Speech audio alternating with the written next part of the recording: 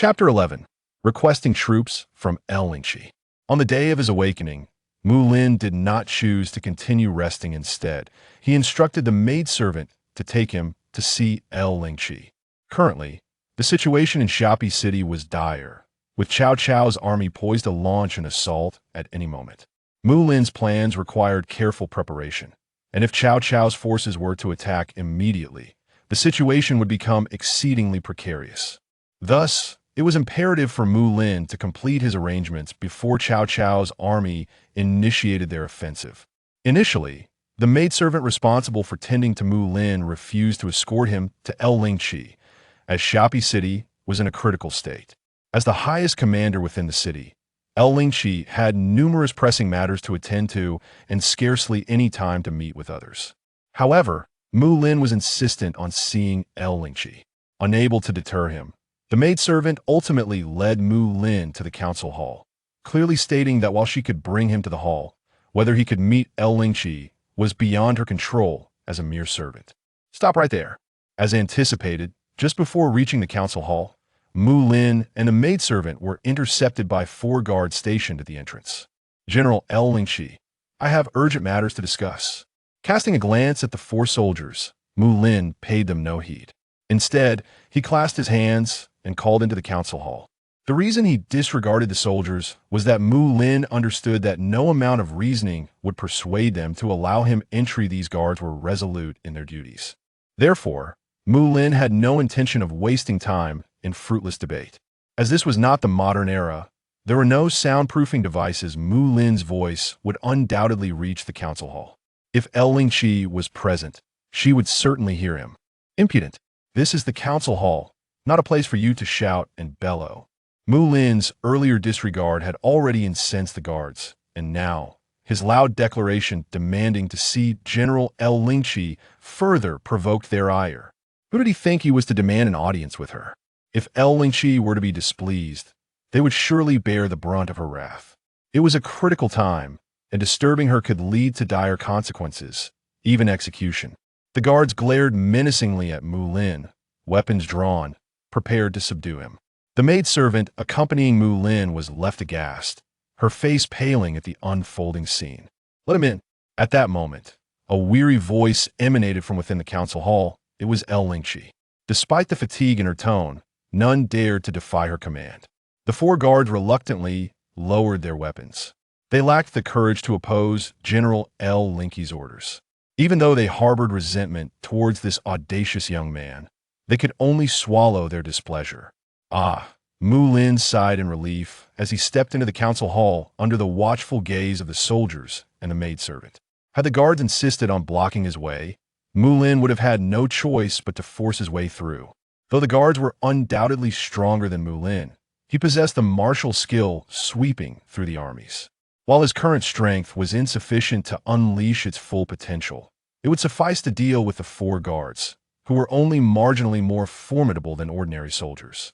Of course, Mulin was grateful for the smooth passage and had no desire to engage in conflict with the guards.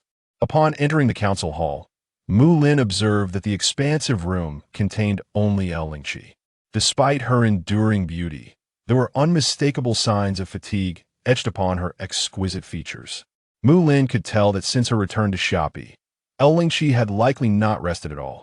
With Cao Cao's forces lurking just outside the city, ready to strike at any moment, how could she possibly find peace? General, while the war is pressing, your health is of utmost importance. If you do not restore your body to its optimal condition, how can you hope to unleash your full strength against Cao Cao's army? Noticing the weariness on Lingqi's face, Mulin could not help but express his concern.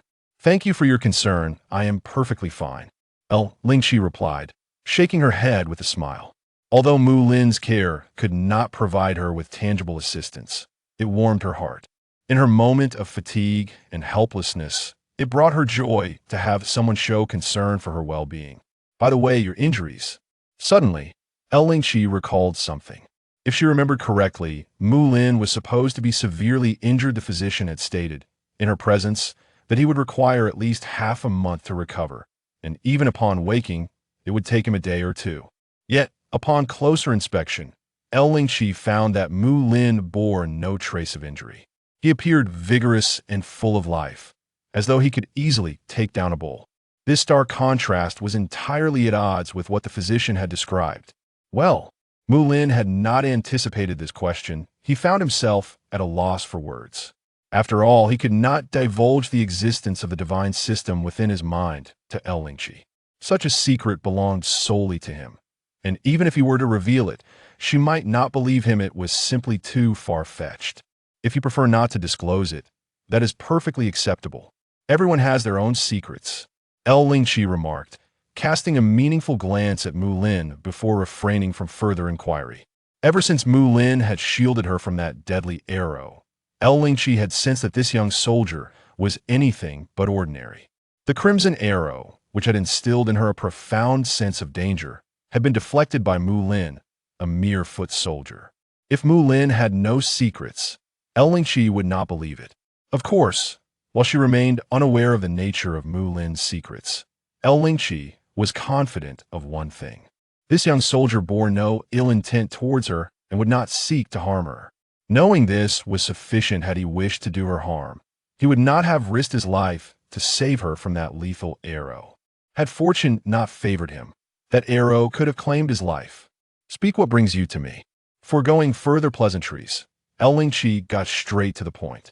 In truth, she had little time for idle chatter, with numerous pressing matters awaiting her attention. Fortunately, the visitor was Mulin. Had it been a typical commander, she would have likely dismissed them outright. Though Mulin was not a commander, merely a lowly soldier, he held a special significance in Lingqi's heart. I seek to borrow troops, Mulin stated firmly, locking his gaze on Lingqi. Borrow troops? Lingqi blinked in surprise, her eyes filled with skepticism. A mere soldier seeking to borrow troops from her? What could this possibly mean? Indeed, I realize this may seem abrupt, but I wish to borrow 1,000 death warriors from you. Mulin's voice remained resolute, his expression grave, showing no hint of jest. 1,000 soldiers? Death warriors? Every faction typically trained a cadre of death warriors, though their numbers were limited. These warriors were rarely deployed directly to the battlefield. Their purpose was to undertake perilous missions, such as suicide attacks, for which such soldiers were essential. The Elbow army had indeed trained a similar group, numbering around 1,000. Lingqi could scarcely fathom that Mulin would make such a request. I believe General Lingqi is aware that I possess certain clandestine secrets. It is precisely because of these secrets that I was able to shield you from that arrow. Moreover, my rapid recovery within mere hours is also due to it. If you trust me and grant me the 1,000 death warriors, I cannot guarantee 100% success, but I assure you they will yield results beyond your expectations. That referred to by Mulin is precisely the secret that he mentioned, which pertains to the divine system. Although Xiahou Yuan mentioned the divine system, she did not elaborate on it to Lingqi. In response to Mulin's request, Lingqi did not acquiesce but fell into silence. On the other side, Mulin continued to gaze at Lingqi, refraining from speech as he awaited her decision. He had already articulated his stance. Whether or not to lend support now rested in Lingqi's hands. In truth, Mulin harbored his own plans. Should Lingqi agree to lend troops, it would be most advantageous. However, if she declined, he was prepared for the worst-case scenario and would have to resort to his secondary plan. This alternative was significantly less likely to succeed than the first and would merely assist Elbus' army in defending the city of Xia Pi, without the capacity to annihilate the tens of thousands of Chao's troops. After a prolonged silence, Lingqi still remained mute. This oppressive atmosphere weighed heavily on Mulin's heart. Did Lingqi still doubt him? Or perhaps his request was somewhat excessive. If it troubles the general, I will lend them to you. Mulin had intended to say, if it troubles the general, let this matter be forgotten, but before he could finish, Lingqi had already nodded in agreement. This response came as a surprise. Mulin had initially thought that Lingqi was merely too embarrassed to refuse him, which was why she chose to remain silent. Really, at that moment, joy surged within Mulin's heart. With these 1,000 death warriors, his strategy could unfold flawlessly. Logically speaking, Lingqi would not easily part with 1,000 death warriors. After all, while not an overwhelming number, it was still significant. Even if not deployed to the battlefield, their mere existence would undoubtedly prove useful in the future. Lingqi's agreement with Mulin was not without its rationale. Firstly, Mulin had alluded to possessing certain secrets, which Lingqi had witnessed firsthand. Secondly, even if war were to break out, those 1,000 death warriors would not be thrown into the fray. Rather than keeping them, it seemed more prudent to entrust them to Mulin, who might indeed conjure some miracle for her. This battle was of utmost importance. Should Elbus forces suffer defeat, the death warriors would be rendered useless. It was far better to hand them over to Mulin, who might just enable them to fulfill their potential. Though Lingqi held little hope in her heart, she clung to even the faintest glimmer of possibility. In her current state, she was unwilling to overlook any chance. She was determined to assist her father in defending Xia Pi. Even the slightest possibility warranted consideration, and Lingqi was willing to take a gamble on Mulin. Chapter 12. Sun Yes Distant Counsel. Let this be my way of repaying your life-saving grace. Watching Mulin's departing figure, Lingqi shook her head with a bittersweet smile. Her agreement to lend Mulin 1,000 death warriors was laced with a hint of gratitude. Naturally, while she was willing to part with the 1,000 death warriors, Lingqi still harbored little expectation for Mulin. It was true that he possessed certain secrets, but she did not believe those secrets could turn the tide of battle or shield her from the overwhelming forces of Cao. The likelihood of victory in this confrontation seemed exceedingly slim. General, when shall we launch our attack? Our forces vastly outnumber Elbus. If we strike, they will be utterly unable to withstand our onslaught. Why do we continue to delay? In the midst of Chao's encampment, Xiahou Yuan gazed thoughtfully at the city of Xia Pi, which stood resolutely before him. The Cao army had been stationed outside Xia Pi for nearly 2 to 3 days, yet still refrained from attacking. This indecision had bewildered not only the Elbu forces within the city, but also the soldiers and many generals of Cao's army. Given that their total troop strength was several times that of Elbus, a concerted attack would likely overwhelm the city before it could muster a defense. Yet, as the commander of this campaign, Xiahou Yuan had deliberately held off for 3 long days without choosing to strike. The time is not yet right, thus, we cannot attack. However, there remains half a day until the period the strategist indicated. Tomorrow morning shall be the time to commence our assault. Disregarding the inquiries of his subordinates, Xiahou Yuan was resolute in his own reasoning. The reason for the Cao army's continued inaction outside Xia Pi was not due to the absence of reinforcements, nor was it merely Xiahou Yuan's decision. Rather, it was a tactic proposed by the strategist Sun Yu, who advised against rushing into battle.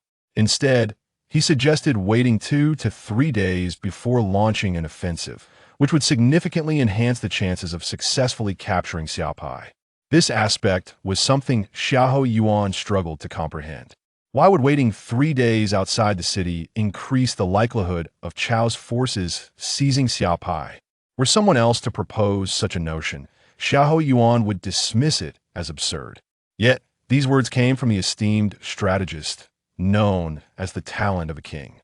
On the following morning, the forces of Cao, which had long encamped outside the city of Xia Pi, finally commenced their assault.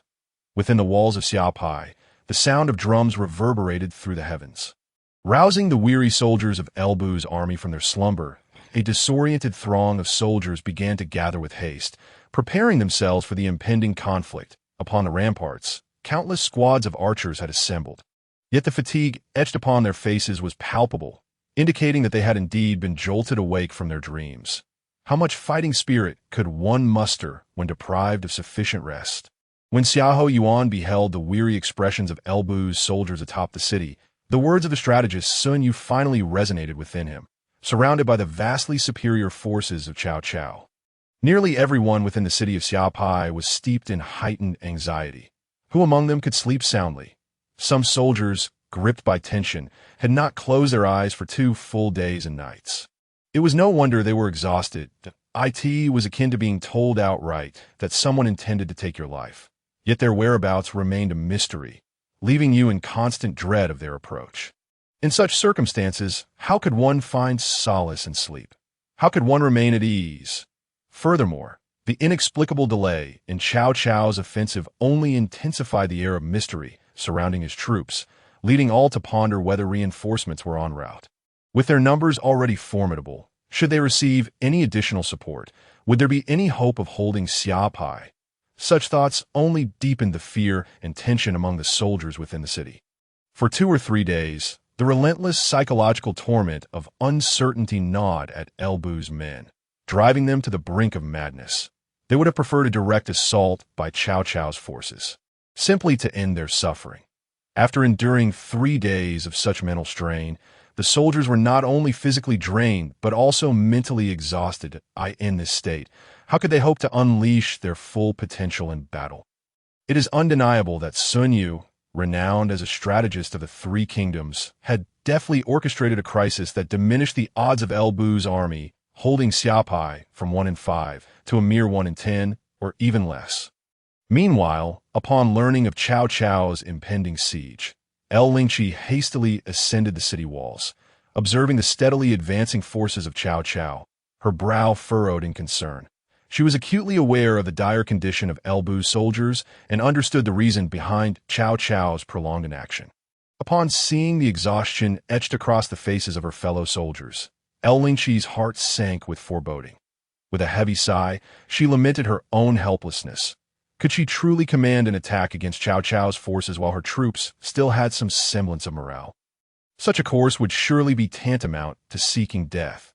The very reason Elbu's army had possessed a 1 in 5 chance of victory was their defensive position within the city, which conferred them a significant advantage. Were they to charge out, Elbu's more than 10,000 soldiers would face off against Cao Cao's 60,000, rendering their chances of success virtually non-existent.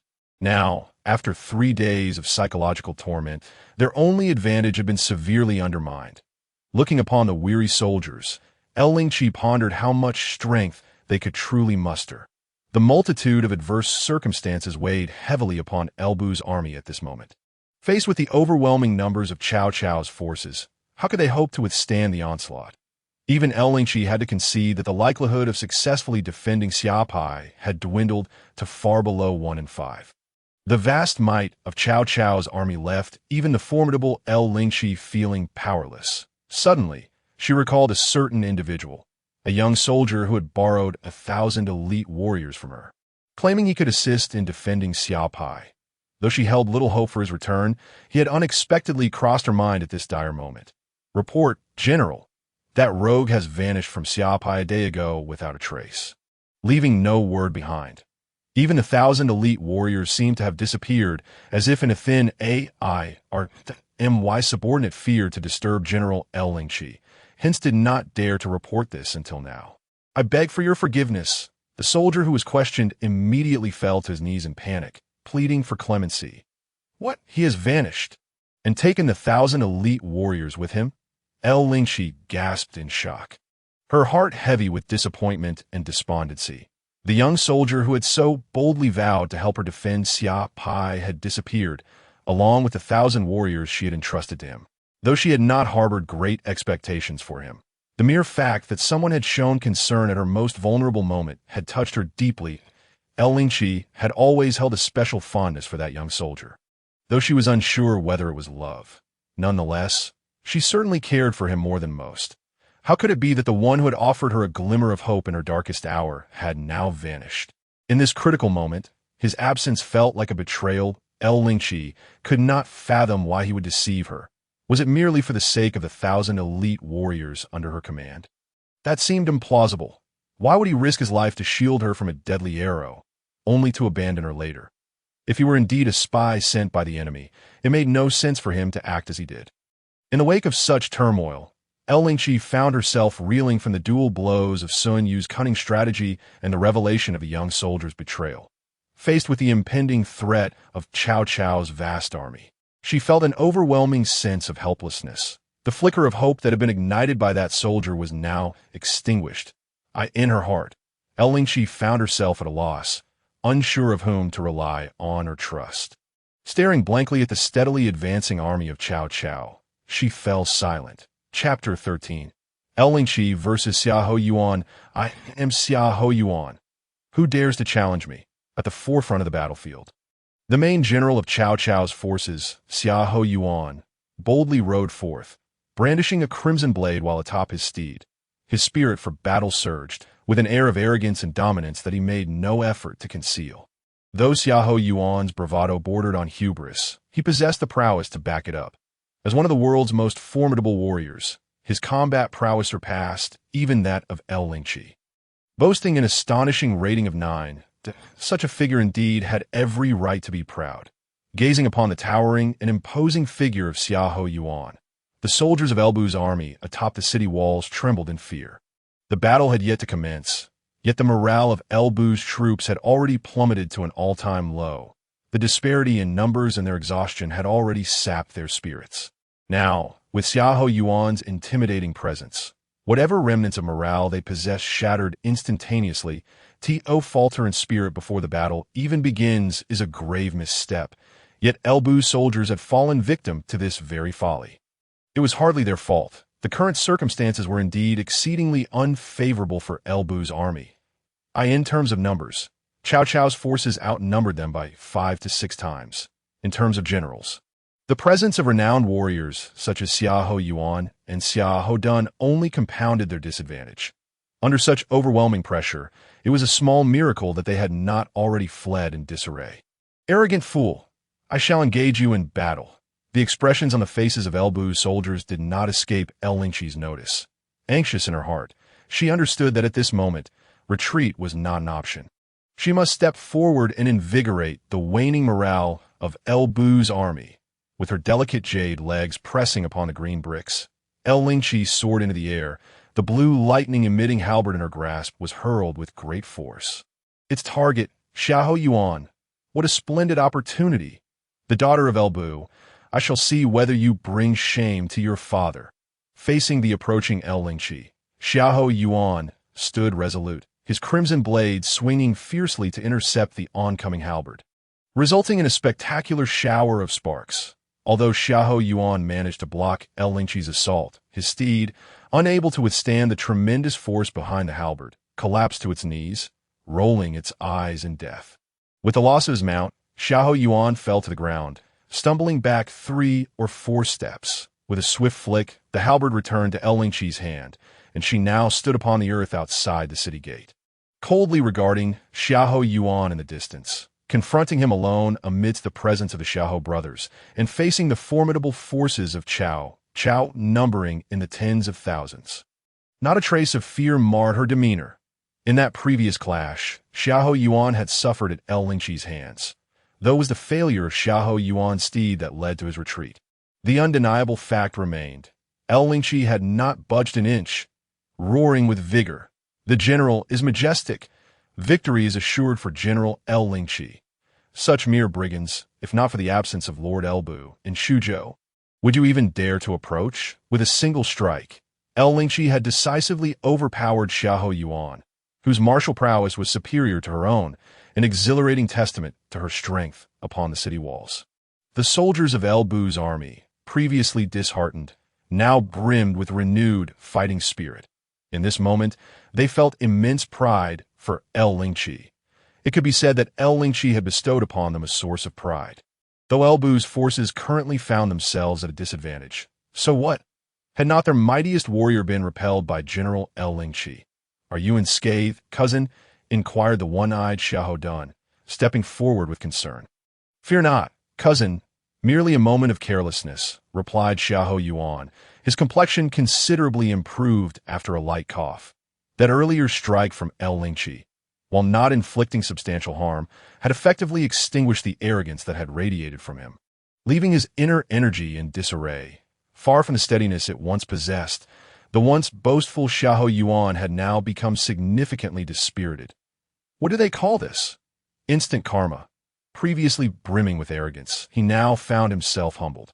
Do not underestimate the impact of that singular clash. When the leaders of opposing forces engage, a shift in one side's strength can profoundly affect morale. Indeed, the once dismal spirits of Elbu's army had transformed in a fervor following the confrontation between Lingqi in Xiahou Yuan. Again, from where we fell, we shall rise, to be repelled by a mere woman. Even Xiahou Yuan could not help but feel a profound sense of humiliation, acutely aware of the peculiar gazes directed at him by the tens of thousands of Cao soldiers behind him. As the supreme commander of the Cao army, to falter in a duel against an opposing general in the presence of so many soldiers, how would he command their respect henceforth?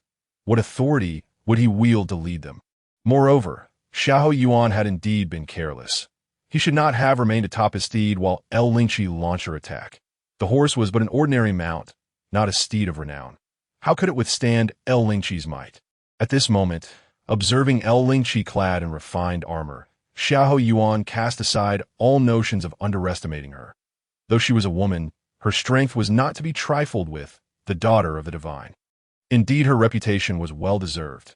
Yet to think she could defeat me, Xiahou Yuan, not quite enough. With a fierce roar, he charged forth, wielding his crimson blade.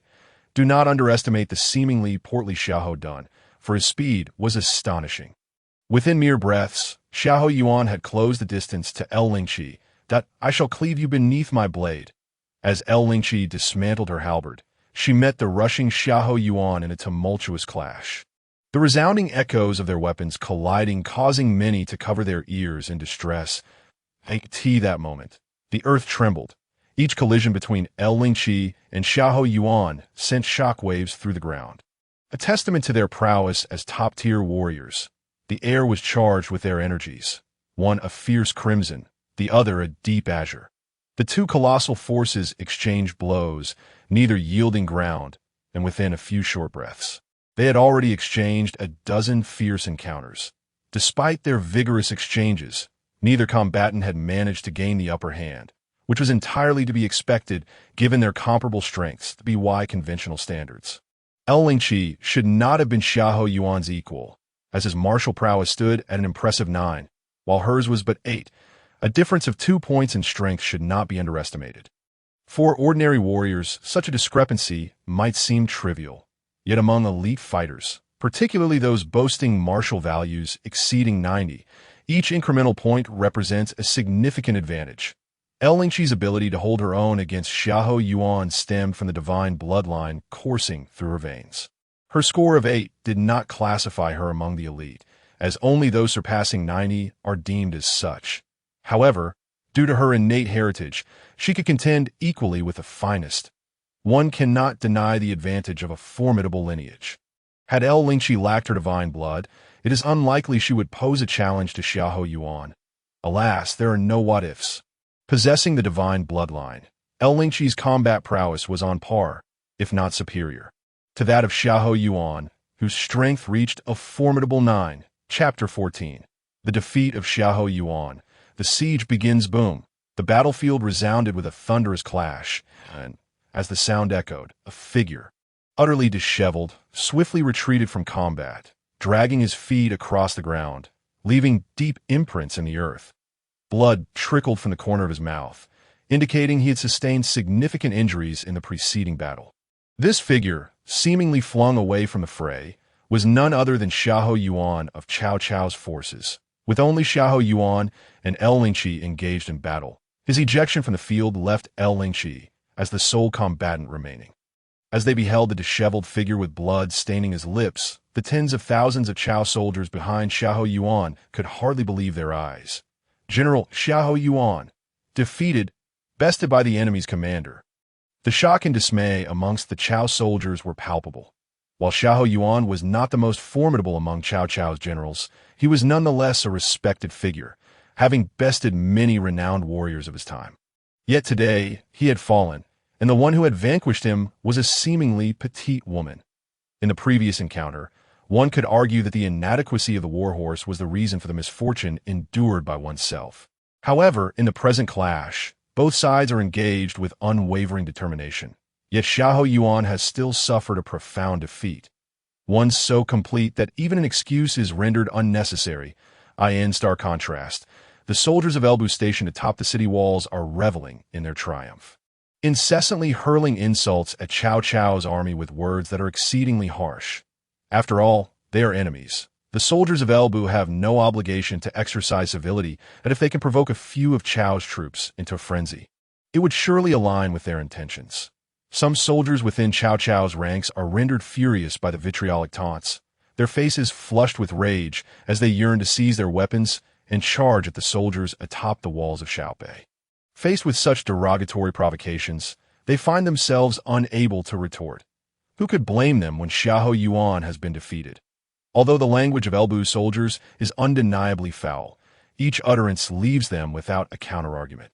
Had Xiahou Yuan emerged victorious in that battle, it would not have been Elbu's soldiers who basked in the glory. Yet the reality is that it is Xiahou Yuan who has faced utter defeat. Now he stands as the commander of Chao's forces tasked with capturing Xiahou Pi, their highest leader. This outcome, while difficult to accept, must be acknowledged as fact. Cough, cough, cough. Another fit of violent coughing ensues, and Xiahou Yuan expels a pool of bright red blood. "Cousin, are you all right?" The same voice emanates from Xiahou Dun, who, unlike last time, now rushes to support the injured Xiahou Yuan. Previously, Xiahou Yuan had merely been caught off guard by Lingqi, retreating a few steps without sustaining much harm. This time, however, is drastically different.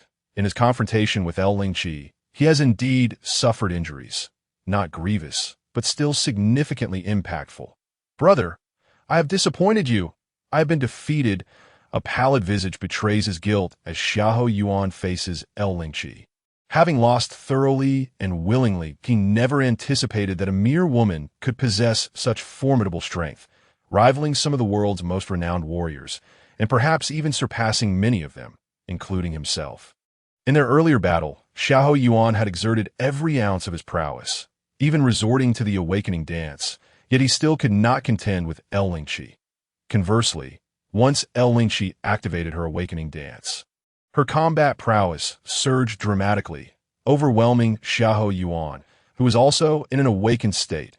Despite both activating their awakening dance, the disparity between them was astonishing. When not in an awakened state, Xiahou Yuan could hold his own against Lingqi. Yet once she unleashed her power, he found himself entirely suppressed. Initially, it was astonishing enough that a warrior whose strength paled in comparison to his could comprehend the awakening dance. Yet what astonished Xiahou Yuan further was that Lingqi not only grasped the awakening dance, an ability typically reserved for the most elite warriors, but her strength escalated to such an extraordinary degree. The transformation was akin to that of a different individual altogether. Xiahou Yuan surmised that Lingqi, in her awakened state, might even stand toe-to-toe with super warriors boasting combat values of 92 or 93. It is indeed a terrifying thought. The prowess of a mere woman has reached such heights, leaving Xiahou Yuan feeling profoundly ashamed. In this world, the status of women is invariably inferior to that of men. To be bested by a woman is undeniably a tremendous disgrace. Who says you have lost? This battle has hardly begun. With a glance at the multitude of Chao's soldiers behind him, Xiahou Dun implies encouragement. As Xiahou Dun, his cousin, is acutely aware of Xiahou Yuan's abilities, he knows that in a true confrontation, Xiahou Yuan's strength exceeds his own. After all, his own combat value is merely 90, while Xiahou Yuan stands at 93. Xiahou Yuan's defeat is not due to weakness, but rather the formidable strength of his opponent. Were Xiahou Dun to step in, the outcome would likely mirror that of Xiahou Yuan. After all, Lingqi indeed deserves her title as the daughter of the divine. Though reluctant to concede, Xiahou Dun cannot deny that neither he nor Xiahou Yuan are capable of matching Lingqi alone. However, if they were to join forces, along with several other capable warriors, what would be the result? Furthermore, even if the two of them together cannot defeat Lingqi, it matters not. They simply need to hold her at bay, allowing the over 10,000 troops of Elbu within Xiahou Pi to stand little chance against the 50 to 60,000 soldiers of Cao. With their combined strength, complemented by a few other warriors with combat values in the 60s and 70s, they can besiege Lingqi, ensuring she cannot escape. As long as they can contain her, the Elbu soldiers and their commanders within Xiahou Pi will be nothing more than a collection of weaklings. This battle finds Cao's army well prepared, with siege towers and ladders at the ready, unperturbed by the prospect of breaching the walls of Xiahou Pi. It may seem somewhat disreputable for a group of men to besiege a lone woman. Yet at this juncture, they have no alternative. It is the only means to restrain Lingqi. Despite her solitary presence, should she join the fray among ordinary soldiers, countless lives would be lost at her hands. In her awakened state, she is indeed a force to be reckoned with, capable of vanquishing any who stand in her way.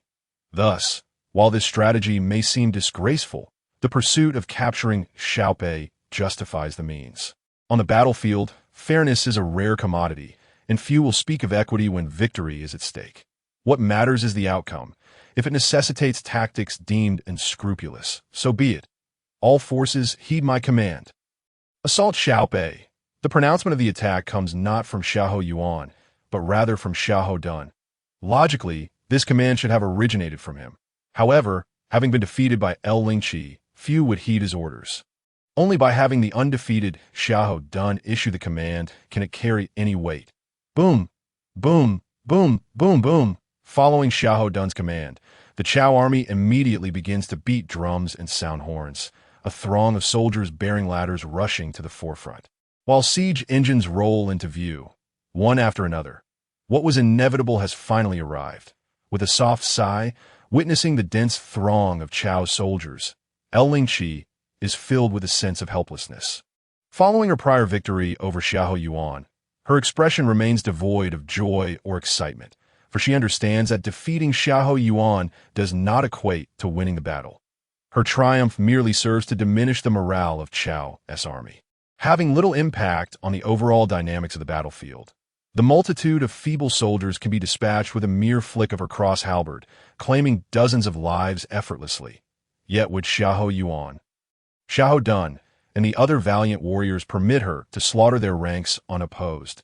Clearly not, as she gazes upon the approaching figures of Xiahou Yuan, Xiahou Dun, and their fellow warriors, a profound sense of powerlessness wells up within her. Is it destined that Xiao Pi shall fall from her grasp? Father, I have disappointed you.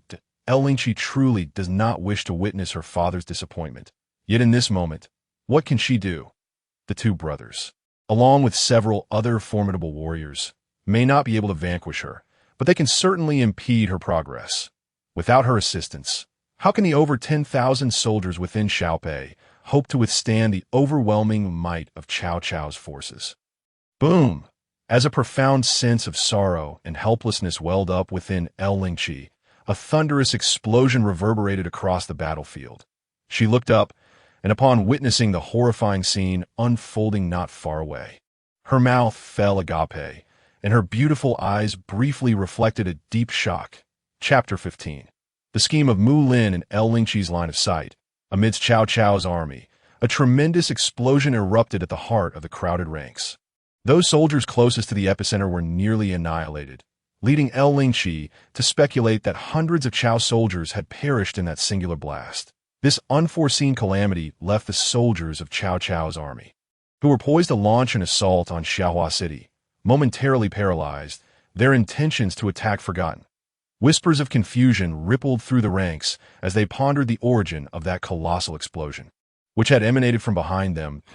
An inexplicable wave of panic surged within the hearts of the Cao soldiers. Boom! Boom! Boom! Boom! Before they could fully comprehend the situation, another massive explosion occurred, as if setting off a chain reaction. The deafening sounds of detonation continued to erupt within the ranks of the Cao army, the cacophony overwhelming their senses. Then, a scene that sent chills down their spines unfolded. The series of explosions erupted within the very midst of Cao's soldiers. Standing still, they could almost clearly see countless bodies being blasted into the air, leaving no trace behind. Lives extinguished on the spot. Some fortunate enough to leave a corpse behind were overshadowed by those who evaporated from existence, leaving not even a remnant of flesh. At that moment, even Lingqi was rendered speechless. What on earth was happening?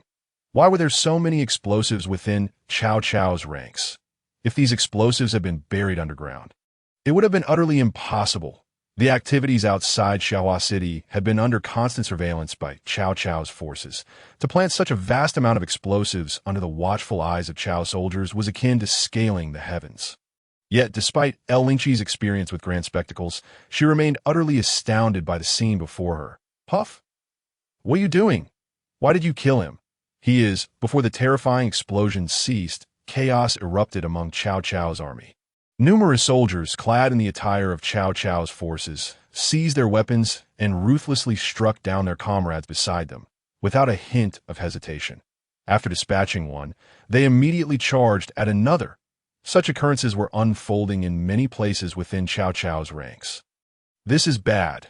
There are enemy spies among the troops. Boom! In that moment, tens of thousands of Cao soldiers were thrown into disarray. The news of infiltrators spread rapidly, igniting paranoia among the ranks. What are you looking at? I'm not a spy.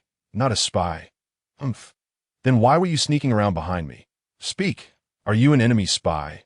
I truly am not. Puff. One body after another fell to the ground. Stay away from me.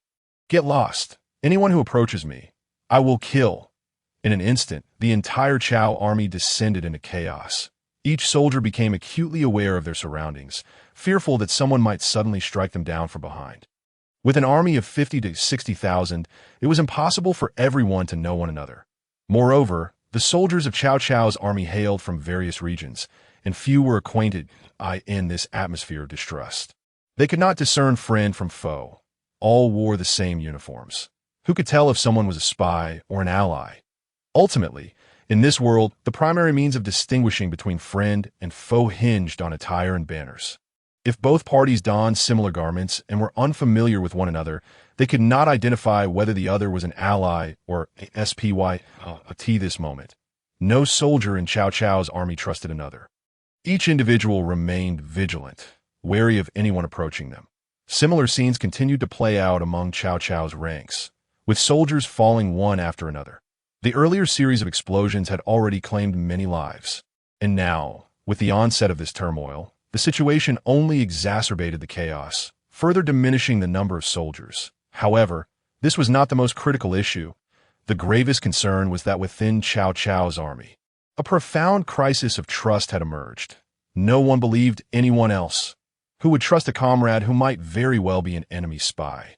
In the span of mere minutes, what had begun as an army of 50 to 60,000 had dwindled to around 30 to 40,000. Yet, this was not the crux of the matter. The entire Cao Cao army was now in utter disarray, with deaths occurring every moment. At this rate, they would not even need Elbu's forces to strike. Cao Cao's army would collapse under its own weight, disintegrating without a fight. In such a state, could this army still engage in battle? Who would be willing to entrust their safety to a group of unknown spies? Who could guarantee that while they fought valiantly against the enemy, a supposed comrade would not suddenly turn on them? Meanwhile, amidst the chaos of Cao Cao's forces, atop a nearby hillside not far from Xiahou City, a group of soldiers imbued with an eerie aura gradually emerged. The size of this force appeared to be around 10,000, neither too large nor too small. At the forefront of this enigmatic army stood a young man with a strikingly handsome visage. It seems my strategy has proven exceptionally lethal for Cao Cao's forces, he thought, a smile gracing his face as he observed the pandemonium among Cao Cao's army, feeling quite pleased with himself. Indeed, the young man leading this peculiar contingent was none other than Mulin, who had departed from Xiahou City just a day prior. What had Mulin ventured forth to do? Naturally, he was executing his meticulously crafted plan. As it stood, his scheme had unfolded remarkably well, even exceeding his expectations. At present, his plan had reached fruition, and it was now time to entrust the next phase to the over 10,000 black-armored soldiers summoned by the divine system, whose purpose was to annihilate Cao Cao's army entirely. Chapter 16. Lingqi's favorability soars all troops. Heed my command. Retreat. In that moment, Xiahou Dun showed no hesitation, issuing the order for a full retreat. Given the current circumstances, to continue the siege would undoubtedly lead to total annihilation. Retreat? Ah, a commendable thought indeed. Yet alas, it appears you may not have the fortune to leave this place alive. The city of Xia Pi is not one that one may enter and exit at will. A voice exceedingly domineering resonated from the rear of Cao Cao's army, its volume strikingly loud. The onlookers turned their gazes, and there, behind the throngs of Cao Cao's soldiers, a legion of black-armored warriors emerged silently, their presence unnoticed until that very proclamation. The speaker, a young man positioned at the forefront of the black-armored soldiers, was unfamiliar to them, yet his demeanor suggested he was the leader of these formidable troops. Under his command, the legion of black-clad warriors effectively blocked the retreat of Cao Cao's forces. Should they wish to withdraw, they would first have to eliminate this formidable contingent, which numbered over 10,000. The majority of whom were cavalry. Breaking through their encirclement would undoubtedly prove to be a daunting task. Despite Cao Cao's army still numbering around 30 to 40,000, the morale among the troops had deteriorated significantly. Trust had vanished, and animosities simmered beneath the surface. The prospect of uniting these men to break through the encirclement seemed utterly implausible. Given their current state, attempting to breach the lines of the black-armored soldiers was nothing short of a fool's errand. Moreover, one must not forget the formidable presence of Lingqi and the Elbu army within Xia Pi. They were not to be trifled with. Lingqi could lead the Elbu forces at any moment, delivering a potentially devastating blow to Cao Cao's troops. At this juncture, the expressions of the soldiers and commanders of Cao Cao's army darkened significantly. The looming threat of catastrophe hung over Cao Cao's forces. With over 10,000 of Elbu's soldiers lying in wait, and now an unexpected battalion had emerged at their rear, it seemed as though fate itself conspired against them. Initially, it had been Cao Cao's army that held the advantage, their numbers vastly superior to Elbu's forces, capable of crushing the Elbu army within Xia Pi. However, the tables had turned, and the balance of power now favored Elbu's forces, though the origin and allegiance of this sudden black-armored army remained a mystery. One fact was unequivocal. They were foes, not allies. The line between hunter and prey is often drawn by mere perception. Mulin. Neither Cao Cao's army nor the soldiers of Elbu were familiar with Mulin. But Lingqi certainly was. This soldier, whom she had once believed had betrayed her, had truly stepped forward to turn the tide, thwarting the relentless assault from Cao Cao's forces, given the current state of both armies. Whether Cao Cao's remaining 30 to 40,000 soldiers could escape was now in grave doubt. With over 10,000 troops from Elbu, combined with the additional ranks brought by Mulin, the likelihood of annihilating Cao Cao's forces appeared alarmingly high. At this point, if Lingqi remained oblivious to the cause of the recent chaos within Cao Cao's ranks, she would be a fool indeed. The explosion that had erupted could not have occurred without reason. Connecting the dots to Mulin's earlier remarks, Lingqi was nearly certain that he was the architect behind the disturbance that had thrown Cao Cao's army into disarray. Her gaze fell upon Mulin, who was also observing her from a distance, and her eyes shimmered with profound gratitude and emotion.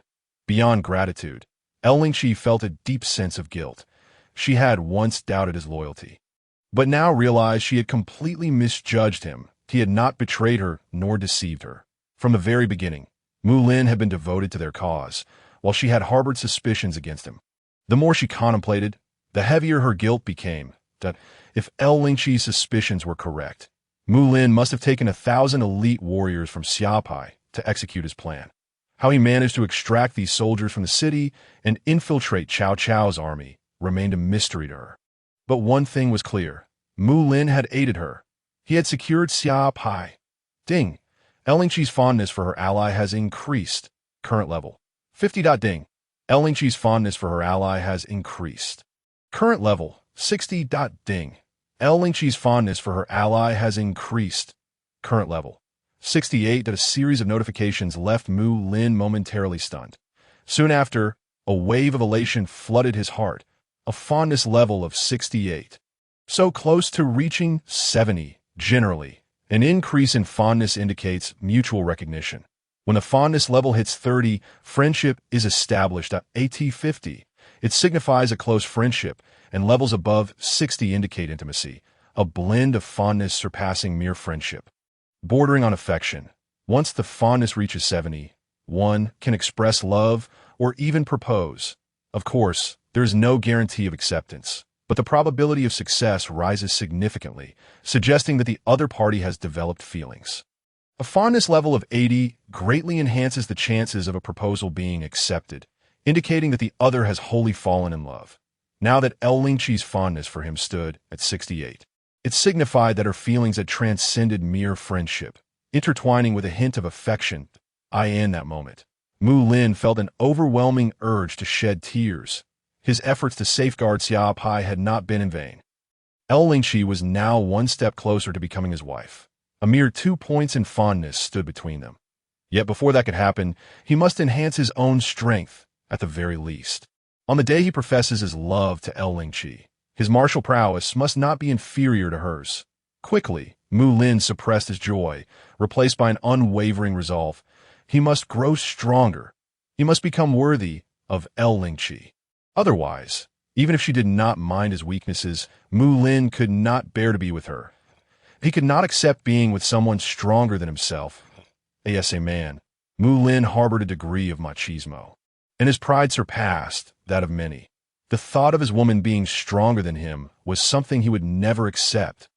If one day Lingqi's fondness for him were to reach 70, and he remained weaker than her, Mulin would not express his love, as he would not consider himself deserving. Only when he surpassed her in strength, capable of protecting her, would he dare to profess his love or even propose. It must be said, the desire to marry a woman as strong and beautiful as Lingqi was indeed a heavy burden. Chapter 17. Frenzy. A surge in martial power. All troops, advance, with a commanding wave. Mulin issued his orders, exuding the demeanor of a formidable general. Charge. Upon Mulin's command, the legion of black-armored cavalry surged forward, 5,000 to 6,000 riders charging as one, creating an imposing spectacle that sent shivers through the ranks of Cao's soldiers. Their faces paling in fear, as they beheld the densely packed cavalry advancing toward them. The soldiers of Cao wore expressions of despair, their fighting spirit extinguished. With such a multitude of cavalry, how could they possibly defend themselves? Between soldiers, there exist considerable disparities. The cavalry far surpasses ordinary soldiers. A single cavalryman is capable of dispatching 5 or 6 common foot soldiers with ease. When it comes to an armored cavalryman, the disparity is even more pronounced. Without a dozen men to mount an assault, it is nearly impossible to inflict any significant damage upon them. Clad in formidable armor and mounted on equally well-armored steeds, they possess virtually no weaknesses. The dark mass of armored cavalry charging towards them consists of heavily armored knights. How can 5,000 or 6,000 of these formidable warriors be countered by 30,000 common soldiers of Cao's army? The soldiers of Cao are at a loss, unable to fathom the origin of these 5,000 or 6,000 black-armored cavalrymen, even within Cao's vast forces numbering in the hundreds of thousands. Heavy cavalry is an exceedingly rare breed, with their ranks barely reaching 10,000. That heavy cavalry cannot be easily cultivated. While armor is a challenge, the most daunting task lies in acquiring suitable war horses. Ordinary horses cannot bear the weight of such heavy armor, let alone carry a fully armored soldier. Even if an ordinary horse were draped in iron armor, its ability to move would be in question, much less to engage in battle. In truth, it is not only Cao's forces that lack heavy cavalry. Other factions across the world possess even fewer, with some lesser powers lacking any heavy cavalry altogether. The impact of heavy cavalry on the battlefield is undoubtedly several times, if not a dozen times, greater than that of ordinary soldiers, as the black-armored cavalry drew ever closer to Cao's forces. Many soldiers felt compelled to grasp their weapons. Despite the overwhelming odds against them, it was futile to expect victory against such a multitude of black-armored knights, yet they could not simply await their doom. With a thunderous charge, the formation of black-armored cavalry crashed into the ranks of the defenseless Cao soldiers. How could a legion of unarmored foot soldiers withstand such a fierce onslaught? The scene was devastating. As the black-armored cavalry surged into the throng of 30,000 soldiers, a vast number of Cao troops were sent sprawling. Countless lives lost beneath the onslaught of iron-clad warriors. In a mere moment, the Cao forces suffered casualties exceeding 10,000, while the black-armored cavalry sustained only a handful of losses. The disparity was staggering. At this moment, the soldiers and generals of Cao finally comprehended the essence of powerlessness. Impudent wretches! Even in defeat today, I shall see you slain, roared Xiahou Yuan, his eyes aflame with fury. He understood that the tide of battle had turned irrevocably. The defeat of Cao Cao's forces was now a foregone conclusion. From an initial strength of 60,000, their numbers had dwindled to less than 20,000. How could Xiahou Yuan return to face Cao Cao? If they could seize Xia Pi, the heavy toll might be redeemed. Yet with tens of thousands of soldiers lost and the city still unconquered, how could he bear to face his lord? At this juncture, both Xiahou Yuan and Xiahou Dun grasped the truth. The architect of their calamity was none other than the leader of the black-armored soldiers. Mulin. Their hatred for Mulin ran deep. Watching the relentless fall of Cao's soldiers, Xiahou Yuan recognized that the momentum was lost. It would not be long before the remaining 1,000-plus troops would also perish beneath the hooves of the black-armored cavalry. With morale already shaken, they had no capacity for resistance against such formidable foes, falling one by one to their blades. In this moment, Xiahou Yuan was driven to madness. He was numb to the thought of Cao Cao's wrath and the burden of accountability now resting heavily upon him. With a furious roar, he grasped his crimson blade and charged through the throng of heavy cavalry, intent on confronting Mulin. Though heavy cavalry is formidable, it poses little threat to a warrior of Xiahou Yuan's caliber, whose combat prowess exceeds 90. One strike is all it would take to fell those knights. Even faced with 5,000 or 6,000 of them, they could not hope to obstruct Xiahou Yuan's advance. His bold action sent a ripple of alarm through the ranks, including at the gates of Xia Pi, where Lingqi stood. She had not anticipated that Xiahou Yuan would directly confront Mulin. "Xiahou Yuan, dare to face me in battle." Though she knew her words bore little weight, Lingqi couldn't help but cry out, her concern for Mulin compelling her to rush forward, activating her awakened state. Her speed reaching unprecedented heights. In this moment, both Xiahou Yuan and Lingqi were consumed by fervor. The mere thought of Mulin facing death ignited a profound sorrow within her. Unlike others, she was acutely aware of Mulin's capabilities. During their encounter with Liu Bei's forces, Mulin had fought valiantly to fell but a handful of soldiers, rendering him utterly defenseless against Xiahou Yuan. As expected, Xiahou Yuan paid no heed to Lingqi's cries, his focus singular. To slay Mulin. The calamity that had befallen Cao Cao's army was, in his mind, solely attributable to Mulin. Lingqi, your adversary is me. Xiahou Dun interjected, positioning himself directly in Lingqi's path, activating his own awakened state, wary of her resolve. "Get out of my way." Lingqi, consumed by a fury she had never before experienced, held on to a singular conviction. She must save Mulin. He could not die. She could not pinpoint when it began, but Mulin had carved out a significant place in her heart. With her thunder god-esque trident crackling with energy, she became enveloped in arcs of lightning. Resembling a tempestuous thunderbird as she charged at Xiahou Dun engaged Lingqi, Xiahou Yuan drew ever closer to Mulin.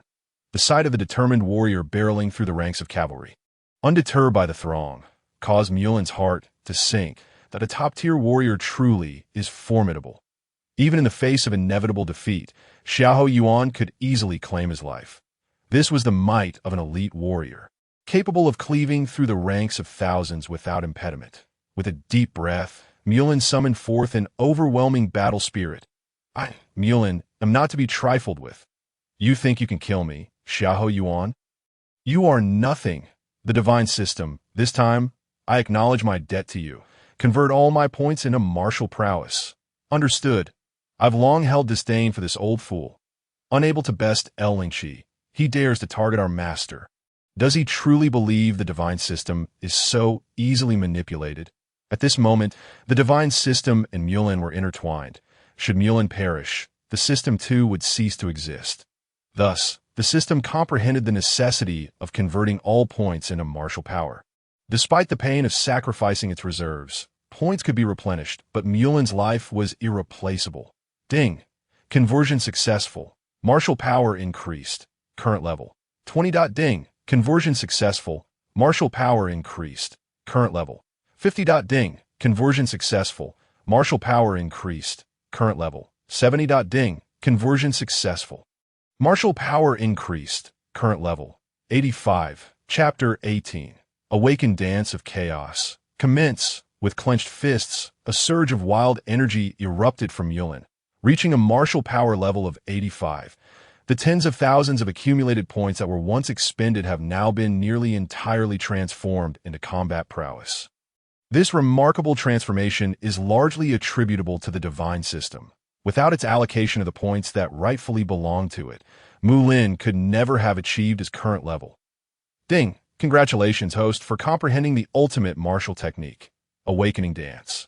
Mulin had initially believed that the notification would cease once his power reached 85, yet, to his astonishment, the system's alert resonated in his mind once more after a brief silence. This announcement caught Mulin off guard, and he was soon enveloped in ecstatic joy, even more so than when he first attained an 85 in combat prowess. Awakening Dance. Mulin had witnessed its formidable power firsthand during the battle between Lingqi and Xiahou Yuan. Each individual's bloodline manifests a unique interpretation of Awakening Dance, and Lingqi's strength stemmed significantly from her mastery of this technique. Lingqi could defeat Xiahou Yuan, who possessed a power level of 9, due in large part to her exceptional Awakening Dance. Although both had grasped the same technique, Lingqi's version far surpassed that of Xiahou Yuan. Without Awakening Dance, Lingqi would struggle to contend with Xiahou Dun, whose power level reached 90. Amidst his joy and excitement, Mulin felt a twinge of anxiety, for he had just acquired this technique and was uncertain about its potency. Was it formidable or feeble? Awakening Dance is distinct from ordinary martial techniques or even peerless skills. Standard martial techniques merely require a certain level of fury points to unleash powerful attacks. Similarly, peerless skills follow this pattern, whereas Awakening Dance can be understood as a state of being that demands the expenditure of all one's fury points. The greater the fury points, the longer the duration of the Awakening Dance state. You truly have stumbled upon extraordinary luck. To comprehend Awakening Dance at a power level of 85 is indeed remarkable. More so than Lingqi, as far as I know, prior to your achievement. There is only one individual in this world who comprehended Awakening Dance before reaching a power level of 90. And that was Lingqi. Now, you surpass even her, as no one has ever comprehended Awakening Dance at a power level of 85. The voice of the divine system conveyed a hint of admiration. Mulin's ability to grasp Awakening Dance at a power level of 85 was entirely due to his own insight and talent. With the system merely assisting in elevating his power to that threshold, it appears that the strength and potential one can unleash when on the brink of death is truly terrifying. Had it not been for Xiahou Yuan's pressure, whether Mulin would have comprehended Awakening Dance remains uncertain. How many points do I have remaining? Mulin inquired of the divine system, although nearly all his previously acquired points were spent on enhancing his combat prowess. He suspected that a few remained, albeit not enough to elevate his power further. 5,000. The divine system replied, honestly 5,000. Does that mean I will need over 5,000 points to raise my power, even slightly in the future? Mulin's words seemed to question the divine system, while also reflecting his own thoughts. Indeed, to elevate your combat prowess by a single point now requires 5,200 points, and, as your strength increases, so too will the required points. Please assist me in exchanging for a weapon. After a brief silence, Mulin decided not to dwell on the points any longer, although the number of points required in the future would be considerable. With his current strength, acquiring points would be far easier than before. This situation is akin to tax deductions on Earth. The higher your salary, the greater the tax withheld, but whether one prefers a larger or smaller deduction is subjective. As for others, Mulin could not speak, but he certainly hoped for a greater deduction. In other words, he wished for the points required for upgrades to increase, as this would signify his growing strength. What type of weapon do you desire? Although 5,000 points may not suffice for an exceptionally powerful weapon, it would still be adequate for a temporary solution, and one could later select a more suitable weapon once more points are accumulated. The divine system advised. Implicit in its words was the understanding that with just 5,000 points, obtaining a formidable weapon was out of the question. He would have to settle for something less impressive for now. Anything will suffice as long as it feels comfortable. Mulin gradually withdrew his consciousness from the divine system and returned to reality. Despite the lengthy interaction with the divine system, only a few seconds had passed in the external world. Upon opening his eyes, Mulin saw that Xiahou Yuan was now less than 200 meters away, charging towards him that a blinding white light erupted before Mulin, and soon, a colossal black cross-sword appeared before him. The weapon selected by the divine system. This cross-sword, entirely black, was enveloped by an eerie dark mist. The handle was nearly half a meter long, and the blade was wide, resembling an elongated and enlarged version of a cross. The entire sword measured close to 2 meters in length, towering over Mulin. From this colossal sword, Mulin could sense a slight pressure. Even with a combat prowess of 85, he felt its weight, underscoring the weapon's remarkable nature. This is the finest weapon I could select for you. It is named Mo Gong, and for now, you shall make do with it. The divine system's voice resonated. Mo Gong. A peculiar name, but it does suit the sword well. Observing the entirely black cross sword, Mulin nodded, feeling quite satisfied overall. Grasping it with one hand, Mulin then took hold with both hands, as it was indeed a two-handed sword. Although he could wield it one-handed, he would not be able to unleash its full potential. You brat, prepare to meet your end. At that moment, Xiahou Yuan, who had been charging towards him, finally arrived, and his crimson blade erupted with a dazzling light, indicating the activation of a peerless technique. Roar! A resounding dragon's roar emanated from the crimson blade, reverberating across the battlefield. In an instant, a fiery phantom dragon surged forth from Xiahou Yuan's crimson blade, soaring towards Mulin. This is bad. The sound of the dragon's roar reached Lingqi in the distance, and she felt her heart sink, realizing the gravity of the situation, with Xiahou Dun delaying her. She had no means to assist Mulin. Although Lingqi was stronger, defeating him in such a short time was impossible. General Lingqi, that boy has slaughtered 60,000 of my Cao army. His death is of no consequence, Xiahou Dun interjected, his expression grim as he stood before Lingqi. Though the culprit was on the verge of death, he felt no joy. The 6,000 troops he had led were nearly all lost at the hands of this insignificant brat. This was the most significant defeat he had ever faced in his life, and it was to a nameless child. I command you to leave. In a fit of wrath, Lingqi struck back at Xiahou Dun with a fierce blow, her jade-like leg pounding against the ground as she propelled herself towards the battlefield where Xiahou Yuan stood. Despite the knowledge that her rush might be too late, a flicker of hope for a miracle stirred within her heart. Strangely, Xiahou Dun refrained from obstructing Lingqi, as he likely understood that before she could arrive, that young man would already be reduced to ashes. The mournful wail of the Azure Dragon brought an abrupt cessation to the chaos of battle, compelling the gaze of every soldier to converge upon the confrontation between Xiahou Yuan and Mulin. Observing Mulin, who was on the verge of being consumed by the fiery dragon, countless soldiers of the Cao army displayed expressions of fervent anticipation. They recognized their inevitable demise, yet the thought of taking down the architect of their slaughter alongside them offered a semblance of solace. Xiahou Yuan, to tread upon your fallen form and make a name for myself in the world. Surely the effect shall be profound out on the other side. With both hands gripping the ink sword, Mulin's gaze transformed into one of piercing ferocity. Awaken the chaotic dance. Activate. With the proclamation of his voice, he unleashed his newly comprehended ultimate martial technique, the awakened chaotic dance. In that instant, Mulin, enveloped in the state of the awakened chaotic dance, had his hair billowing in the wind and his eyes glowing a deep crimson, presenting an intimidating visage that epitomized the essence of the technique. Chapter 19. A blade to sever Xiahou Yuan.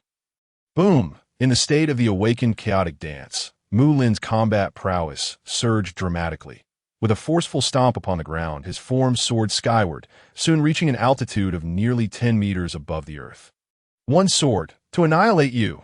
The cold and domineering voice resonated from Mulin's lips. Yet instead of laughter, Xiahou Yuan's face grew grave, his expression laden with seriousness. This the awakened chaotic dance. How could it be? As a top-tier general, Xiahou Yuan sensed the moment Mulin activated the awakened chaotic dance. Undoubtedly, the state he now embodied could only be grasped by the most elite of warriors. Xiahou Yuan struggled to comprehend how a seemingly ordinary youth, one who had cowered at the rear of the black-armored soldiers since the onset of battle, could possibly comprehend the awakened chaotic dance. Since when had such a formidable technique become as common as cabbages on the street, accessible to all? Or perhaps this young man had been masquerading as a weakling all along, deliberately feigning timidity to confound his adversaries. Previously, the revelation that Lingqi, a woman whose martial prowess had yet to reach 90, could comprehend the awakened chaotic dance had already left Xiahou Yuan astounded. Now, another absurdity emerged in the form of Mulin. What kind of misfortune had befallen him today, encountering not one, but two individuals capable of such feats, each more monstrous than the last? Xiahou Yuan was not particularly aware of Mulin's martial prowess. Yet he could feel that it certainly did not reach 90, and it was likely even inferior to Lingqi's, with whom he had previously clashed. How had Mulin attained the awakened chaotic dance? Xiahou Yuan ruminated fruitlessly, unable to decipher this enigma. While Lingqi's circumstance was somewhat explicable. After all, she bore the bloodline of the revered Bu, making her achievement difficult yet not impossible. Mulin. This unknown youth was a complete mystery. Peerless technique. Ink slash. Without granting Xiahou Yuan a moment to ponder, Mulin, suspended in the sky, wielded the ink sword and unleashed a strike, a sweeping arc akin to flowing ink erupting from the blade. The ink-like radiance seemed to rend the very fabric of the void, colliding violently with the azure dragon that surged towards him, a thunderous roar reverberating across the battlefield. Boom! Boom! Boom! The ink-colored blade radiance was overwhelmingly dominant. The massive azure dragon found itself utterly defenseless before it, collapsing in mere moments, torn asunder and dissipating into the ether. All transpired in the blink of an eye. How is this possible? Xiahou Yuan's voice erupted, a near howl laced with disbelief and astonishment. That moment, his complexion turned ashen. He had never imagined that after his defeat by Lingqi, he would experience yet another loss, this time at the hands of an unknown rookie. That strike had been the most formidable martial technique Xiahou Yuan could muster thus far, yet it had been extinguished by Mulin's single stroke. It had not even lasted a moment. How overwhelmingly oppressive must that blade be? Xiahou Yuan inhaled sharply, finally grasping the reality that the youth not far from him possessed strength that likely rivaled Lingqi's. Ironically, he had mistaken him for a soft target. Now it was clear that he was not merely a soft fruit, but rather an indomitable mass of steel. His advance had proven to be a miscalculation of monumental proportions, even before sustaining injuries. He might not have been Mulin's match. Now, in his wounded state, he could not even activate the awakened chaotic dance. He had been reckless, in his haste to confront Mulin without first discerning his true capabilities. He had let anger cloud his judgment, abandoning even the most basic principles of composure. Regret was now futile. The ink blade descended, and the tumultuous energy tore through Xiahou Yuan's form. Without even a scream, he was reduced to mere fragments, his essence scattered across the expanse. From the moment Mulin leaped into the air to the instant the ink blade obliterated Xiahou Yuan, mere breaths had passed. Yet the countless soldiers on the battlefield remained in stunned silence. Unable to comprehend the sudden turn of events on the still earth, the atmosphere was thick with disbelief, and all who bore witness were rendered mute. Especially the soldiers of Cao Cao's army, who had hoped Xiahou Yuan would vanquish Mulin. They were astonished to silence, realizing that the one who had perished was not the youth they despised, but rather their esteemed commander, Xiahou Yuan. Point one sword, to sever Xiahou Yuan. Instantaneous annihilation. As one of Cao Cao's prominent generals. Even in injury, Xiahou Yuan's prowess was beyond that of ordinary warriors, yet he had been slain in an instant. Surely, even Xiahou Yuan had never anticipated that he would one day meet such a fate. Yuan, brother, Xiahou Dun, positioned not far behind Lingqi, felt his heart constrict, his eyes ablaze with anguish. He had witnessed the horrific moment Xiahou Yuan's body was rent asunder by the ink slash. Xiahou Dun could scarcely fathom that his kin, rushing forth to confront Mulin, would meet such a tragic end. This moment, tears streamed down his cheeks. As brothers, the bond they shared was profound, forged through countless battles together. Yet, who could have foreseen that this encounter would lead to Xiahou Yuan's eternal departure? Had he known this would be the outcome, Xiahou Dun would have sought to halt Lingqi instead of allowing Xiahou Yuan to charge forward. Alas, there is no what-if in this world, nor any remedy for regret. Some actions, once taken, necessitate acceptance of the consequences of failure, no matter how steep that price may be. Who could have imagined that the unassuming young man would prove to be such a formidable force? The deceased Xiahou Yuan could never have anticipated this, nor could Xiahou Dun. Casting a glance at the lifeless corpse devoid of any sign of vitality, Mulin's gaze shifted towards the battlefield nearby. The soldiers of Cao Cao's army who met Mulin's penetrating stare instinctively lowered their heads, not daring to meet his gaze. Having slain Xiahou Yuan, Mulin's countenance was stark and forbidding, exuding an oppressive terror, as though a mere glance into his eyes could plunge one into an abyss of unending despair. His eyes swept across the battlefield, ultimately resting upon Xiahou Dun, who in turn glared back with eyes brimming with venomous rage, wishing nothing more than to exact vengeance upon him. "Come forth for revenge, if you dare!" With a mighty gesture of his massive sword, Mulin, fresh from the slaying of Xiahou Yuan, boldly challenged Xiahou Dun before the multitude of soldiers. In this moment, Mulin was no longer the timid soldier cowering behind the black-armored troops. An undeniable transformation had taken place. The contrast in his demeanor was striking, so much so that, had it not been for his identical visage, the onlookers would scarcely believe that the current Mulin was the same timid youth who had previously hidden in fear. At this juncture, all eyes were fixated on Xiahou Dun. Faced with Mulin, who had just slain his kin, would Xiahou Dun dare to accept the challenge? Chapter 20. Annihilation of 60,000 Cao troops. This grudge shall be avenged in due time. But not today. With a gaze as cold as ice, Xiahou Dun regarded Mulin. Though seething with anger, he maintained his composure and did not allow fury to cloud his judgment. The tide had turned against Cao's army, and the battlefield was now occupied by merely a few thousand of Cao's soldiers. The outcome of this confrontation had already been sealed. Xiahou Dun's presence here bore little significance at this moment. Not only was Mulin's strength unfathomable, but there was also the formidable presence of Lingqi, whose prowess surpassed his own. For Xiahou Dun to seek vengeance was simply impossible, with the choice between certain death and retreating to regroup for another day of reckoning. Any wise individual would know which path to choose. While the death of Xiahou Yuan weighed heavily on Xiahou Dun's heart, remaining here would yield no benefits.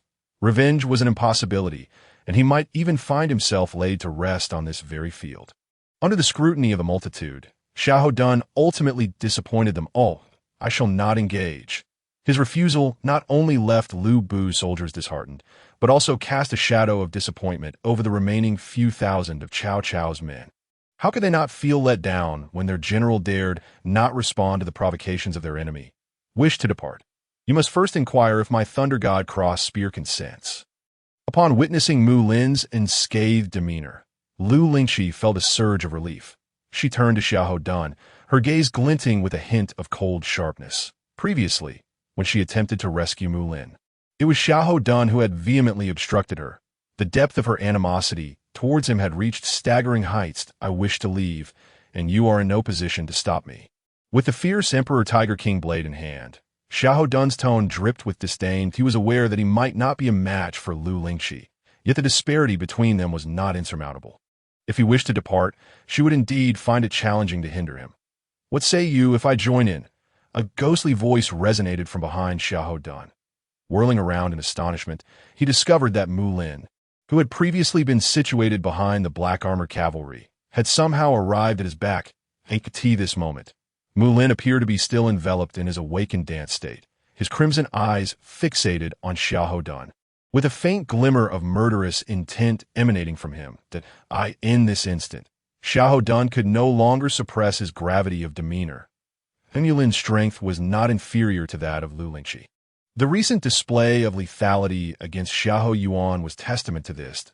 If it were only Lingqi, she might not pose a threat to Xiahou Dun, but with Mulin's presence, the situation became precarious. Both Mulin and Lingqi, while neither exceeding a power level of 90, demonstrated combat prowess that approached that of the top-tier warriors. When both activated their awakened dance states, even a top-tier warrior like Xiahou Dun could find himself outmatched. At present, the most formidable adversary on the battlefield was not Lingqi, but rather Mulin, who was still in the throes of his awakened dance state. having already employed his awakened dance earlier. Lingqi would be unable to activate it again in the near future, rendering her combat effectiveness inferior to his own. Yet, Mulin in his awakened state was significantly stronger than Lingqi at present. Should they both launch an assault, Xiahou Dun's predicament would become exceedingly perilous. Begone! With a grim expression, Xiahou Dun resolved to reveal his trump card and activate his awakened dance as a top-tier warrior. He had naturally mastered the awakened dance. Until now, he had refrained from using it, but facing the combined onslaught of Mulin and Lingqi, he had no choice. If he did not act now, he might truly perish here today. In this moment, Xiahou Dun cast aside all hesitation and activated his awakened dance state. Whoosh! As he entered the awakened dance state, just when everyone anticipated a fierce clash between Xiahou Dun, Mulin, and Lingqi, an astonishing scene unfolded. Xiahou Dun, having just activated his awakened dance state, abruptly turned and fled without a backward glance. This spectacle nearly provoked laughter from the soldiers of Lu Bu's army within the city of Dexia. Was this Xiahou Dun really activating his awakened dance state merely to escape? How utterly absurd! Shall we pursue? Turning her gaze towards Mulin, Lingqi softly inquired, like a tea that moment. Perhaps even Lingqi herself was unaware that, despite being Mulin's superior, she found herself seeking his counsel. Do not pursue any further. Even if we catch up, the two of us cannot possibly detain him. Moreover, Mulin had yet to finish his words. The crimson flames surrounding him gradually receded, and the state of awakening dance dissipated entirely at that instant. With a soft chuckle, Lingqi was amused by Mulin. It turned out that he had merely been putting on a show. The moment Xiahou Dun fled, his state of awakening dance vanished. He had merely attempted to intimidate Xiahou Dun. If a true confrontation were to arise, neither of them, who could not activate the awakening dance, could hope to overcome Xiahou Yuan. It is crucial to understand that the absence of awakening dance represents a significant disparity. If the awakening dance were activated, Lingqi could triumph over Xiahou Yuan, whose martial prowess reached level 9. However, without activating the awakening dance, Lingqi would struggle to defeat Xiahou Dun, whose strength was rated at level 90. This illustrates the vast difference between the two states. The distinction between a general who has activated the awakening dance and one who has not is beyond comparison. Mulin gazed at the stunningly beautiful Lingqi, particularly when she smiled. He felt something deep within him stirred profoundly. This was the first time Mulin witnessed Lingqi's smile, a radiant expression that was nothing short of enchanting. Clearing his throat, Lingqi's demeanor returned to normal as she slightly avoided Mulin's gaze. She turned and dashed into the battlefield. Unbeknownst to anyone, a faint blush graced her cheeks as she turned away. With a wry smile, Lingqi shook her head, while Mulin grasped his weapon, the Mo Gong, and followed her into the fray. Without a commanding general to obstruct them, Mulin and Lingqi, these two formidable warriors, moved through the battlefield like phantoms, unstoppable in their advance. The remaining soldiers of Cao, numbering 7,000 or 8,000, dwindled rapidly after Mulin and Lingqi joined the conflict. In mere moments, they had combined forces to vanquish over 1,000 soldiers from Chao's ranks, all within just a few breaths. This time, Mulin finally indulged his desire for carnage, reflecting on how, upon his arrival in this world, he had to fight tooth and nail to defeat merely a handful of lowly soldiers. Now, with a single stroke of his sword, he could claim the lives of several soldiers, highlighting the vast difference in his capabilities. Chapter 21. Is Elbu trapped in Xiao Pi on the desolate battlefield, where corpses lay strewn about? Nearly all the fallen soldiers were from Chao's forces, while Mulin's black armored cavalry sustained only a few hundred casualties, insignificant compared to the countless slain Chao soldiers. This was not solely due to the superiority of the black armored cavalry, capable of facing 100 foes single-handedly. While they were indeed stronger than average soldiers, claiming they could single-handedly take on 100 was somewhat exaggerated. If 10,000 black armored soldiers were to collide head-on with Chao's army of 30 or 40,000, the outcome would be uncertain. Even if the black armored soldiers emerged victorious, the cost would undoubtedly be steep. Yet, here they were, having lost only a few hundred cavalry while decimating Cao Cao's forces by the thousands. And this discrepancy had multiple causes. Firstly, Mulin's strategies had thrown Cao Cao's army into disarray, fostering an environment devoid of trust among the soldiers. Warfare operates like a cohesive team. If comrades lack basic trust, the consequences are dire. Secondly, the return of the commander Xiahou Yuan in disgrace had plunged the morale of Cao Cao's forces to an all-time low. Following this, the black-armored soldiers, led by Mulin, effectively sealed off Cao's army's retreat, shattering what little fighting spirit remained among the soldiers. Thirdly, the attackers were heavily armored black cavalry, not the black infantry. These cavalrymen were clad in thick armor, rendering them nearly impervious to damage from the ordinary weapons wielded by Cao's soldiers. From the very outset, Cao's army was at a severe disadvantage. It was due to these myriad factors that the casualty figures between the two sides were so disproportionate. Ding, battle concluded. Victorious side. Elbu's army to the last soldier of Cao Cao fell. The divine system's notification resounded in Mulin's mind. Ding. Points tallying up. Host gains points. 25, 200 at these points did not include those Mulin had already expended. They were calculated only after Mulin's martial prowess was elevated to 85, and he exchanged for the weapon Mo Gong. In truth, the points gained from the soldiers slain in collaboration with Lingqi were minimal. The substantial total of over 25,000 points was largely attributed to Mulin's defeat of Xiahou Yuan, a top-tier general in the realm of dynasty warriors. The points awarded for slaying Xiahou Yuan were considerable. Mulin, let me make this clear. Do not even think about those points. You must not forget our prior agreement. Your success in annihilating Cao Cao's 60,000 troops also bears my contribution. The points you previously expended amount to twice as much as what you have now. While it is acceptable for you to feast on the meat, do not dare to seize my share of the broth. Otherwise, do not expect my assistance in the future. The resolute voice of the divine system reverberated within Mulin's mind, causing him a moment of embarrassment. Indeed, his martial prowess had ascended to an impressive 85 points, a feat made possible solely by the generosity of the divine system. Had it not been for the allocation of those precious points, Mulin would never have achieved such a level, nor would he have had the opportunity to comprehend the ultimate skill, awakened dance of chaos. In truth, Mulin had entertained some thoughts regarding those 25,000 points, but upon hearing the divine system's words, he promptly dismissed them. One must ultimately be magnanimous. Having feasted, it would be ungracious to leave the divine system with naught but scraps, for he could hardly expect its assistance in the future. Mulin was a man of gratitude, and had it not been for the divine system, he might have perished at the hands of Xiahou Yuan long ago. Of course, even though he set aside any intentions regarding the 25,000 points, he could not help but feel a twinge of regret. Those were indeed 25,000 points. Had they been wholly his, it might have been possible to elevate his martial prowess to 90 points. What a pity. You need not grieve so deeply. I shall utilize these points to restore myself. That MY recovery will greatly benefit you. As well as I become more refined, the functions and capabilities of the divine system will only strengthen. In fact, should you wish to return to Earth in the future, my assistance will be indispensable. Thus, aiding me is tantamount to aiding yourself. The divine system interjected, seemingly attuned to Mulin's thoughts. Its words were undeniably truthful. As it grew stronger, so too did the powers bestowed by the divine system. And rather than merely seeking its own benefit, it was indeed supporting Mulin's interests. I understand. Mulin nodded, grasping the essence of the divine system's intent. Yet a sense of gloom lingered within him.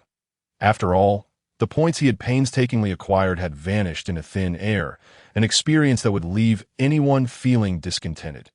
Never mind, there is no need to wear a long face. I shall not reclaim the over 10,000 black-armored soldiers. They are all yours. If this does not satisfy you, then I have no further words to offer. All I can do for now is this. The divine system remarked. Sensing Mulin's despondent demeanor, It felt somewhat aggrieved, as if it were the one in the wrong despite having significantly aided Mulin.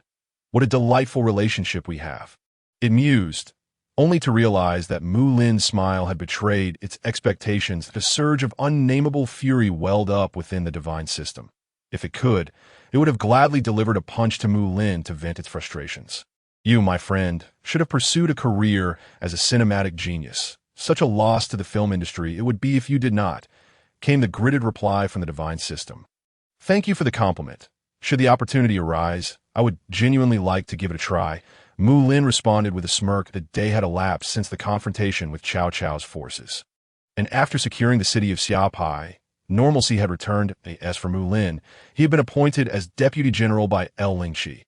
The position of deputy general was coveted by many within Bu's army. It was worth noting that Lingqi had only appointed one deputy general thus far, Mulin. Until now, she had always led her troops in a battle alone, not because there were no willing candidates, but because she had deemed them unworthy. With Mulin breaking this precedent, the over 10,000 black-armored soldiers were also assigned under Lingqi's command to obscure their origins. Lingqi publicly declared that these soldiers were her privately trained troops, dispelling many doubts among the ranks. As the commander of Bu's army, Lingqi naturally had the right to maintain her own private forces. Not only she, but even generals such as Zhang Liao and Gao Shun possessed a limited number of personal troops, while Lingqi faced no such restrictions. What? You ask why Lingqi has no limit on her private forces. Her father is the supreme commander of Bu's army. Is that not explanation enough? One day, Lingqi seemed to have an urgent matter to discuss with Mulin, hastily summoning him to the council hall in Xia Pi. This time, unlike before, no one dared to impede Mulin's entrance. The soldiers stationed at the door regarded him with a mix of reverence and trepidation, as if fearing his displeasure over their previous encounter. Mulin's status had risen to heights previously unimaginable. As the deputy general of General Lingqi, such a title alone elevated his standing above many. Upon arriving at the council hall, he did not even glance at the guards, striding directly inside. The soldiers, both relieved and self-deprecating, mused that perhaps Mulin now considered them insignificant, mere inconsequential figures, unworthy of his eye. In truth, Mulin had not given the soldiers' actions a second thought. What has transpired?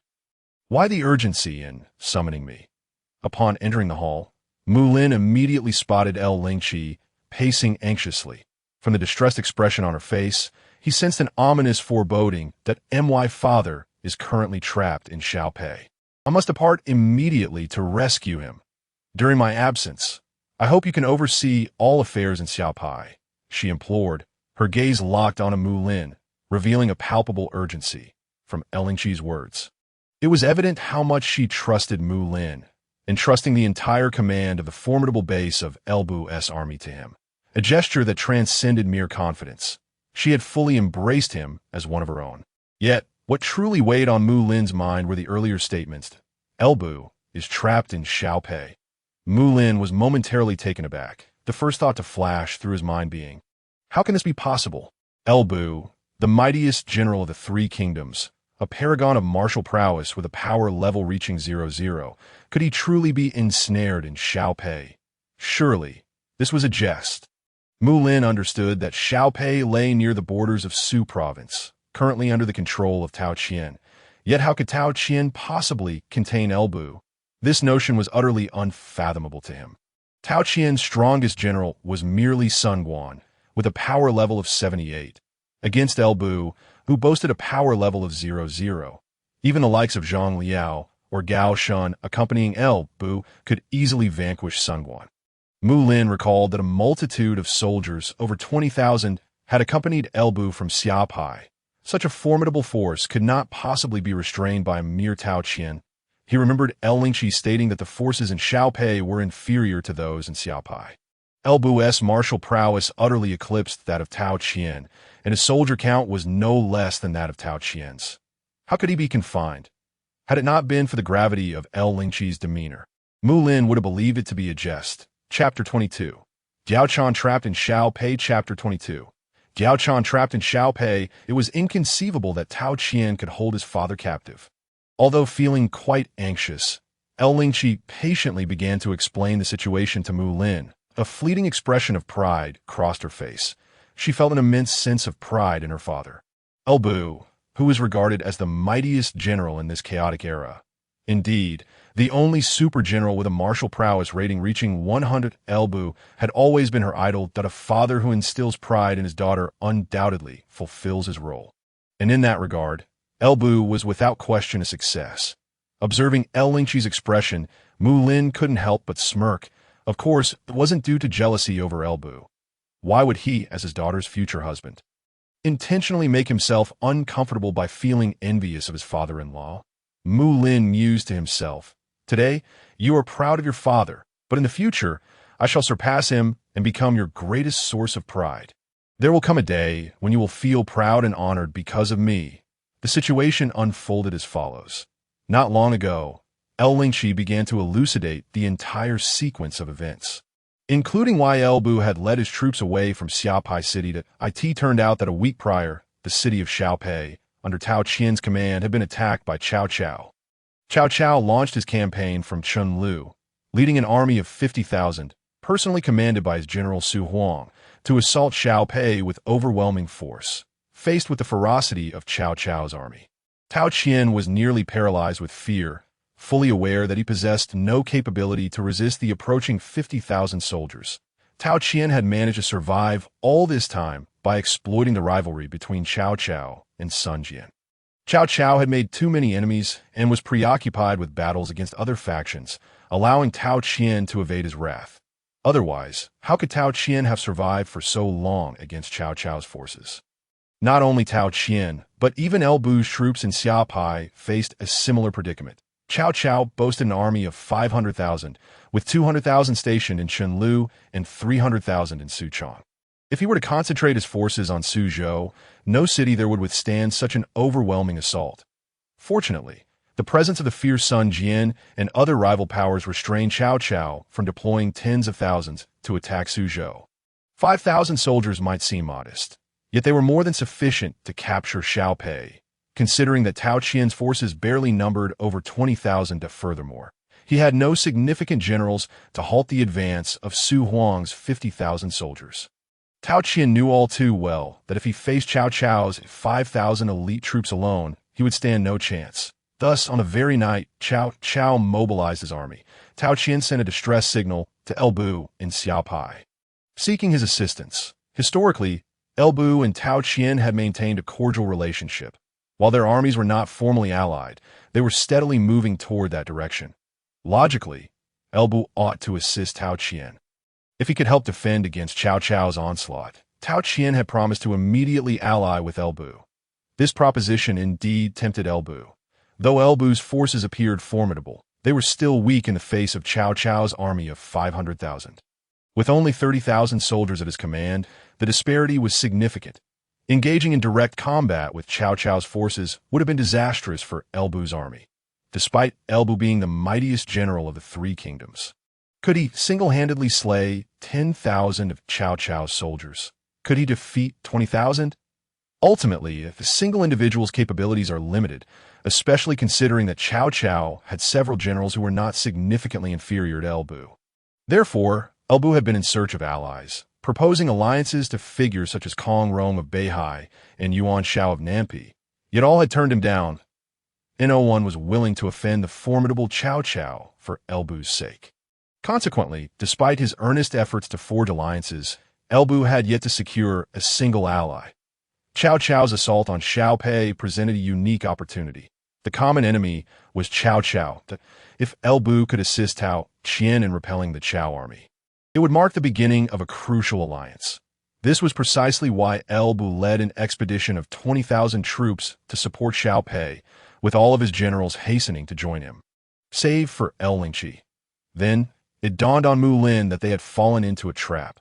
"How did you know?" Lingqi asked, astonished at Mulin's insight, as she had just been preparing to reveal the turning point of her tale. Indeed, it was a trap. With a sigh, Mulin reflected on the earlier ambush by Liu Bei's army against Lingqi and the looming threat of Cao Cao's forces. If one were to claim that this was all coincidental, Mulin would not believe it. From Lingqi's tone, it seemed he had indeed guessed correctly. As Mulin had surmised, Bu had indeed been ensnared in a plot. The city of Xiao Pi had not been attacked. While Cao Cao had indeed dispatched 50,000 troops toward Xiao Pi, Their true aim was not to assault Tao Qian City, but rather to eliminate El Bu. All of this was merely a conspiracy. The assault on Tao Qian's forces was a facade.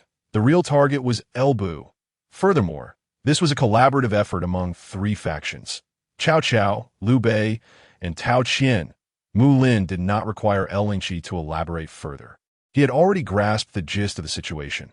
Shaking his head in resignation, Mulin understood that this was not due to El Bu's foolishness, but rather Cao Cao's cunning. Everything had aligned perfectly.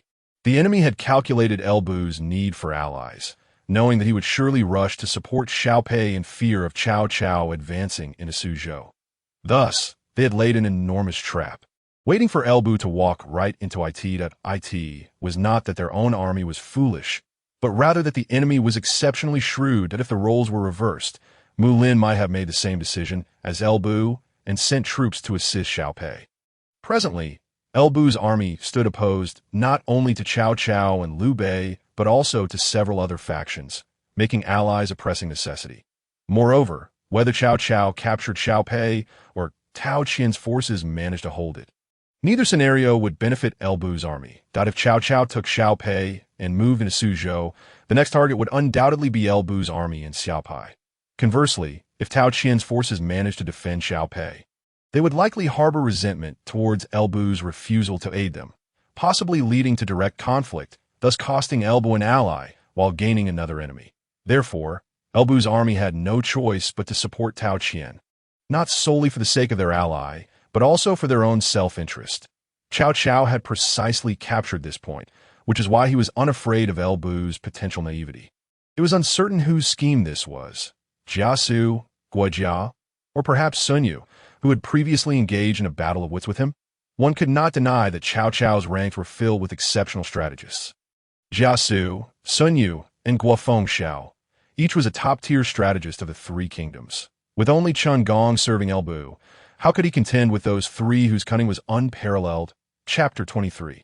Mulin's Expedition. General, I have a suggestion that I would like to put forth.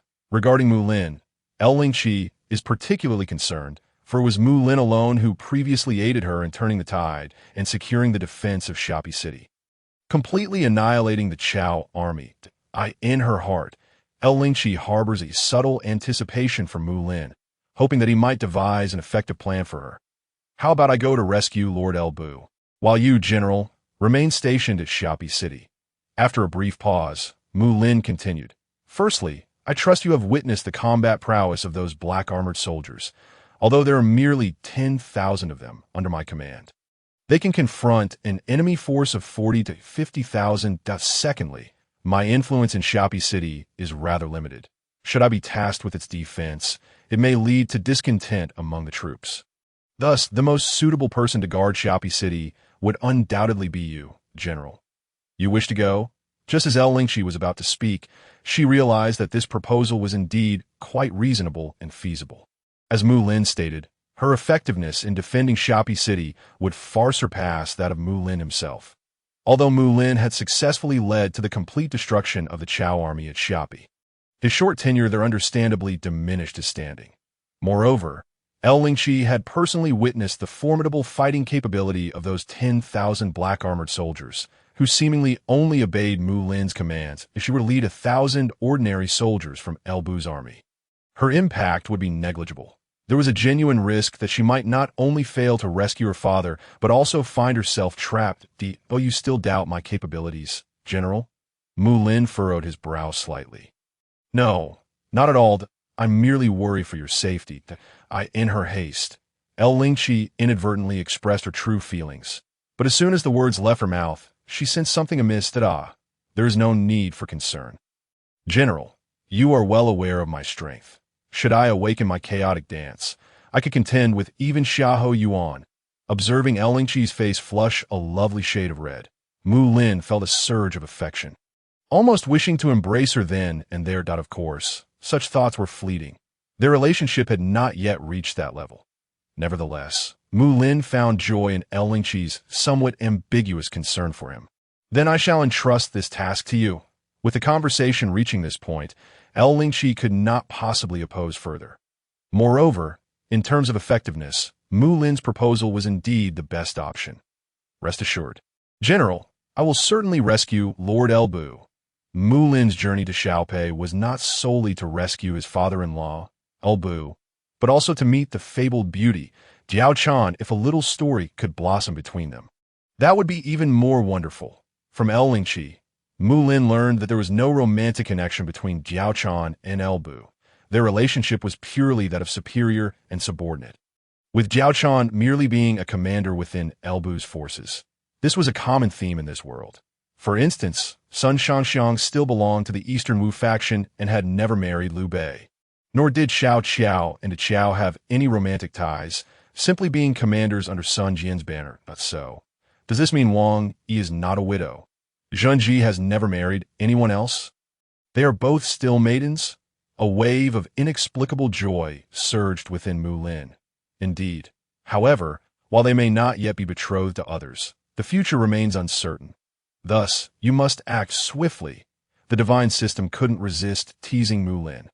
Due to the urgency of the situation, Mulin refrained from lingering in conversation with Lingqi. After bidding her farewell, he promptly made his way to the military camp, summoning the over 10,000 black-armored soldiers conjured by the divine system, ready to embark on his mission. Time was of the essence. Elbu was trapped in Xiao Pi, besieged by 3 formidable forces. How long could he hold out? His demise could be imminent, and for the sake of his future wife, Lingqi, Mulin had to act quickly. Moreover, he could not allow anything to happen to the legendary beauty, Diao Chan. Among Mulin's 10,000 black-armored soldiers, over 6,000 were heavy cavalry, while the remaining 4,000 were black-armored infantry. Although the infantry's combat strength was not as formidable as that of the heavy cavalry, they could easily take on multiple ordinary soldiers. Fully equipped and prepared for battle, Mulin quickly gathered his army of over 10,000 black-armored soldiers. Personally escorted by Lingqi, mounted on the renowned steed, red hair, and clad in gleaming silver armor, Mulin presented an impressive figure. Many starry-eyed young maidens along the streets cast admiring glances in his direction. With a striking appearance, coupled with the nearly 2-meter-long massive cross sword slung across his back, he exuded an aura of dominance. Riding atop the fiery red hair, Mulin felt a sense of exhilaration. He had not anticipated such a moment of being the center of attention. The red hair, entrusted to him by Lingqi, was intended for him to deliver to the imprisoned Elbu. After all, the true owner of this steed was Elbu, and with red hair by his side, it would be significantly easier for Elbu to escape, even if he were to face defeat against Cao Cao or Liu Bei. Initially, the red hair had harbored considerable objections to Mulin riding it, refusing to allow him to mount. However, with the assistance of the divine system, that issue was swiftly resolved. Mulin, be cautious on your journey. I await your safe return. With glistening eyes fixed upon him, Lingqi resembled a wife bidding farewell to her husband as he departed for battle, yearning for his swift return. I shall not fail my duty. With a formal bow, Mulin turned and galloped out of Xia Pi city, followed closely by a throng of dark-clad soldiers. In the narrow mountain valley, the formidable black-armored soldiers advanced steadily, led by a young man of striking features. Although not particularly robust, he radiated a commanding presence. Mounted on the fiery red hair at the forefront of the army, he bore a crossed sword taller than himself, exuding an air of magnificence. These soldiers were none other than Mulin's black-armored army. Over the course of several days, they encountered little resistance. While they had faced attempts at ambush from bandits and thieves, the mere sight of Mulin's nearly 10,000 black-armored soldiers sent those brigands fleeing in terror. Who would dare to provoke such a formidable force? Ordinary bandits typically targeted merchant caravans and farmers, but when confronted with a regular army, they would not dare to engage, especially not with Mulin's black-armored soldiers, who were all fully equipped elite troops.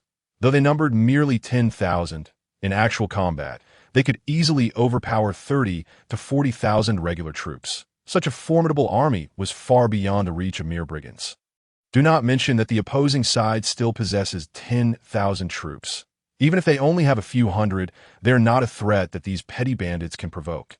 Throughout the journey, the black-armored army, led by Mulin, has appeared like a harbinger of doom, instilling fear in the hearts of countless individuals, especially among the mountain bandits, who flee at the mere sight of them.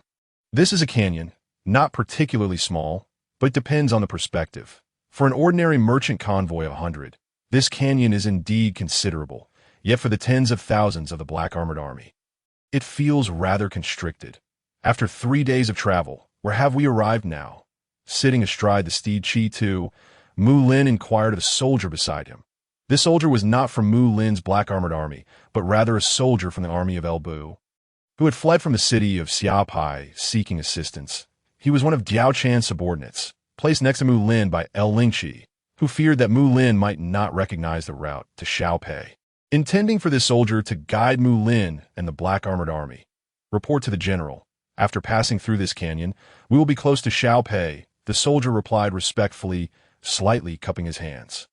He was acutely aware that the seemingly harmless youth before him was the very orchestrator behind the recent massacre of Cao Cao's 60,000 troops, and even the renowned General Xiahou Yuan fell beneath his blade. This incident had already stirred the entire city of Xia Pi, and it would not be long before the name Mulin became widely known throughout Suzhou and the tumultuous world. After all, Xiahou Yuan was no ordinary warrior. He was a top-tier general with a martial prowess rating of 9, but the fact that Mulin had slain such a figure would render it nearly impossible for him to remain obscure. One could only wonder how many top-tier generals would participate in this forthcoming battle. A faint smile curled at the corners of Mulin's lips as he felt a growing anticipation within. Mulin firmly believed that to ensnare Bu and Zhang Liao, relying solely on Su Huang, one of Cao Cao's subordinates, would certainly be insufficient. There must be several other top-tier generals involved in the encirclement. Not merely 1 or 2 that, after all, even with 50,000 troops, Su Huang alone could not hope to contain Lbu. It is important to note that Lbu is regarded as the mightiest general of the 3 kingdoms. Such a superlative force would be impervious to the onslaught of ordinary soldiers. Even with an army of 100,000, should Lbu choose to flee, even they would be unable to restrain him. While Lbu alone might not be able to contend with 100,000 troops, if he wished to depart, none could hope to stop him to successfully corner Lbu. One could only imagine that the many generals involved in this pursuit must surely include genuine top-tier warriors, and likely more than just a handful. The prospect of witnessing such caliber of superlative generals, and perhaps even engaging in battle with them, sent a thrill of excitement coursing through Mulin's veins. Roar! Just as Mulin was lost in thought, his steed Xiahou abruptly came to a halt, and he sensed an unsettling agitation emanating from the horse, with a long whinny, its large, copper-like eyes fixated intently on the canyon ahead, hinting at a burgeoning battle spirit. This action momentarily startled Mulin, prompting him to gaze forward as well. There, on the opposite side of the canyon, a formidable contingent of troops appeared, clad in resplendent red armor. The numbers were incalculable, as the narrow confines of the canyon obscured the view of how many more soldiers remained behind, only revealing a seemingly endless stream of soldiers advancing toward him. Although he could not ascertain the exact strength of this army, Mulin surmised that their numbers must not be less than 20,000, perhaps even more. 20,000 soldiers. It is worth noting that the entire Tao Qian army comprises merely 20,000 troops. And here he was, facing a force that had already reached that number, and this was a conservative estimate on Mulin's part. Who knows how many more soldiers might be lurking behind?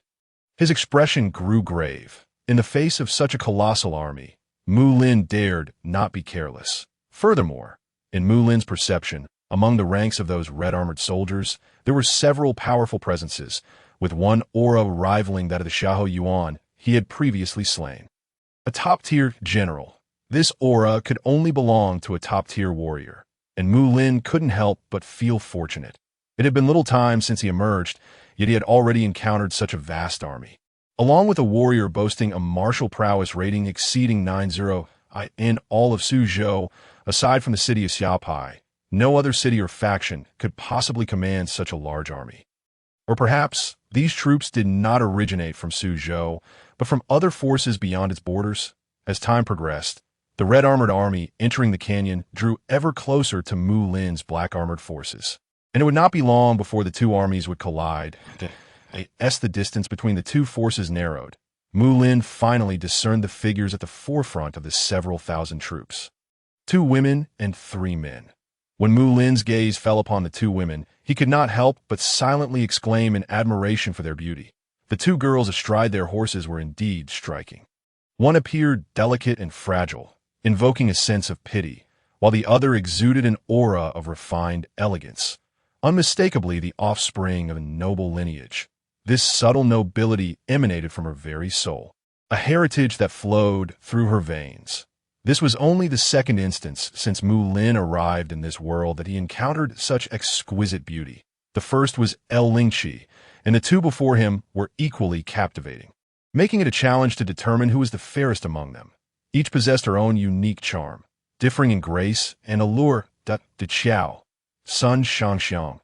The 2 women mounted upon their steeds bore an uncanny resemblance to the Xiahou and Sun Shangxiang from the video game Dynasty Warriors. In an instant, Mulin recognized their identities in the realm of Dynasty Warriors. Both the Xiahou and Sun Shangxiang were esteemed generals under the command of Sun Jian, the Tiger of Jiangdong, with Sun Shangxiang being none other than Sun Jian's daughter.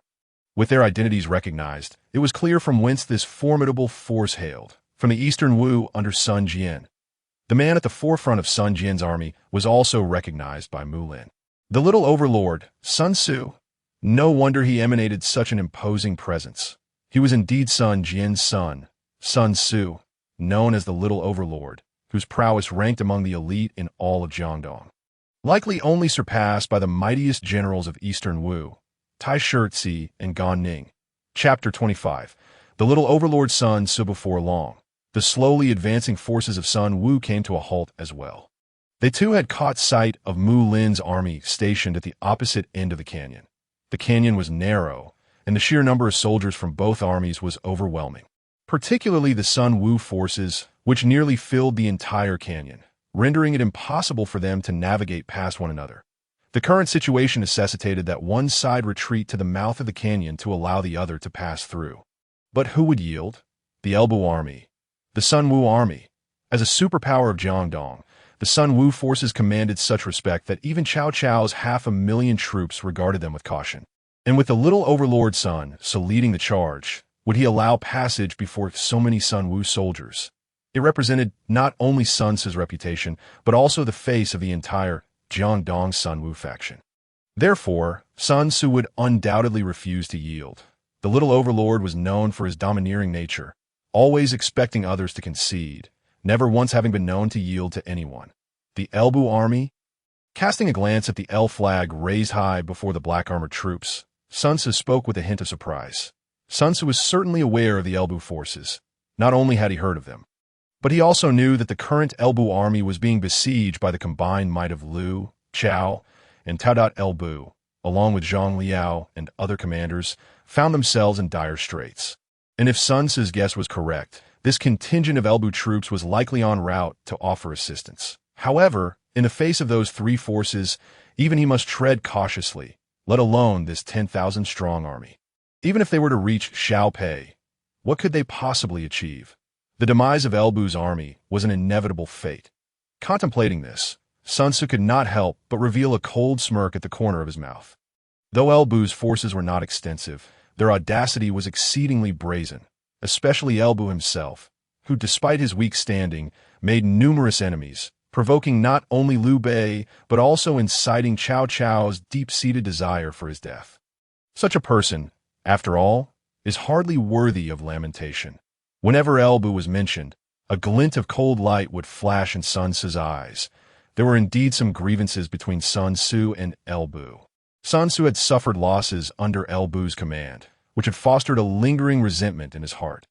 Now, with Elbu ensnared and facing annihilation, Sun Tzu naturally felt a joy surpassing that of anyone else.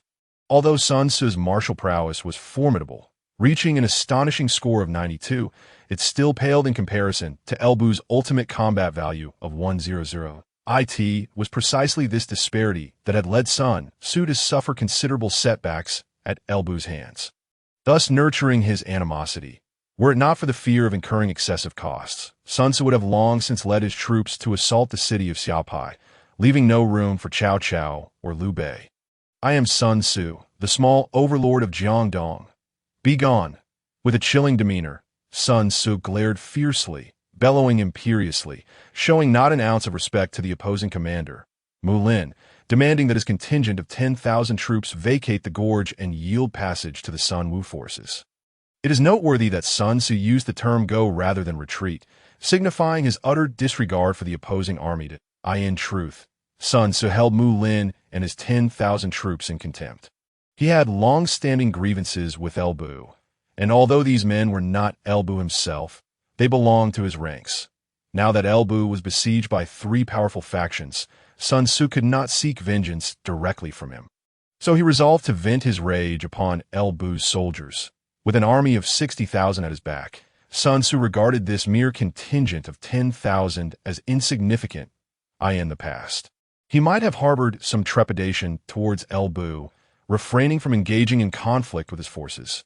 However, now that Bu's own survival was in jeopardy, and facing the combined might of three factions, the destruction of Bu's army was all but guaranteed. In such circumstances, what fear could Sun Tzu possibly harbor? It seemed that in a matter of days, Bu and his forces from Xiao Pi would be entirely eradicated, causing Bu's influence to evaporate from this chaotic era. This was one of the reasons Sun Tzu so bluntly ordered Mulin and his men to leave. Moreover, there was another reason. The man before him was neither Bu nor the formidable General Zhang Liao, but an unknown figure he had never encountered or heard of. Among Bu's ranks, only Bu, Zhang Liao, and Lingqi were worthy of instilling any apprehension in Sun Tzu. All others were beneath his notice. Clearly, Mulin did not belong to that select group. So what was there for Sun Tzu to fear? Unable to exact revenge on Bu, he found solace in unleashing his frustration upon this assembly of Bu's soldiers. Facing his own 60,000 troops, Sun Tzu was confident that the opposing force would not dare to resist, with a numerical advantage of 6-1, and himself being a top-tier warrior. The disparity was insurmountable. Sun Tzu anticipated that they would choose to withdraw rather than engage in battle. He yearned to witness the spectacle of Bu's army retreating in defeat. Sun Tzu's arrogant proclamation darkened Mulin's countenance entirely, and the soldier dispatched to guide Mulin was visibly pale, nervously glancing at Mulin, as if silently pleading, "General, let us retreat. We stand no chance against the Eastern Wu army. Brother, let it go. Allow them to depart without further conflict." Unexpectedly interjected Sun Shangxiang, standing beside Sun Tzu. Upon first seeing Mulin, she had felt a certain admiration, seated upon a fiery steed, with a massive cross sword slung across his back. He exuded an inexplicable aura, undaunted even in the face of 60,000 troops. It was worth noting that he was confronting one of the most renowned generals of Jiangdong, her brother Sun Tzu. In the presence of such overwhelming forces, how many could maintain their composure? Regardless, Mulin's courage sparked a newfound respect in Sun Shangxiang. However, she was unaware of the history between Sun Tzu and Bu, and thus considered her brother's actions somewhat excessive. "Xiangxiang, do not concern yourself with this. If they refuse to leave today, I shall annihilate them. They are but a mere 10,000 Bu soldiers. Hardly worth my attention." With a disdainful snort, Sun Tzu remained unmoved. The losses he had suffered at Bu's hands were known only to a select few, and this humiliation was something he would never publicly acknowledge. Therefore, he did not perceive his actions as excessive. In the face of urgency, Mulin was eager to rush to Bu and Diao Chan's aid, unwilling to engage in conflict with other factions en route. Setting aside whether his 10,000 black armor troops could match the opposition, the casualties would be significant, leaving him without the strength to rescue Bu and Diao Chan afterward. Mulin had no desire to battle the other factions. Yet Sun Tzu's provocations were intolerable. To demand he leave so brazenly. Who did he think he was? Even a clay figure has its limits, and Mulin was no exception. Kill! Without further negotiation, Mulin issued a direct command, ordering his 10,000 black armored soldiers to engage in battle. With this fiery temper of mine, even at a cost, I shall make Sun Tzu aware of the repercussions of provoking me. Who does he think he is? He dares to challenge the might of Cao Cao's 60,000 troops. Does he believe Eastern Wu is superior? Chapter 26. the thunderous assault with Mulin's command. A brief silence enveloped the entire gorge. In that moment, not only was Sun Ce taken aback, but Sun Shangxiang and Qiao were equally stunned, as were the thousands of soldiers behind Sun Ce, who stood frozen in disbelief, some even questioning whether their ears had deceived them. Gazing upon the black armored troops exuding a potent fighting spirit, Sun Wu's soldiers inexplicably felt a shiver of unease. Despite their numerical superiority, how could these men, facing an overwhelming force of 60,000, remain so undaunted? Were they truly ready to sacrifice their lives? It was worth noting that the Sun Wu army boasted a strength of 60,000, while Elbu's troops numbered merely 10,000. Under such disparate circumstances, with no hope of victory, what could possibly be going through their minds to provoke them into battle? Qiao, with her mouth slightly agape, could hardly fathom Mulin's resolute decision. She had expected that under Sun Ce's overwhelming dominance, the opposing side would surely choose to retreat and avoid confrontation. Yet, to her astonishment, Mulin exhibited a ferocity that rivaled even Sun Ce's. With a mere disagreement, they had chosen to engage in combat. How audacious! Though they were adversaries, Qiao couldn't help but harbor a flicker of admiration for Mulin that a man should embody such spirit. No matter how numerous or formidable the foes, sometimes one must embrace their passion and stand resolute. It is not a time for cowardice or retreat. In this chaotic era, the more one withdraws, the more others perceive them as easy prey. How many women in this world would be drawn to a weak, timid man? Qiao was uncertain what others thought, but she certainly would not be attracted to such a character. In contrast, the figure of Mulin, not far away, appeared strikingly charismatic in her eyes. Roar! Kill! If it were an ordinary soldier facing a vast disparity in strength, the mere thought of charging towards the enemy would be daunting enough, let alone actually doing so. The possibility of becoming a deserter loomed large. However, the black armored army under Mulin was different. They were devoid of consciousness and operated solely on his command. With a mere order from Mulin, these 10,000 black armored soldiers would not so much as flinch, whether facing 60,000 troops or even 100,000 in a certain sense. Although these black armored soldiers lacked intelligence, they were far more effective than ordinary soldiers. Their unwavering loyalty meant they could never betray him, and in their minds, the concept of fear did not exist. If commanded to charge, they would never retreat.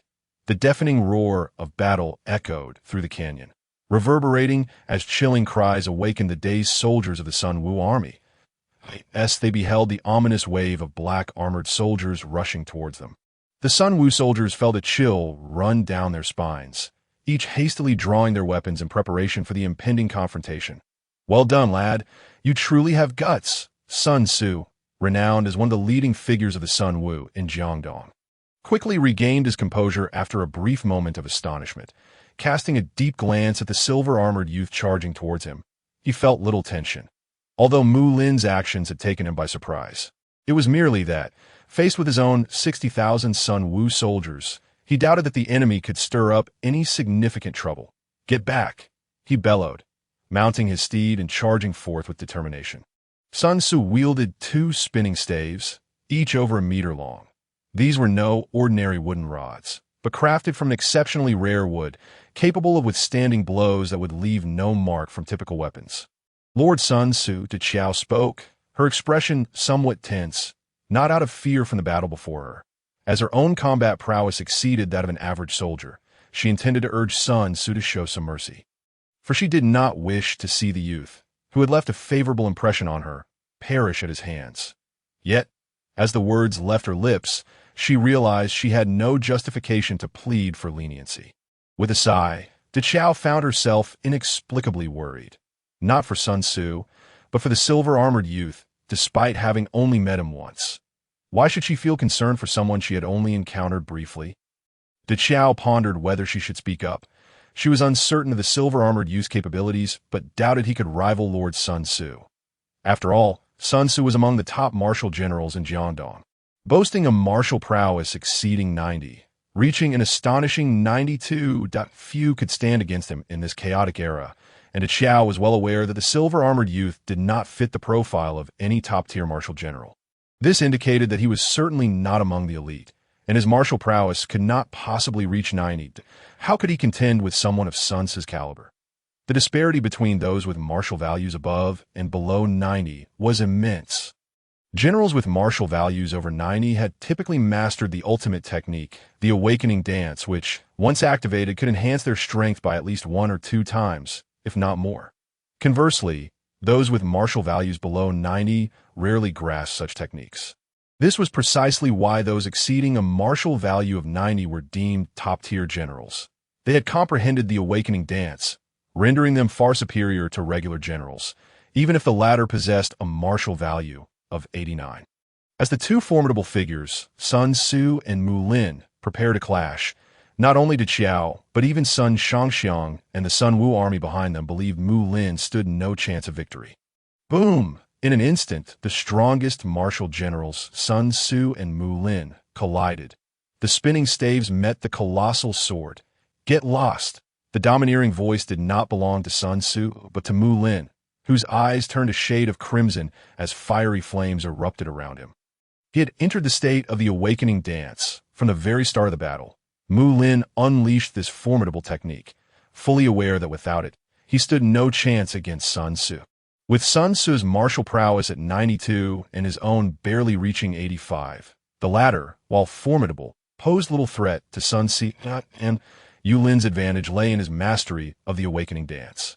Only in this state could he hope to contend with top-tier generals that he aimed for a swift resolution. If he could not defeat Sun Tzu quickly, once the awakening dance wore off, he would have no opportunity left. Spitting blood, Sun Tzu's expression changed dramatically as an overwhelming force surged through his hands, sending him flying uncontrollably. Boom! The impact embedded Sun Tzu into the rock wall, and without a moment's pause, Mulin propelled himself forward with thunderous speed towards Sun Tzu once more. Mulin had anticipated sending Sun Tzu flying. Within the state of the awakening dance, he was more than capable of battling any general with a martial value below 94. Sun Tzu's swift defeat was not without reason. At the very moment of engagement, Mulin had activated the awakening dance, while Sun Tzu, underestimating him, had not intended to utilize it. This critical oversight had led to Sun Tzu's rapid downfall. "Little brat, you will pay for this," roared Sun Tzu, his voice echoing from the rock wall. An imposing aura erupted, shaking the entire canyon. The disheveled figure emerging from the rock wall was none other than Sun Tzu, who had now also activated the awakening dance. Boom! Yet before anyone could process the scene, the just-emerged Sun Tzu was met with Mulin's lightning-fast strike, sending him hurtling backwards without a chance to resist. Ink slash! Following the initial blow that sent Sun Tzu reeling, Mulin unleashed the unparalleled technique, relentlessly advancing upon him. The wave of attacks crashed upon Sun Tzu like a relentless tide, offering him no respite. Having already sustained injuries from being struck earlier, Sun Tzu, now awakened in the state of the awakening dance, sought revenge but had barely begun to act before being sent flying once more by Mulin's sword. The relentless barrage of ink slash continued to rain down upon him. During this onslaught, Sun Tzu found no opportunity to counter. Chapter 27. A single slap to the face in less than a minute. The famed little overlord of Jiangdong, Sun Tzu was decisively defeated by Mulin with astonishing speed. This scene left Xiao and Sun Shangxiang momentarily stunned. Sun Tzu had fallen, and so swiftly at that. They had scarcely registered the event before Sun Tzu lay vanquished by Mulin, without even a moment's pause for reflection. Overwhelmed by disbelief, Xiao and Sun Shangxiang stared at Mulin with eyes wide in astonishment. Who exactly was this silver-armored youth? He was clearly not among the top-tier generals, yet he had effortlessly defeated Sun Tzu. Among the ranks of Elbu's army, certain generals, such as Gao Shun and Zhang Liao, have garnered some notoriety. Yet, the young man before them is neither Zhang Liao nor Gao Shun. Aside from Zhang Liao, which other commander under Elbu could possibly contend with Sun Tzu? The two women could not help but harbor doubts. Is this youth truly from Elbu's forces? If so, then Elbu's army is indeed formidable. Not only is there the unparalleled warrior Elbu, but also the top-tier General Zhang Liao, whose martial prowess exceeds 90, if yet another top-tier general capable of vanquishing Sun Tzu were to emerge. Just how terrifying would Elbu's army be? Merely one of their generals could easily defeat the renowned Sun Tzu of Jiangdong. It is worth noting that Sun Tzu's martial value is an impressive 92. In this chaotic era, those who could so effortlessly triumph over him could be counted on one hand. Although Mulin's victory over Sun Tzu involves some degree of cunning, it cannot be denied that the silver-armored youth possesses formidable strength. Even if an ordinary general were permitted to ambush Sun Tzu and employ trickery, could they truly prevail? To defeat Sun Tzu, regardless of the methods employed, is sufficient evidence of one's prowess, which must be on par with Sun Tzu's. Otherwise, it would be impossible to overcome him. After all, even when unleashing his awakening technique, Sun Tzu's martial value reaches an impressive 92, even with his awakening technique activated. Few in this tumultuous world could best Sun Tzu, and this youth is evidently among that rare breed, at such a young age, perhaps not even 20, to possess strength rivaling that of Sun Tzu is indeed astonishing. One cannot help but acknowledge the profound shock Mulin has instilled in Sun Shangxiang and Xiao. From his initial composure in the face of Sun Wu's 60,000 troops and the formidable Sun Tzu, to now, where he has decisively defeated Sun Tzu with overwhelming force, this moment. Xiao gazes at Mulin with eyes ablaze with admiration. From the outset, Xiao has harbored a certain fondness for Mulin. And now that sentiment has deepened, one cannot deny the magnetic charm of such a man. Alone with his sword, he stands unafraid even against overwhelming odds, decisively defeating the mighty Sun Tzu, whose martial value stands at a staggering 92. Within a minute, on the other side, Sun Tzu, gravely injured by Mulin's assault, kneels on the ground, gasping for breath and coughing up blood, clearly indicating that Mulin's thunderous attack has inflicted serious wounds upon him. Sun Tzu's heart is filled with indignation. Why? His defeat is solely because he did not activate his awakening technique. If he had, he firmly believes that he would never have fallen to the hands of a mere youth. How could he have known that this young man concealed such profound strength? If only he had realized sooner, he would have activated his awakening technique at the very first moment, in front of 60,000 soldiers from Sun Wu. Before Xiao and his sister Sun Shangxiang, he has shamefully succumbed to a mere child. The embarrassment and frustration in Sun Tzu's heart are overwhelming. At this moment, he is filled with regret, lamenting why he allowed himself to be careless. Had he been more cautious, perhaps he could have sensed the impending danger as soon as his opponent charged forward and activated his awakening technique, ensuring that he would never have faced defeat. But now, the battle is lost. What use is regret? You brat.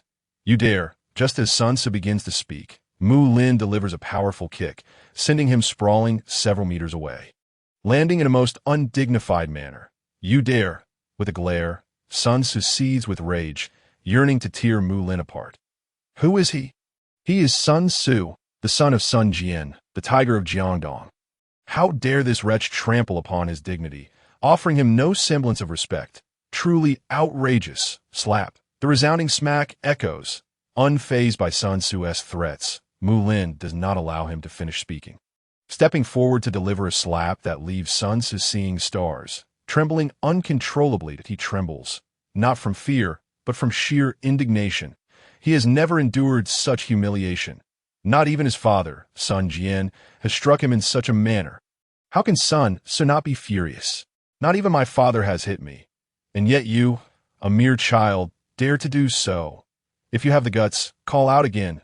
Coldly regarding Sun Tzu, the threat in Mulin's gaze is unmistakable.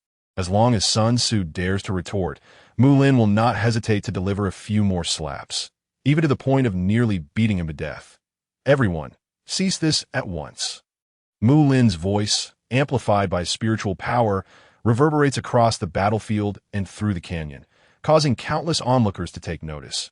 How could General Sun Tzu, gazing upon the half-kneeling, utterly disheveled Sun Tzu before Mulin, the soldiers of Sun Wu, still engaged in battle, suddenly find themselves in a state of shock, halting their skirmishes. They cannot comprehend how the battle, which seems to have only just begun and has not even lasted a minute, could result in Sun Tzu's defeat and, moreover, his capture by the enemy. Now, the massive cross-shaped sword in Mulin's hand looms ominously above Sun Tzu's head, as if it could descend at any moment. delivering a fatal blow. Witnessing this scene, the soldiers of Sun Wu dare not continue their fight, dropping their weapons and surrender. Despicable villain! How dare you ambush our general? Do you have no shame? Although many soldiers of Sun Wu were previously engaged in combat with the Black Armored Army, a few had remained uninvolved, and they had just witnessed the clash between Mulin and Sun Tzu. From their perspective, Mulin's sudden activation of his awakening technique amounted to an ambush.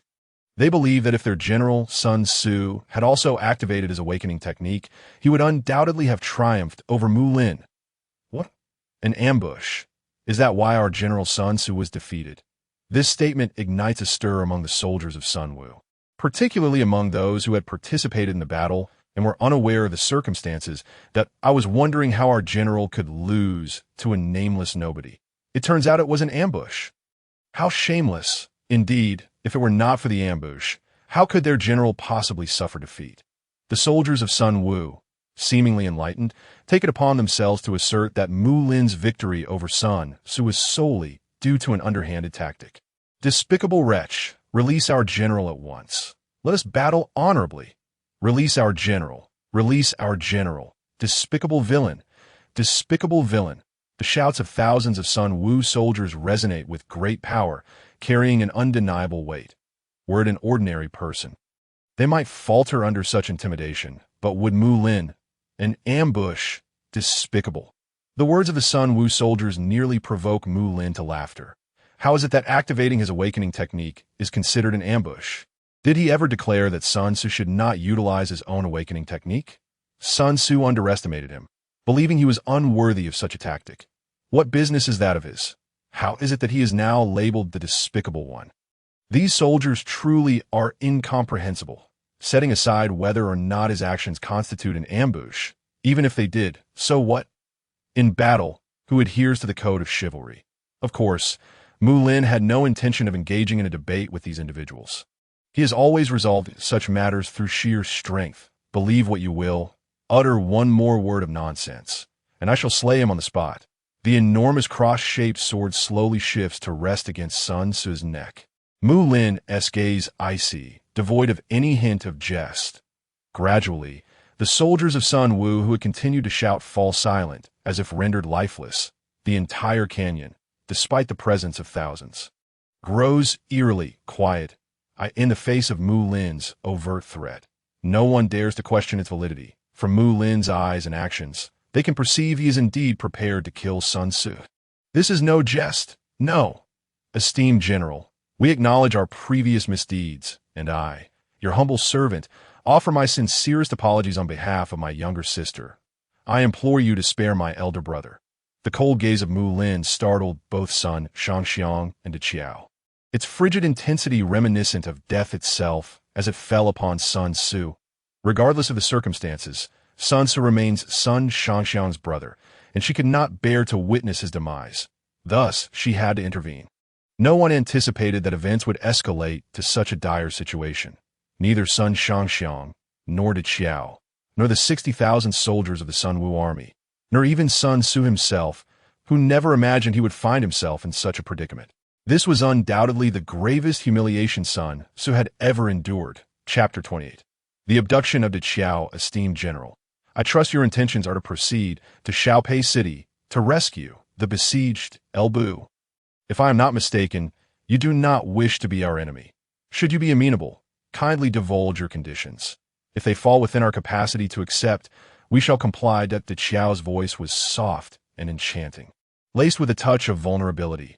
Accompanied by her stunningly beautiful visage, it was enough to enthrall even the weakest of wills. Even Mulin found himself momentarily taken aback, casting a meaningful glance at the Xiao. Mulin could not help but silently commend her intelligence. Though he had previously projected an imposing demeanor, seemingly unperturbed by the Sun Wu army, ready to strike down Sun Tzu at the slightest provocation. In truth, Mulin's actions had deceived the majority. However, the Xiao saw through his facade and discerned his reluctance to harm Sun Tzu or engage in battle with the Sun Wu army. His earlier display of strength was merely an intimidation tactic. In reality, Mulin had no desire for conflict with the Sun Wu army. He sought to preserve his strength and troops for the rescue of Elbu and Diao Chan. while simultaneously avoiding antagonizing the formidable Sun Wu power in Jiangdong, which would not bode well for Elbu's forces. Although Mulin had humiliated Sun Tzu, he knew that the Sun Wu army would not easily declare war on Elbu's forces over this incident. War is no trifling matter. While Elbu's army may not rival Cao Cao's in sheer numbers, they are still a formidable force. The Sun Wu army faces numerous adversaries, and they would prefer to avoid conflict with Elbu's army unless absolutely necessary. If Mulin merely delivered a lesson to Sun Tzu without taking his life, the Sun Wu army would likely refrain from declaring war on Elbu's forces, as this would not directly threaten their interests. However, should Mulin kill Sun Tzu, the situation would drastically change. He was certain that if he took Sun Tzu's life, it would not be long before the Sun Wu army, with its hundreds of thousands of troops, would march against Xia Pi. Elbu's army was already in a precarious position, besieged by Liu Bei and Cao Cao. Whether they could withstand this onslaught was uncertain, and to further provoke the Sun Wu army would only exacerbate their troubles. After all, the influence of the Sun Wu army in Jiangdong is not to be underestimated. Of course, while the Qiao discerned Mulin's pretense, she remained unaware that Mulin was not afraid to offend the Sun Wu army. He simply preferred to avoid conflict unless absolutely necessary, that if truly pushed to the brink, Mulin would not hesitate to take decisive action, including the possibility of killing Sun Tzu. Though Mulin harbored reservations, it did not equate to fear. Caution and fear are entirely different matters. That the Qiao's earlier words were merely an attempt to wrest control from Mulin, but could this truly be achieved? Mulin's response was straightforward, devoid of any room for negotiation, demanding that the Sun Wu army clear the way for his troops. Stand aside. Let them pass. Without a moment's hesitation, Sun Shangxiang raised her hand, commanding the vast Sun Wu army depart, creating a narrow passage sufficient for Mulin's 10,000 armored soldiers to traverse. With Sun Tzu in Mulin's grasp, Sun Shangxiang naturally assumed command of the Sun Wu army, and they dared not defy her orders. Though 1,000 armored soldiers were not a trivial number, they required little time to navigate through the narrow gorge. Mere minutes later, Mulin's troops had completely withdrawn, leaving only the Sun Wu army in the gorge. All the soldiers regarded Mulin, who held Sun Tzu captive, with hostility that it was easy to imagine that had Sun Tzu not been in Mulin's clutches, they would have charged at him with weapons drawn. That we have done as you requested. Now, will you remove your sword? Sun Shangxiang gazed intently at Mulin, striving to maintain her composure, aware that she must not falter at this moment. Are you foolish, or am I? Mulin rolled his eyes, internally exasperated. Did Sun Shangxiang truly believe him to be so naive to release Sun Tzu and allow those soldiers to charge at him? Would he be so foolish? Enough!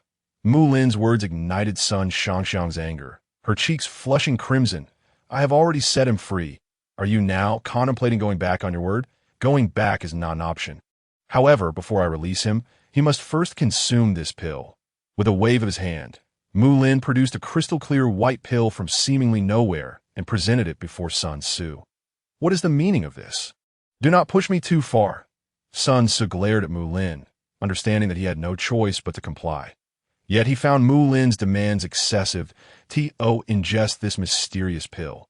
What if it were poison? You have no choice. If you refuse to swallow it, I shall kill you right now. Try me if you doubt. His gaze turned steely as he pressed the hilt of his cross-shaped sword against Sun Tzu's neck. The blade barely a millimeter from his skin. The slightest movement, Sun Tzu would meet his end.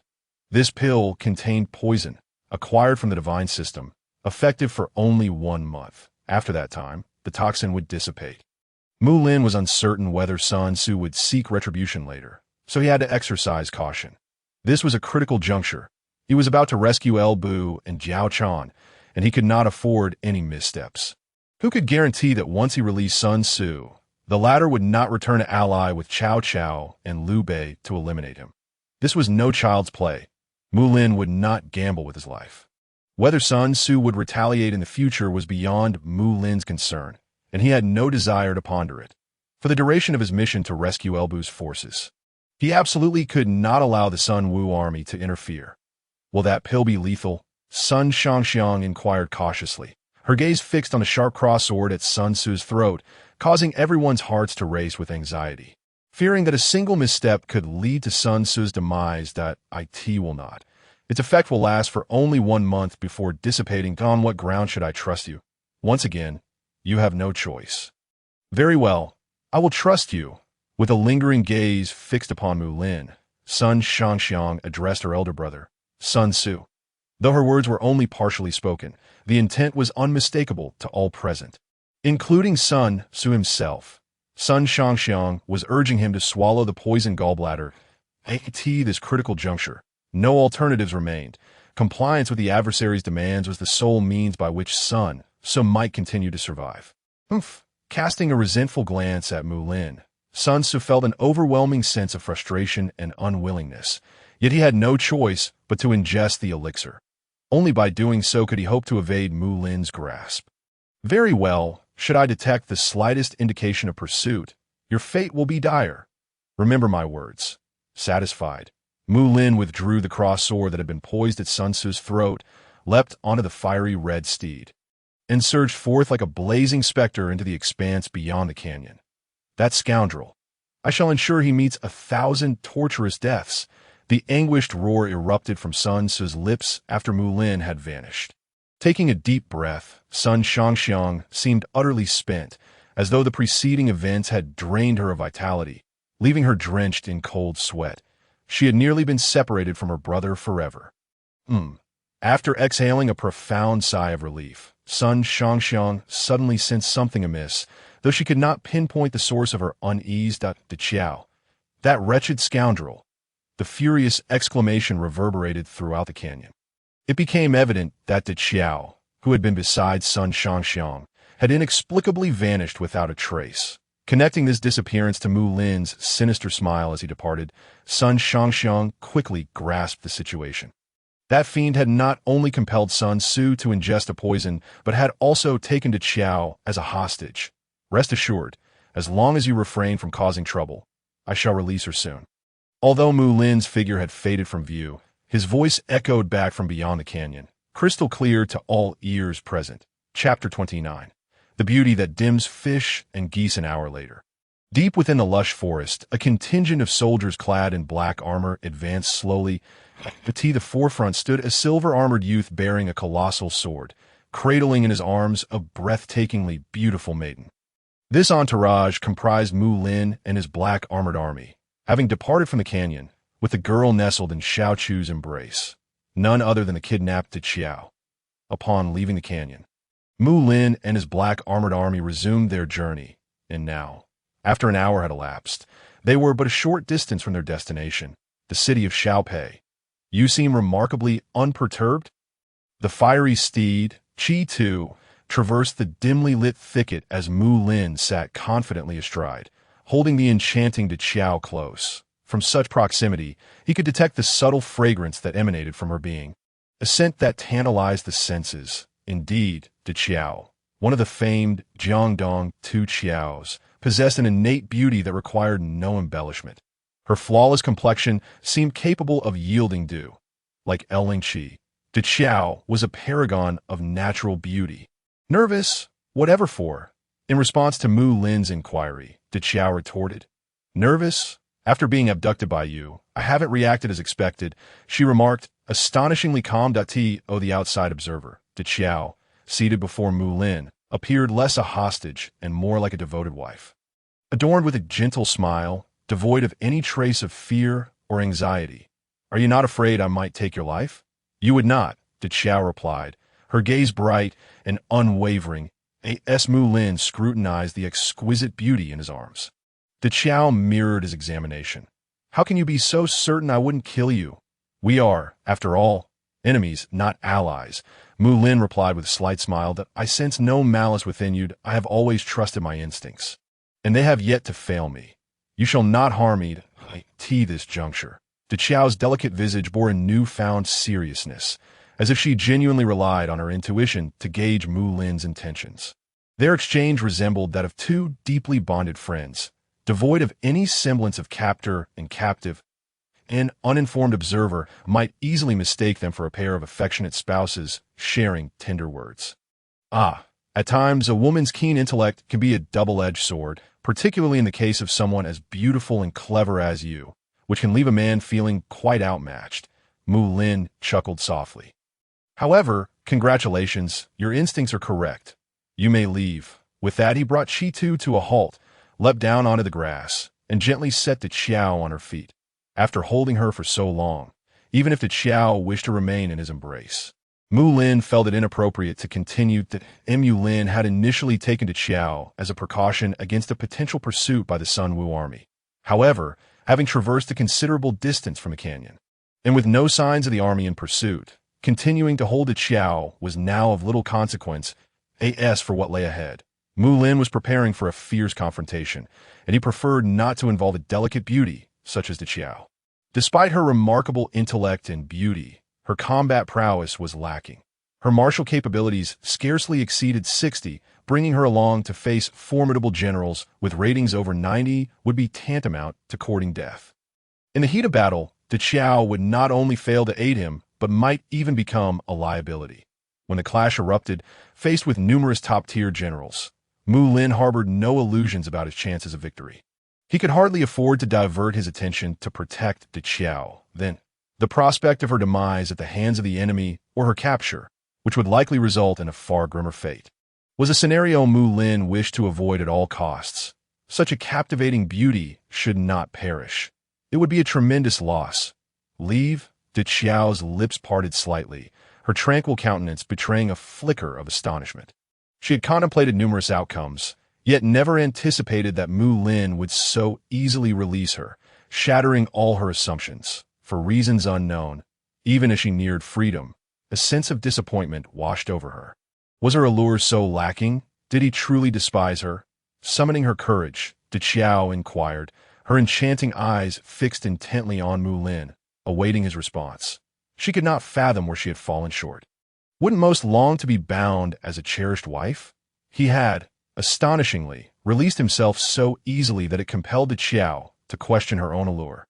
During her time in Jiangdong, she was celebrated for her exceptional beauty, possessing a visage that could make fish sink and birds fall, acclaimed as one of the two Xiaos of Jiangdong. This signified that within the entire Jiangdong region, she was among the most exquisite of women. With admirers capable of forming an army, the Xiao had always believed that her charm was irresistible. Yet today, you jest, with such beauty, it is unlikely that one could find many men who dislike you. Mulin spoke the truth. Indeed, in terms of the Xiao's appearance, there were indeed few who could withstand her allure. Her beauty had reached an extraordinary level, at least in terms of looks. Mulin could not identify anyone more beautiful than the Xiao. Not even Lingqi, who merely matched her in splendor. If you do not despise me, then why? Upon hearing Mulin's words, the Xiao finally felt a sense of relief. It appeared her charm still held sway. Yet at the same time, it sparked confusion within her. If this fellow did not harbor disdain for her, why then had he let her go so easily? Gazing at the Xiao, whose brow was slightly furrowed, Mulin was taken aback. He wondered if he was mistaken, for from the Xiao's beautiful eyes, he thought he detected a hint of melancholy. Had he unwittingly offended her? It seemed he had done nothing to wrong her, unless it was because he had held her earlier. Observing her demeanor, it appeared she wished for him to grasp her once more. Chapter 30. Farewell, why? This was rather obvious. My purpose in coming here was to rescue El Bu, and I believe you are aware of the current state of Xiao Pi City. My venture is fraught with peril. And if I do not release you, would you have me take you along to face death? Looking at the Xiao in bewilderment, Mulin had just been praising her intelligence, yet now she seemed to falter. Failing to grasp such a plain reason, the Xiao's delicate lips parted slightly, a flush of embarrassment spreading across her charming face as she chastised herself internally. Oh, the Xiao, usually so astute, yet you fumble at a critical moment. Forgetting something so simple. My image in his heart is surely crumbling. It turned out that the reason he let her leave was not due to a lack of affection, but rather concern for her safety. Indeed, if Mulin was to rescue El Bu, he would face formidable opponents, the finest generals under Liu Bei and Cao Cao, and not just one or two. In such circumstances, bringing her along would be akin to sending her to her doom. Although her combat prowess was not insignificant, It was relative that on an ordinary battlefield, Diao's strength of 53 was indeed commendable, capable of dispatching hundreds of soldiers with ease. Such combat ability was certainly worthy of a commander. However, the battlefield Mulin was about to join was far from ordinary, and the generals he was to confront were anything but average, each possessing martial prowess exceeding 90 in the presence of such elite warriors. Diao's 53 points would surely be rendered inconsequential. For the first time, Diao felt herself to be a burden in her past campaigns alongside the Sun Wu army, although she could not contend with the main enemy generals. Dealing with ordinary warriors posed no challenge, and even if she were to falter, she possessed sufficient means for self-preservation. Yet now, perhaps if her strength were a bit greater, Mulin would not have chosen to let her go. A peculiar thought inexplicably arose into Qiao's mind. What are you thinking, Diao? He has released you. Should you not feel joy? This way, you can return to Eastern Wu. Why grieve? It is utterly perplexing. Shaking her head, Diao gazed at Mulin. You truly intend to let me leave? Her words were laden with ambiguity, making it difficult to discern whether she sought confirmation of his intent or was waiting for him to urge her to stay. Perhaps even Diao herself was unaware that, as she uttered those words, a flicker of anticipation surged within her, yearning for Mulin to utter a plea for her to remain. Just a single word. That might be enough for her to stay. Naturally, Mulin's series of actions left him somewhat baffled. It was understandable, for he was preoccupied with the situation in Xiao Pi City. Had his mind not been so focused on that impending battle, he might have noticed Diao's subtle unease. Unfortunately, at that moment, Mulin was oblivious to it, unaware that Diao secretly hoped to remain rather than return to Jiangdong. That, of course, Diao was unaware that Mulin's previous display of confusion was merely a fade. In truth, he too harbored his own dilemmas. He was not dim-witted and could grasp the underlying meaning in her words. Yet, even with that awareness, Mulin would still not choose to take Diao along. The battles ahead were no trifling matter, and he would not wish to witness a peerless beauty perish so easily that I hope you do not regret this. Mulin's response ultimately left Diao disheartened. He did not retain her. Gritting her teeth, Diao huffed coldly and turned away, departing from the scene, sighing deeply as he watched her enchanting figure recede into the distance. Mulin felt a twinge of melancholy. I merely wish to spare you from accompanying me to death. If I can survive this battle, well, survival first, that if I meet my end in Xiao Pi, then all would be for naught. From the onset, Mulin understood the perilous nature of this conflict, yet he did not shy away. Despite its dangers, the potential rewards were immense. If he could endure this battle, the points he would earn would be substantial. Casting a glance back at the black armored army behind him, Mulin had faith in their strength. This contingent of 10,000 black armored soldiers was destined to fall in Xiao Pi, a fact Mulin had considered from the very beginning. Their purpose was to sacrifice themselves to aid him in acquiring points. Thankfully, these 10,000 soldiers were devoid of life and consciousness. Mere puppets. Had they been flesh and blood men, Mulin would likely have chosen differently. In essence, these 10,000 soldiers would not abandon the battlefield in Xiao Pi until the very moment of their demise.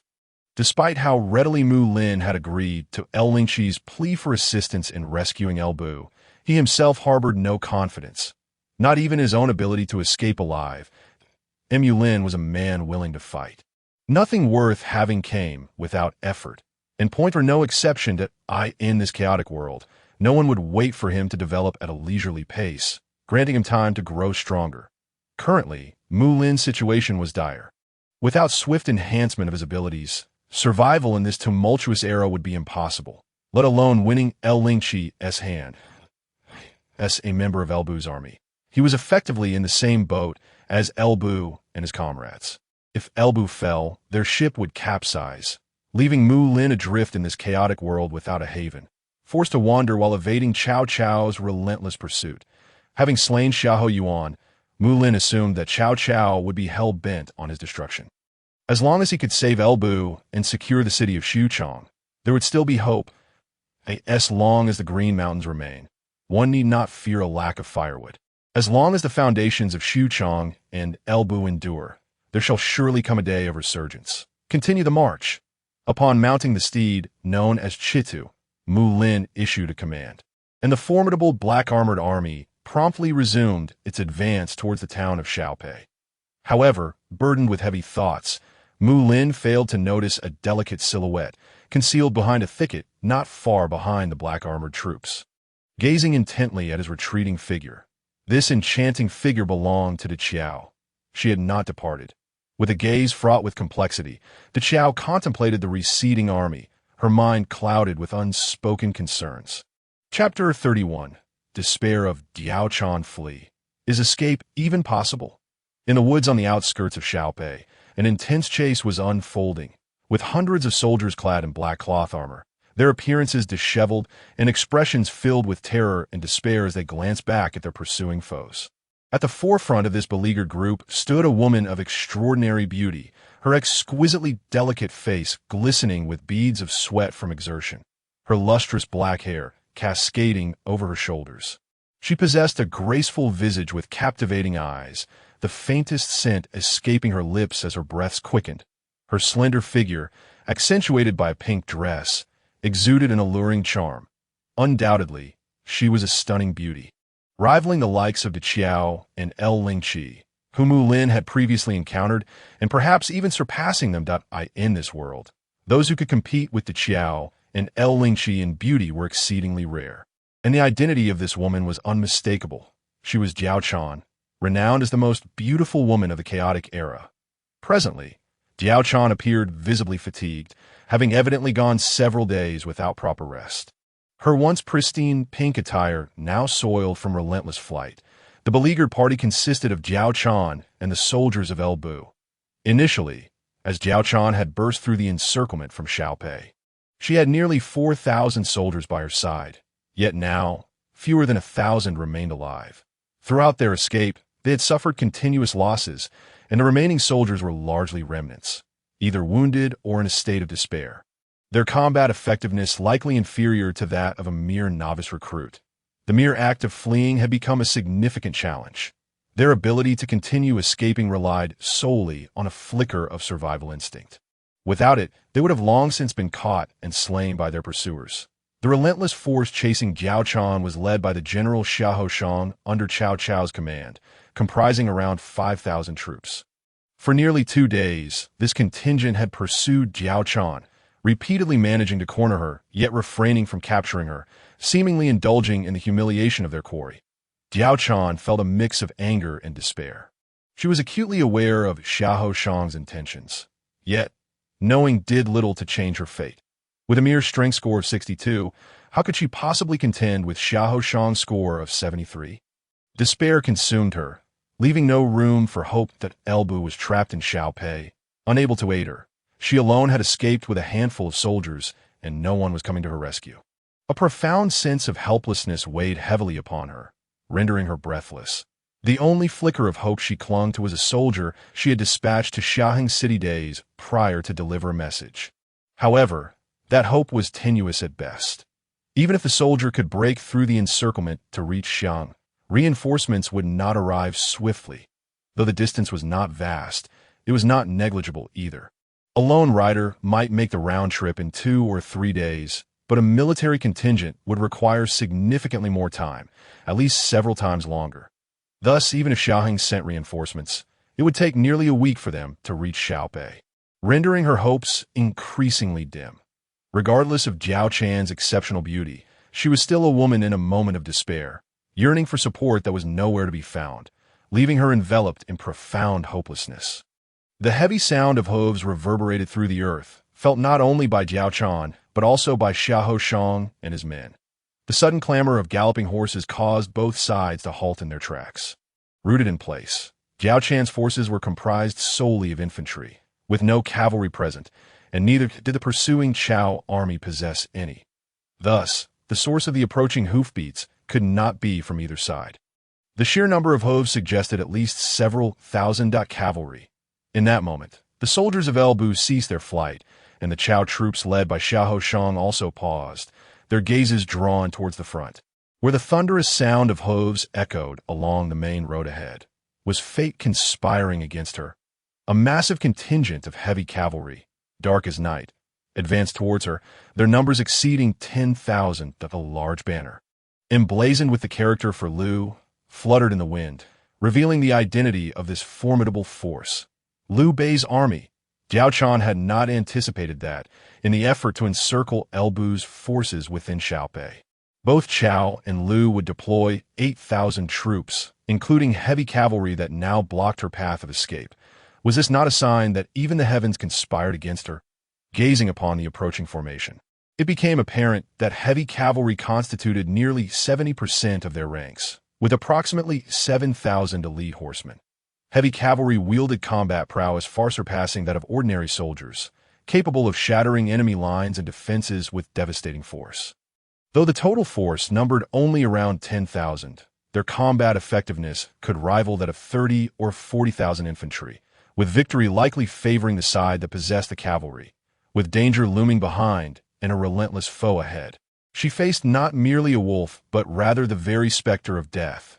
Scythe in hand, this moment, Diao Chan felt a wave of dizziness enveloping her mind, the immense weight of despair nearly rendering her unconscious. If there had been a flicker of hope for escape earlier, now all that resided within her heart was an abyss of hopelessness, powerlessness, and desolation. Presently, she found herself as the sole warrior with a combat strength of 62, surrounded by merely a few hundred remnants of Elbu's soldiers, all of whom were battered and weary, while even the rear forces led by Xiahou Yuan could easily annihilate them to make matters worse. A cavalry unit of over 10,000 enemy troops was stationed not far ahead. Under such circumstances, both she and the surrounding soldiers of Elbu were undoubtedly doomed. Who would have thought I would encounter the reinforcements of Liu Bei's army here? Ha ha! Xiahou Yuan cackled, his gaze towards Diao Chan imbued with mockery. Beautiful lady, why aren't you running? Go on, flee. The sarcasm in his words was painfully sharp, and the heaving of Diao Chan's chest nearly brought her to the brink of coughing up blood. Her silver teeth clenched tightly, yet she found herself utterly incapable of retorting. In such a dire situation, where could she possibly flee? Such a stunning beauty, even more exquisite than Qiao, was none other than Diao Chan. As Diao Chan stood before the disguised soldiers of Liu Bei's army, Mulin couldn't help but take a sharp breath. Upon seeing Diao Chan, even he, who prided himself on resisting the allure of beauty, was struck by her astonishing grace. After having encountered Lingqi and Qiao, Mulin had almost deemed them the most beautiful women in the world, but upon gazing at Diao Chan, he realized that there existed women even fairer than Qiao and Lingqi. Despite her disheveled appearance, Mulin recognized her at a glance. Her image was nearly identical to that of Diao Chan from the game Dynasty Warriors. Chapter 32. Who claims to be your ally? Countless black-armored cavalrymen completely sealed off the escape route for Diao Chan and the soldiers of Elbu. Ahead lay a blockade of 10,000 black-armored cavalrymen from Liu Bei's army, while 5,000 pursuing soldiers from Cao Cao's forces encircled them from the rear, leaving Diao Chan and her comrades with no possibility of escape. I am Xiahou Yuan, a general under Cao Cao's banner. I am immensely grateful to the allies of Liu Bei's army for intercepting these fleeing soldiers of Elbu. Liu Bei's army and Cao Cao's forces were hardly allies. They were, in fact, enemies. This temporary alliance had merely arisen out of mutual interest to jointly eliminate Elbu's forces. Xiahou Yuan was not particularly familiar with Liu Bei's troops, and upon seeing the banners of Liu Bei's army among the black-armored soldiers, he mistakenly took Mulin and his group for reinforcements arriving to support Liu Bei. His expression of gratitude towards Mulin and the others was merely a formality. In truth, even without the 1,000 heavy cavalry from Liu Bei's army, Xiahou Yuan could easily capture Diao Chan. However, as a temporary ally, he felt obliged to show some courtesy.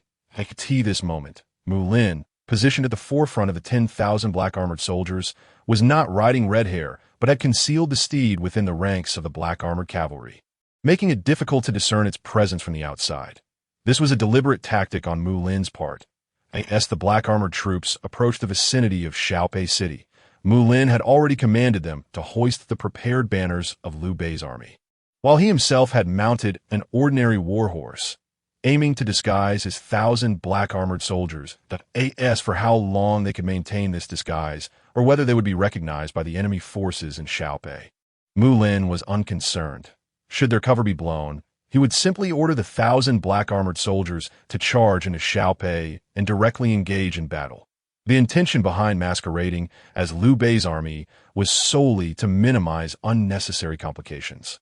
If they could deceive the enemy, it would be fortuitous, but if not, it was of little consequence. From atop his warhorse, Mulin gazed at the forlorn figure not far from him, a wave of pity swelling within him. At that moment, Diao Chan appeared akin to a lamb ensnared by a pack of wolves, helpless and heart-wrenching, utterly incapable of resisting the formidable enemy forces arrayed against her.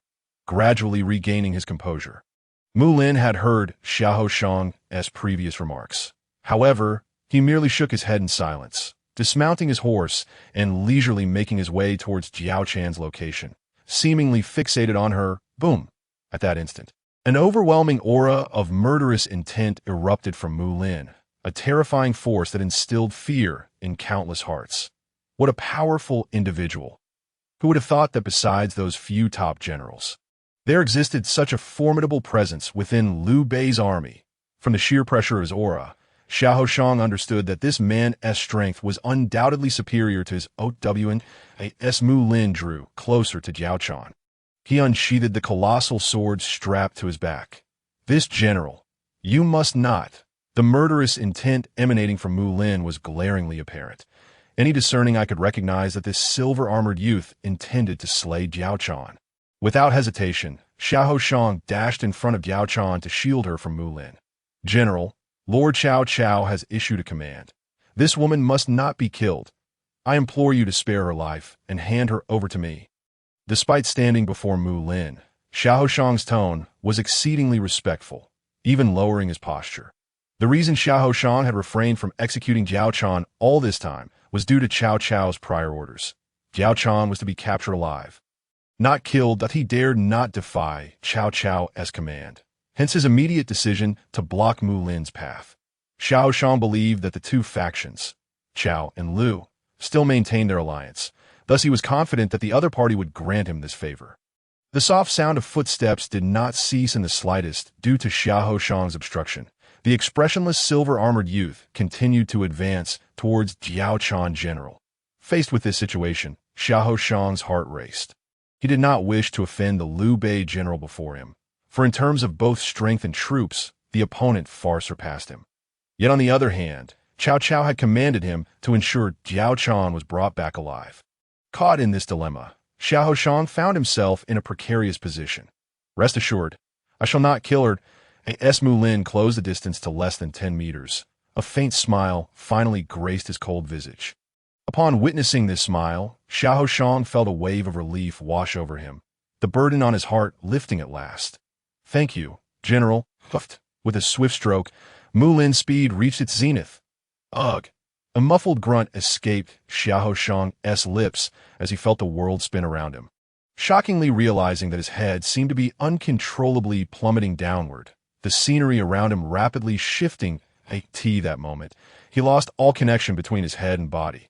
Until his last breath, Xiahou Yuan could not comprehend how he had met his demise.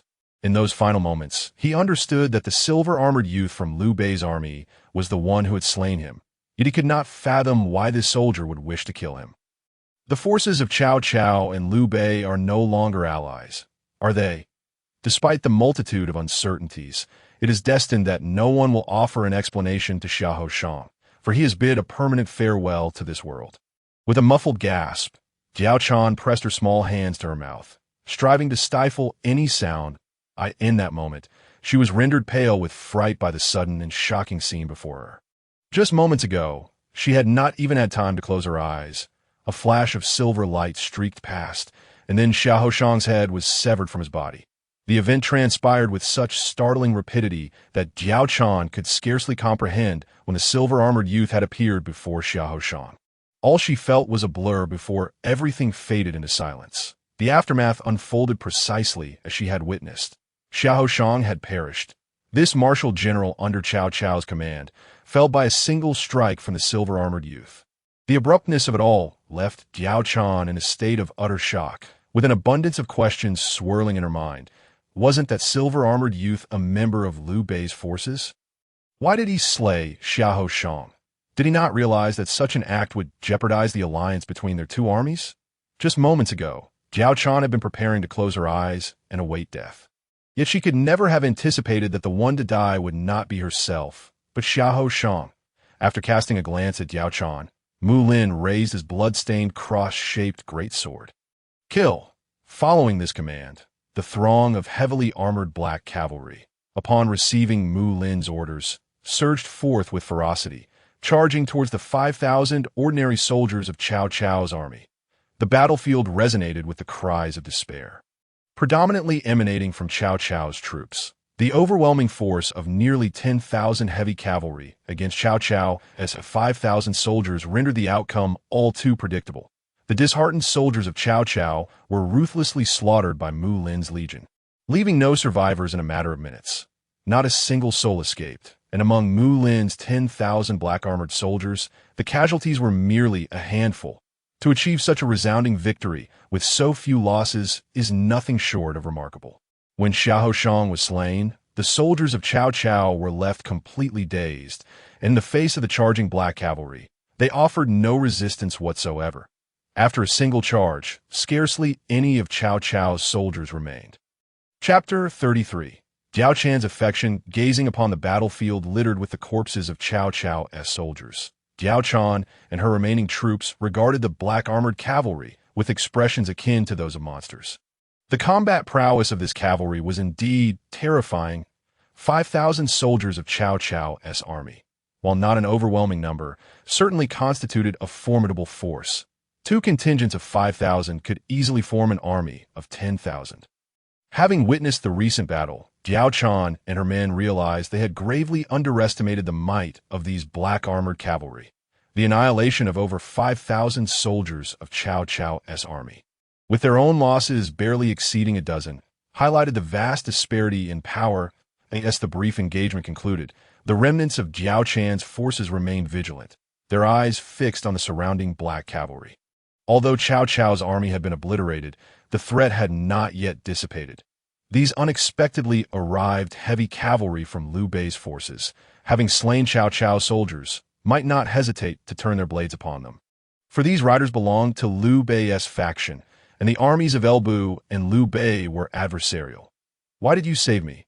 Unlike her soldiers, Diao Chan regarded Mulin with eyes devoid of fear or wariness, filled instead with profound curiosity. During the outbreak of combat, she had keenly observed that from the very outset, the black-armored cavalry had only targeted the soldiers of Cao Cao, leaving her remaining troops unharmed. My lady Diao Chan, General Mulin is indeed the reinforcements I brought from Xia Pi city. We are saved. Lord Elbu is also safe. An excited voice rang out from among the black-armored cavalry. As a young soldier, sent by Lingqi to guide Mulin, approached Diao Chan, kneeling before her in fervent relief. I end this endeavor. He had accomplished his mission, breaking through the encirclement of the enemy at Xia Pi city and leading the reinforcements from Xia Pi city to their aid. This soldier was the very one Diao Chan had dispatched to summon reinforcements. Upon returning to Xia Pi city, he had been tasked by Lingqi to guide Mulin and his black-armored forces. Recognizing him, Diao Chan felt a weight lift from her chest. Not only she, but also the hundreds of weary soldiers under her command, sighed in relief upon the appearance of this informant. The tension that had gripped their spirits began to dissipate, and some, utterly exhausted, collapsed onto the grass, succumbing to sleep. These battle-weary soldiers had not rested for several days, and their bodies, long under the strain of heightened alertness, were now overwhelmed by a wave of drowsiness, causing many to fall into a deep slumber. Reinforcements? How could such a beautiful visage display such astonishment? I never imagined that this formidable contingent of heavy cavalry was indeed reinforcements from Xia Pi city. When did Xia Pi city acquire such an elite cavalry force? I have never heard of it. Lieutenant? Since when did Lingqi have a lieutenant? How was I unaware of this? It is not surprising that Diao Chan would be taken aback. As a marshal general of Xia Pi city, she naturally possesses a certain understanding of Lingqi. Lingqi has lofty aspirations, and many aspire to become her subordinate, including numerous formidable generals. Yet, Lingqi has never regarded any of them with favor. Renowned for her solitary nature, she has consistently led her campaigns independently, without a deputy by her side. Thus, it is entirely understandable that Diao Chan would be astonished upon hearing the silver-armored youth proclaim himself as Lingqi's deputy. The situation unfolded as follows. With a wry smile, Mulin recognized that an explanation was inevitable. He proceeded to recount to Diao Chan the entire narrative that he and Lingqi had concocted. This included details of his past as the leader of Lingqi's private army and his recent utilization by her, elements that had been meticulously discussed between them. Only the heavens, the earth. He and Lingqi were privy to the truth, while others remained oblivious to the fact that this was merely a fabricated identity bestowed upon him by Lingqi. Even Lingqi herself was unaware of Mulin's true identity. Furthermore, Mulin elaborated on the 10,000 black-armored heavy cavalry, explaining that these elite troops, cultivated secretly by Lingqi over the years, were private forces, only recently coming to light after being concealed from public knowledge. Diao Chan harbored no doubts regarding Mulin's explanation, as he presented his case with logic and substantiation, leaving little room for skepticism. Most importantly, Mulin had no incentive to deceive her. Any falsehood would yield him no benefit. Upon learning of Mulin's identity, Diao Chan's demeanor towards him grew increasingly warm. What girl does not harbor romantic notions? Despite being lauded as the most beautiful woman of the tumultuous era, a goddess in the hearts of many, Diao Chan remained a woman at her core. As such, she could not escape the commonality of romantic longing. In her moments of despair, she often fantasized about a man appearing to shield her from life's tempests, clearing all her tribulations. During the days when she was pursued and humiliated by Xiahou Yuan, she yearned for a savior to deliver her from her plight. Now, her wish had come to fruition. The man, akin to a celestial being, had truly arrived. Mulin's appearance and demeanor mirrored her ideal vision of a protector. But to her most desperate hour, this man emerged, decisively vanquishing the one who had shamed her, effortlessly annihilating the pursuing forces of Cao, thus rescuing her from the jaws of despair. Such scenes stirred a flutter within Diao Chan's heart, which had long remained untouched. The trope of a hero rescuing a damsel, though used countless times, remains an undeniably effective means of captivating a woman's affection. While it may not instantaneously kindle love, it can certainly foster a sense of goodwill. Diao Chan may not have fallen for Mulin outright, yet her fondness for him had undeniably begun to blossom, perhaps even evolving into something deeper in the future. This augured well for what lay ahead. Chapter 34. The Battle of Xia Pi within the confines of Xia Pi City. A cataclysmic battle raged on, having persisted for several days without any sign of abatement. Four factions were embroiled in this conflict: the Elbu army, the Cao army, the Liu Bei army, and the Tao Qian army.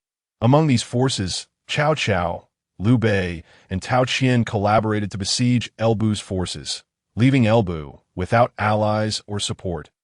As the inferno of war consumed Xia Pi City, lives were lost in droves. Amidst the throngs of adversaries, 5 bloodied figures found themselves encircled at the center of the fray, their forms stained crimson with the blood of their foes, rendering their identities nearly indistinguishable. These 5 figures were Elbu, Zhang Liao, Gao Shun, Wei Su, and Ho Cheng. Presently, these 5 remained as the last vestiges of Elbu's generals, the remainder having perished at the hands of the enemy.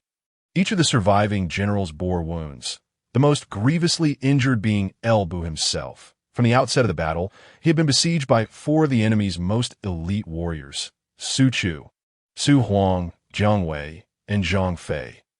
Among them, Zhang Fei stood out as the most formidable, boasting an astounding combat prowess of 98, closely followed by Su Chu at 97, even the least powerful among them. Su Huang and Jiang Wei achieved a commendable strength of 90. Yet, astonishingly, despite their relentless assault over the course of several days, these 4 elite warriors had been unable to subdue Elbu, though Elbu appeared gravely injured. Zhang Fei and his companions bore their own severe wounds. Engaged in combat with 4 top-tier warriors, Elbu had not only managed to hold his ground, but had also inflicted significant injuries upon his assailants. justifying his reputation as a demigod of the battlefield. It is worth noting that Zhang Fei and Su Chu are among the most powerful combatants in this chaotic era, elite warriors whose prowess is rarely matched. Despite their combined efforts, while they had managed to injure Elbu, they too had sustained considerable harm. To date, the battle between the four and Elbu remained evenly matched. Neither side had gained a decisive advantage. However, a single battle does not determine the outcome of a war. While Elbu was indeed holding his own against the four elite adversaries, the situation for his remaining generals was far more dire. Particularly for Zhang Liao, with a combat strength of 92, he found himself besieged by the top-tier warriors Wei Yin and Xiahou Dun. Lacking Elbu's exceptional strength, he was unable to withstand the onslaught from these two formidable foes. Thus, Zhang Liao soon exhibited signs of defeat, having been under attack for several days, and he was nearing his breaking point. The circumstances for the other generals, such as Gao Shan, were equally grim in terms of martial prowess. Elbu's forces were at a stark disadvantage. Aside from Elbu, who could contend with the four elite warriors, the remaining generals were no match for the coalition of Lu and Chao. If no unforeseen events transpired, the downfall of Zhang Liao and Gao Shan appeared inevitable. As for the soldiers, Elbu's army found themselves utterly overwhelmed. The Tao Qian army alone boasted over 20,000 troops within Xia Pi city, while the Lu and Chao coalition amassed a staggering 70,000. When these three factions united, their combined force approached a total of 100,000 soldiers. In stark contrast, Elbu's army consisted of only 20 to 30,000 men, rendering them no match for the coalition's overwhelming numbers. As the battle progressed, Elbu's approximately 30,000 soldiers were nearly annihilated, leaving fewer than 2,000 remaining on the battlefield. After days of relentless combat, Elbu's forces had suffered losses of nearly 20 to 30,000 soldiers. While the enemy had also incurred casualties, their vast numbers rendered them unperturbed by the prospect of prolonged conflict. With 100,000 soldiers at their disposal, they could afford to sustain significant losses in pursuit of their goal to eradicate Elbu's army, regardless of the steep price they might pay. A thunderous crash reverberated through the air as Zhang Liao, who had been grappling with two of the enemy's elite generals for days, finally succumbed to defeat. A spurt of blood erupted, and Zhang Liao was sent flying, leaving behind a long trail of crimson on the ground. With a martial prowess rated at 92, he could engage top generals such as Wei Yin and Xiahou Dun for several days. A feat commendable in its own right. Yet alas, two fists ultimately could not contend with four hands. Unlike Elbu, who could hold his own against four elite warriors, Zhang Liao could not. Feeling the grave injuries within him, he desperately attempted to rise, but before he could fully lift himself, two glinting weapons were placed against his neck, poised to claim his life at the slightest movement. Defeated, observing the battle unfold, Zhang Liao sighed inwardly. The outcome of this confrontation was already sealed. Elbu's forces were in disarray, with over half the commanders perished and the soldiers nearly annihilated. Outside the city of Xia Pi, in the dense woods, a formidable army clad in black armor had appeared, concealed by the trees, unbeknownst to the sentinels of Xia Pi. General Mulin, must you truly deny me the chance to accompany you? A timid voice emerged from Diao Chan, tinged with anticipation and a hint of pleading, hoping for Mulin's acquiescence to allow her to join him. Initially, Diao Chan had intended to follow Mulin into Xia Pi to rescue Elbu and Zhang Liao. But without a moment's hesitation, Mulin had outright refused, leaving no room for counterargument, which left her feeling rather helpless at the tea present. Entering Xia Pi was not particularly difficult, yet escaping was an entirely different challenge. My refusal is not solely due to concerns for your safety. I have my own objectives as well. Shortly, I will entrust you with 500 heavy cavalry. Your task is to wait. Wait here. Await the return of Lord Elbu and his companions. Once they emerge, you shall escort them from Xia Pi with your cavalry. This is your mission to do not underestimate it simply because it does not involve direct confrontation with the enemy. Glancing at Diao Chan, Mulin spoke with a calm demeanor, aware of her desire to fight alongside him and her wish to not be a mere ornament.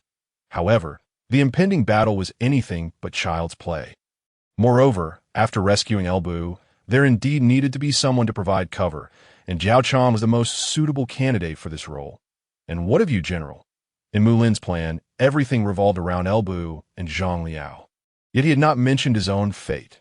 Diao Chan's concern extended beyond Elbu and Zhang Liao. She was equally worried for Mulin. What would happen to him once Elbu and the others were rescued? Faced with countless enemies and formidable generals, how would Mulin manage to escape? It was known that within Xiao Pi, the enemy had 6 or 7 top-tier generals. Such a lineup could easily overwhelm even Elbu, whose prowess was rated at 100. How could Mulin possibly surpass Elbu? The thought tightened Diao Chan's heart, and she suddenly considered a terrifying possibility, that Mulin had set out with the resolve to embrace death from the very beginning, which was why he had not mentioned any escape plan, as he had never contemplated fleeing. No, I must go too. For reasons unknown, Diao Chan found herself throwing a small tantrum. Even she was perplexed by her own behavior. All she knew was that she did not wish for Mulin to perish. Aware of her own limited strength and its inability to affect the battlefield, she still yearned to stay by Mulin's side, hoping to save him in times of peril. I said no, absolutely not. Remember, this is a battlefield. Everything is under my command. This is not a place for your whims. At this moment, Mulin was indeed a little irked. What can you accomplish by coming with me? To put it bluntly, I might have a chance to survive alone, but if you accompany me, we shall both perish within. Mulin was baffled by Diao Chan's sudden change of heart. They had previously reached an agreement, yet now, at such a critical juncture, she was backtracking. Time was of the essence, and any hesitation could further endanger Elbu and his comrades. This was not the time for folly. Faced with Diao Chan's insistence to join him, Mulin could only respond with anger. For the first time, Diao Chan felt utterly aggrieved. Chapter 35. The Breach General, I understand. After being reprimanded by Mulin, Diao Chan felt a swell of grievance. Yet she recognized that this was not the moment for her to sulk. She could only silently pray for Mulin's safe return, for the man who had saved her life. I apologize, my words were perhaps too harsh to this moment. Mulin realized his earlier tone had been somewhat severe. Regardless of her persistence, Diao Chan was still a woman, and her concerns stemmed from genuine worry for her own safety. It is nothing, General. I do not mind. I only wish for your safe return. Shaking her head, Diao Chan truly did not care about the harsh words. Her sole wish was for Mulin's safe return, which constituted her greatest desire. Rest assured, smiling, Mulin mounted his steed, the red hair. Soldiers, he my command. Yes, the 10,000 black-armored soldiers responded in unison. Once the city gate is breached, charge forth. Understood. Groups of heavy cavalry stood in formation, their gaze fixed intently upon the distant gates of Xiao Pi, ready to charge the moment the gates fell. With the orders given, Mulin no longer hesitated and spurred his steed straight toward Xiao Pi. His target was the city gate. Look, something approaches rapidly. Is that a person? Where? Not long after Mulin dashed out of the woods, he was spotted by the sentinels atop the walls of Xiao Pi. Alerted by their warning, many soldiers on the walls turned their gaze towards the distance that on the ground not far from Xiao Pi, a fiery red figure was swiftly closing in. Not good. We are under attack. A vigilant soldier on the wall observed the shadow, racing towards Xiao Pi with alarm. It was a fiery red warhorse, and atop it sat a youth clad in silver armor, wielding a massive sword. Ha ha! What was initially a grave matter turned into laughter among the soldiers upon hearing the alarm. New recruit, don't be so tense. Look closely. It's just one person. One person does not constitute an attack. An older veteran clapped the new recruit on the shoulder, amusement flickering in his eyes. But he is approaching the city gate. Should we not report to the captain? The new recruit, blushing and pale from the teasing, was just a fresh arrival in the army, nowhere near as composed as the seasoned veterans. Fool! The veteran swiftly delivered a light smack to the recruit's head. The 4 gates of Xiao Pi are forged from rare steel. Even if he had an army of 10,000, he could not breach them. Without specialized siege equipment, it is but a delusion to think he can break through. What the veteran articulated resonated with the thoughts of many soldiers present. The words of the veteran left the new recruit momentarily stunned, but soon he regained his composure. If what the veteran had said were true, and the opponent charged in alone, there was indeed nothing to be overly concerned about. Perhaps he had overreacted to in truth. The group of veterans had not mentioned that there was another method to breach the city gate, by using a unique skill to force it open. However, the individual unleashing such a skill would need to possess a combat strength exceeding 90. That is, be a top-tier general. Only a top-tier general could invoke a unique skill capable of wreaking havoc and thereby shattering the city gate. Yet how many top-tier generals existed in this world? Which of them was not a figure of great renown? The soldiers were well aware of the top-tier generals in this realm, and the figure charging towards the city gate, Mulin, was evidently not among them. As long as one was not a top-tier general and possessed no siege weaponry, how could they possibly hope to breach the city gate? It was precisely for this reason that the soldiers on the wall regarded the unfolding events with disdainful laughter. Utterly unconcerned, each soldier seemed to observe the rapidly approaching Mulin as one would a mere jester, relishing the spectacle. Prepare for the show. The pig is about to crash into the wall. Ha ha! The words of the soldier elicited another round of raucous laughter from the troops on the wall. The pitiful man. The jeers and scorn from the soldiers atop the wall were palpable to Mulin. Yet he merely smirked in response. Unperturbed, that I hope you can continue to laugh, he thought with a sinister grin as he neared the city gate. Merely a few meters away, Mulin sprang from his horse, leaping high into the air. Unique skill? Ink slash, a massive sword, as dark as ink, was raised high above him, a surge of violent energy rapidly coalescing atop the cross-shaped blade. Slash, he uttered, and the ink-black sword light surged forth, aimed directly at the city gate of Xia Pi. Boom! The earth-shattering roar erupted at that moment.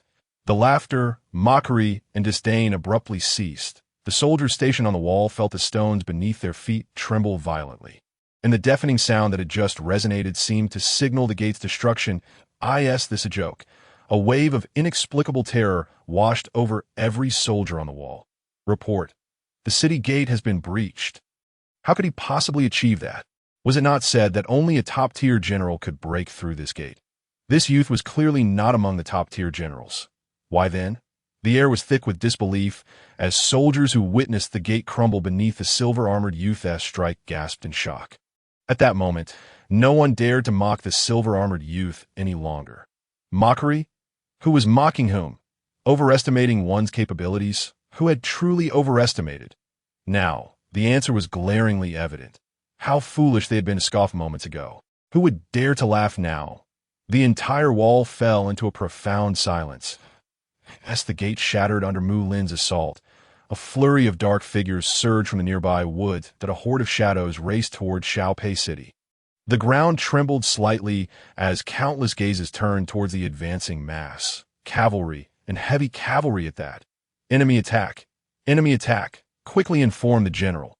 Inform your grandmother. Did you not just say there was no need to notify anyone? Did you not just claim that the enemy could not breach the gate? What use is it to notify now? Hurry up and grab your weapons and prepare for battle. Boom! In that instant, the soldiers atop the city wall were thrown into utter chaos. Chapter 36. One man holds the pass. 10,000 cannot open at the thunderous noise of the city gate drew the attention of countless individuals within Xia Pi City. Those who had been engaged in battle turned their gazes towards the city gate. Bang! Just as everyone looked towards the gate, a blood-red light shot skyward. Was it a person? On the battlefield, there were many powerful figures whose eyesight surpassed that of ordinary men. Even from hundreds of meters away, they could clearly discern what the crimson light concealed. It was a young man clad in silver armor, wielding an enormous cross-shaped sword. At that moment, many in Xia Pi City were captivated by the blood-red light soaring into the heavens. And a singular question filled their minds. Who was the person enveloped in that sanguine glow? Xiahou Dun. Weigh in. Get out of the way! A furious roar erupted from Su Chu, who was engaged in battle with Elbu not far off. His deep voice reverberated across the battlefield, startling both Xiahou Dun and Wei Yin, who had been observing the scene. Just as Su Chu's warning rang out, an overwhelming aura of danger descended upon them, sending chills down their spines that a visceral sense of impending doom enveloped them, and without a second thought, they hastily withdrew their weapons from Zhang Liao's neck, retreating in disarray. Boom! The blood-red light came crashing down just as Wei Yin and Xiahou Dun had not fully retreated. Puff! Both Xiahou Dun and Wei Yin were struck simultaneously by the sanguine light, blood spewing from their mouths as their faces turned pale in an instant. Bang! Bang! The tremendous force sent their bodies hurtling through the air, leaving behind gruesome trails of blood across the ground as they flew hundreds of meters away. One strike. Xiahou Dun defeated. Wei Yin defeated. Those present collectively gasped in shock, although the blow had elements of surprise. It was undeniable that the opponent's power was terrifying. Who were Xiahou Dun and Wei Yin? Both possessed combat strengths exceeding 90, their reflexes and abilities far superior to those of ordinary generals. Yet, despite this, they had been unable to react in time. Had it not been for Su Chu's timely warning, they might not have escaped with mere injuries and could very well have perished under that assault. With that thought, a profound sense of dread enveloped the hearts of many. If that silver-armored youth were to come for them, would they even have time to react? It was worth noting that very few individuals present boasted combat strengths of 90, let alone that there were hardly any with strengths exceeding 80. If even Xiahou Dun and Wei Yin, with their combat strengths of 90, could not evade, what chance did they have? The realization rendered all silent. What a joke! If even those with 90 combat strength could not react, how could those with strengths of 60 or 70 possibly do so? Who are you? Lying next to the silver-armored youth, Zhang Liao could clearly discern Mulin's visage. He was a young man, barely 18 or 19, handsome in appearance, though not particularly muscular, yet remarkably upright. Zhang Liao acknowledged that this youth was indeed exceptional, with no flaws in his looks, demeanor, or prowess. However, Zhang Liao was certain he did not recognize him. Why is he rescuing me?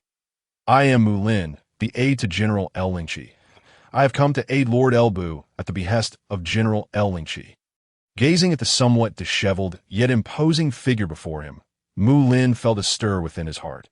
This was none other than his future father-in-law, the formidable, ghostly warrior Elbu, though currently injured. It did nothing to diminish his commanding presence. Adorned with a trident-shaped purple and gold crown and wielding a nearly 3-meter-long Fangtian Huaji, his demeanor exuded an air of authority that seemed to declare that one could never expect to see a smile upon his countenance. Reinforcements? Zhang Liao was momentarily taken aback, only to be enveloped by a wave of elation as he realized that the silver-armored youth before him was indeed the reinforcements from Xia Pi. If that were the case, then his earlier act of saving him suddenly made sense. Lingqi has a deputy.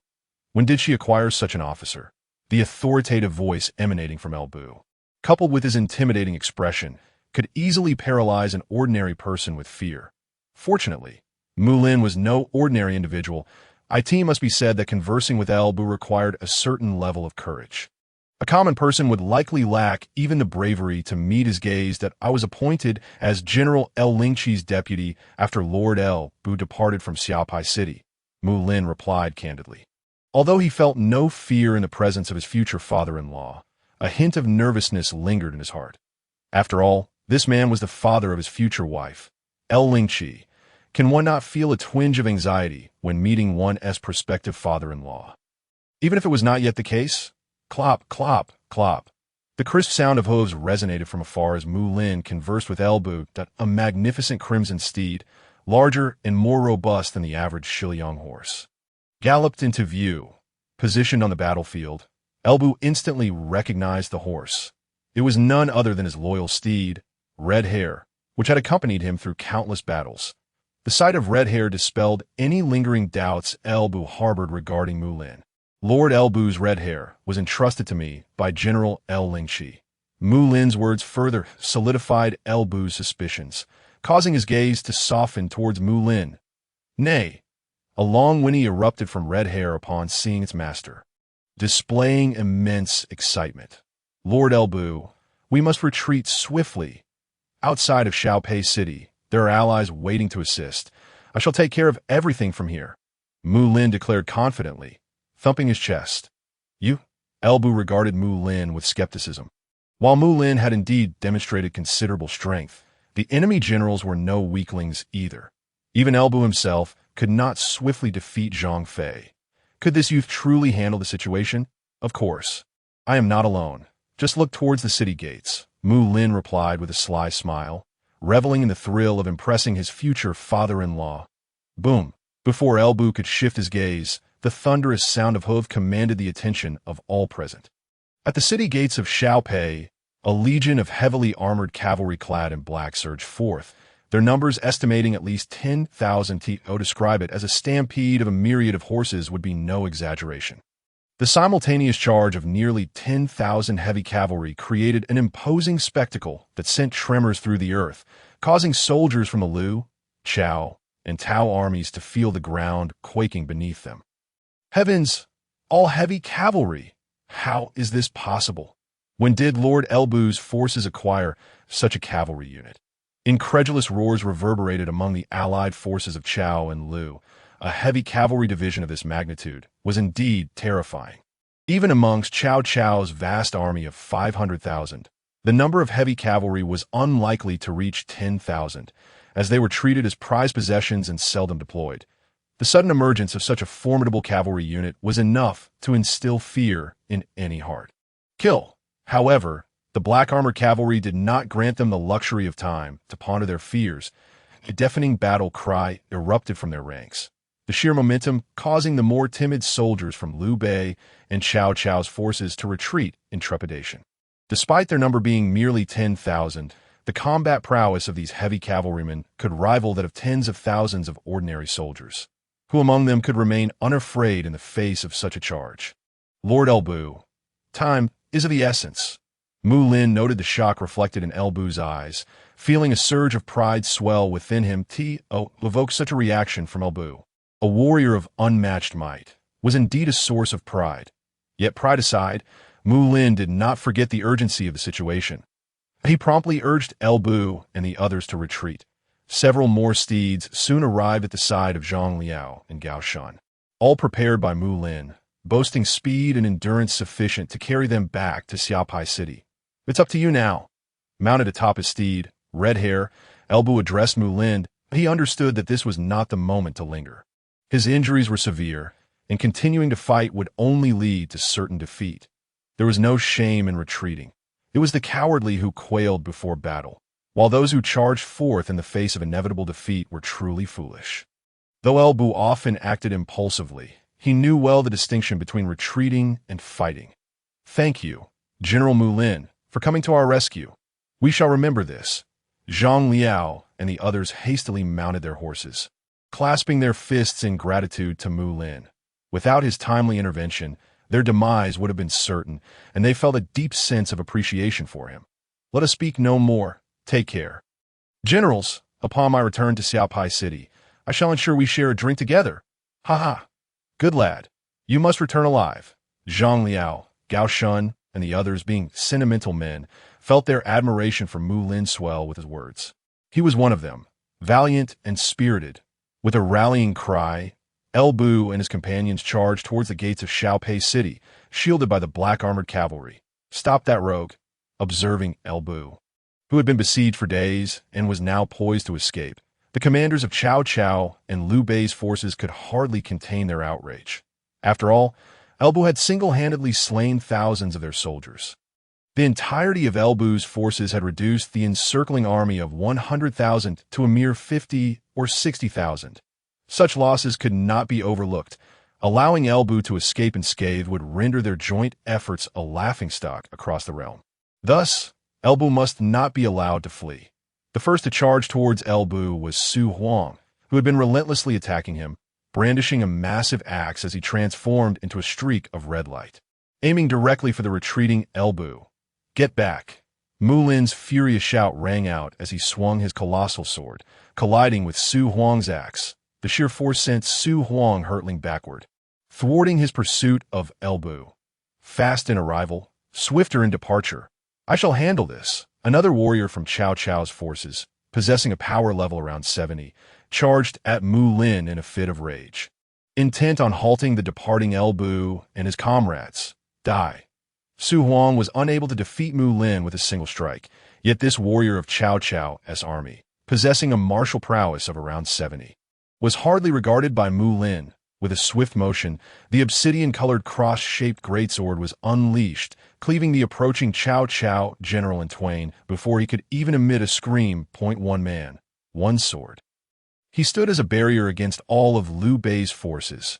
The bloody cross-shaped greatsword served as a warning to all present. Those who sought to pursue Liu Bei would first have to contend with Mulin. Boom! The black blade was thrust into the earth as Mulin cast a cold gaze over the assembly. Who wishes to meet their demise? Come forth if you dare. Chapter 37. Cayenne.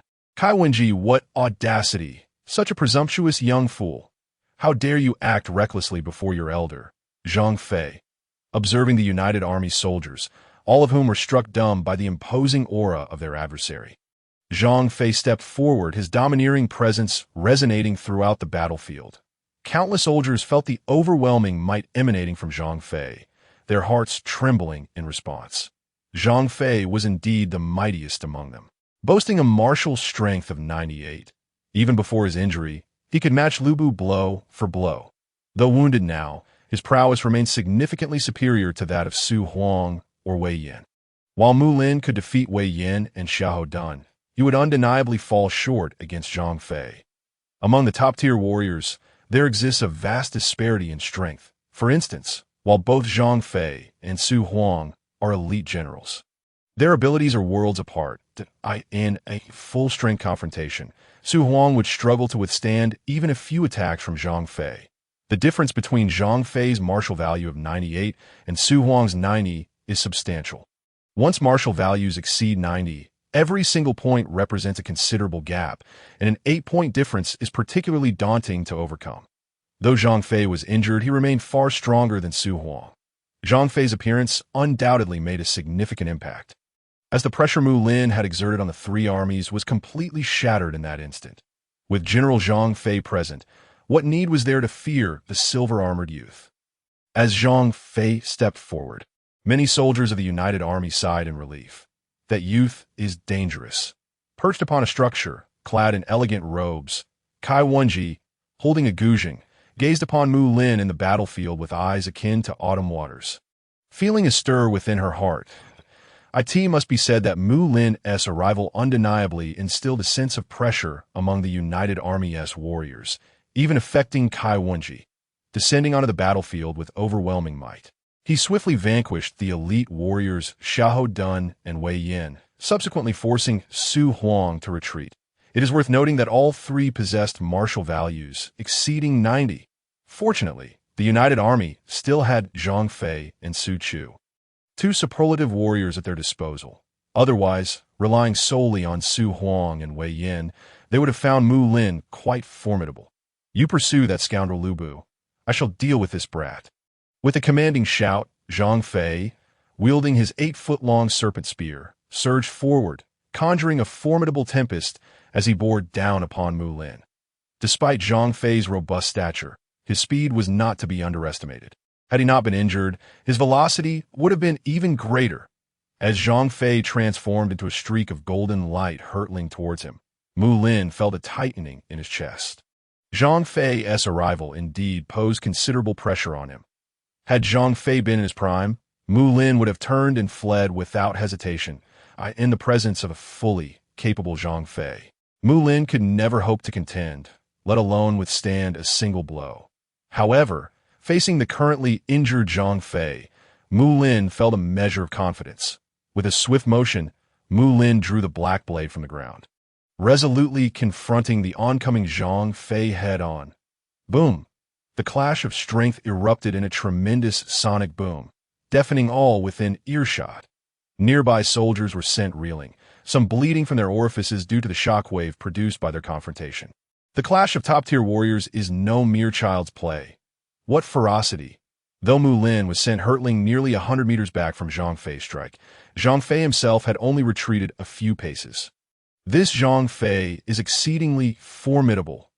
Even in his wounded state, he far surpassed Su Huang and others. It is important to note that during their collision, Mulin had activated his awakened dance state. In this awakened state, he was capable of rivaling any warrior with a martial value below 93. Yet still, he was propelled backward by nearly 100 meters. One cannot deny Zhang Fei's strength. His chest heaving slightly. Though Zhang Fei's strike had not injured Mulin, it did cause a degree of turmoil within Mulin's aura.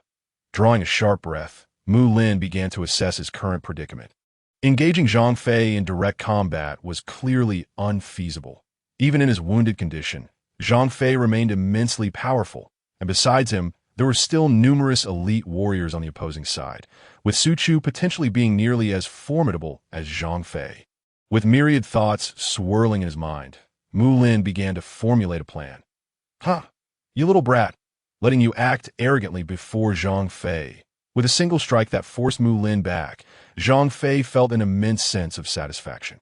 He took another step forward, charging at Mulin once more. "Kill!" Simultaneously, Mulin issued a command for all the black-armored heavy cavalry to charge towards the enemy. Roar! Thousands of black-armored soldiers surged forth. Their eyes devoid of anger or fear. They were mere puppets, knowing not what it meant to fear. The battle erupted at this moment as soldiers from both sides clashed and their warriors engaged in fierce combat. While Zhang Fei and Mulin battled, other generals from the United Army, such as Su Huang and Jiang Wei, rushed towards the gates of Xia Pi city. They intended to intercept Lu Bu's forces while Zhang Fei held Mulin at bay. The United Army had already suffered tremendous losses, yet they believed that as long as they could annihilate Lu Bu's forces, they could accept any further losses. Silver Sky Flash. As Mulin, engaged with Zhang Fei, suddenly unleashed a duel technique, he transformed into a silvery streak, swiftly distancing himself from Zhang Fei. Su Huang.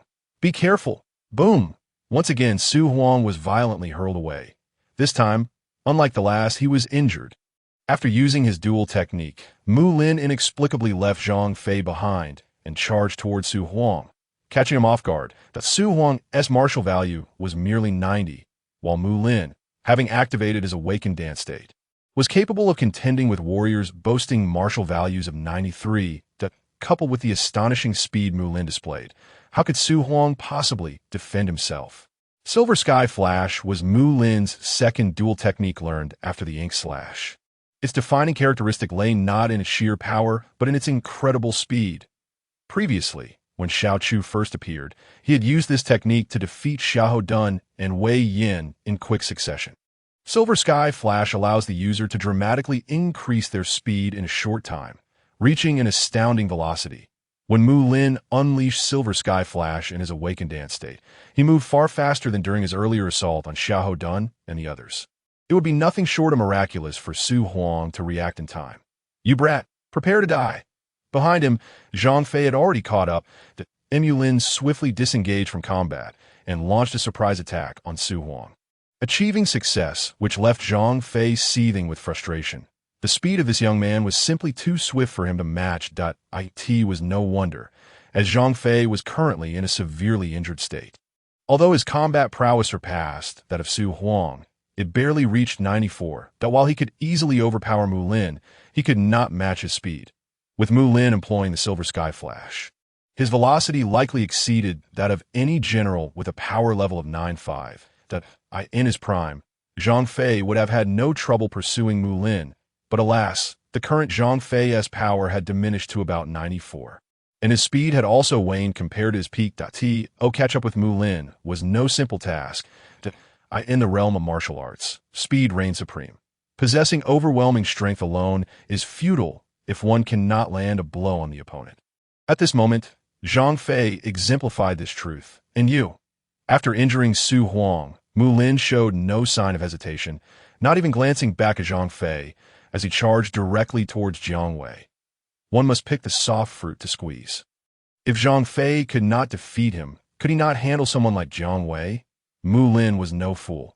Knowing he could not win against Zhang Fei, why would he engage him directly? Chapter 38. The Rise of Combat Prowess. You shall regret charging towards me. Jiang Wei's face darkened like water, his gaze fixated on the advancing Mulin. That moment, Jiang Wei felt utterly insulted. Mulin dared not confront Zhang Fei directly, but chose to attack Su Huang and himself instead. This was undoubtedly a declaration to all that Zhang Fei was a formidable adversary. While he and Su Huang were mere soft targets, easily vanquished by Mulin, who was Jiang Wei, a renowned top general within Liu Bei's army. He had never endured such humiliation before, gripping his double-edged spear tightly. Jiang Wei swung it fiercely, enveloped in azure lightning. It transformed into a dragon of thunder, hurtling towards Mulin. Unmatched technique. Thunder Dragon Wave. Had you awakened your unmatched prowess, I might have had some reservations. But in your current state, you are destined for defeat. Jiang Wei, having previously battled against El Bu and others, had already awakened his chaotic dance. Now, he could not invoke it again in such a short time. Not only could he not, but none of the top generals present, aside from Mulin, could either. In the earlier confrontation with El Bu's forces, they had given their all, never anticipating Mulin's sudden appearance. Thus, neither Zhang Fei, Su Huang, nor Jiang Wei could utilize the chaotic dance, as he beheld the Thunder Dragon racing towards him. Mulin's ink attack began to radiate a powerful, dark luminescence. Unmatched technique. Ink Slash. With the technique unleashed, a beam of ink-black sword energy cleaved through the azure lightning dragon, splitting it cleanly in two, reducing it to mere motes that dissipated into the ether, after slicing through the Thunder Dragon. The ink slash continued unabated, crashing into the astonished Jiang Wei. Bang! Jiang Wei's body flew backward like a kite severed from its string, blood erupting into the air, saturating it with a metallic tang. While Su Huang had merely sustained light injuries from Mulin's earlier strike, Jiang Wei now lay grievously wounded. With a power level of 90, he had dared to clash with Mulin without activating his chaotic dance. Was that not a death wish? Roar! A furious bellow erupted from Zhang Fei, his anger reaching its zenith, yet finding no outlet. Mulin darted about like a slippery eel, and despite his inability to catch up, Zhang Fei could only watch helplessly as Mulin defeated both Jiang Wei and Su Huang. Zhang Fei felt little remorse over Su Huang's defeat, as he was merely a general of Cao Cao's forces. However, Jiang Wei's severe injury ignited an uncontrollable rage within him. Jiang Wei was one of Liu Bei's generals. To see him grievously harmed before his very eyes was intolerable. You little bastard! If you have the guts, face your Zhang Fei grandfather in battle. If you dare not, you are but a coward. The blood-red light flickered in Zhang Fei's copper-like eyes, not from an awakened state, but from overwhelming fury. Whoosh! In the gaze of countless onlookers, the swiftly fleeing Mulin unexpectedly came to a halt. This astonishing scene left everyone dumbfounded. Zhang Fei had pursued him with great effort, yet Mulin had not stopped. Now, with just a shout from Zhang Fei, he ceased his flight. The sight almost drove some to internal injury from sheer astonishment. What is there to fear? Turning around, Mulin regarded the rapidly approaching Zhang Fei with a cold smirk. His plan had come to fruition. Mulin no longer needed to fear Zhang Fei. Divine system, convert my points into combat prowess. Zhang Fei, do you truly believe you are in your prime?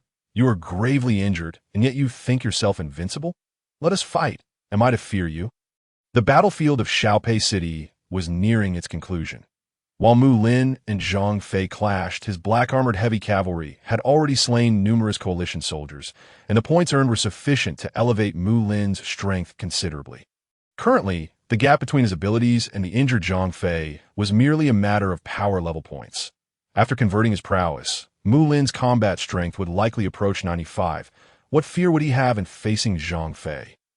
Without unnecessary words, the divine system promptly assisted Mulin in converting his points into combat prowess. Akati might be stingy when the time called for it, but it would not oppose Mulin when the situation demanded otherwise, after all. If Mulin perished, it would too. Ding! Congratulations, host. Combat prowess elevated to 87. Nearly 20,000 points barely raised Mulin's power from 85 to 87. Nevertheless, Mulin was quite satisfied with this outcome, despite his current level of 87. When in the state of awakened chaotic dance, his combat strength approached that of a general with a power level of 95. Clenching his fists, Mulin felt a surge of formidable power rising from within. Hey, little bastard! Why you stopped running? Dare you to flee from your Zhang Fei grandfather again? As he closed in on Mulin, Zhang Fei let out a menacing laugh, his golden spear glinting as he swung it down with ferocity. Flee! What are you? A tiger without claws is not to be feared. Mulin scoffed mockingly. This man had relished the chase before, and now he would not let the opportunity to taunt him slip away. I am enraged, get lost. Clang. The ink attack met the long spear in a clash of titanic force, the impact reverberating through the air. This collision was even more violent than the last, sending nearby soldiers hurtling away, their anguished cries filling the atmosphere. Bang! Following the thunderous clash, an astonishing sight unfolded. Mulin, who had collided with Zhang Fei, remained firmly rooted in place, while Zhang Fei was sent flying several hundred meters, utterly disheveled. This scene left onlookers gaping, their eyes wide with disbelief. What just happened? Just moments ago, Mulin appeared to be retreating under Zhang Fei's assault, utterly powerless. How has it turned so that Zhang Fei is now the one being overwhelmed? Can someone explain what is occurring? Zhang Fei has been sent flying? I'm also a loss. All who witnessed the earlier scene were utterly astonished. How could it be? Struggling to rise from the ground, Zhang Fei gazed ahead at Mulin with a countenance filled with disbelief. The side that had been crushed was, astonishingly, his own. Boom! Regardless of Zhang Fei's confusion, Mulin paid him no mind. After landing a successful strike, he launched another assault, wielding the ink attack, unleashing a blade of darkness that once again sliced towards Zhang Fei. Unmatched technique. Ink slash, boom! As Zhang Fei was sent reeling and spitting blood, those observing the battle were rendered speechless. Once upon a time, it was Zhang Fei who was the hunter. Now, although he remained unchanged, the roles had completely reversed. Chapter 39. Escape from Xiao Pi. Did you not claim that you alone could handle me? Did you not assert that I would not dare to confront you directly? Yet here I stand, daring to do so, and you have become this pitiful sight, observing Zhang Fei's ghastly complexion alternating between shades of green and white. Mulin felt a surge of satisfaction. How about that chase you initiated earlier? How about the insults you hurled at me? Why are you silent now? One sarcastic remark after another flowed from Mulin's lips, leaving Zhang Fei feeling humiliated yet unable to retort. Just moments ago, he had indeed sent Su Chu and the others to hunt down Elbu while entrusting Mulin to himself. Now, not only had he failed to defeat Mulin, but he had also witnessed Su Huang's defeat and Jiang Wei's severe injury, while he himself had been rendered nearly powerless in retaliation. Each of his previous statements felt like a resounding slap, echoing back upon himself. Though intangible, these slaps stung Zhang Fei profoundly. It was crucial to note that this was a loss of face before all the soldiers of the three armies. If you, Zhang Fei, had not been injured, would this little brat have had the audacity to be so arrogant? Ha! Zhang Fei, as a super general with a martial prowess of 98, do you not feel any embarrassment uttering such words? In the theater of war, do you speak of fairness to your enemies? When you four top generals besieged Elbu, was there any talk of fairness? I ask you, would you dare to face Elbu in single combat? Zhang Fei's words elicited a laugh from Mulin. Fairness? Who speaks of fairness in battle? When you and your three allies besieged Elbu, was that fair? How laughable. Buzz, a melodious sound of instruments resonated from another side of the battlefield, enchanting and capable of touching the very soul. Alarmed, Mulin felt a brief daze wash over him. Although he'd been firmly suppressing Zhang Fei, he could not afford to let his guard down. Despite Zhang Fei's injuries, his martial prowess remained formidable, and any moment of distraction during battle could prove perilous. Fortunately, whether due to fear of Mulin or some other reason, Zhang Fei, instead of attacking during Mulin's momentary lapse, retreated 100 meters. Someone was aiding Zhang Fei from the shadows. Narrowing his eyes, Mulin began to survey his surroundings. Was it her? After his power had risen, Mulin's vision had sharpened significantly, and he soon spotted a woman in a blue robe several hundred meters away, her beauty striking that in her hands she held a guzheng, her gaze locked onto him from afar. Upon seeing the instrument in her grasp, Mulin's suspicions were further confirmed. The one who had intervened earlier must have been this enchanting woman. Kai Wenji. Her beauty stirred something within Mulin, yet it was not solely her appearance that captured his attention. It was the instrument she wielded. According to the data from the game Dynasty Warriors, Kai Wenji's strength was not particularly high, yet her earlier sound wave attack had managed to impact him. Now, with Mulin's combat power reaching 94 or 95, typical sound wave attacks would hardly affect him. Yet, this Kai Wenji had succeeded. Could it be that the potency of her unique technique was not determined by martial prowess, but rather influenced by her charm? In this world, generals possessed a charm value, albeit a hidden attribute not easily perceived. For instance, Diao Chan's charm value was likely the highest, yet its exact measure eluded Mulin. Kai Wenji's charm value, too, likely rivaled Diao Chan's. Otherwise, it would be impossible for her to affect him in such a manner that, of course, Kai Wenji's gouging sound waves could not inflict direct harm upon Mulin. They merely served to indirectly assist, slowing his reactions and inducing brief moments of distraction. Generals, if we do not first eliminate this individual, we will be unable to pursue El Bu. Her gentle voice resonated. Though soft, it reached all the soldiers upon the battlefield. Her words rendered many silent. Indeed, given the current circumstances, if they did not deal with Mulin, they would be unable to chase down El Bu. Initially, the plan had been for Zhang Fei to hold Mulin at bay, while Su Chu, Su Huang, Jiang Wei, and other generals pursued El Bu. Yet none could have anticipated this turn of events. Su Huang had fallen, Jiang Wei was gravely injured, and now Zhang Fei was thoroughly suppressed by Mulin. Now, they could not only forget about pursuing El Bu's forces. Even dealing with Mulin proved to be a daunting task.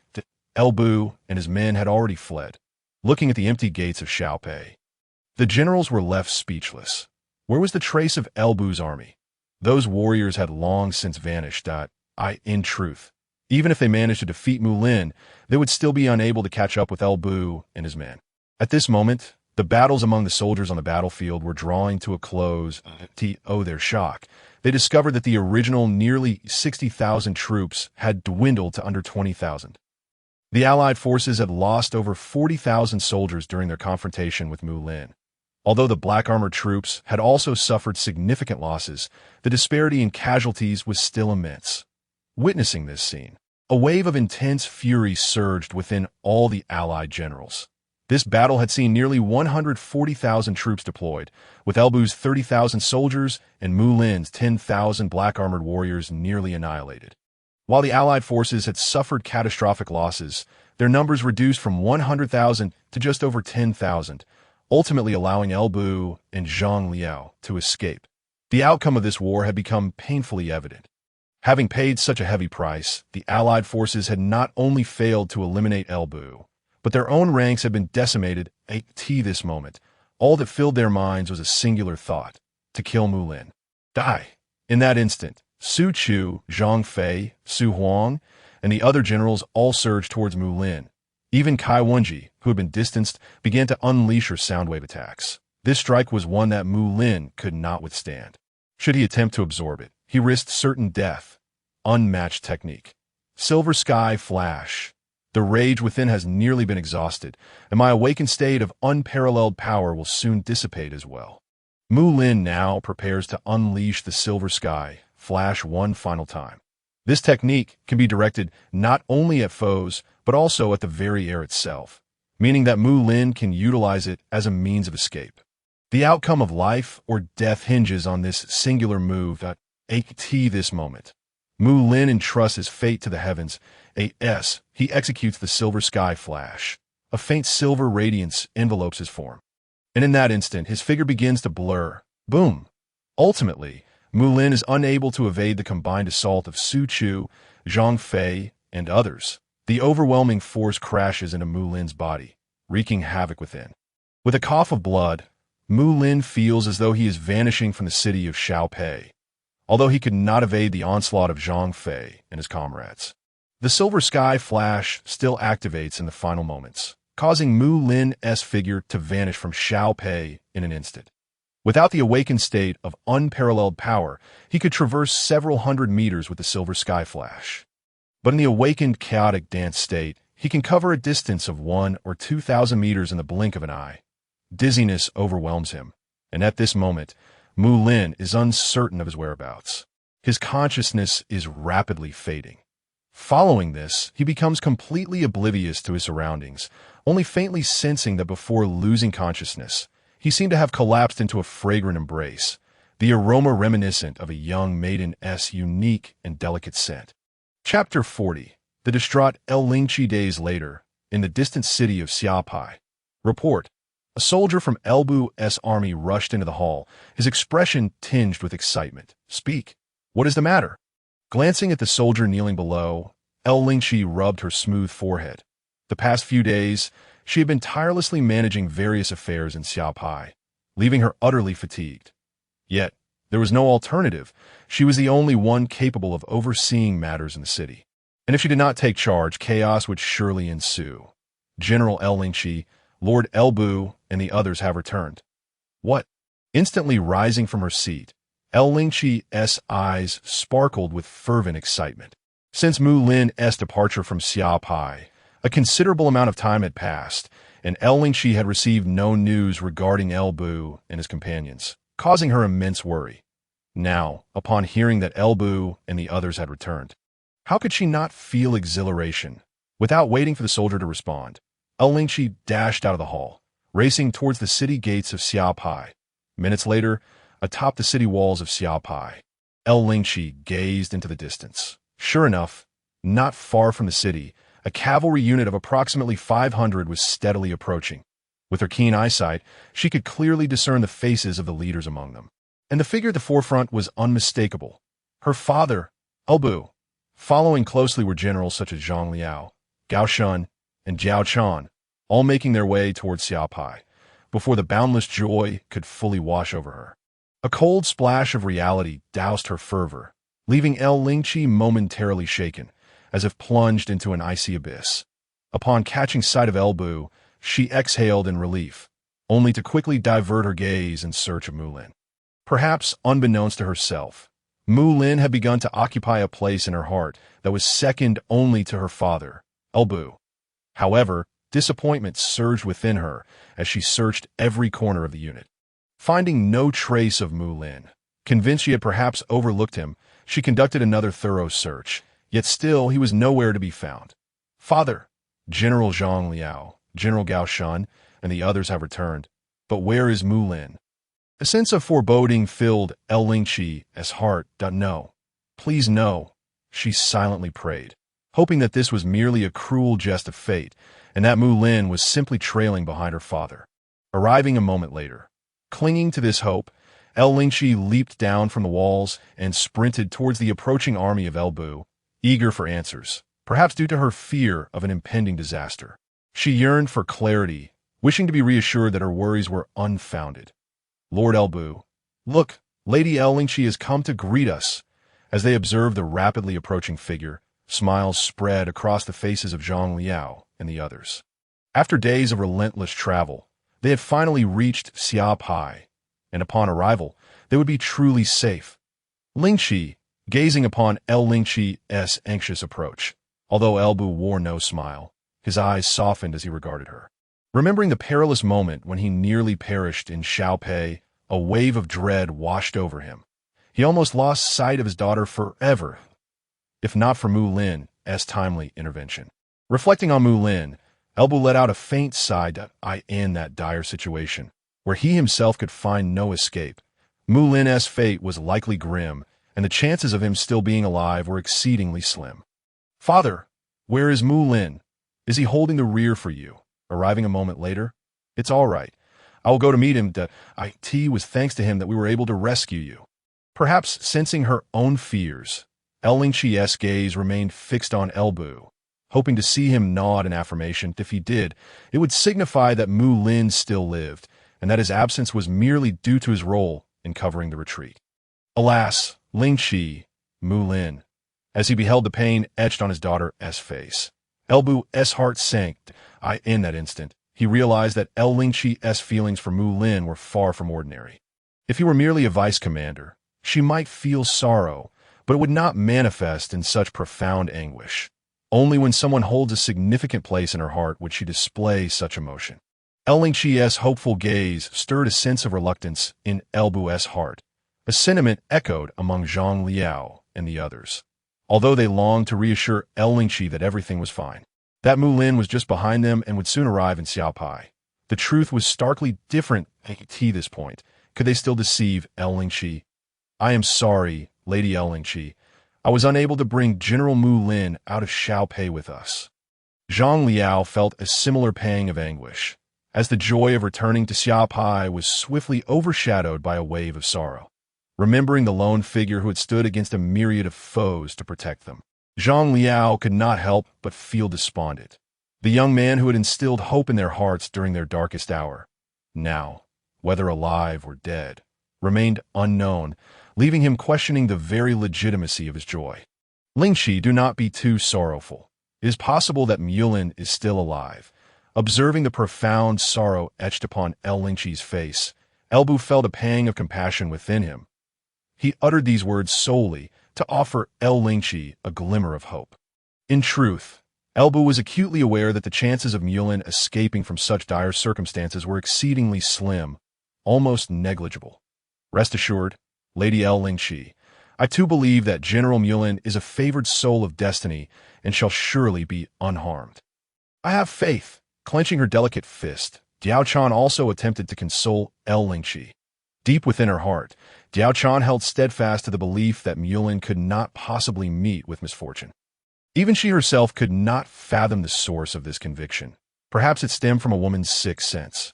Regardless, she felt that a person like Mulin would not succumb so easily to death. At least until she received any news of his demise. Diao Chan would maintain that he was still alive, or perhaps she was merely deceiving herself. Yet this belief was the only source of hope she could cling to. While comforting Lingqi, Diao Chan silently prayed for the young man who had saved her life, imploring him to return safely. His kindness had yet to be repaid. How could he possibly perish? Ah, I understand now, she muttered with a bitter smile, uncertain whether Lingqi had absorbed the words of Elbu and the others.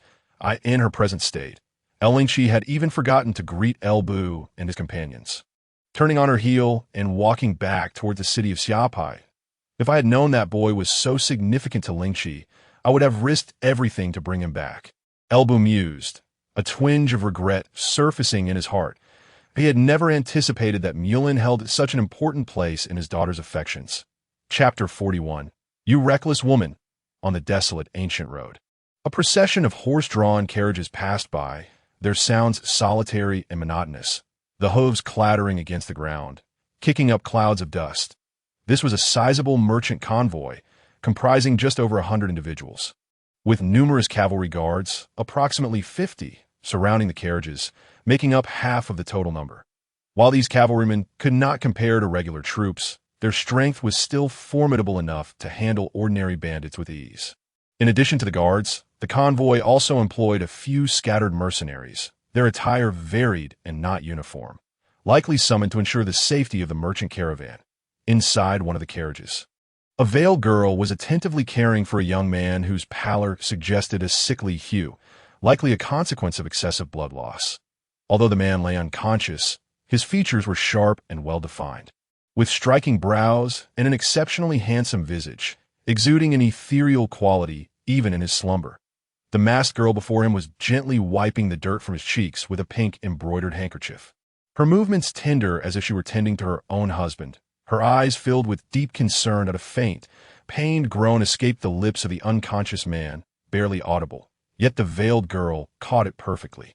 A flicker of joy flashed in her eyes as she gazed expectantly at the young man before her. He had been in a coma for several days, showing no signs of awakening. Had it not been for his heartbeat and breath, the Xiao would have nearly believed him to be dead. Indeed, the man lying in the carriage was Mulin, who had escaped from Xiao Pi City, and the one caring for him was the Xiao. After parting ways with Mulin, the Xiao had not returned to Jiangdong, but had instead pursued the traces of the heavily armored cavalry. Arriving just outside Xiao Pi City that time, the Xiao was uncertain of her reasons for staying. She only knew that if she did not follow, the events about to unfold would haunt her for a lifetime, particularly as they involved Mulin, who had once held her captive. After much internal struggle, the Xiao ultimately decided to follow him. Fortunately, her decision proved fortuitous, for without it, Mulin's fate would have remained uncertain. Slowly opening his eyes, Mulin realized that his body was trembling, as though he were lying in a carriage. Am I still alive? All he could recall, was escaping from the combined assault of Zhang Fei and the others. Yet he had not fully evaded danger. Zhang Fei and his companions would undoubtedly pursue him. Why am I still alive? And why am I on a carriage? Ah, I remember collapsing into a woman's embrace. Suddenly, the memory of being cradled by a fragrant warmth flooded back to him. Such an enticing scent could only belong to a woman. Have I been rescued? And by a woman, no less. But who could it be? A myriad of questions swirled in Mulin's mind, leaving him in a state of confusion. You are awake. A gentle voice broke the silence, startling Mulin, who had been lost in thought, rendering him oblivious to the presence nearby. It was no surprise, given the severity of his injuries, which had rendered even basic movement a challenge and dulled his senses to the utmost degree, to Xiao. Despite her veiled appearance, Mulin instantly recognized her by her attire. Do not move just yet. Your injuries are still quite serious, Xiao cautioned, a flicker of concern illuminating her expressive eyes as she placed a gentle hand on Mulin's, attempting to sit up for him, signaling him to remain still. Coughing slightly, Mulin felt a sharp pull in his wounds as he attempted to rise, the intense pain causing him to gasp in shock, his already pale complexion turning even more ashen. I told you not to move. Xiao chided softly, her melodic voice tinged with a hint of reproach. This fool, did he not realize the gravity of his injuries? His internal wounds were still healing. Any movement would jeopardize his recovery, causing further pain and complications. Was it you who saved me? After steadying his breath, Mulin could not help but let out a bitter chuckle. His condition was dire. He could hardly stand, let alone fight. Nevertheless, he felt a sense of gratitude that he had survived, that it seemed his life was indeed resilient. Against all odds, he had not perished and had been rescued. Xiao nodded gently, seemingly reluctant to elaborate on her act of saving him. In truth, she was somewhat apprehensive about Mulin asking her why she had rescued him, a question for which she herself had no answer. Thank you for saving me, by the way. Where are we now? It seemed that Mulin sensed that Xiao was reluctant to discuss the matter of saving him, and thus he refrained from pressing further, choosing instead to shift the conversation. Regardless of Xiao's motives for rescuing him, Mulin needed only to affirm one thing. Xiao harbored no ill intentions towards him. Had she wished him harm, she could have easily acted during his unconscious state.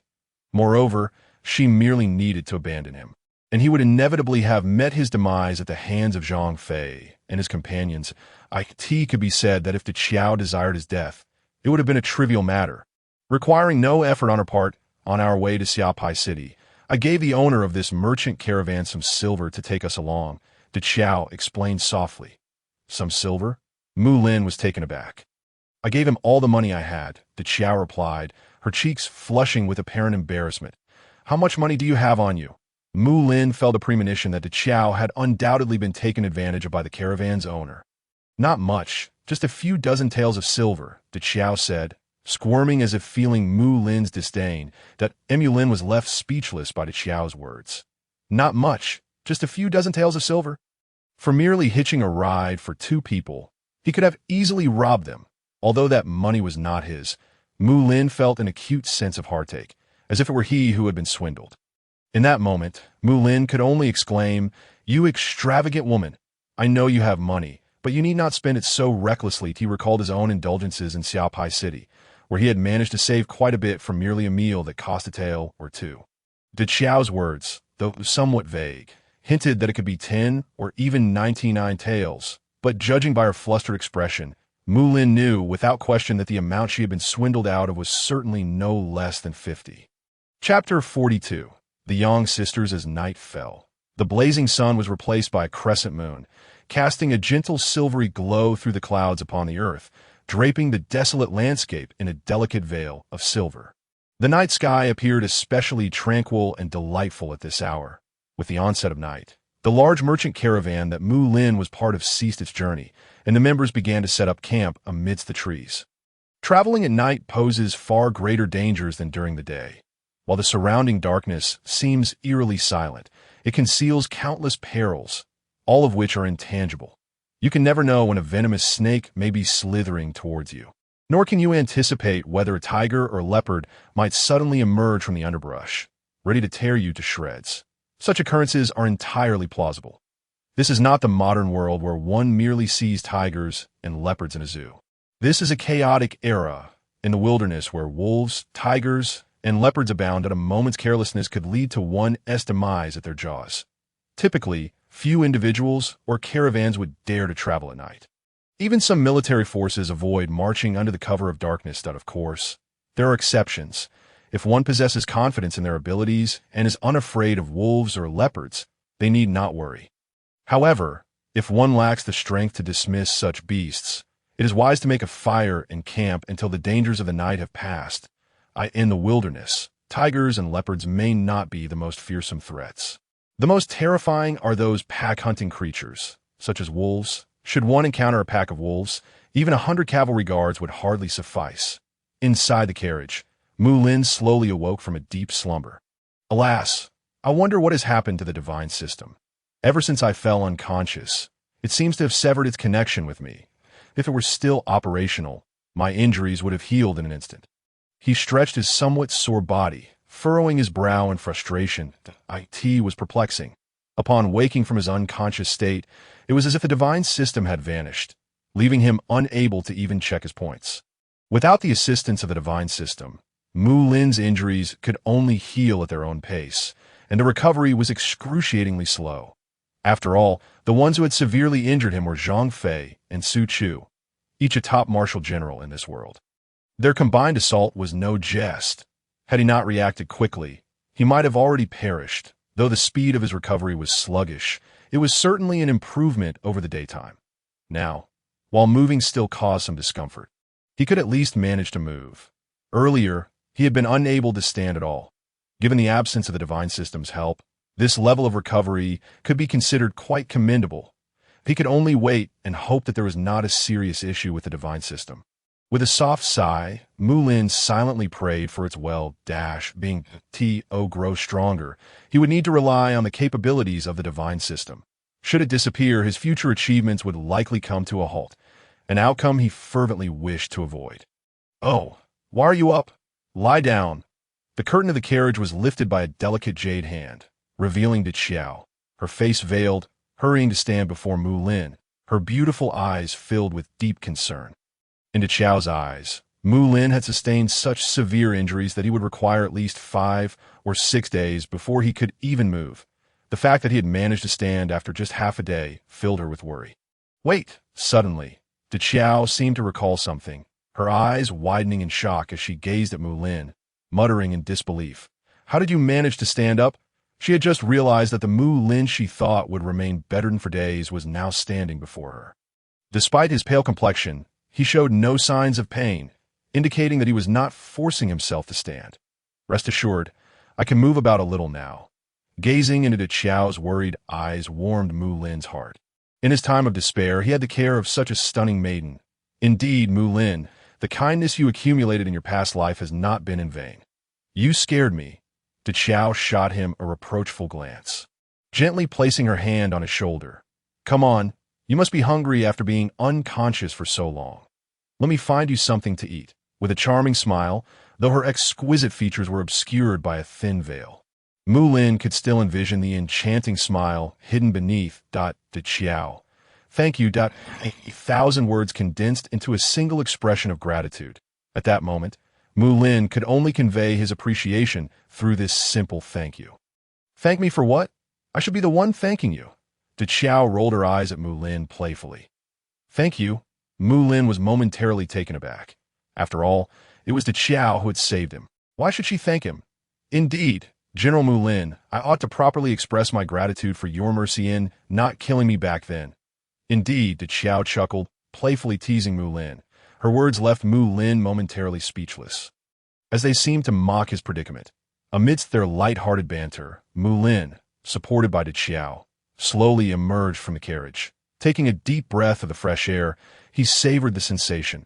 It was the first time he inhaled the outside world since his days of unconsciousness, and the heaviness in his heart dissipated in that very moment. Little brother has finally awakened. Your prolonged slumber has caused this young lady considerable distress." A rotund, middle-aged man approached them, his jovial demeanor marked by a smile that appeared rather grotesque. Given his abundance of flesh, Mulin couldn't help but feel averse to the man's appearance. This was surely a smile that was more disfigured than one of sorrow. Mulin, this is Lord Xian, the head of the merchant convoy responsible for our escort. Xiao introduced. Is an honor to meet you, Lord Xian, and I hope to trouble you further on this journey, Mulin replied, adhering to the adage that one should not strike a smiling face.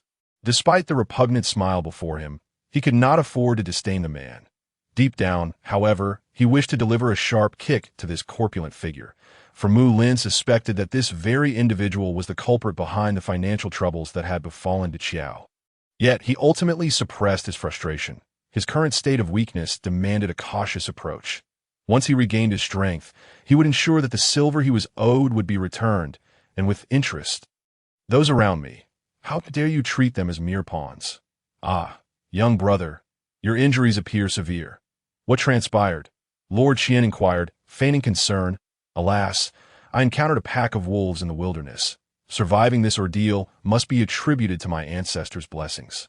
Mulin offered a vague excuse, unwilling to divulge the true nature of his injuries, which stemmed from his fierce battle with Zhang Fei and others. Such details would likely be met with disbelief, and he deemed it unnecessary to share them with someone he hardly knew. Unable to fend off a mere pack of wolves, a voice, laced with disdain, drifted from a nearby campfire where two beautiful sisters Saturday.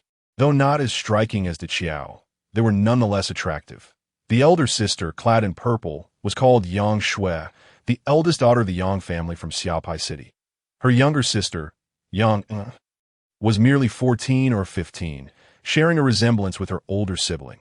Yang Shui had initially found Mulin intriguing upon seeing him being carried into the carriage by Xiao, captivated by his handsome features and ethereal demeanor.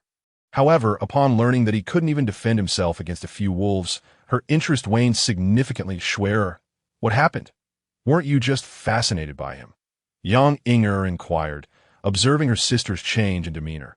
Indeed, I no longer find him appealing, Yang Shui replied, her voice low enough for only her sister to hear. I have no interest in a weakling who can't fend off even a few wolves. It seems I misjudged him. He may possess a handsome exterior, but he is nothing more than a waste of potential. With a dispassionate glance towards Mulin, who was still engaged in conversation with Lord Xian, Yang Shui stood and headed toward her tent, dismissing him entirely from her thoughts. Wait for me, sister, Yang Inger pouted, following her elder sibling back to their tent. Meanwhile, Mulin, oblivious to the disdain directed at him, continued his conversation, unaware of the judgment he had unwittingly attracted. Were he to lure their scorn, he would surely feel disheartened, for he had done nothing to warrant such contempt. Chapter 43. Denied entry to the city, sir. Please allow us passage, that we are not enemy spies. I am merely a merchant. You cannot deny us the right to return home. This is a direct order from above, that if I say no, then it is no. This is not a decision I can make. Sir, enough with the pleasantries. I will not permit you entry. The city of Xia Pi is in a state of emergency, and we cannot afford any mistakes. That I suggest you find a nearby town to rest. Once the emergency situation has been resolved, you may return. As the carriage came to a halt, Mulin slowly awoke from his slumber, only to be greeted by a cacophony of arguing voices. It seemed that the one raising his voice was none other than Lord Xian. Where are we now? Mulin inquired, turning to the Xiao beside him. Having regained his strength, Mulin no longer required support to rise. After several days of recuperation, he was nearly healed and felt confident that full recovery was just around the corner, that he couldn't help but marvel at his own remarkable healing abilities. If it were an ordinary person who sustained such severe injuries, it would be utterly impossible for them to move about within less than a week. To achieve full recovery would require a considerable span of time. Yet here I am, merely a few days post-injury, and my internal wounds are nearing complete healing. That I have already arrived outside the city gates of Xia Pi, but it seems some commotion has erupted outside, causing the merchant convoy to halt. Xiao spoke slowly. Let us step outside and investigate the clamor. Naturally, Mulin had also heard the ruckus, and rather than speculate from within the carriage, he deemed it prudent to ascertain the situation firsthand. Accompanied by Xiao, the two swiftly disembarked from the carriage. Coincidentally, As Mulin and his companion descended, the Yang sisters were also alighting from another carriage, colliding directly with them. "Let us go." Yang Xuan nonchalantly cast a glance at Mulin before striding towards the city gate, seemingly oblivious to his presence. Following closely behind her was Yang Inge. Have I ever provoked her? Do I even know her? Two perplexing questions arose in Mulin's mind. With his current perception, he could unmistakably sense the faint disdain and contempt in Yang Xue's gaze directed towards him. It seemed he did not even recognize her, nor had he offended her in any way. Why, then, was he subject to such scorn? It was truly baffling. Frustrated, Mulin pondered for a considerable time, but could not unravel the mystery. Ultimately, he set aside his doubts and proceeded with the Qiao towards the city gate, where Master Qian, the leader of the merchant convoy, was embroiled in a heated dispute with a soldier stationed at the gate. "Sir, consider this modest sum a token of my respect. Please allow us passage. I have a plethora of goods that must be delivered. If anything were to go awry with this shipment, I would be unable to compensate for it, even with my life." At this moment, Master Qian was beseeching the soldier captain with an expression of utmost despair, his countenance a portrait of distress. "That won't do." The soldier captain's eyes reflected a flicker of internal conflict as he gazed upon the silver coins in Master Qian's hands. To him, that amount represented a substantial fortune. Under ordinary circumstances, he might have accepted the entry fee, allowing Master Qian and his entourage to pass. However, this time was different. The orders from above were unequivocal. No one was permitted entry into the city. Not even the relatives of officials within the city could be granted access. Those who defied this mandate faced execution. While wealth was undeniably significant, it paled in comparison to the value of life. Ultimately, the soldier captain dared not accept the entry fee offered by Master Qian as insufficient. "I can offer more, just let us enter the city. I can pay any amount." It was evident that Master Qian was genuinely anxious. The goods escorted by the convoy were of utmost importance, representing several times his net worth. Should anything go wrong, his fate would be irrevocably sealed. "How can you be so ungrateful? Speak another word, and I shall slay you on the spot." The soldier captain, finally exasperated by Master Qian's incessant entreaties, unsheathed his weapon and aimed it at him. One could hardly blame the soldier for his ire. He was being thrust into a perilous situation, risking his life to allow someone passage into the city. Master Qian dangled a significant sum of money before him, yet he could not afford to let anyone through. With a substantial sum of money tantalizingly close yet unattainable, how could the soldier captain not feel incensed? "Calm yourself, dear sir. We shall take our leave. We shall take our leave." Raising his hands in surrender, Master Qian realized the soldier would not relent. Contemplating the vital goods within his convoy, a bitter expression settled upon his face. "Wait." Just as Master Qian was preparing to lead the convoy away, Yang Xue, emerging from the merchant group, spoke up. "Miss Yang." Master Qian's eyes brightened as a thought seemed to dawn upon him. This Yang Xue was the daughter of a prominent family in Xia Pi, and it was rumored that many of her kin held official positions within the city. If she were to intercede, there might indeed be hope. "Leave this matter to me. Instruct the convoy to prepare for entry into the city." Yang Xue nodded at Master Qian, signaling that she would handle the situation herself, exuding an air of confidence. "Thank you, Miss Yang. Thank you, Miss Yang. I am eternally grateful." Master Qian hurriedly clasped his hands in thanks. "There's no need for that," she replied with a gentle wave of her hand, stepping forth from the convoy and approaching the soldier captain. "I am Yang Xue, the eldest daughter of the Yang family. I kindly request your assistance." That a hint of pride graced Yang Xue's cool demeanor, a natural trait of those born into illustrious families. "With Miss Yang's assistance, we shall surely gain entry." "Indeed. Who would have thought we would rely on Miss Yang at such a critical juncture? She is so strikingly beautiful and of such exalted status. Whoever secures her hand in marriage will surely be fortunate." The guards and mercenaries within the convoy erupted in laughter, confident that with Yang Xue's intervention, all obstacles would be surmounted. The Yang family, a powerful clan in Xia Pi, meant that the soldier, a mere captain, would not dare offend her. When Yang Xue spoke, the soldier would undoubtedly yield and grant them passage. The Yang family? As a guard of Xia Pi, the soldier was well aware of the Yang family's reputation. He was surprised to find one of their members within the convoy. Under normal circumstances, the soldier captain would indeed hesitate to confront Yang Shui, and upon recognizing her identity, he would likely have ordered his men to open the gates immediately. However, this was no ordinary situation, even if she were the daughter of the Yang family. "I am sorry, Miss Yang, but there are orders from above. No one is allowed entry." The soldier captain's words were resolute, devoid of any hesitation. His declaration left the guards and mercenaries, who had been extolling Yang Shui's virtues, utterly stunned, their smiles frozen in disbelief. Still not allowed in. This outcome was entirely unforeseen, leaving everyone, guards, mercenaries, Master Qian, and even Yang Shui herself, taken aback. "Do you not see? I'm the daughter of the Yang family. My father holds a significant position in Xia Pi. The Yang family is one of the great clans of this city. You dare not let me pass?" Yang Shui stared incredulously at the soldier captain, feeling the sting of humiliation wash over her. Just moments ago, she had confidently assured Master Qian that they would gain entry, only to find the outcome mirrored his previous plight. In front of so many witnesses, she, the esteemed daughter of the Yang family, was unable to persuade even a mere soldier captain to open the gates. This was not merely embarrassing. It was a profound disgrace, not only for herself, but for the Yang family as a whole. Was it not a blatant indication that the Yang family's influence was insufficient? "I understand, but these are orders from above. Even you, Miss Yang, cannot override them." The soldier captain's tone had softened somewhat toward Yang Shui, though his refusal remained unchanged. "Who is your superior? Fetch him for me. I wish to see who dares obstruct me." Yang Shui. Yang Shui's face was a vivid manifestation of her fury. "I apologize, Miss Yang, but this command was issued by General Lingqi in response to the irate Yang Shui." The captain of the soldiers merely uttered a single, indifferent remark, his gaze towards her tinged with a hint of disdain.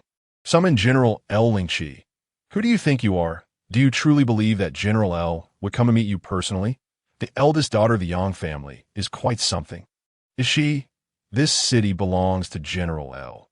How dare you request her presence? What a joke! Even the highest-ranking member of your Yang family lacks the qualifications." At this, Yang Shui fell into a profound silence, realizing that the command had indeed come from General Lingqi. As the eldest daughter of the Yang family in Xia Pi, she could not possibly be unfamiliar with the legendary figure of Lingqi, the daughter of the divine warrior Bu. Not only was her martial prowess astonishing, but her beauty was also unparalleled.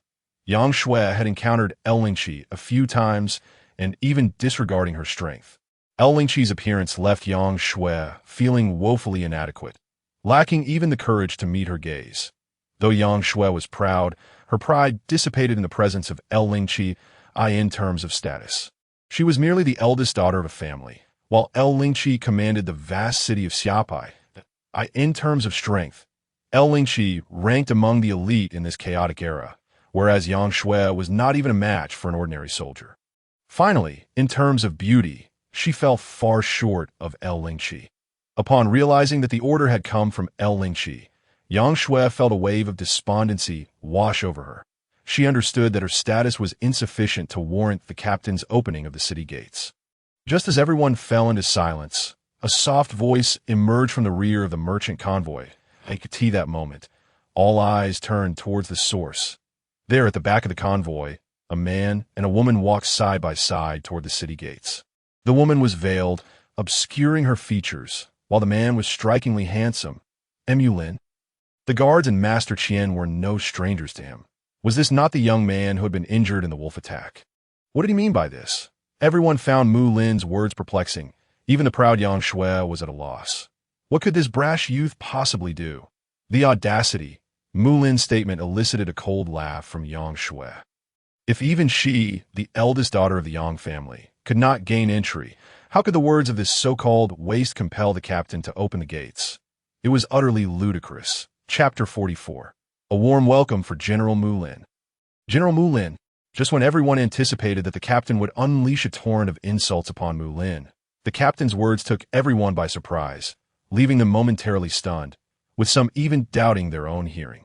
That sickly youth? A general? Has the captain lost his mind? As the onlookers gaped in disbelief at the captain, he too was astonished as he regarded Muin, and Mulin's appearance was not drastically different from before, save for a more pallid complexion, hinting at ill health. Nonetheless, this did not hinder the captain from recognizing him. The last time Mulin had faced off against General Xiahou Yuan of Cao Cao's forces outside Xia Pi. The captain had witnessed that electrifying battle from the city walls, feeling his blood surge with excitement as Mulin single-handedly turned the tide, not only safeguarding Xia Pi, but also annihilating the invading Cao troops. To all the soldiers of Xia Pi, Mulin was their hero, the savior of their city. How could he be unfamiliar to them? Recently, General Mulin had led another campaign, rushing to the aid of Lord Elbu. But while Elbu returned, Mulin did not. Though Elbu never publicly declared Mulin's demise, many soldiers and officers in Xia Pi had their suspicions. The hero of Xia Pi, General Mulin, was likely to have perished while rescuing Lord Elbu. The news had cast a pall of sorrow over the city, from the martial generals down to the ordinary soldiers. That young man, who had risen like a new star in chaotic times, had barely begun to make his name known before his untimely fall. Truly, the heavens seemed to envy the talented. Yet now, it appeared that fate was playing a jest upon them. The general, who had been presumed dead, stood before them, very much alive. Although he looked somewhat pale and frail, there was no mistaking it. This was indeed General Mulin. At that moment, not only did the captain bear a look of shock, but the surrounding soldiers also wore expressions filled with awe and elation. General Mulin was alive. He had returned. "Welcome back, General Mulin! Welcome back, General Mulin!" The resounding cheers echoed from the walls, reverberating through the hearts of all. Hundreds, even thousands, raised their voices in unison, creating an overwhelming momentum that caused the merchant guards below to recoil in fear, their faces ashen. When had they ever witnessed such a display? With wide eyes filled with disbelief, Yang Shui could hardly comprehend the scene before her. How could this young man, whom she deemed a waste, elicit such reverence from so many soldiers? The captain, who had previously disregarded her, was now kneeling before this waste, his gaze brimming with admiration. A waste? What merit could he possibly possess to warrant such adulation? Were these soldiers mad? How could they pay homage to someone who could not even fend off a few wolves? To kneel was the highest form of respect. Typically, soldiers reserved such gestures for their direct superiors. Was the youth, whom she had deemed worthless, truly the superior of these soldiers? What an absurdity! Her chest heaved with disbelief as the stark contrast overwhelmed Yang Shui. The very person she had dismissed with disdain was now being venerated by countless soldiers. The dual impact of this visual and emotional upheaval left her in a state of shock. "Sister, that fellow seems to be a general," Yang Inger timidly suggested, nudging her sister's shoulder. He must have been mistaken for someone else. How could a person who can't even defeat a few wolves possibly be a general? It must be a case of mistaken identity. There are plenty of people who look alike. Even at this moment, Yang Shui remained unwilling to accept that the youth she had scorned was indeed a general. And judging by the soldier's respectful demeanor, he was no ordinary commander. Fixing her gaze intently on Mulin, she seemed to hope for a flicker of astonishment on his face. Just a hint would suffice. The implication of one's conjecture being accurate rests on the notion that those soldiers may have indeed mistaken their target. However, what left Yang Shui disheartened was the expression on Mulin's face. Apart from a faint smile, he exhibited no surprise at the unfolding events. Instead, he appeared entirely at ease, as if it were perfectly normal for those soldiers to pay him homage. "Please rise, there's no need for such grand gestures." Mulin's subsequent remark further drained the color from Yang Shui's face, rendering her pale as a ghost. Could it be that this fellow was truly a general from Xia Pi City? A general of such youthful vigor, with a future that seemed boundless? Individuals like him were the subjects of admiration for countless families and factions. Such a person was indeed a dragon among men. Yet she had previously dismissed him as a mere wastrel. Not even bothering to cast him a glance, the bitter smile graced Yang Shui's lips as her heart swirled with complexity and discomfort. How had it come to pass that someone she had deemed unworthy of her attention turned out to be an individual she, as the esteemed young lady of the Yang family, needed to look up to? Chapter 45. It turns out, I am not worthy of him, Mulin. just as Yang Shui believed that the shock Mulin had bestowed upon her was sufficient. The subsequent scene left her feeling utterly mortified at that moment. The gates of Xia Pi city swung open, and the first figure to emerge was a woman.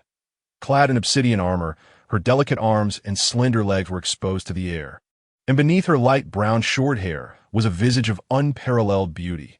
The appearance of this lady caused everyone present, including Yang Shui and Yang Inger, to collectively gasp in astonishment. What exquisite beauty! Many found themselves involuntarily marveling at the woman who had graced the city gates. Her beauty was nothing short of breathtaking, rendering the already striking Yang Shui utterly incomparable. But of course, her beauty was but a secondary consideration. For those hailing from Xia Pi city, ignorance of this woman's identity would be akin to folly. Her name was Lingqi, one of the true rulers of Xia Pi city, the daughter of the legendary warrior Bu. Renowned for her formidable prowess, she was hailed as the mightiest female general amidst the chaos of the times. She was a figure of legend within Xia Pi city, the object of countless aspirations. Not only was she powerful, but she was also astoundingly beautiful, a beauty that left Yang Shui feeling utterly inadequate in her presence. Lingqi, the woman emerging from the city gates, was none other than Lingqi, the highest commander in Xia Pi city aside from Bu himself. In a stunning display, Lingqi, with her misty eyes, rushed toward Mulin, prompting all onlookers to widen their mouths in disbelief. At that moment, it dawned on everyone that their minds were struggling to comprehend the unfolding spectacle. The highest commander of Xia Pi city, Lingqi, was actually rushing toward Mulin in tears. How could this be? Had anyone not witnessed it firsthand, they would never have believed that the daughter of the war god, Lingqi, could shed tears or rush toward a man. Was this truly the same Lingqi, known for her decisive actions in the face of outsiders? How did she differ so completely from their preconceived notions? My apologies for worrying you. Ignoring the astonished gazes surrounding them, Mulin opened his arms wide, embracing Lingqi with warmth. This marked the first time he had witnessed her in tears, a sentiment shared by the soldiers of Bu's army and by Yang Shui and Yang Ing, who were equally taken aback. This resilient girl had not wept even upon learning of Bu's perilous situation in Xiao Pi city. Yet, her first tears were shed for him. I thought you would never return. Her soft voice, tinged with a hint of sorrow, evoked sympathy. Look, I'm not dead, am I? Why cry? If you continue, your image before others will shatter.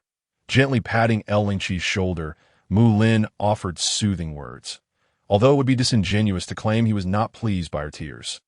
He also felt a swell of pride at having such a remarkable woman weep for him. I'm not crying. Lingqi, nestled in his embrace, retorted stubbornly, but a chuckle escaped Mulin's lips as he glanced at the two of them locked in a tender embrace. Beside him, Diao observed with a complex expression in her beautiful eyes, a hint of melancholy lurking within. Diao felt a surge of inexplicable irritation whenever she witnessed Mulin with another woman. This frustration gnawed at her, akin to countless ants scuttling within her heart. Not only did Xiao experience such feelings, Yang Shui, watching from a distance, felt similarly troubled. Am I the one unworthy? Yang Shui mused, a hint of self-deprecation creeping into her thoughts. How absurd it had been for her to assert that he was beneath her. Now, she realized he was not only not a wastrel, but also a general in Xia Pi city. It was not he who was unworthy of her. It was she who was unworthy of him. Lingqi, a paragon of beauty, the daughter of the war god Bu, and possessing immense strength, overshadowed her in every conceivable way. Yet, this extraordinary woman, who made her feel small, harbored deep feelings for the man she had once dismissed as insignificant. In comparison to Lingqi, what was she, who was truly unworthy of whom? The outcome was now glaringly evident. What should I do? What can be done? Each onlooker harbored their own thoughts, including Lord Qian, who, after witnessing the recent events, felt an overwhelming urge to slap himself. Why? When Diao had initially brought Mulin into the merchant caravan, Lord Qian had swindled her of all her possessions. At the time, he had felt emboldened to deceive Diao, believing they were both of low status, without identity or backing, and thus, if they realized they had been cheated, they could only accept their misfortune. Yet now, the unfolding scenario revealed that the person he had wronged was a significant figure in Xia Pi city. Even one of its rulers harbored special feelings for him. Upon witnessing this scene, Lord Qian broke out in a cold sweat, incessantly berating himself for coveting trivial gains.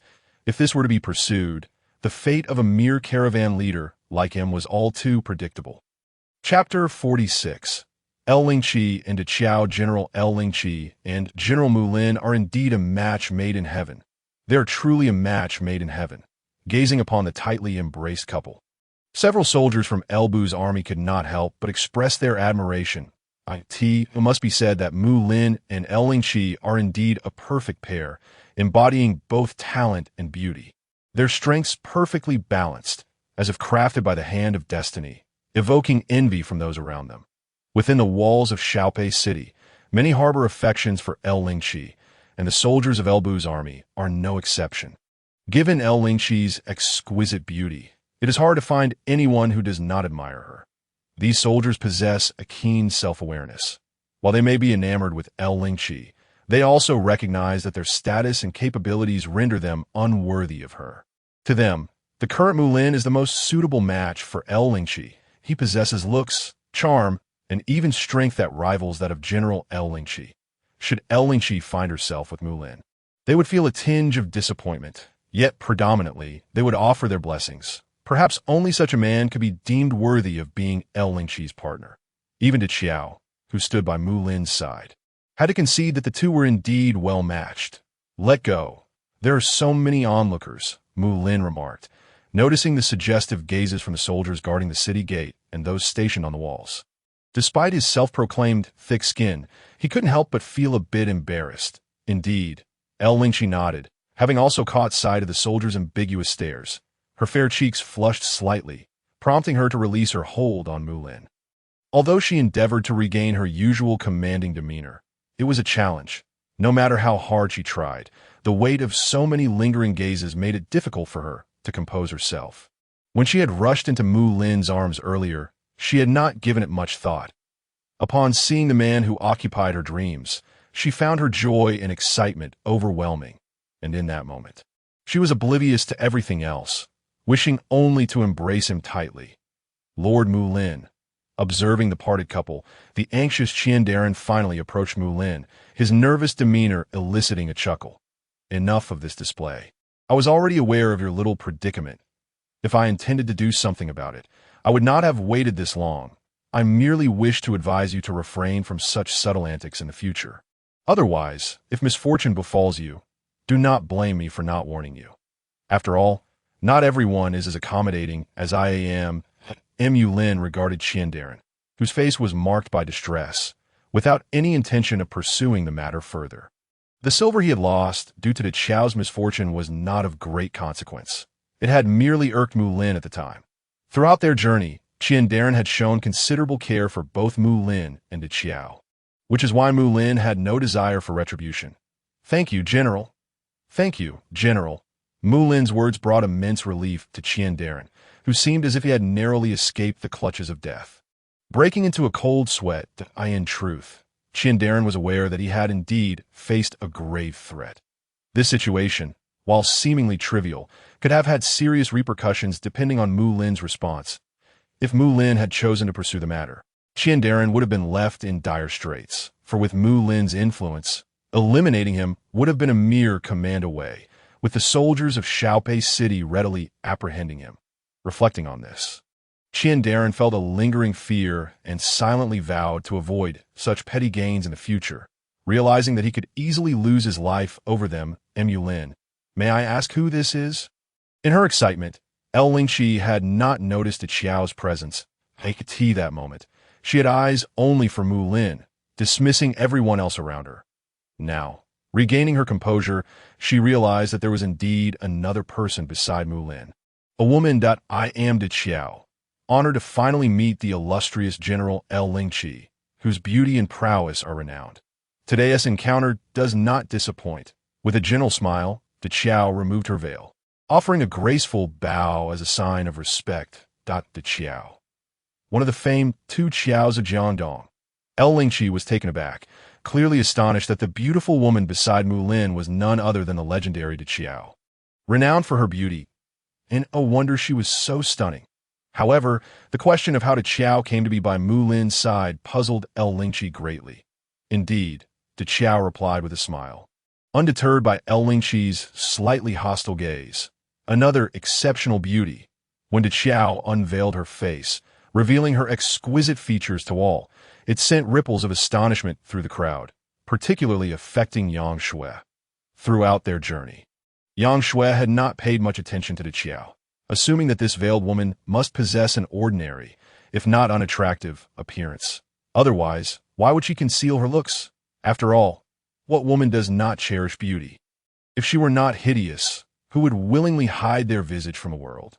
Yang Shui had long believed that Diao's appearance was likely unremarkable, yet she was astonished to discover that the veiled woman was every bit as beautiful as Lingqi. While Diao's martial prowess might not rival Lingqi's, her beauty was undoubtedly comparable, each captivating in her own right. Lingqi exuded a somewhat androgynous charm, brimming with heroism, whereas Diao embodied the essence of a traditional feminine allure. It was difficult to declare one more beautiful than the other. Each possessed her distinct merits, standing on equal footing. At that moment, Yang Shui felt a crushing blow to her self-esteem.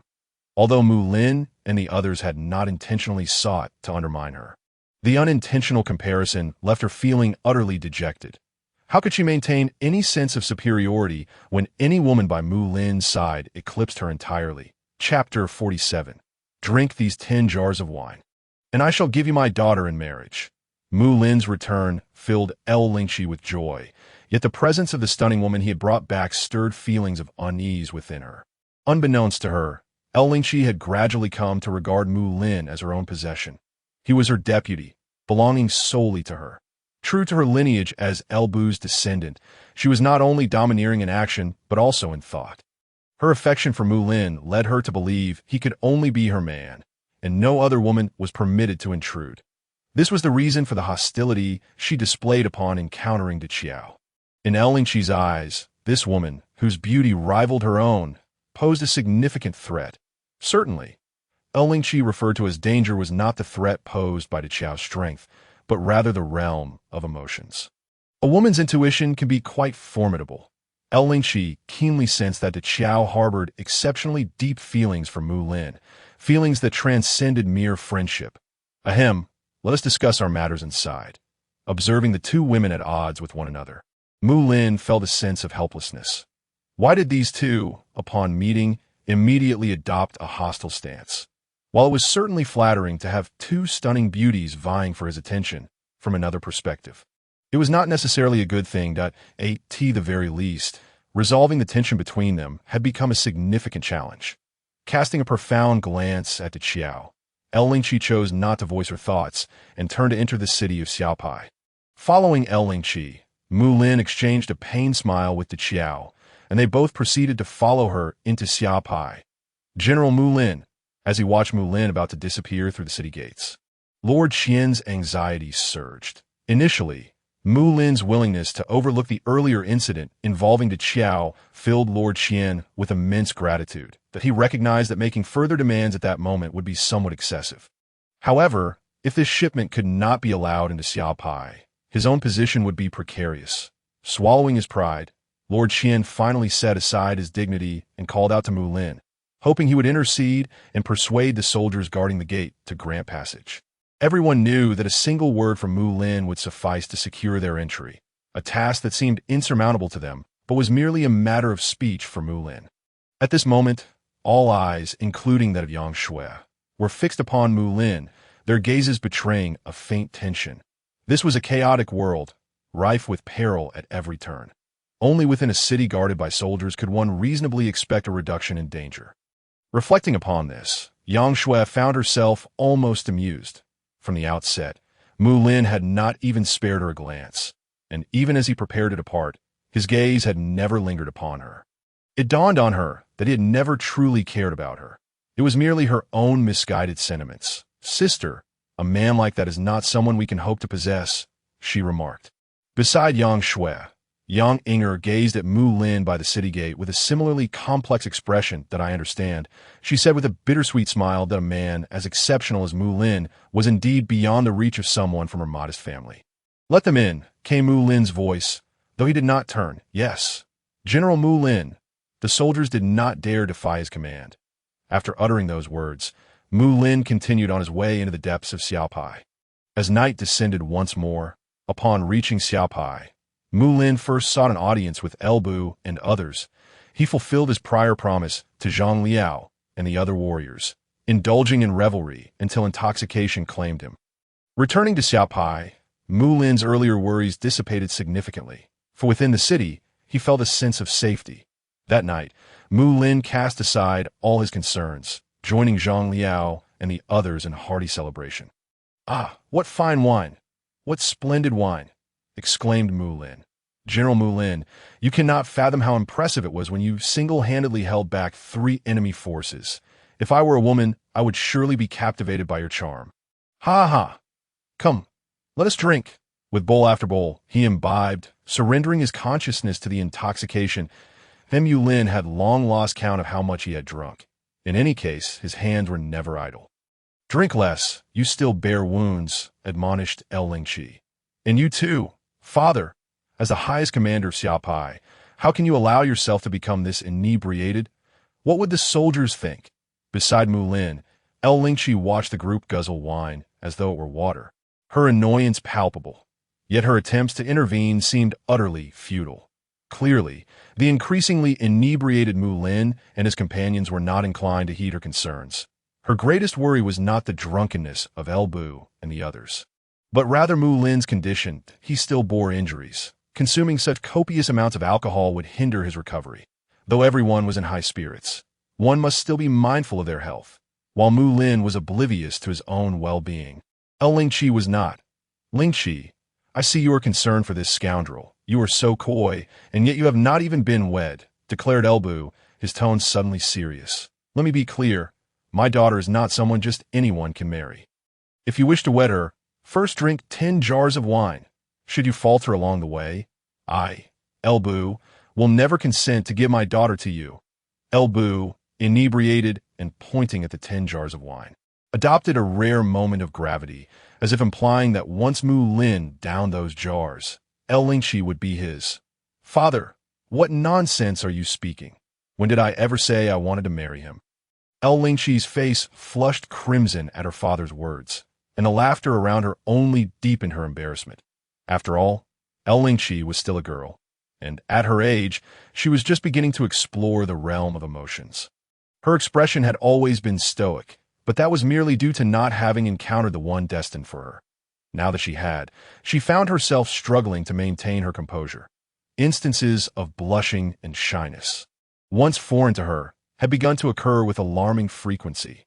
That day alone, Lingqi had lost count of how many times she had flushed with embarrassment. This is what it means to be a girl. Why must you always wear a cold expression? A smile now, and then would do wonders. And your bashful demeanor is simply adorable, Mulin remarked, noticing Lingqi's flustered state.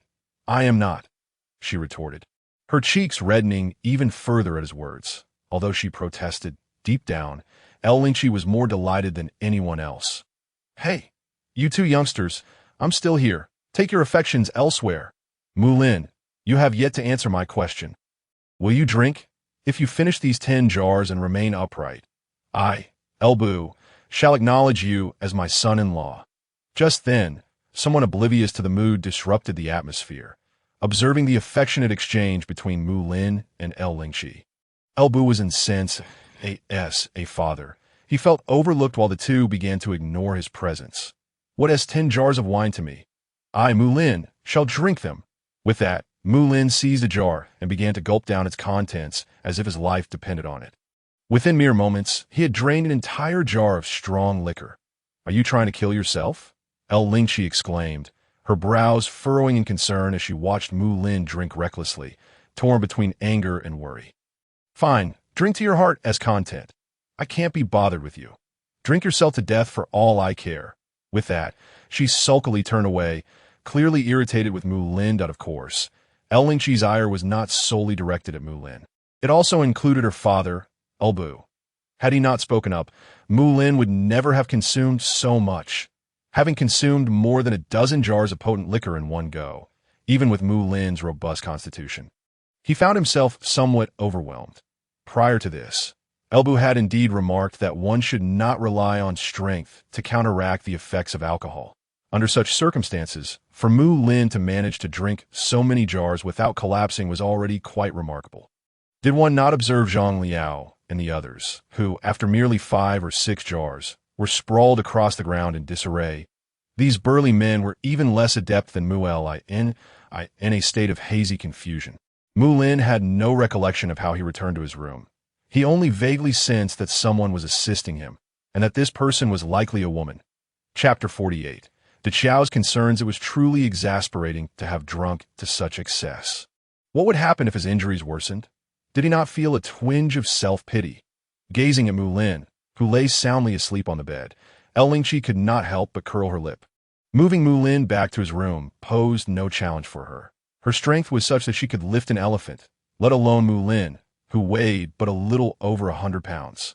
Her primary concern, however, was still Mulin's injuries. Though he repeatedly insisted that he was fine, his exceptionally pale complexion spoke volumes to the contrary, and Mulin lay deeply asleep, oblivious to Lingqi's murmurs. Observing his foolishly serene expression, she found herself both amused and irked. Gently settling beside him, Lingqi cupped her face in her hands, scrutinizing Mulin closely for the first time from such proximity. The sight of him in slumber was unexpectedly endearing that a faint blush crept across her cheeks as she realized the more she gazed at him, the more entranced she became. Perhaps this was what they meant by beauty in the eyes of the beholder. Although Mulin resembled a drunken fool, his posture, while not exactly dignified, was far from disgraceful. Yet, despite this, Lingqi found herself captivated. One could not help but marvel at the power of love. Surely, he must be completely oblivious to his surroundings. As she watched Mulin sleep soundly, a blush-inducing thought sprang to her mind. With an air of determination, Lingqi leaned closer, her exquisite face tinged with a faint flush, with a delicate whisper. Her rosy lips brushed against Mulin's, a fleeting kiss akin to a dragonfly skimming the surface of water before she swiftly withdrew. Was this what kissing entailed? Why did it feel so underwhelming? Pouting slightly, she seemed somewhat disheartened. Why did it feel so different from what others described, who claimed that kissing was a delightful experience? She felt nothing at all. Had Mulin been awake, he would undoubtedly have been flustered. This could hardly be called a kiss. My foolish fiancé. Allow your husband to enlighten you on the true art of a French wet kiss. Of course, Mulin remained in a deep slumber, completely unaware that he had been stolen a kiss by Lingqi during his peaceful rest. This was, after all, his first kiss since arriving in this world.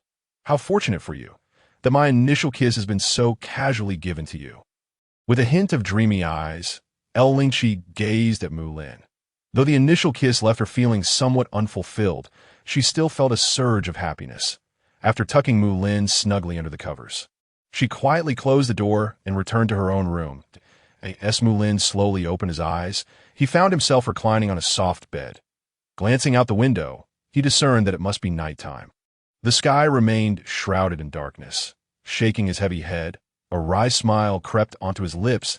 It seemed he had indeed overindulged, as even after some time, his head still throbbed. A faint scent of sandalwood wafted through the room, lending it an air of ancient charm. Unbeknownst to him, he had been in this world for quite a while now and had nearly adapted to its way of life, in his previous life. He would never have dared to dream of a woman as exquisite as Lingqi. Yet now this stunning beauty harbored affections for him. Everything felt surreal, as if he were ensnared in a dream. If it were indeed a dream, he hoped never to awaken. Knock, knock, knock. The door to his room was gently rapped upon, causing Mulin to pause. Who could possibly be seeking him at such a late hour? Come in, he called, despite his bewilderment. As soon as the words left his lips, the door creaked open, revealing a petite, graceful figure that stepped into his line of sight. De Xiao. Seeing the lovely figure at the threshold stirred something within Mulin. I apologize for disturbing you at such a late hour, she said, a hint of regret flashing across her delicate features. Though she wore a smile, Mulin could sense a trace of sorrow lurking beneath. Their relationship had grown rather intimate, given that Xiahou had been by his side throughout their journey back to Xia Pi, caring for him all the while. However, after the incident at the city gate, wherein Lingqi and Mulin had shared a tight embrace, the closeness between him and Xiahou seemed to have dissipated. Now, they appeared almost strangers. Furrowing his brow, Mulin found this sensation unsettling. He preferred the carefree Xiahou who often joked with him without reservation. "What brings you to me at such a late hour? Is there something of importance?" Xiahou appeared burdened by thoughts, and it seemed to pertain to him. With a gentle nod, Xiao's expression dimmed further. Yet as Mulin awaited her response, she fell into silence. The atmosphere in the room, already heavy, grew even more oppressive with her quietude. "What is troubling you?" Slowly rising, Mulin approached Xiahou, placing his hands on her shoulders as he inquired, "Mulin, will you not send me away?" Her soft voice echoed within the room, and as she spoke, Mulin could feel her slight tremor. She kept her gaze lowered, seemingly afraid to meet his eyes. Xiao's words caught Mulin off guard, and he looked at her with a bewildered expression. "Why on earth would I send you away? But now that you have returned to Xia Pi and your injuries have healed, there is no need for me to remain here." "Wait, I thought you were worried about something serious. What on earth is going through your mind? If you wish to leave, I would not allow it." Covering his head, Mulin was genuinely speechless. How could he have anticipated that Xiahou, with her heavy demeanor, was actually concerned about this? To be honest, Mulin had never intended to let Xiahou depart. She was practically his, after all. How could she think of returning to Jiangdong? Such a notion was utterly preposterous. Chapter 49. The unassailable city of Xia Pi. The following day, in the council hall of Xia Pi, a gathering of military generals had been summoned. Zhang Liao, Gao Shun, Lingqi, along with several key commanders of Elbu's army, were all present, with Mulin among them. Upon returning to Xia Pi, Mulin had sensed something amiss. The city was under strict lockdown, barring any entry or exit. Any perceptive individual would recognize that something was indeed wrong in Xia Pi. "Mulin, do you understand why the entire city has been sealed off?" Elbu inquired gravely, fixing his serious gaze upon Muin. "T must be related to Liu Bei and Cao Cao." Mulin ventured cautiously. "In the Battle of Xiao Pi, both Cao Cao and Liu Bei had suffered a significant defeat at his hands, losing nearly all of their combined force of 100,000. And that was without capturing Elbu. Even with their considerable military strength, such a loss was arduous for Cao and Liu to bear. 100,000 troops is no trivial number. Had they managed to annihilate Elbu's forces despite such losses, Liu Bei and Cao Cao might have been able to accept it. However, the fact remained that in the wake of such heavy casualties, Elbu had escaped unharmed, and not a single key general from Elbu's ranks had perished. How could Cao Cao and Liu Bei come to terms with such an outcome? Among the factions of Tao, Cao, and Liu, none harbored a deeper resentment towards Mulin and Elbu's army than Cao Cao. Cao Cao was the one who had suffered the most devastating losses among the three factions. The 60,000 troops led by Xiahou Yuan and Xiahou Dun were utterly annihilated outside the walls of Xia Pi, with their commander Xiahou Yuan dead and Xiahou Dun fleeing for his life. The repercussions of this single battle were incalculable for Cao Cao, not to mention the even greater losses incurred in the subsequent battle at Xiao Pi. Thus, it was clear that Cao Cao harbored the greatest animosity towards Mulin and Elbu's forces. Currently, the enmity between Elbu's army and Cao Cao's forces had reached an irreconcilable level. Liu Bei's army might have the potential to settle matters peacefully with Elbu's forces, but that was utterly impossible for Cao Cao's troops. Presently, the Tao Qian army at Xiao Pi had already pledged allegiance to Cao Cao, and the proximity of Xiao Pi to Xia Pi meant that Cao Cao could use it as a strategic base to continually funnel troops and supplies, launching attacks against Xia Pi. "You are correct. It indeed involves Cao Cao and Liu Bei," Elbu acknowledged. Casting a glance of approval at Mulin, he then gestured for Chen Gong to elucidate the matter further. "Currently, we have received intelligence indicating that after the recent battle at Xiao Pi, Liu Bei and Cao Cao have not opted for reconciliation. Instead, they have established Xiao Pi as a temporary headquarters, continuously dispatching troops and supplies towards it. Given the current circumstances, it won't be long before the coalition of Liu Bei and Cao Cao launches another assault on Xia Pi. It is even possible that their armies are already en route, Chen Gong explained as he rose to address the assembly. It appears that Liu Bei and Cao Cao are resolute in their intent to obliterate us. Despite suffering such significant losses, they have shown no signs of restraint. Instead, they are once again amassing forces to prepare for an assault on Xia Pi. He continued, nodding in agreement. From the outset, Mulin had anticipated that Liu Bei and Cao Cao would not simply acquiesce. They would undoubtedly strike at Elbu's army once more. What Mulin had not expected, however, was the swiftness of Liu and Chao's response. That it had been less than a week since the battle at Xiao Pi, and already they were regrouping their forces for another attack on Xia Pi. This urgency revealed the determination of Cao Cao and Liu Bei. They were resolved to eradicate Elbu's forces from Su province, regardless of the cost. Taking up Mulin's sentiment, Chen Gong continued, "The foundation of our Elbu army pales in comparison to that of Liu and Cao. Cao Cao boasts an army of 500,000. While the losses he has incurred are significant, they do not threaten the core of his military might. Liu Bei's forces, though smaller than Cao Cao's, still command 200,000 elite soldiers, substantially outnumbering our Elbu army. Neither of the two armies can be matched by our current contingent. In the event of another offensive, Liu and Cao will likely deploy at least 80,000 troops against Xia Pi. After the battle at Xiao Pi, our Elbu army has suffered considerable losses, leaving us with scarcely 20,000 soldiers. Holding Xia Pi under such circumstances is nearly impossible. The previous victories of Elbu's army over Liu and Cao involved a degree of fortune. Cao Cao may have lost nearly 100,000 troops, yet he still commands 40,000 soldiers. Our combined forces number less than 50,000, and after the skirmish at Xiao Pi, we have lost over 30,000. With fewer than 20,000 ordinary soldiers remaining in Xia Pi, how can we withstand the onslaught of Liu Bei and Cao Cao's united forces?" The gravity of the situation rendered Zhang Liao and the others silent. Given the current state of affairs, it was evident that Xia Pi could not be defended. The only viable option was to retreat. However, Xia Pi was the sole city held by Elbu's army. Should they lose it, they would become a wandering force, and the prospect of a resurgence would be exceedingly challenging.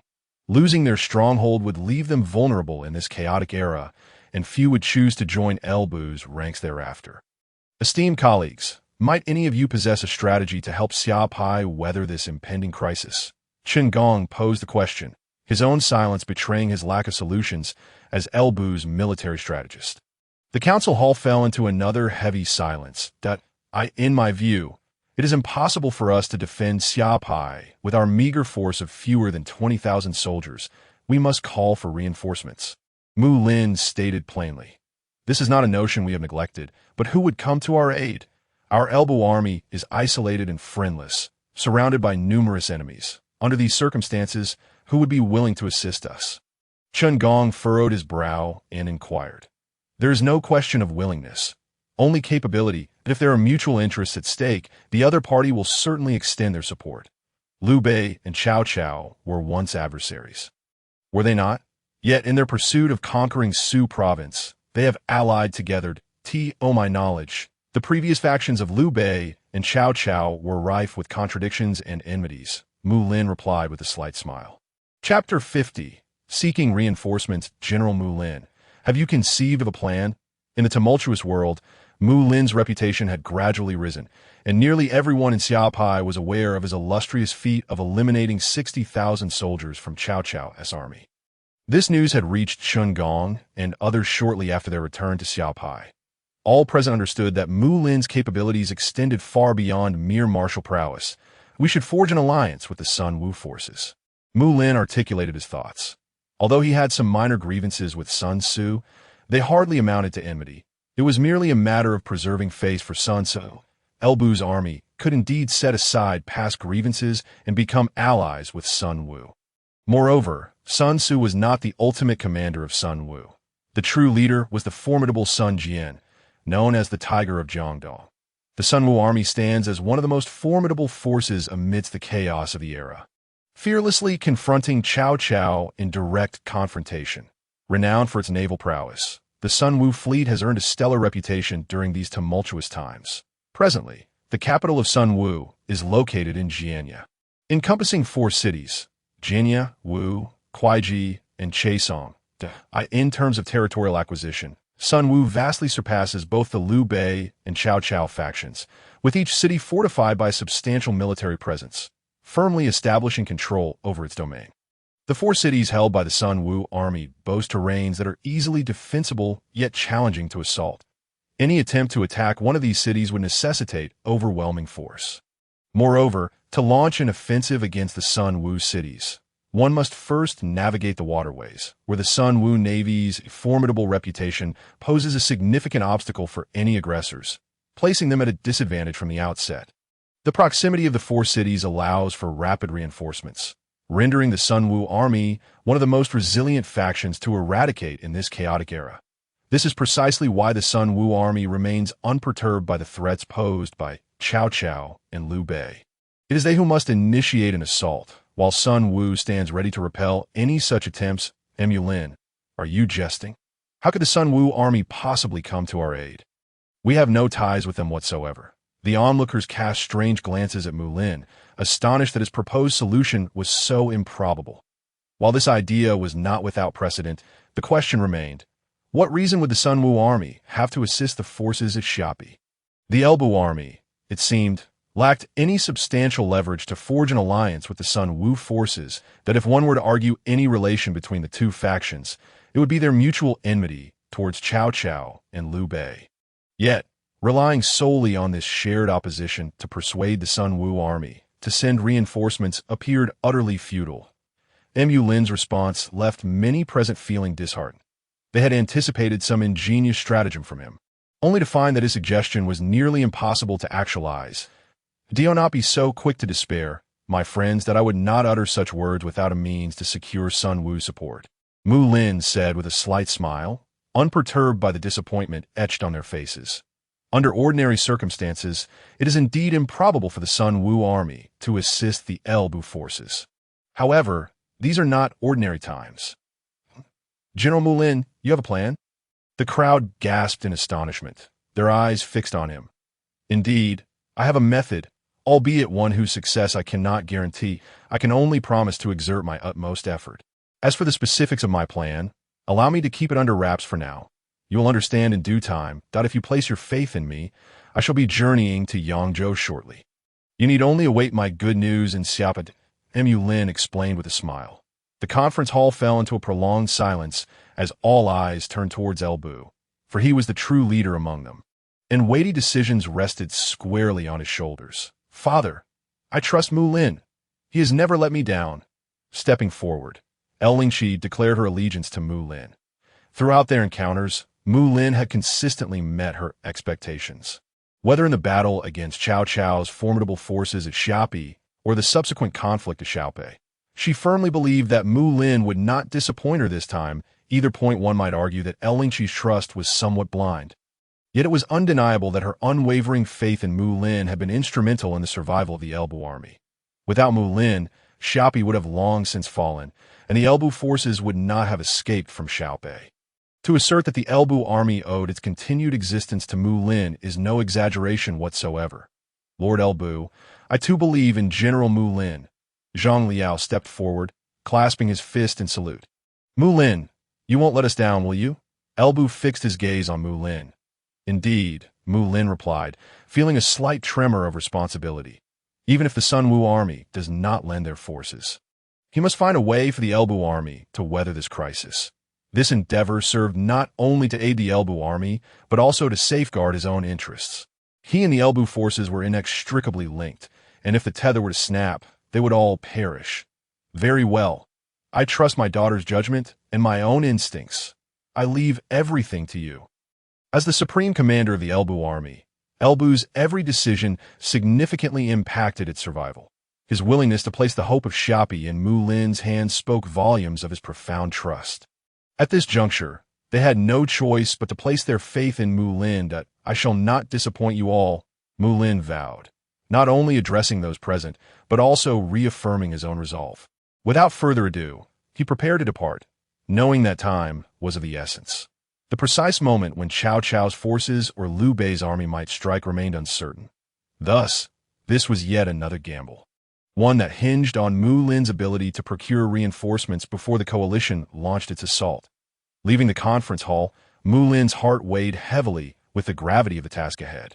May everything proceed smoothly, he sighed, once more attempting to reach out to the divine system. Yet, much to his dismay, there was still no response, as if the system had vanished from his consciousness. Mulin realized, unwittingly, that he had begun to rely on the divine system, a troubling sign indeed. Chapter 51. Journey to Jiangdong. Without delay, Mulin did not linger in Xia Pi for long. After gathering a sum of silver, he prepared to set off with Diao towards the capital of the Sun Wu army, Jiangdong. As a former general of Sun Wu, Diao had her sister still within its ranks, and her close relationship with Sun Shangxiang might prove advantageous.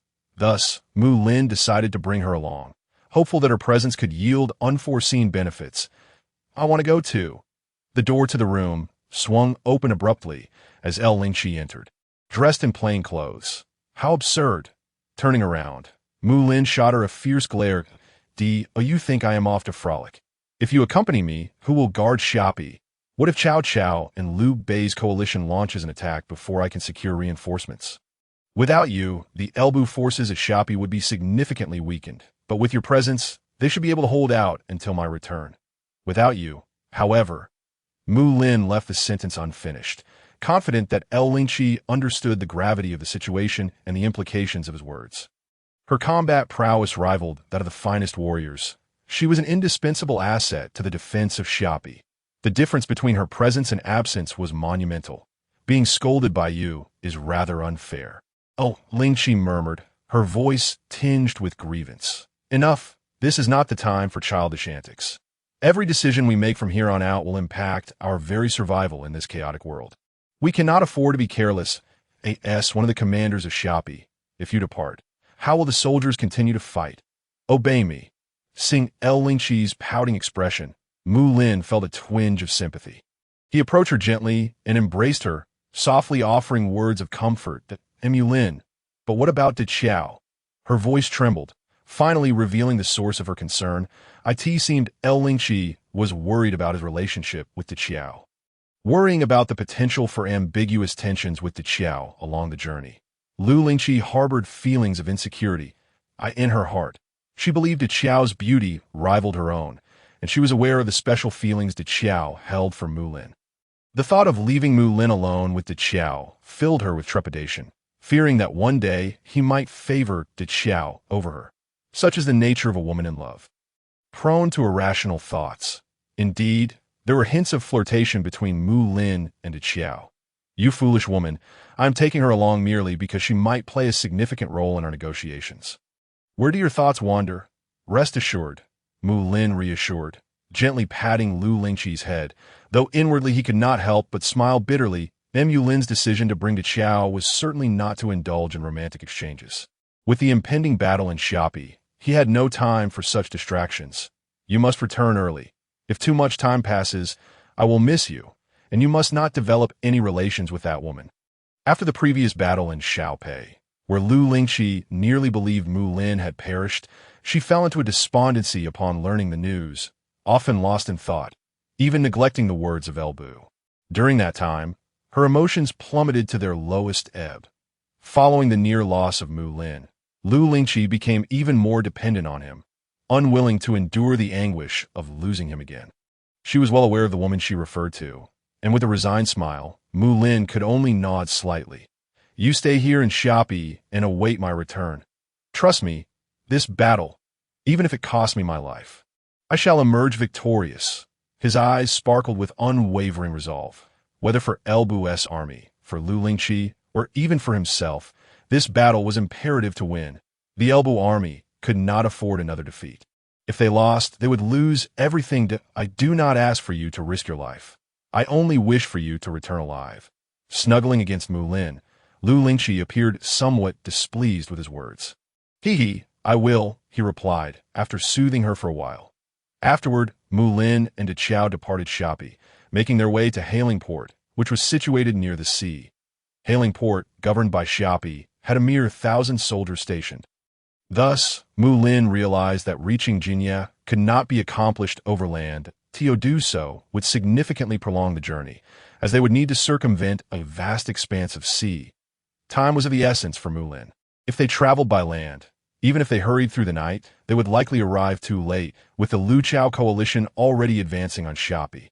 Only by traversing the waterways could they considerably shorten their journey. The distance from Xia Pi to Hailing Port was not far. Setting out in the morning, Mulin and Xiahou arrived at Hailing Port just before noon. As a significant harbor, Hailing Port bustled with activity, with merchants comprising a large portion of the crowd. Despite its status as a port, its scale rivaled that of a small city. How could such a large port only have 1,000 soldiers guarding it? Mulin mused with a bitter smile as he gazed upon the imposing harbor. However, it was not the fault of Elbu's army. They simply could not spare more troops. Xia Pi was the key. If it fell, Hailing Port would soon follow. Xia Pi served as the foundation. Even if Hailing Port were captured, it could be reclaimed one day, but if Xia Pi fell, regaining it would prove immensely challenging. To Xiahou. How many soldiers are stationed at Chuay Port in Jiangdong? Mulin inquired of Xiahou. One of Jiangdong's vital ports.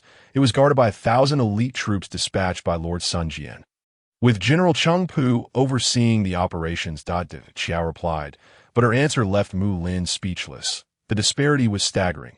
While others had 1,000 elite soldiers and a formidable general, his Hailing Port was defended by a mere 1,000 ordinary soldiers. And as for powerful generals, there were hardly any to spare in all of Xia Pi. 1,000 versus 10,000. A tenfold difference, with the former lacking a general, while the latter enjoyed the protection of a formidable commander with a strength rating exceeding 80. I will ensure that when Xia Pi's forces are robust, I shall dispatch 10,000 elite soldiers to guard Hailing Port. No, 2,000. Feeling particularly vexed, Mulin could only console himself with such thoughts. Of course, if that day ever came, he might indeed send 2,000 soldiers to fortify Hailing Port. Chapter 52. You are quite audacious upon arriving at Hailing Port. Mulin and Xiahou made their way to the residence of General Wu Guang. The commander stationed there, Wu Guang, an officer of the Elbu army assigned to guard Hailing Port, was not particularly formidable, especially compared to General Cheng Pu stationed at Chuay Port, whose strength was a remarkable 80. While Wu Guang barely surpassed 30, Mulin needed a vessel for crossing the sea. Seeking Wu Guang was a logical choice, as Lingqi had instructed him to do so prior to his departure.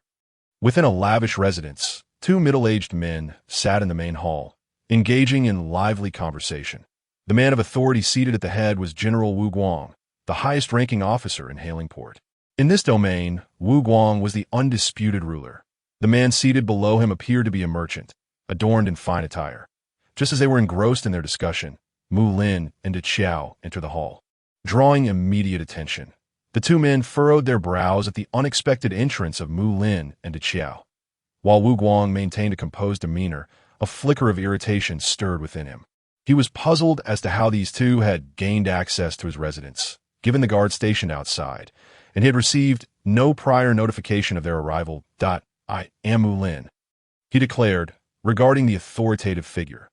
Confident that Wu Guang, as a commander of the Elbu army, would recognize his name, he introduced himself without hesitation. Mulin, which Wu Guang's expression shifted from confusion to astonishment, and then swiftly evolved into shock. Mulin, he exclaimed again, his breath quickening as he finally connected the dots. Initially uncertain of who Mulin was, he soon recalled the individual who had gained notoriety in the chaotic world within a mere 2 months. That person was indeed Mulin. The name Wu Guang resonates like thunder, known far and wide. His exploits, slaughtering 60,000 troops of the Cao army, beheading Xiahou Yuan, defeating Xiahou Dun, and ultimately rescuing Elbu and others from the encirclement of the Luqiao allied forces, have become the subject of many conversations over tea and meals. In a short span, the name Mulin has spread throughout the chaotic world. It is I who bears this letter, entrusted to me by General Lingqi, as I retrieved a letter from my bosom and tossed it directly to Wu Guang. A missive from General Lingqi.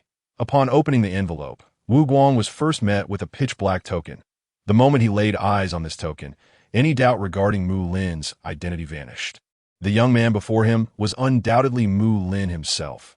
This ebony token was possessed solely by General Lingqi and Lord Bu within the entire city of Xia Pi.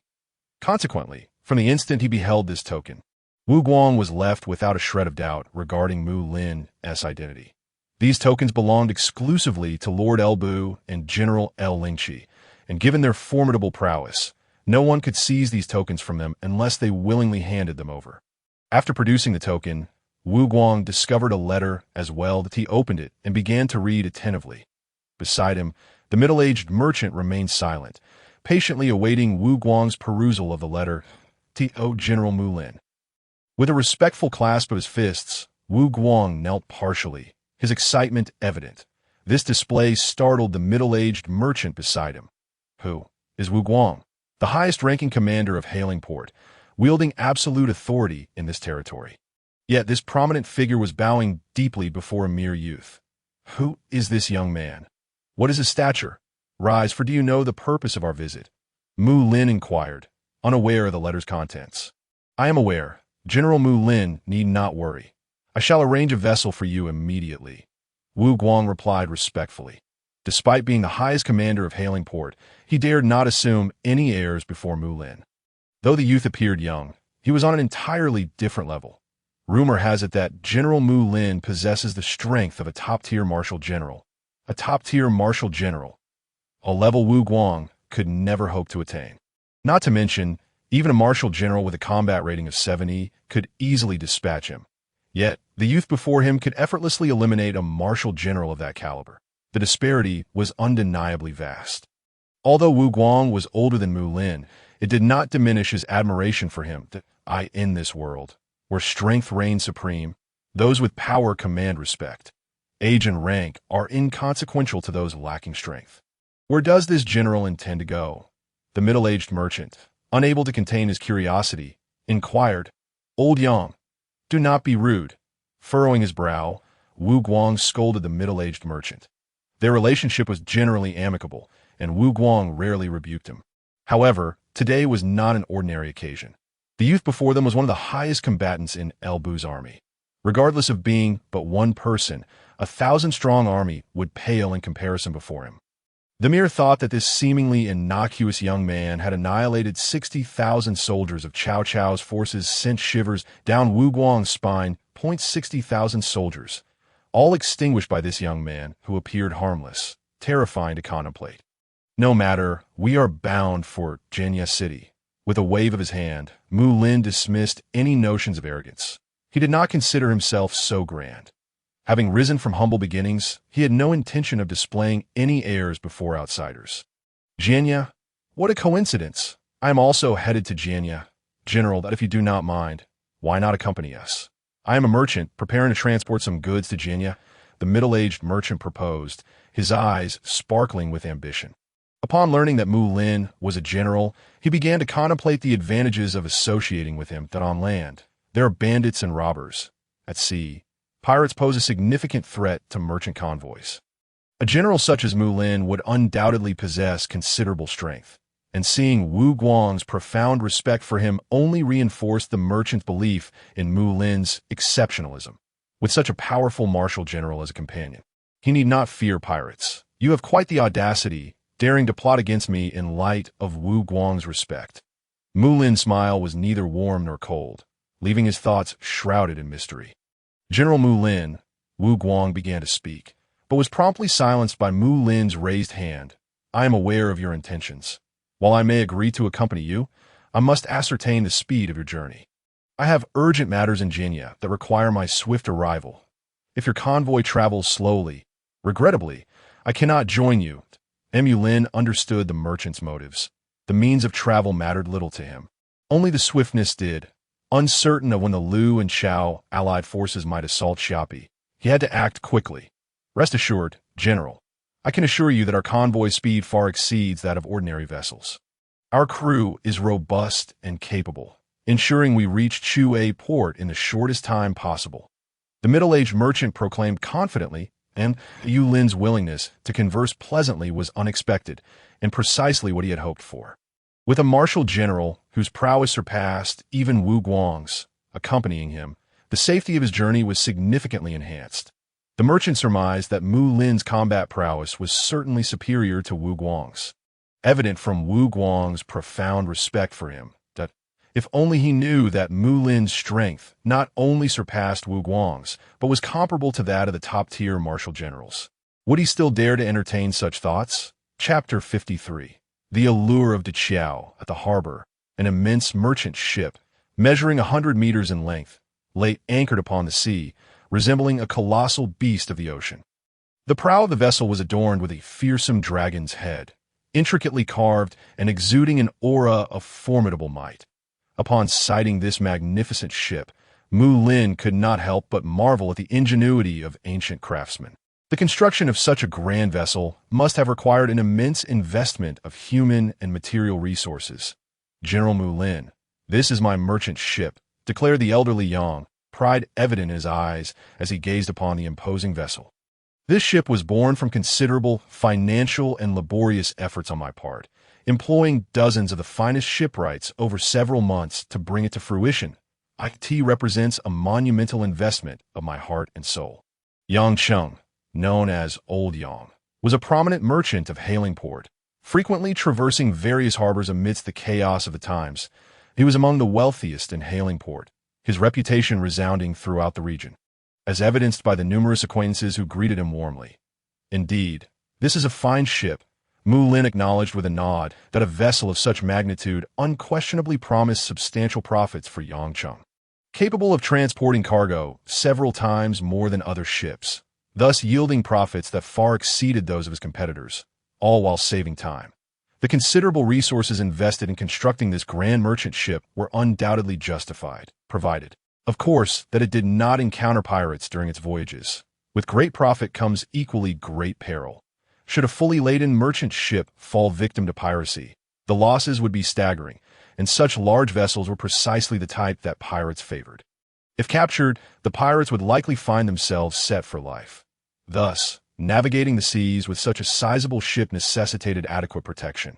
Yang Cheng's visit to Wu Guang was prompted by this very concern. The cargo on this journey was of utmost importance, and even after hiring some guards, Yang Cheng sought an additional 100 regular soldiers from Wu Guang to escort the convoy, leading to the scene that unfolded when Mulin barged in. To avoid any delay, Yang Cheng did not permit the merchant convoy to rest further. As soon as the three entered the ship, he ordered its immediate departure, fully aware that he could not afford to be negligent in the presence of such a distinguished young man, one whom even Wu Guang held in high esteem. Such a beautiful woman, Mulin mused, glancing at the Xiao, who, unmasked by a veil, attracted an astonishing amount of attention as they boarded the merchant ship. Countless gazes converged upon her, and many quietly acknowledged her beauty. While hailing port was not devoid of attractive women, none compared to the Xiao's extraordinary allure that a beauty like hers truly embodied the essence of captivating grace. Unfazed by the multitude of eager eyes, the Xiao smiled enchantingly, playfully winking at the crowd, leaving many utterly spellbound. Mulin observed as several guards caught at her gaze, flushed with excitement, their pulses racing in that moment. Mulin could not help but reflect on the profound charm of an unparalleled beauty. One could easily envision how such a mesmerizing figure on the battlefield could invigorate her soldiers with but a few words, compelling them to unleash their utmost potential in combat. It was akin to an invisible buff enhancing their capabilities. Little enchantress, do not toy with them too much, otherwise they may become so enamored that they can barely muster the strength to continue. He teased, gently squeezing the Xiao's delicate hand, fully aware of her playful intentions. With a mischievous grin, the Xiao playfully stuck out her tongue at Mulin, withdrawing her gaze, wary that her allure might incite the fervent young man to rush towards her. In her eyes was a glimmer of pride, as if to say, "See, this is my charm. You should cherish me well. Father, who is this young lady?"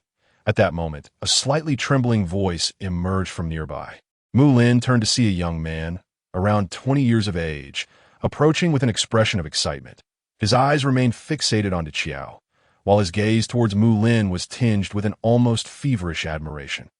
"Qian, show some respect," Yang Cheng admonished, furrowing his brow as he shot a disapproving look at the young man. This youth was none other than Yang Cheng's son, Yang Qian. Despite his tender age, he had already made quite a name for himself in Halingport. Having accompanied his father in trade for many years, he had acquired a wealth of business acumen. Unlike his father, who was solely a businessman, Yang Qian had pursued both commerce and martial arts. At merely 20 years old, Yang Qian's prowess was already commendable, rivaling the strength of seasoned centurions. Though his martial capabilities were not particularly daunting to Mulin, they were impressive enough for an ordinary individual, enabling him to handle multiple opponents with ease. With a wealthy father and his own admirable qualities, Yang Qian had become a highly sought-after young figure in Halingport. Observing his son, Yang Cheng sighed inwardly. This young lady was not someone he could afford to provoke. De Qiao's beauty was of a caliber that his son could scarcely aspire to claim. "Father, I merely wish to make the acquaintance of this young lady." "How is that disrespectful?" Yang Qian retorted, bewildered by his father's admonition. "You two continue your conversation. We shall retire for now. If anything arises, have someone notify me." Yang Qing interjected lightly, dismissing the squabbling father and son as he turned towards the ship's upper deck. Following closely behind Mulin, De Qiao appeared as a dutiful companion, casting only a fleeting glance at Yang Qian before diverting her attention elsewhere. "Unexpected? Humph! What could possibly go awry?" "Father, who is that fellow?" Yang Qian scoffed, his dissatisfaction with Mulin's demeanor palpable. His disdain was not solely rooted in Mulin's prior remark, but was significantly fueled by his infatuation with De Qiao. Watching the demure De Qiao trailing behind Mulin stirred a deep-seated jealousy within Yang Qian. It was a natural inclination. Despite Mulin's superior appearance and demeanor, Yang Qian unconsciously vilified him in his mind, convinced that Mulin was unworthy of comparison, with a father renowned as a wealthy merchant and his own exceptional attributes. Yang Qian could not fathom why he should be measured against Mulin, whom he deemed utterly unworthy, preposterous.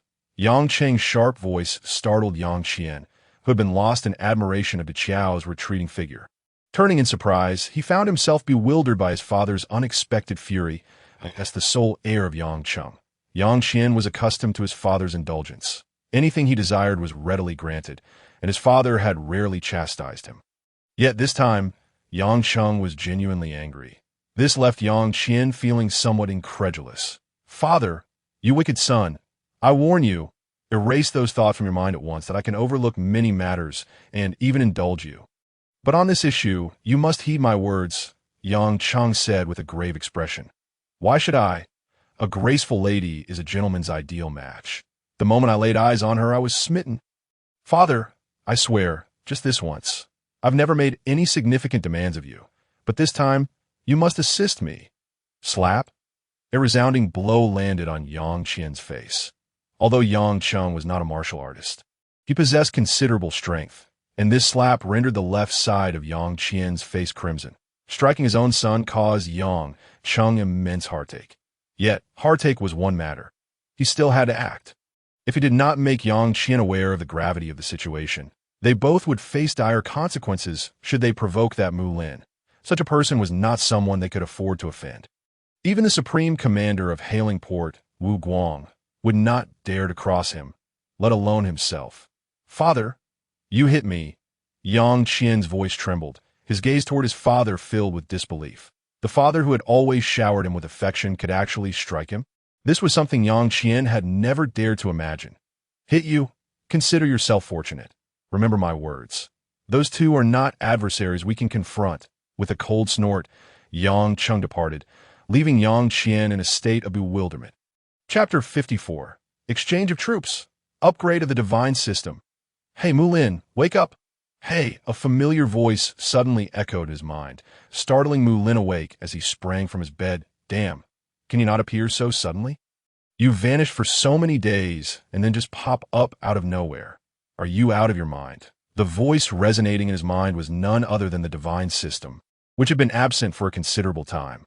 Having nearly forgotten its existence, Mulin was now startled by its abrupt return while he was in the midst of slumber. In his heart, he had already scolded the Divine System countless times. "Ahem, I just woke up and was a bit too excited." The Divine System seemed somewhat embarrassed, having indeed just awakened and, in its excitement, called out to Mulin without a second thought. "Hold on a moment. Don't get too carried away. I have a question. Where have my points gone?" Mulin questioned with a mocking smile. As soon as the divine system awakened, Mulin was able to check his points, only to find that he had none. Upon discovering this, he felt an overwhelming urge to pull the divine system out of his mind and give it a good beating. He believed he should still have some points left from his time in Xiao Pi City. Now, after the divine system's disappearance, they had vanished entirely. Without needing to guess, Mulin knew that the divine system was behind this. "Mulin, don't be so agitated. All those points were used for upgrades." The divine system explained with a rueful smile. "What does that have to do with me?" Mulin scoffed, showing little respect for the divine system. This entity had taken so many of his points. He was doing well not to beat it up, let alone show it any courtesy. Of course it concerns you. If I was only at level 1 before, now I have upgraded to level 2.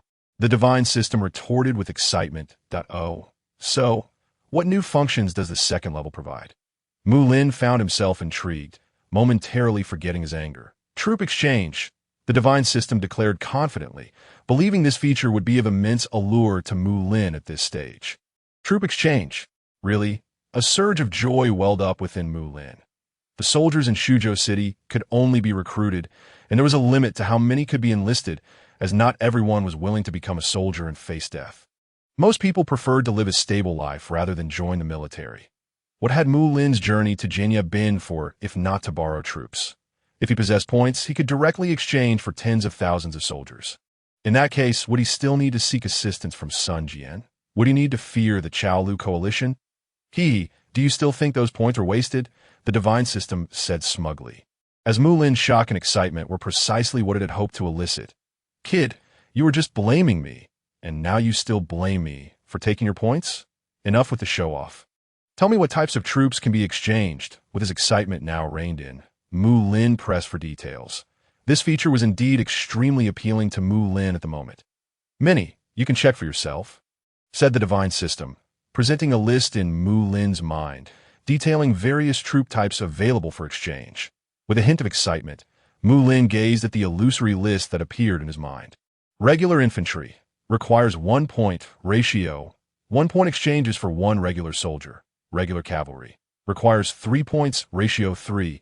3 points exchanges for 1 cavalry. Archers requires 2 points crossbowmen.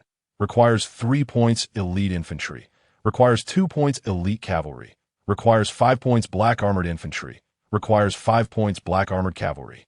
Requires 8 points black armored heavy cavalry. Requires 5 points tiger and leopard cavalry. Requires 20 points war elephants. Requires heavenly soldiers. Requires ghost cavalry. Requires. Why are there question marks next to war elephants and ghost cavalry? Can't they be exchanged? Mulin inquired, puzzled. Not currently. Those troop types are too powerful that I can only exchange for them once I upgrade to level 3. The highest troop type available now is the tiger and leopard cavalry. The divine system explained it. I suppose exchanging for ghost cavalry would require a significant amount of points. Mulin muttered to himself.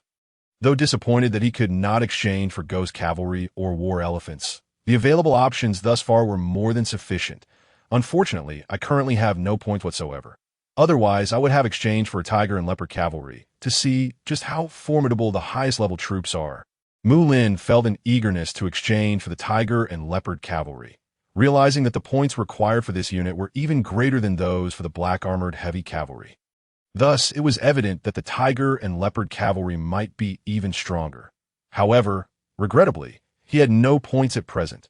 The strength of the tiger and leopard cavalry did not lie solely in its impact and destructive power, but rather in its maneuverability.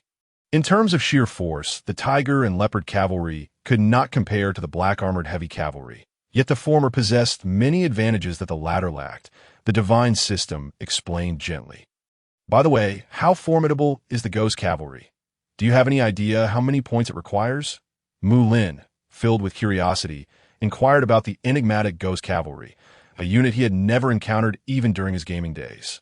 I am uncertain, but it is at least above 100. The divine system replied somewhat ambiguously. 100? That's robbery, Mulin exclaimed, taking a sharp breath. Require 100 points to exchange for a ghost cavalry unit was nothing short of extortion in his eyes. Chapter 55. The Wife of Sun Jian Robbery. I beg to differ. Its steep price undoubtedly has its reasons. Perhaps one day, you will comprehend the true value of the ghost cavalry. The divine system responded with a hint of mystery, implying a deeper knowledge of the ghost cavalry. Perhaps Mulin rolled his eyes, yet his thoughts were contrary to TO exchange for a ghost cavalry unit at over 100 points meant that acquiring 1,000 would demand over 100,000 points. Was he foolish enough to consider that? If he had 100,000 points, he would rather redeem 10,000 ordinary soldiers, which would certainly have a greater impact. Boom! At that moment, the massive merchant ship shook violently, and Mulin was astonished to find that it had come to a halt. Arrive at the destination? No, that cannot be. The thought barely crossed his mind before he swiftly dismissed IT. IT had barely been 2 days since departing from hailing port. How could they have reached Shui port so quickly? According to Mulin's estimates, given the current speed of the merchant ship, it would take at least 3 or 4 days to arrive at Shui port. If they had not reached their destination, why had the merchant ship stopped in the vastness of the sea? Let me go take a look, Mulin declared as he stood up and donned his attire before exiting his cabin. Upon stepping onto the deck, Mulin discovered it was crowded with individuals, all gazing in shock towards the front of the ship. What has happened? He softly asked at Xiao, who stood by the bow. An intense naval battle appears to be unfolding ahead. One side seems to be pirates while the other resembles the Sun Wu army. Xiao's eyes were fixated on the distant sea. Given her combat prowess, the distance was inconsequential. She could clearly see the soldiers engaged in battle and the flags on the warships. One of the ships bore a flag emblazoned with a prominent Wu character. The Sun Wu army. Mulin's gaze followed hers, and indeed, what he beheld mirrored Xiao's words. Two factions were locked in fierce combat, transforming the entire sea into a fiery battleground, the sounds of clashing and cries reverberating through the air. General Mulin, a naval battle is taking place ahead, that we should take a detour, Yang Cheng suggested as he approached Mulin. Although this merchant ship was solely under Yang Cheng's command, he felt compelled to seek Mulin's opinion out of respect. Mulin, Xiao turned to him with a pleading expression, her beautiful eyes shimmering with unshed tears. As a former general of the Sun Wu army, she undoubtedly held deep sentiments for them. Moreover, her sister was within Sun Wu, her close friend Sun Shangxiang was also there, and even her parents resided within Sun Wu. Witnessing one side of the conflict being the Sun Wu army, how could she remain indifferent and passive? Mulin, you wish for Sun Jian to send reinforcements to Dapi City, correct? This might be an excellent opportunity. The voice of the divine system echoed in his mind. Divine system, do you know something? Mulin furrowed his brows and asked. Sun Jian's wife, Lady Wu, the divine system replied succinctly. However, Mulin grasped the implication of its words entirely. One of the factions in the conflict was none other than Lady Wu. Sun Jian's wife. This naval battle seemed to be an ambush. Otherwise, how could Lady Wu, a woman of limited combat prowess, lead soldiers in a battle? There was only one possibility. Lady Wu was returning to Jianya from somewhere when she was attacked. As the mother of Sun Su and Sun Quan, and the legitimate wife of Sun Jian, she possessed considerable influence within the Sun Wu army. If he could rescue her, perhaps she could speak a few favorable words on his behalf during negotiations with Sun Jian, thus increasing his chances of receiving assistance and no need to detour. You all wait for me here for a moment, Mulin said without looking back as he made his way to the front of the merchant ship. Xiao, I will return shortly. Be careful. Filled with overwhelming gratitude, Xiao could hardly believe her words had made such an impact that, of course, she might not realize that Mulin's desire to assist the Sun Wu army in battle stemmed partly from his feelings for her, and also from his own interests. Had he not learned that the ambush party was Lady Wu, he might not have acted at all. What is he planning to do? At that moment, many aboard the merchant ship stared in astonishment at Mulin, who had approached the bow, perplexed by his intentions. With a resounding thud, Mulin leaped from the merchant ship into the ocean. My heavens! Is he jumping into the sea? What is happening? Lord Mulin. In that instant, countless individuals aboard the merchant ship were taken aback by his sudden action, including the ship's owner, Yang Cheng. This was the unfathomable depths of the ocean. Why would a young man choose to jump? Many rushed to the edge of the ship, peering down into the water below. Boom! A silver streak burst through the waves, akin to a shooting star in the sea, hurtling towards the battlefield, creating two enormous waves in its wake. The silver figure racing toward the battlefield was none other than Mulin himself. The onlookers aboard the merchant ship gaped in shock at the sight of him propelling toward the conflict. "It seems I have underestimated Mulin's strength," they murmured. The merchant ship was still thousands of meters away from the battlefield, an immense distance to leap, requiring not only immense confidence, but extraordinary power as well. Chapter 56. Roll. Upon the vast expanse of the sea, a solitary Sun Wu army warship was encircled by a dozen pirate ships, the battle nearing its conclusion. The soldiers tasked with protecting Lady Wu had dwindled to a mere handful. Yuan Shu, that scoundrel has audacity. Does he not fear the wrath of our lord, who could send troops to raze Lujiang's city? Furious voices erupted from the last remaining Sun Wu warship. The speaker, named Zhu Mao, was a marshal general under Sun Jian, tasked with escorting Lady Wu back to the capital of Jianya, only to be ambushed by Yuan Shu's forces disguised as pirates along the way. The 2,000 soldiers tasked with protection, the Sun Wu army, have now been reduced to fewer than 100 due to the relentless slaughter, and even Zhu Mao bears significant injuries. The pirate ship that encircles him is not composed of true pirates, but rather soldiers disguised under the banner of Yuan Shu, with their objective being none other than Lady Wu, the wife of Sun Jian. Initially, the combined strength of over 2,000 Sun Wu soldiers, along with the formidable General Zhu Mao, whose martial prowess reaches a commendable level of 7, would have sufficed to escort Lady Wu safely back to Jianya. Yet, fate had it that they encountered the forces of Yuan Shu. Ordinary pirates would never dare to challenge Zhu Mao and his contingent. The presence of 2,000 Sun Wu soldiers, complemented by the might of a general with a power rating of 7, constituted a formidable force. However, this group before them was not merely pirates, but the vengeful soldiers of Yuan Shu, who harbored deep animosity towards the Sun Wu army.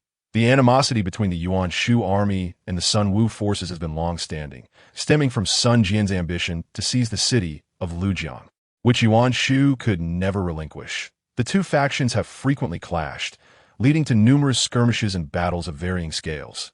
Yet, who could have anticipated that Yuan Shu would so recklessly plot to harm Lady Wu? "Shut your foul mouth. Should I hear another insult directed at my lord, I shall tear you apart on the spot." On the deck of the Yuan Shu warship, a burly man brandished a large blade, glaring fiercely at Zhu Mao, who had disrespected Yuan Shu. This man, named Yu Shi, is one of Yuan Shu's prominent generals, possessing a martial prowess that far exceeds that of Zhu Mao, reaching an impressive score of 80. It is precisely due to his presence that the Sun Wu army has faltered so swiftly in terms of soldiers. The Sun Wu army is already at a disadvantage, facing 6,000 to 7,000 troops of Yuan Shu with only 2,000. In terms of generals, while Zhu Mao has a power level of merely 7, Yuan Shu boasts a formidable general like Yu Shi, whose prowess stands at 80, with both the soldiers and generals overwhelmingly outmatched. The defeat of the Sun Wu army is, regrettably, a foregone conclusion. A sudden, urgent cough erupted from behind Zhu Mao. Behind him stood Lady Wu, adorned in opulent garments, embodying elegance and grace. She is the very target of Yuan Shu's forces. Her complexion, too, bore a pallor of despair. As she gazed upon the encircling ships of Yuan Shu, her heart sank into the depths of desolation. In this dire situation, her chances of escape seemed almost non-existent. Zhu Mao's face flushed crimson as he glared at Yu Shi. In that moment, he yearned to charge at Yu Shi and settle the score. Yet reason prevailed, reminding him that he must devise a way to extricate Lady Wu from this perilous encirclement.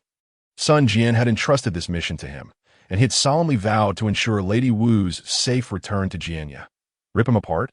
I do not believe it. The two sides exchanged glances on the warship, and despite the provocation from Yu Shi, Zhu Mao dared not retort.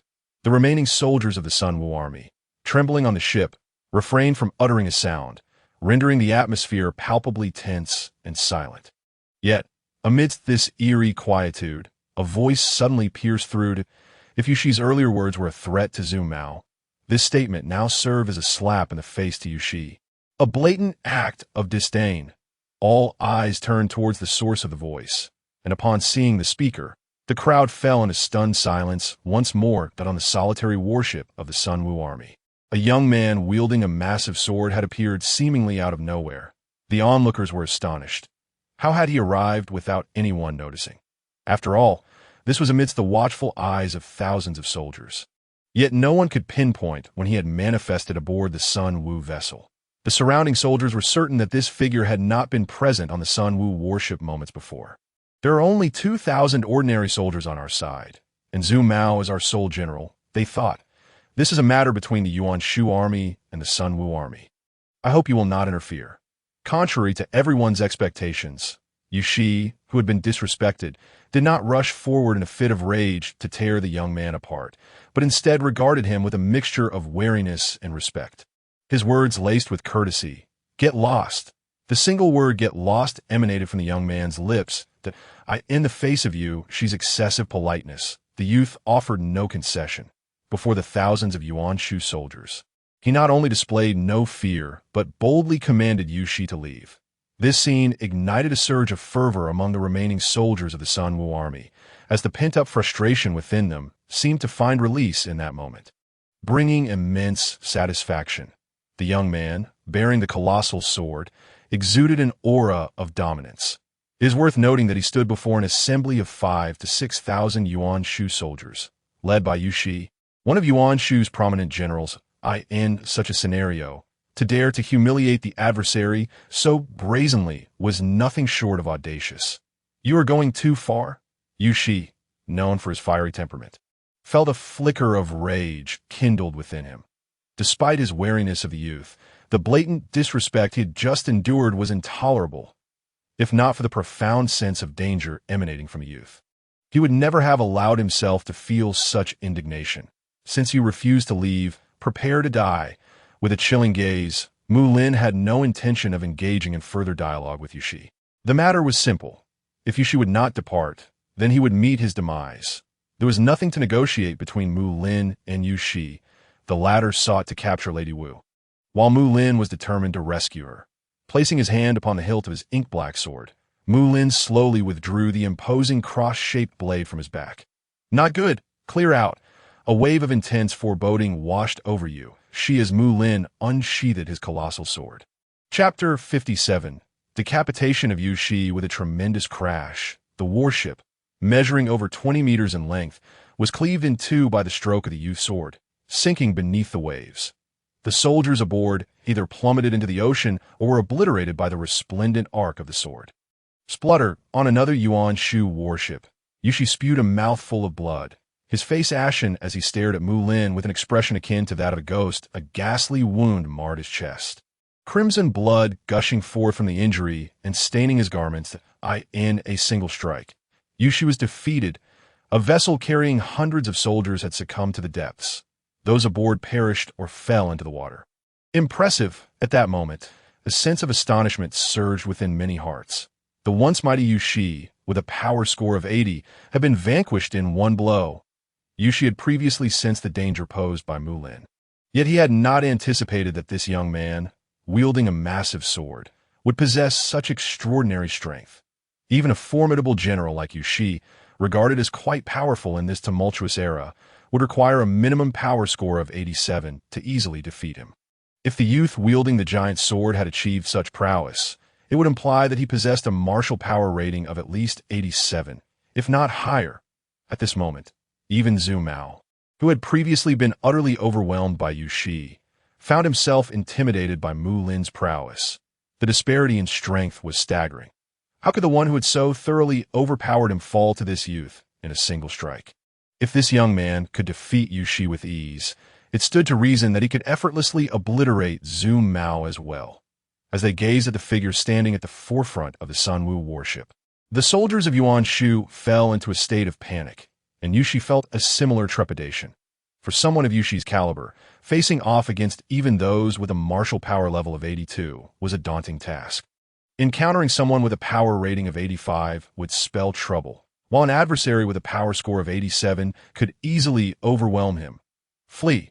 In that instant, Yu Shi harbored no thoughts of resistance. The only notion that occupied his mind was the urgent need to escape, that if he did not flee now, his doom was all but assured. It is not that one is inherently weak, but rather that the adversary is overwhelmingly formidable to the extent that one cannot possibly contend with them.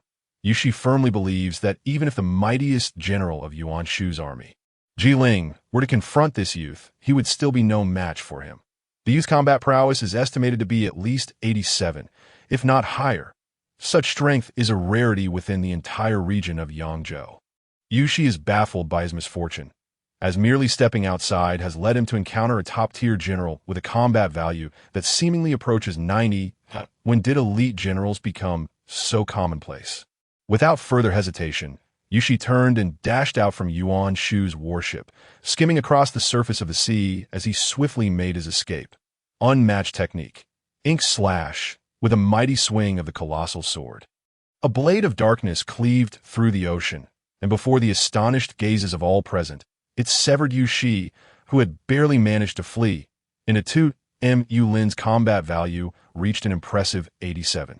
Even without activating his awakened, unmatched state, he was capable of battling generals with a combat value of 88 or even 89. In contrast, Yuxi possessed only a combat value of 80. And having already sustained injuries from Mulin's previous strike, how could he possibly evade such a cataclysmic blade of energy? "It is your turn now." A voice, reminiscent of a nightmare, reverberated within the hearts of all Yuan Shu soldiers present. Boom! Standing upon the deck of the Sunwu warship, Mulin effortlessly wielded his sword once more, sinking another Yuan Shu vessel. The soldiers aboard were mercilessly torn to shreds by that terrifying strike. Boom! Boom! Boom! In less than a minute, under the bewildered gazes of Lady Wu and Zhu Mao, all of the dozen or so Yuan Shu warships met the same fate, sinking without exception. The 5,000 to 6,000 soldiers aboard were almost entirely annihilated. Even those who survived found themselves in the vast ocean, far from the shore, and although they were not slain by Mulin, their impending fate was all too evident.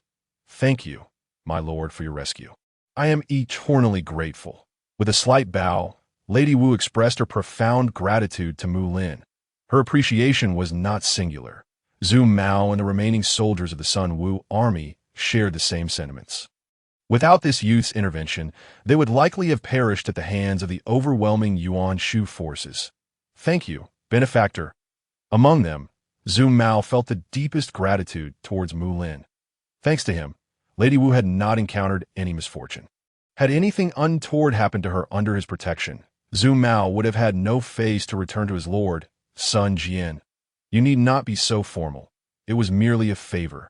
Lady W.M. Yulin chuckled lightly, his demeanor now a stark contrast to the killing machine he had been moments prior. It was hard to fathom that this amiable and cultured youth was the same individual who had just slain the Yuan Shu general Yuxi and thousands of his soldiers. "A favor? May I inquire who has entrusted you, benefactor?" Lady Wu was momentarily taken aback, but quickly regained her composure. Indeed, what reason would compel him to save her if there were no underlying motive? "The Qiao," Mulin replied nonchalantly. His decision to rescue Lady Wu was partly due to the Qiao, and there was nothing inappropriate in his statement that the Qiao. Lady Wu recalled recent news of the Qiao's abduction en route back from the capital. And now this young man claimed to be here on her behalf. "You are from Elbu's army." At that moment, Zhu Mao's tension resurfaced, his gaze toward Mulin now laced with suspicion. Despite the fact that this youth had just saved their lives, the very individuals who had abducted the Qiao hail from Elbu's forces. Chapter 58. Mu Zixian, what are you so anxious about? I ask you, if I wish to bring you harm, could you resist me? Mulin inquired with a serious tone. "No, we cannot." Though reluctant to admit it, both Zhu Mao and Lady Wu had to concede that if Mulin wished them ill, they would stand no chance of resistance. His previously demonstrated strength indicated a combat value of at least 87, if not greater, which explained how effortlessly he had dispatched the 80-rated Yuxi. "Let us depart. This ship is on the brink of sinking. Not far from here lies a large merchant vessel headed for Chue port, where the Qiao is aboard. If you have any questions, you may inquire with her, and I trust she will provide you with the clarity you seek." With that, Mulin settled at the bow of the ship, closing his eyes to rest. The decision at hand was evidently clear to Zhu Mao and the others. Though the Sunwu warship still floated upon the surface, It had been left battered and riddled with holes from the previous assaults by Yuan Shu's forces. That it would not be long before it succumbed to the depths of the sea. Remaining aboard this dilapidated vessel would only delay the inevitable. May I ask your esteemed name, benefactor? After instructing his men to steer the ship in the direction indicated by Mulin, Zhu Mao cautiously inquired. My surname is Mu, my given name Lin, courtesy name Zixian. Momentarily taken aback, Mulin realized he had only provided his name without a courtesy name. In this era, individuals were typically addressed by both their given name and a courtesy name. Naturally, Mulin did not care much for such formalities, so he casually uttered one to Mulin, courtesy name Zixian. It seemed acceptable enough that Mulin, the one who annihilated 60,000 of Cao Cao's soldiers and beheaded Xiahou Yuan. You're Mulin. A voice of shock escaped Zhu Mao's lips, his gaze toward Mulin now imbued with profound astonishment.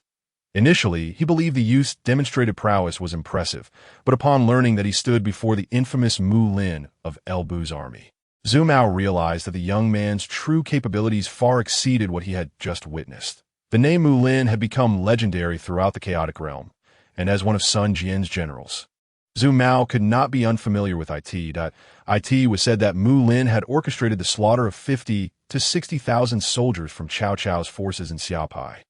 And even the formidable General Xiahou Yuan had fallen to his blade.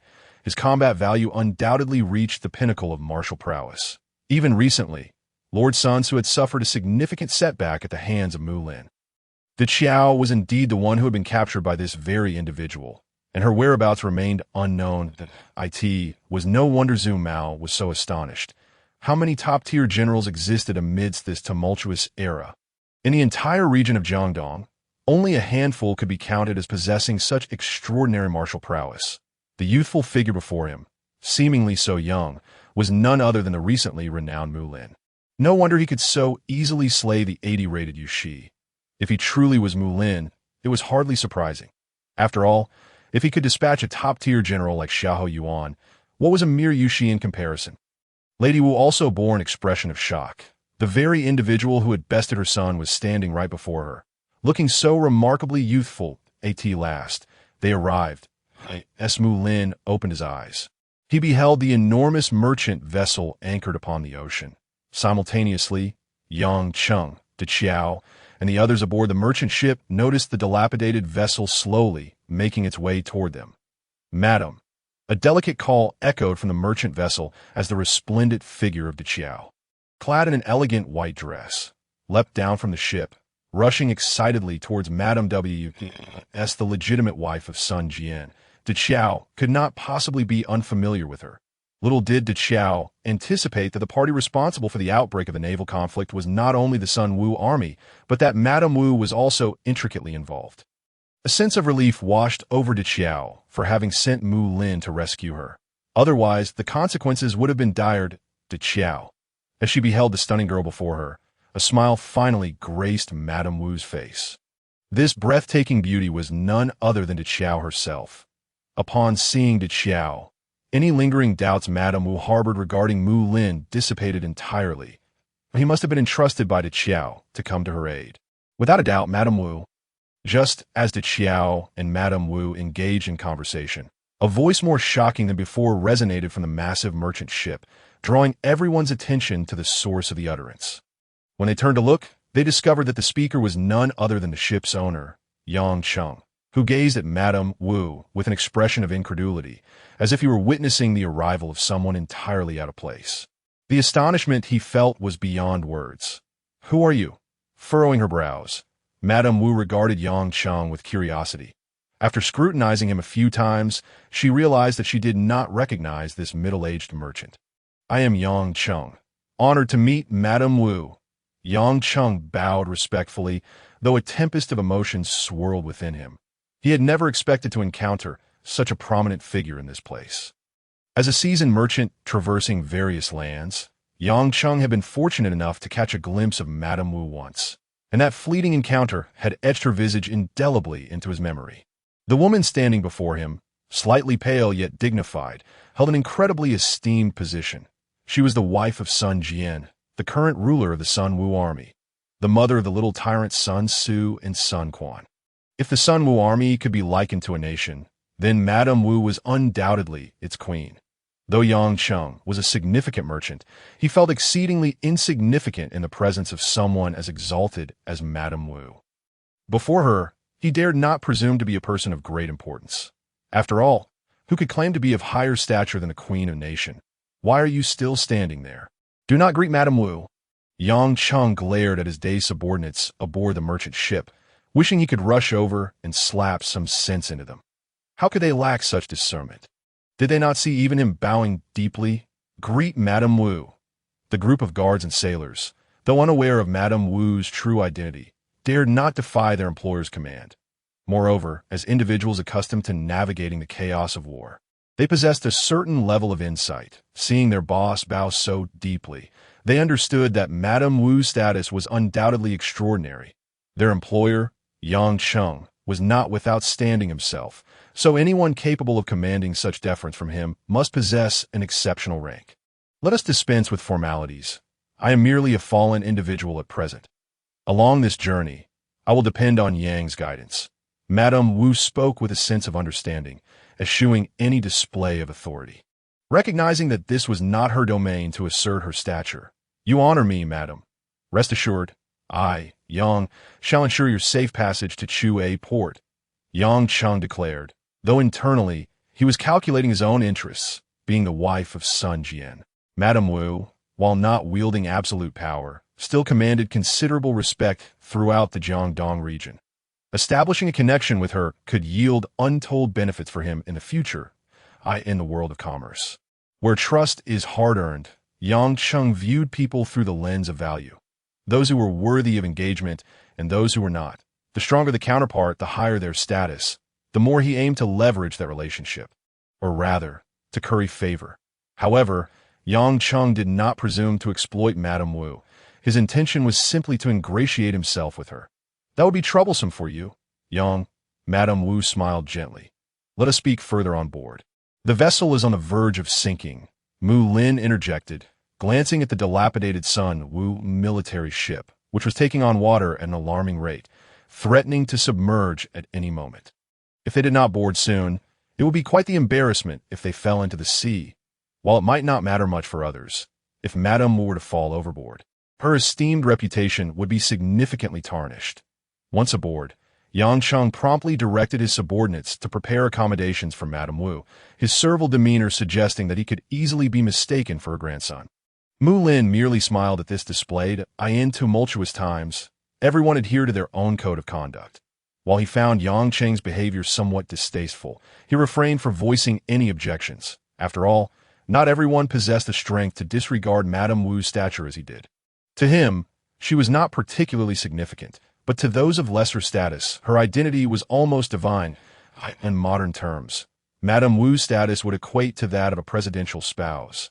Minutes later, after arranging quarters for Madame Wu and her entourage, Yang Cheng emerged from the loft, his expression brimming with satisfaction. He had firmly resolved to cultivate a rapport with Madame Wu throughout their journey.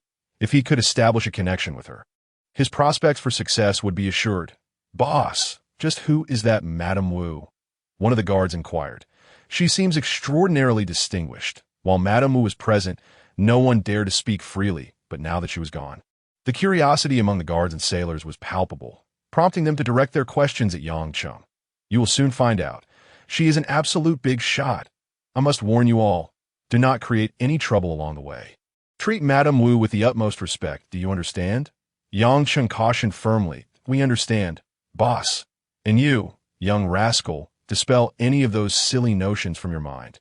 Yang Cheng shot a glare at his son, internally admonishing himself that it was no wonder that such a beautiful woman was renowned throughout Jiangdong. She was the illustrious De Qiao. Upon learning her identity, Yang Cheng felt compelled to warn his son. Such a woman was beyond their reach. How could his son dare to pursue someone adored even by the little tyrant Sun Su? However, Mulin's identity was equally noteworthy. Yang Cheng had never underestimated Mulin. And now, with the revelation of De Qiao's identity, his respect for him only grew. After all, Diao had appeared alongside Mulin, and one could hardly assume that an individual capable of attracting Diao would be of simple origin. General Mulin, shall we take the longer route from here? Regarding Mulins, although Yang Cheng does not treat Lady Wu with the same deference, he nonetheless extends her a considerable measure of respect. While Mulins may not possess the same stature as Lady Wu, he certainly belongs to a category that one ought not provoke lightly. There is no need to take a detour. The battle ahead has concluded, and one may proceed along the original course. After casually remarking this, Mulins did not wait for Yang Cheng's response and directly made his way to his quarters. Having just dispatched Yu Shi and several thousand soldiers of Yuan Shu's army, Mulins had accumulated a substantial number of points. Now, he sought a quiet place to organize those points and deliberate with the divine system regarding the most suitable troop types to exchange for at this moment. Everyone continue along the original route. Glancing at the scene not far from the merchant ship, it was evident that the battle there had indeed come to an end. Moreover, Yang Cheng had a vague sense that the conflict had only drawn to a close after Mulins had arrived. As the crew aboard the merchant ship busied themselves, the enormous vessel resumed its journey. When passing through the waters that had recently witnessed combat, all on board were met with the grim sight of corpses floating on the surface and the wreckage of warships. This scene greatly unsettled many aboard the merchant vessel. Chapter 60. Diao willing to be a concubine within a lavishly adorned chamber aboard the merchant ship, two women were engaged in conversation. One of them was Lady Wu, who had boarded the ship earlier, while the other was Diao. I'm so relieved to see you unharmed. You have no idea, ever since Sir returned. He has been eager to dispatch troops to rescue you, but he has been persistently hindered by his husband. Lady Wu expressed with a hint of apology in her gaze, the implication of her words unmistakable. As the ruler of a significant power, Sun Jian naturally prioritized the greater good. The Sun Wu army was already beset by numerous adversaries, and Sun Jian was unwilling to offend the Elbu army over a single woman. Although the Elbu army was not a major force in these tumultuous times, they were certainly not to be underestimated. Presently, the Elbu army was being besieged by Cao and Liu Bei. Finding themselves in a particularly precarious situation, inciting the Elbu army during such a volatile moment could prove to be a most terrifying affair, despite their ranks numbering fewer than 20,000. The true terror of the Elbu army lay not in their numbers, but in their formidable generals, Elbu, Zhang Liao, Lingqi, and the newly emerged Mulins, four of the finest warriors.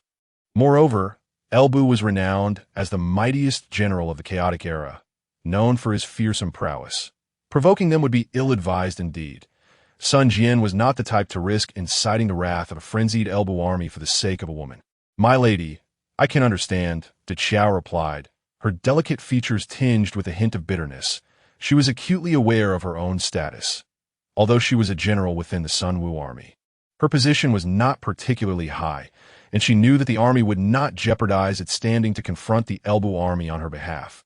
This truth was clear to Diao from the outset. While she felt some disappointment over the Sun Wu army's failure to rescue her, she bore no animosity toward them. Understanding is all that matters. However, now that you have returned, Sir will surely be delighted to see you. Lady Wu smiled, pleased with Diao's understanding.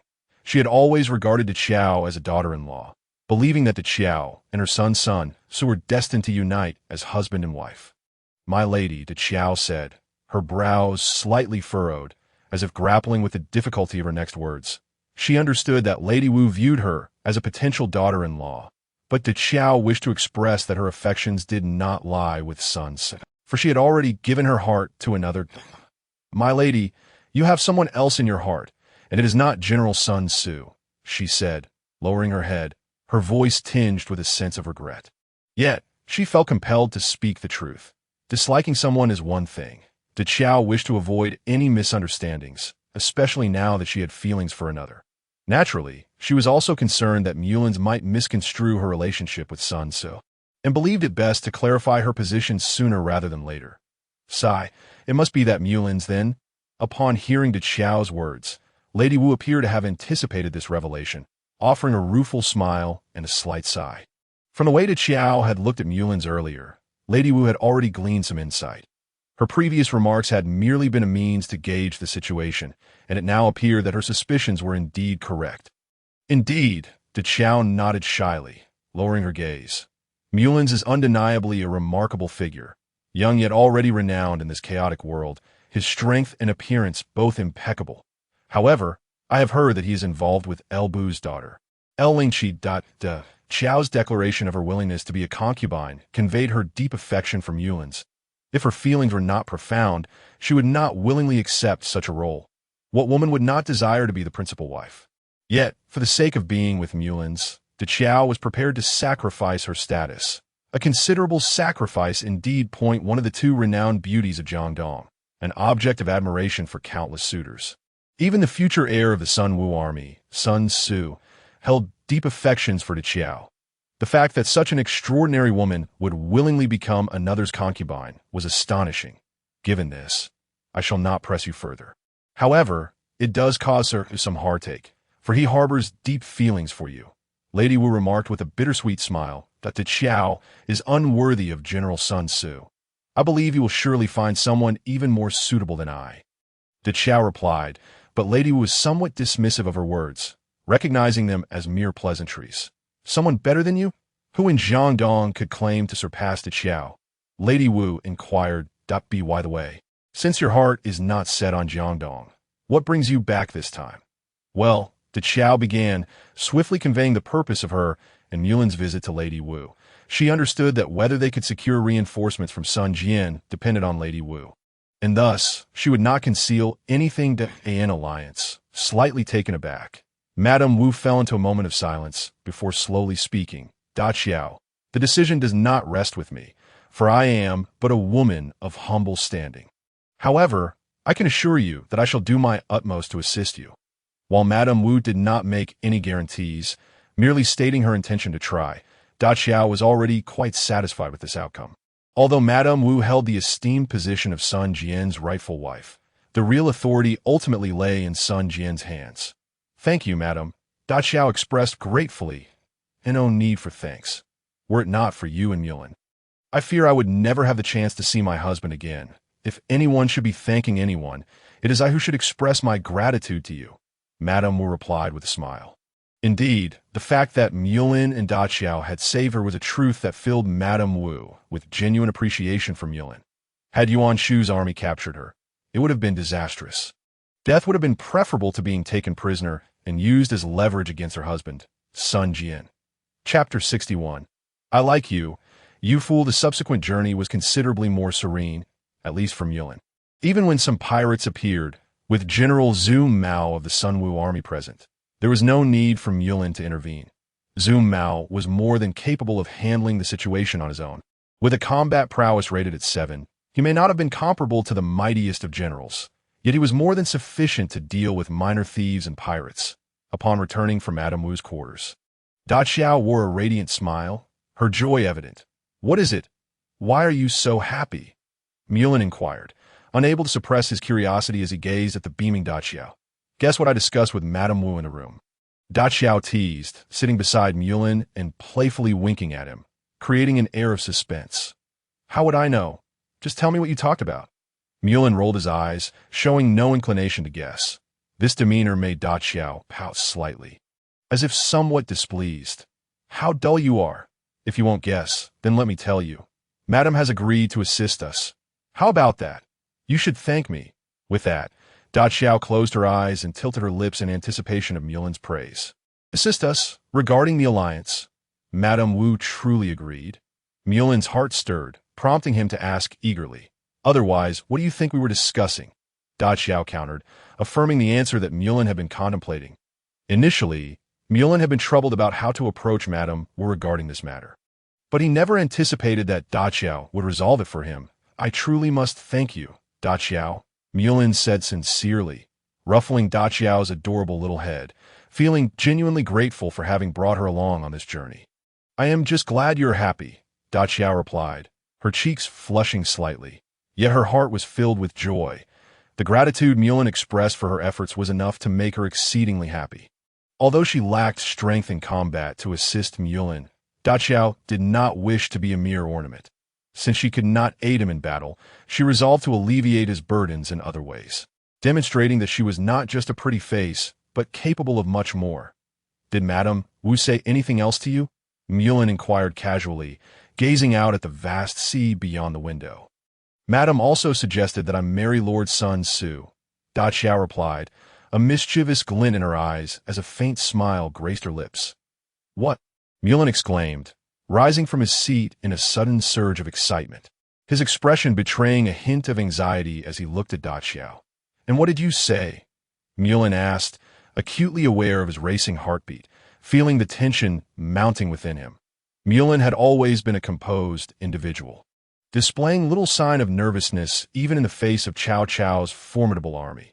Yet now he found himself unnerved by Da Qiao's words. That moment, Mulin felt as if his heart had leaped into his throat, and the tranquil demeanor he usually maintained was nowhere to be found. Now, he resembled a young man on the verge of a breakup, his apprehension and unease evident on his face. It was at this moment that Mulin realized just how significant Da Qiao had become to him. Some realizations only come when one is on the brink of losing something precious. Only then does one understand the importance of cherishing it, much like his feelings for Da Qiao at this moment. Unquestionably, Da Qiao's words had left Mulin in a cold sweat. You fool, look at how anxious you are. What else could I say? I don't like Lord Sun Tzu, and besides, I already have someone I like. And he is certainly not Lord Sun Tzu.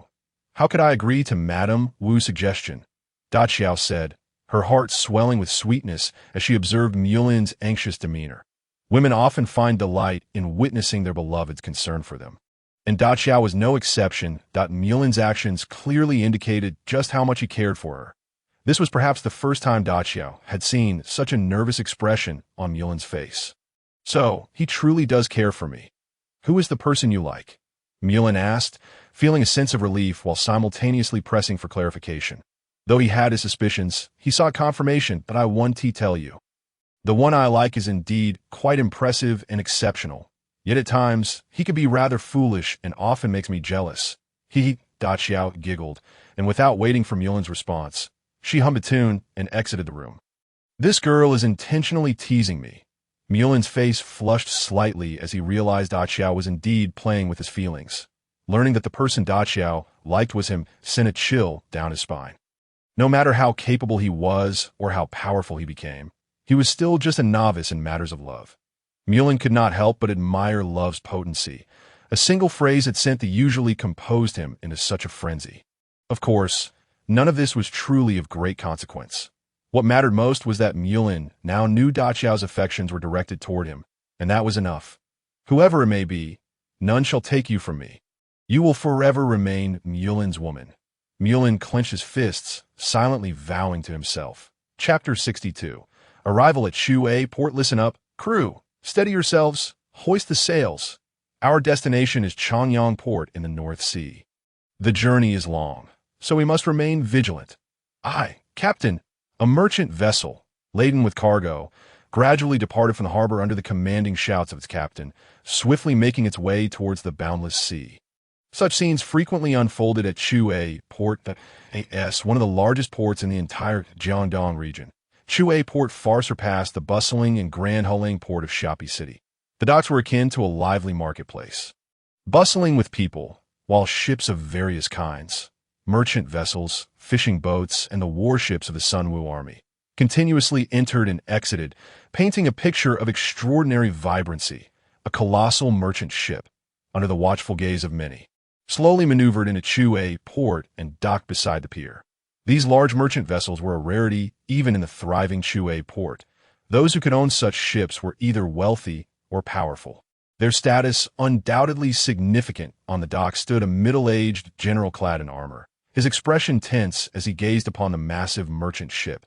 Beside him were several officials in formal attire. Anyone with a modicum of discernment would recognize that these individuals were prominent figures within Xiahou Port. The middle-aged general at the forefront was none other than Cheng Pu, a renowned commander personally appointed by Sun Jian as the governor of Xiahou Port. Cheng Pu, a celebrated figure throughout the Jiangdong territory, now looked nervously at the imposing merchant vessel in the distance, prompting curiosity about the distinguished individual aboard who could command such respect from a formidable general like Cheng Pu. In that moment, intrigue enveloped the crowd gathering around him. all eager to discover the identity of the person who warranted the general's personal welcome. The officials conducted inspections at Shui port. News of Madame Wu's arrival quickly reached Cheng Pu. Upon receiving this information, he promptly summoned several key officials and hurried to the port. Fortunately for Cheng Pu and his companions, they arrived just as the grand merchant ship was docking. And Madame Wu had yet to disembark. "She's coming down! She's coming down!" A cry erupted from the crowd, and all eyes turned towards the vessel. The first figure to emerge was an elegantly dressed middle-aged woman, and upon seeing her countenance, the crowd collectively understood the significance of Cheng Pu's personal reception. Indeed, this woman had the stature to deserve such honor. She was Madame Wu. Excited murmurs rippled through the crowd, spreading like wildfire. Madame Wu has appeared at Shui port. If the entirety of Jiangdong were a kingdom, then Madame Wu would undoubtedly be its matriarch. Although few had seen her in person, nearly everyone had heard tales of her. "Your Excellency!" A thunderous chorus erupted as countless individuals knelt before Madame Wu, honoring her presence. Most of those paying their respects were citizens of Wu, well aware that Madame Wu was the principal wife of their highest sovereign. How could they not bow in reverence? Those who looked on in confusion were outsiders, unaware of Madame Wu's significance, and thus puzzled by the kneeling crowd. The sight of thousands kneeling simultaneously was nothing short of astonishing. Even Yang Cheng, who accompanied Madame Wu, was taken aback, his face paling as he instinctively stepped back. As a merchant accustomed to the tumult of chaotic times, he had witnessed grand spectacles before, yet nothing he had encountered could compare to this overwhelming display. Who is this middle-aged woman? Yang Qian, following closely behind Yang Cheng, was equally astounded. His father had mentioned the lofty status of Madame Wu, but witnessing the reverence of thousands brought that reality home with profound clarity. The honor bestowed upon her, akin to that of a queen, was reserved for those of royal lineage. Although the Sunwu army had not formally declared a nation, should they do so, Madame Wu would indeed be recognized as a true queen. It could be said that, while she was not officially a queen, in the hearts of the citizens of Jiangdong, she bore the same significance. The strength of the Sunwu army was not without reason. They excelled in winning the hearts of the people, far surpassing other factions. As Mulin observed the scene before him, he remained unfazed. To others, it was a grand occasion, but for him, it was merely another event. He had faced nearly 100,000 enemies alone and felt no shock witnessing the throngs kneeling. This was but a lesser spectacle compared to his earlier encounters with the united forces in Xiao Pi City. Chapter 63. Cheng Pu's Dilemma after Madame Wu. Did Xiao and Mulin emerge side by side? Upon seeing Did Xiao, Cheng Pu felt a flicker of joy, quickly extinguished by the sight of Mulin standing close beside her. In Cheng Pu's mind, Did Xiao was destined to be Sun Ce's wife. Thus, the proximity of the young man in black to her was alarming, crossing the boundaries of mere friendship. Cheng Pu's gaze turned icy as he regarded Mulin, believing that Did Xiao was already promised to Sun Ce. How dare this young man pursue her? Sun Ce was the future heir of Jiangdong, and competing for a woman against him was nothing short of folly. Cheng Pu's first impression of Mulin was decidedly negative, not due to Mulin himself, but because of his association with Did Xiao. If given the chance, Cheng Pu resolved to teach this young man a lesson about the boundaries of affection. "Madam, this place is crowded and filled with prying eyes. That it would be prudent to accompany me to the governor's residence," Cheng Pu suggested, glancing around. The bustling dock was not an appropriate venue for discourse, as it was frequented by not only the citizens of Wu, but also merchants from various external factions. "Then we shall trouble you, General Cheng," Madame Wu replied with a gentle smile, offering no objections. She signaled to Mulin and Did Xiao, preparing to follow Cheng Pu. "Madam, please hold," Cheng Pu interjected. Madame Wu paused, regarding Cheng Pu with curiosity. "You and Miss Did Xiao may accompany me to the governor's residence." "But he cannot." At that moment, Cheng Pu's gaze slowly fixed upon Mulin. Though a smile graced his face, it bore an icy demeanor that did not escape Mulin's notice, furrowing his brows. Mulin was perplexed as to why Cheng Pu exhibited hostility upon their first encounter. Surely, they could not have harbored any enmity prior. "General Cheng Pu, I have yet to introduce you. This is General Mulin from the Elbu army." and I owe my safe return to Chue port largely to him. Madame Wu hastily interjected, assuming Cheng Pu's suspicions stemmed from doubts about Mulin's origins, attributing her safe passage to Mulin's assistance alone. Mulin, Cheng Pu, already predisposed to hostility due to Da Qiao's influence, felt a surge of anger upon realizing that this dark-clad youth was the same Mulin who had previously ambushed his superior. Sun Tzu, Cheng Pu's eyes, akin to bronze bells, shimmered with a profound fury. General Cheng Pu, what troubles you? Is there an issue? Madame Wu sensed the palpable animosity radiating from Cheng Pu and was bewildered by the extent of his disdain towards Mulin. After all, she perceived her son Sun Tzu's past skirmishes with Mulin as mere trifles, not warranting such intense animosity. My apologies, madam, but if he is indeed Mulin, then he shall not set foot in Chue port. Moreover, he must leave at once. Cheng Pu's gaze bore into Mulin, his tone severe and chilling. His declaration provoked an uproar among those present. What grievances could exist between this youth and General Cheng Pu? To be barred from Chue port was one thing, but to be commanded to leave entirely was quite another. Cheng Pu's words swiftly isolated Mulin, causing those around him, including Yang Cheng, to distance themselves. Fearful of repercussions, this was Chue port, under the dominion of the Sun Wu army. Offending them was a perilous affair indeed. Soon, a void materialized around Mulin, leaving only him and Da Qiao standing amidst the throng. Father, I warned you that this lad was no good. Look, he's only just arrived at Chue port and has already crossed General Cheng Pu. Offending the Sun Wu army here is no trivial matter. Let's see how he navigates this predicament, Yang Qian remarked, harboring disdain for Mulin since their departure from Hailing Port, primarily due to Da Qiao's presence. The adage beauty brings disaster rang true in his mind. Having received Yang Cheng's prior warning, Yang Qian had refrained from provoking Da Qiao, for human nature often leads one to despise what they cannot possess. Yang Qian's gaze, filled with malicious glee, fixated on Mulin. Weren't you quite the figure earlier? Now, faced with General Cheng Pu of the Sun Wu army, I wonder how you maintain that bravado. Yang Cheng, troubled by the unfolding events, lamented internally, wishing he had known about Mulin's past with Cheng Pu before arriving at Chue port. Perhaps then he would have distanced himself from Mulin.as a merchant. Yang Cheng prioritized his interests. He recognized that while Mulin possessed formidable strength and held a notable position within the Elbu army, he paled in comparison to the might of the Sun Wu army and General Cheng Pu, the governor of Chue port. If compelled to choose, Yang Cheng would undoubtedly prefer not to offend Cheng Pu for the sake of Mulin.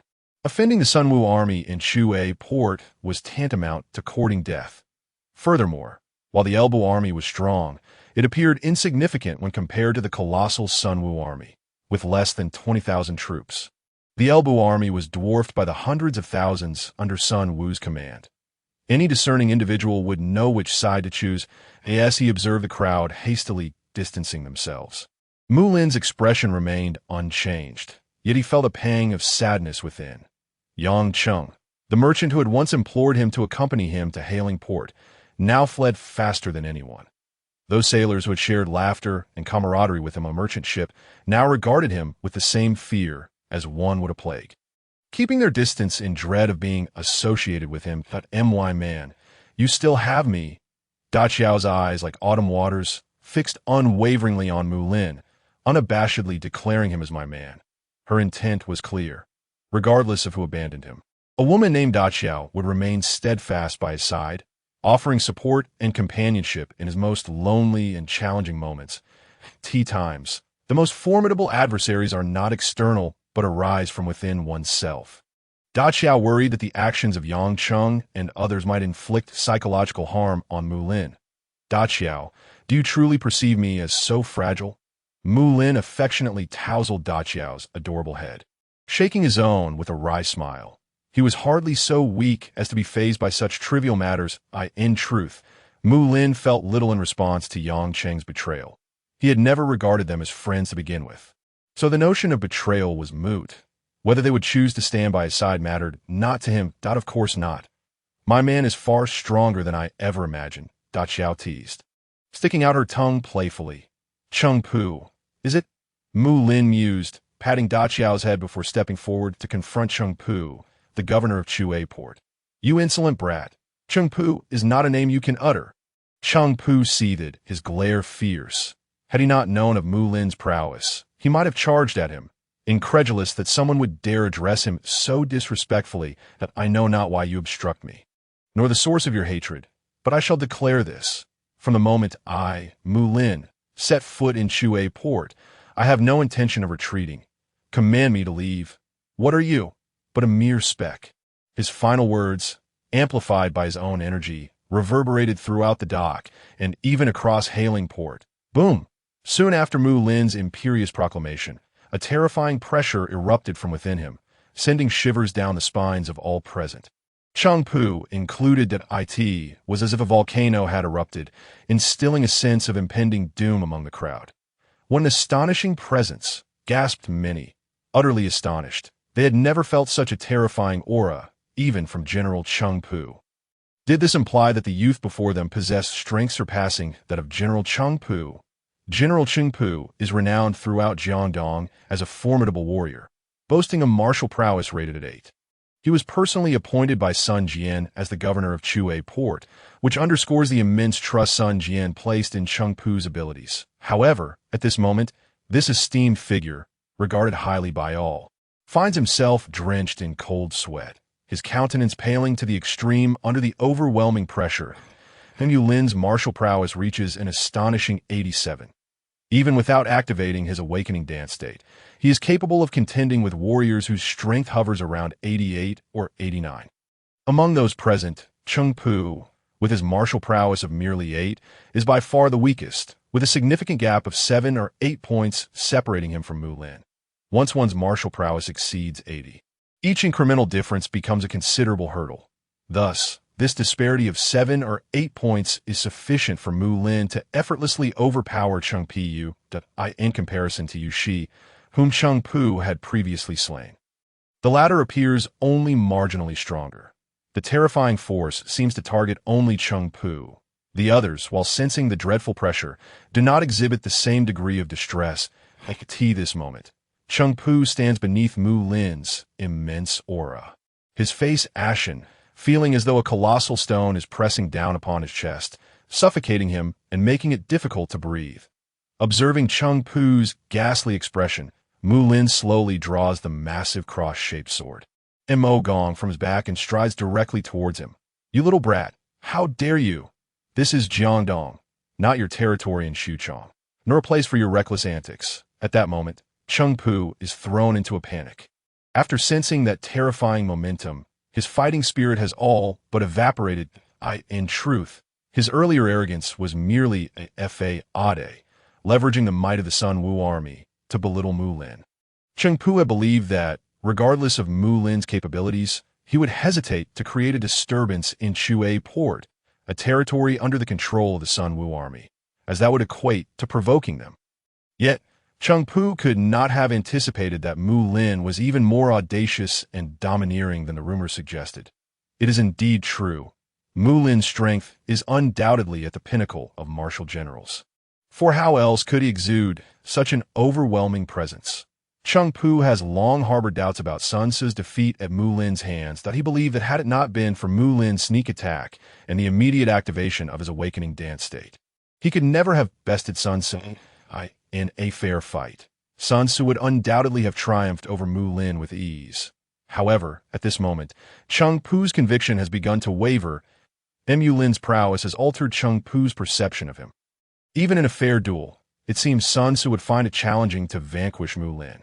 Though reluctant to concede, Cheng Pu must acknowledge that the aura emanating from Mulin instills a deeper sense of dread than that of Sun Tzu. This feeling originates from the soul. While one may deceive oneself, one cannot fool the heart. The instinctual fear rooted in the soul is inescapable. Chapter 65. Mulin's true intentions. You are fully aware of my superiority. Yet you still dare to challenge me, relying solely on the support of the Sun Wu army behind you. Do you truly believe that this is Sun Wu's territory, and with their backing? I would hesitate to strike you, General Cheng Pu. You would do well to understand who I am. As Mulin advances step by step, Cheng Pu's complexion grows increasingly pale, His evasive gaze betrays his inability to meet Mulin's eyes. He is in a state of panic. The pallor of his face and the averted gaze are evident to all around him. Cheng Pu is indeed frightened. As the governor of Chue Port, with a martial prowess of 8, he is intimidated by the youth approaching him. Just moments ago, how imposing was Cheng Pu in front of that silent young man. With a mere utterance, he commanded Mulin to depart.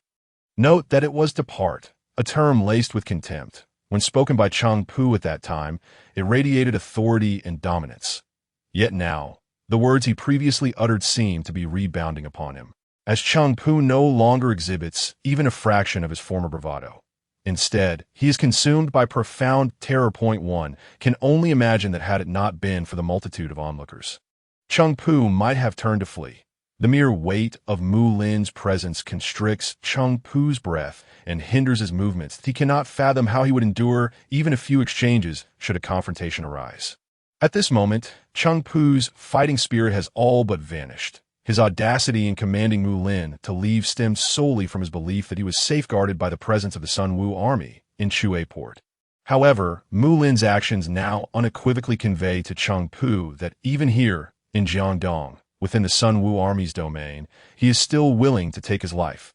The soft sound of footsteps resonates painfully in the silence of the dock. The atmosphere has become overwhelmingly oppressive. As Mulin draws closer to Cheng Pu, everyone holds their breath, including Cheng Pu himself. Those observant enough would notice Cheng Pu's legs trembling subtly, and his expression betraying an internal struggle. Not only his visage, but also the tumult within his heart waged a fierce battle that if he persists, he may very well meet his demise. Yet, if he capitulates and seeks mercy from his adversary, he might preserve his life, albeit at the cost of his dignity. At this juncture, Cheng Pu is faced with two choices. First, abandon his pride and face, apologize and implore for forgiveness, which might allow him to safeguard his life. Or second, gamble on the notion that Mulin is merely posturing and would not dare to act. However, the stakes of this gamble are his very life. Should he miscalculate, death would be his only fate. As he gazes upon the advancing Mulin, whose expression is cold and resolute, Cheng Pu's heartbeat accelerates, and his breaths become more frantic. He is seized by anxiety. Ultimately, he decides to apologize at that critical moment. He can no longer withstand the stifling atmosphere. He feels utterly drained. He is resolved to offer an apology to Mulin. The gamble of his life is too great. There is but one life to live. And once lost, it is irrevocable. Enough. Just as Cheng Pu resolves to apologize, a commanding female voice resonates from behind him. The owner of that voice is none other than Lady Wu, who had disembarked from the merchant ship earlier. Mulin, grant me this favor, and let this matter rest. As for the issues between you and my husband, I shall do everything in my power to assist. Lady Wu's tone carries a weight of seriousness. Regardless of the circumstances, she cannot bear to witness a member of the Sun Wu army, Cheng Pu, being slain by Mulin, especially in Chue Port, under Sun Wu's dominion. If Mulin were to kill Cheng Pu here, it would surely tarnish the Sun Wu army's reputation, possibly leading to conflict rather than alliance with the Elbu army. Sun Jian's legitimate wife, Lady Wu, is no fool, although she had previously verbally committed to assisting Mulin. The implications of that promise were minimal. Now, with Mulin seemingly intent on exacting vengeance on Cheng Pu, she suspects that his true objective may very well be directed toward her. To verbally promise assistance and to genuinely commit oneself to aiding are two entirely distinct outcomes. Should Madame Wu merely agree to speak a few kind words on behalf of Mulin, the likelihood of success would not see a significant increase. Conversely, if she pledges to exert every effort to assist him, the impact would be markedly enhanced. Mulin is an individual of exceedingly intricate thoughts. At such a tender age, his cunning is profound. In matters beyond mere physical prowess, he is unmatched by others. Mulin's previous actions nearly deceived everyone. Most believe his motives stem from a slight to his dignity by Cheng Pu, seeking vengeance to reclaim his honor. Only Madame Wu discerned Mulin's true intention. He is compelling himself, forcing himself to secure a commitment to assist him in forging an alliance between the Sun Wu army and the Elbu forces. Cheng Pu, in this scenario, is merely a tool exploited by Mulin. Earlier, having saved her, Madame Wu did indeed promise Mulin that she would speak well of him to Sun Jian, yet her heart held little concern for the matter, the enmity between Mulin and her son. Sun Tzu, though trivial in her eyes, still made her biased towards her own child. Even minor squabbles weigh heavily on a mother's heart, and she secretly wished for Sun Jian to refuse any alliance with Elbu's forces. This sentiment was keenly observed by Mulin, and Cheng Pu unwittingly provided him with an opportunity to apply pressure. This Mulin is formidable. Madame Wu is certain that, prior to reaching Chue port, Mulin could not have anticipated Cheng Pu would seek to trouble him. He was entirely unaware that Cheng Pu would be there to greet him at the port. Thus, it is clear that this entire scenario was not premeditated by Mulin, but rather conceived in a moment of provocation by Cheng Pu. Everything seems to have unfolded according to his design, to the extent that even Madame Wu was nearly deceived. Chapter 66. The brazen individual Madame Wu's reputation is one Mulin would not dare undermine. However, I merely wish to caution General Cheng Pu that one's own strength is the most reliable foundation, not that which is borrowed from others.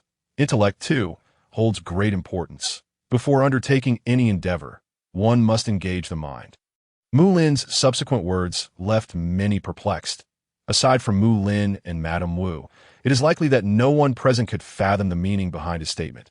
Before Cheng Pu, Mulin could not directly reveal how he had manipulated him.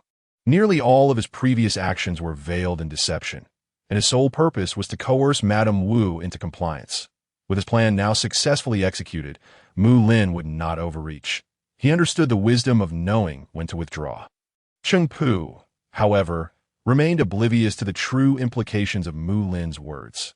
Naturally, in front of so many witnesses, he could not inquire further, lest it be perceived that he lacked comprehension of even a single phrase. "Thank you, Madame Wu, for interceding on my behalf," he expressed, his gaze filled with gratitude, still naively believing that it was Madame Wu who had saved him, oblivious to the fact that he had been used. "General Cheng Pu, you flatter me. As fellow members of the Sun Wu army, it is only fitting," Madame Wu replied, shaking her head, somewhat amused yet exasperated. "Thank me, General Cheng Pu. It would be more appropriate for me to thank you. Thank you for allowing Mulin to manipulate me. Had he not been so readily exploited, would I have needed to personally pledge my assistance to him? Truly, ignorance can be a blissful state." In light of these events, Madame Wu found herself at a loss as to how to chastise Cheng Pu. Ultimately, it was not Cheng Pu's impulsiveness that warranted blame, but rather Mulin's deep cunning, which was alarmingly formidable. Any other individual might have fallen prey to his machinations, and no matter what. Even if my husband allies with Elbu's forces, I must caution him to be wary of Mulin. Perhaps the most daunting figure among Elbu's ranks is not the brimming martial prowess of Elbu himself, but Mulin. Often, formidable foes are not the most terrifying. It is those astute strategists, whose thoughts remain inscrutable, that pose the greatest danger, as one can never predict when they shall strike. Before her, Mulin embodies not only great strength but also a terrifying cunning. Such a person is indeed the most perilous. "General Mulin." At that moment, a voice tinged with regret emerged from the crowd behind him. The individual approaching was none other than Yang Cheng, who had arrived at Chue port alongside Mulin. When the confrontation between Mulin and Cheng Pu erupted, he was the first to distance himself from Mulin. Yang Cheng lamented internally. He could never have anticipated that events would unfold in such a manner. He could not have guessed that Mulin's strength far exceeded his expectations, surpassing even Cheng Pu. Merely his presence had intimidated the governor of Chue port, Cheng Pu, into a state of reluctance. Had he known the outcome would be thus, he would never have stepped back or severed ties with Mulin. It dawned on him that the true influential figure was the very youth he had deemed hopeless.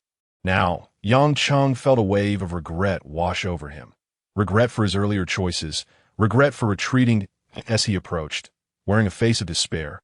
Mulin's expression turned cold at that moment. A well-known phrase from the past echoed in his mind.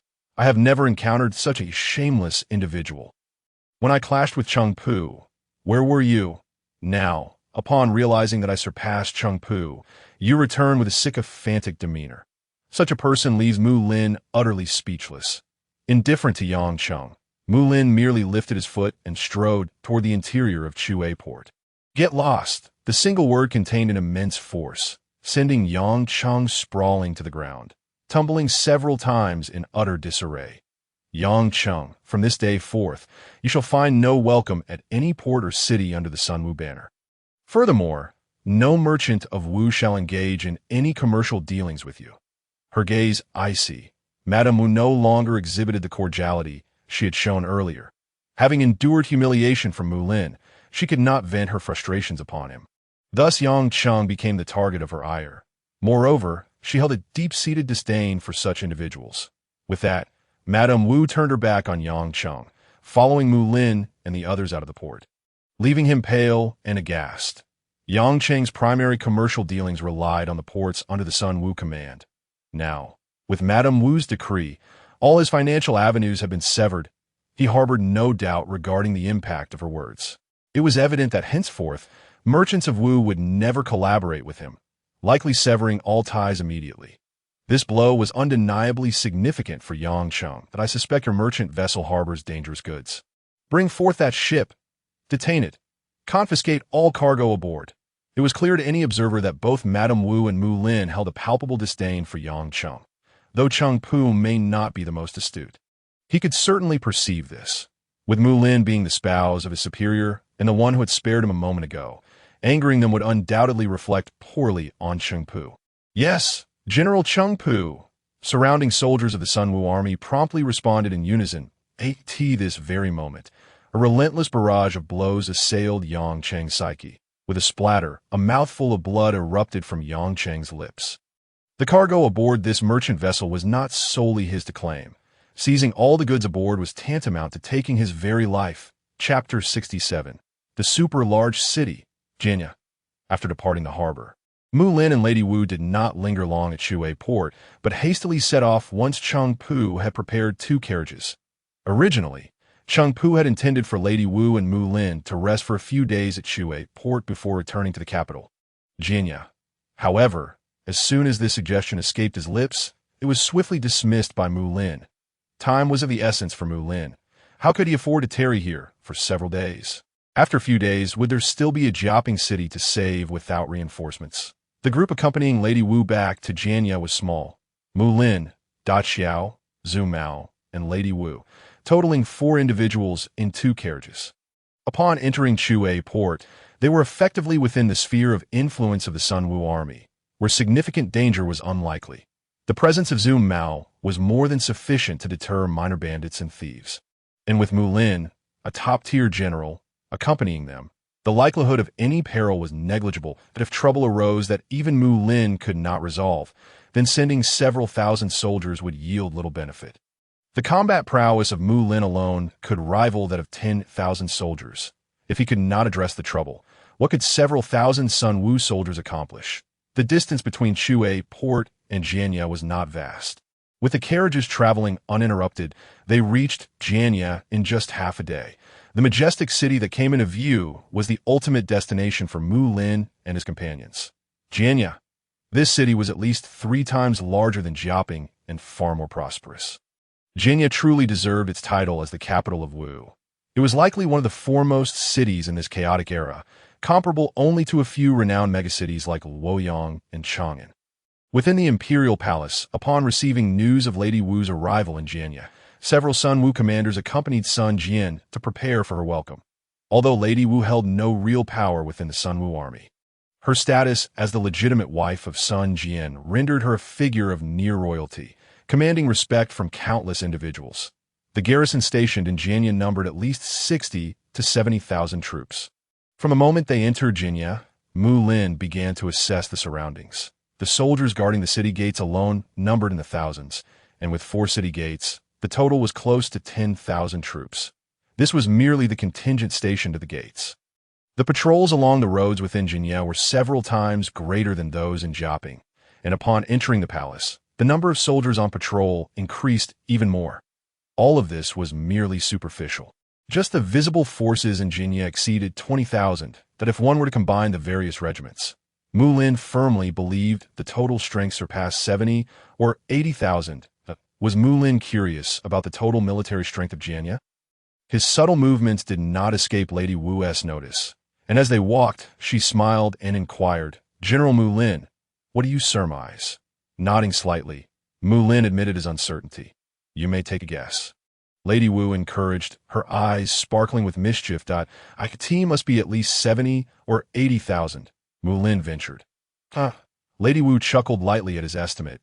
It's significantly different from the actual figure. "My lady?" Mulin inquired, slightly furrowing his brow, sensing that Lady Wu was being intentionally coy.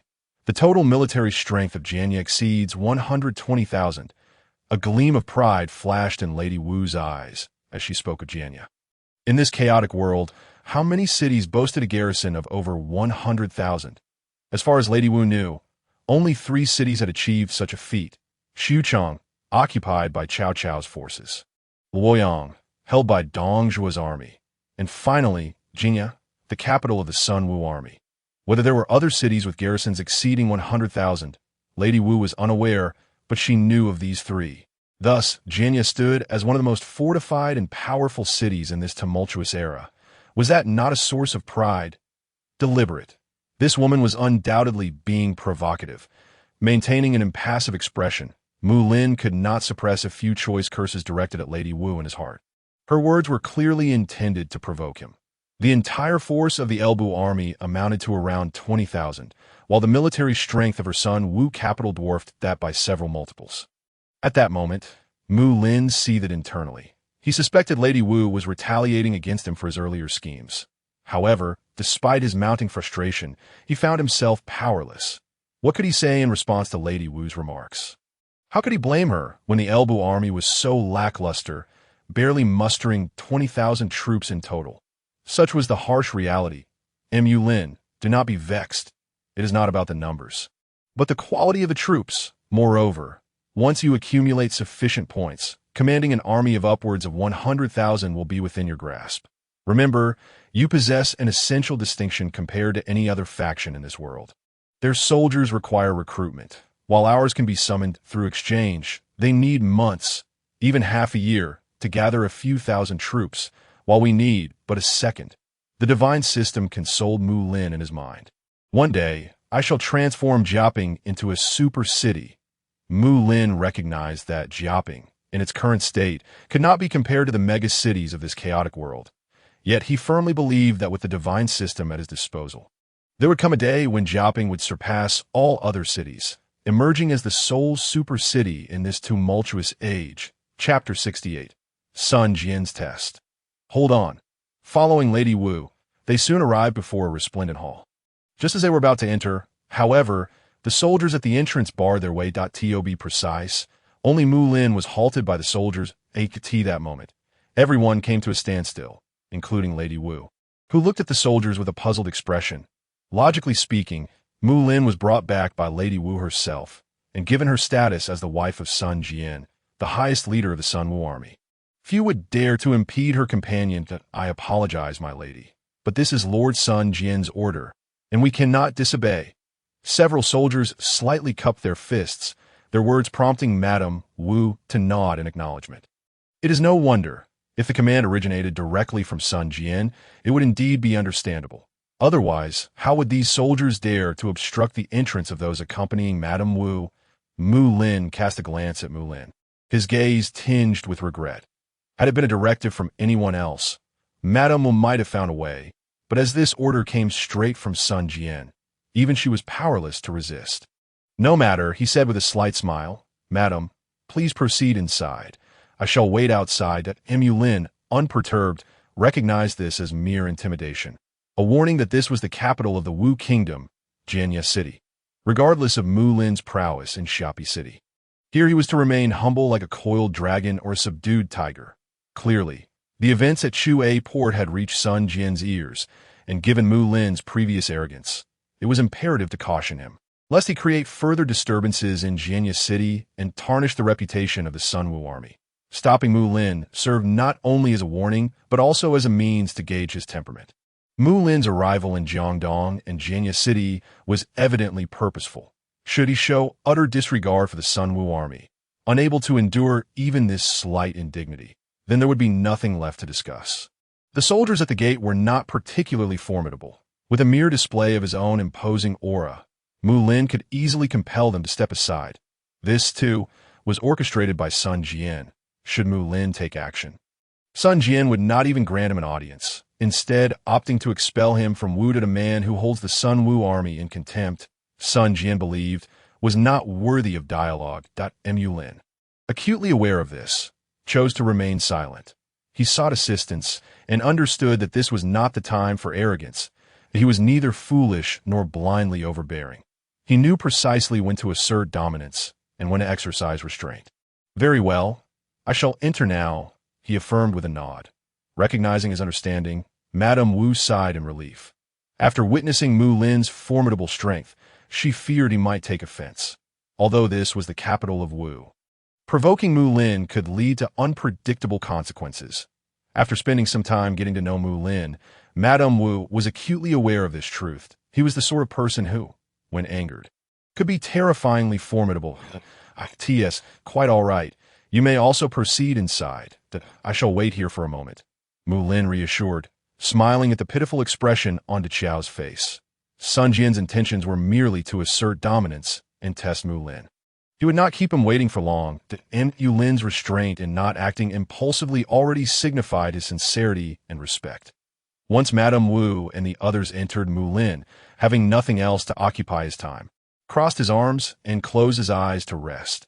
Announce. Mulin requests an audience. A few minutes later, a resounding voice echoed within the resplendent hall, reverberating throughout the palace, even reaching Mulin outside. General, you may enter. The soldiers who had initially barred Mulin's path exchanged knowing smiles and stepped aside, granting him passage. Nodding in acknowledgement, Mulin lifted his foot and strode directly into the palace. So, this is Sun Jian.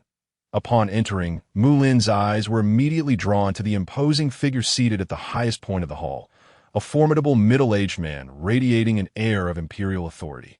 From him, Mulin sensed an overwhelming presence, one that was unparalleled among the Sun Wu army, save for Sun Jian himself, as the supreme leader of a formidable faction. This regal aura seemed innate to him. Unlike the reckless dominance of El Bu, Sun Jian's strength, while not comparable, exuded a pressure that was equally formidable.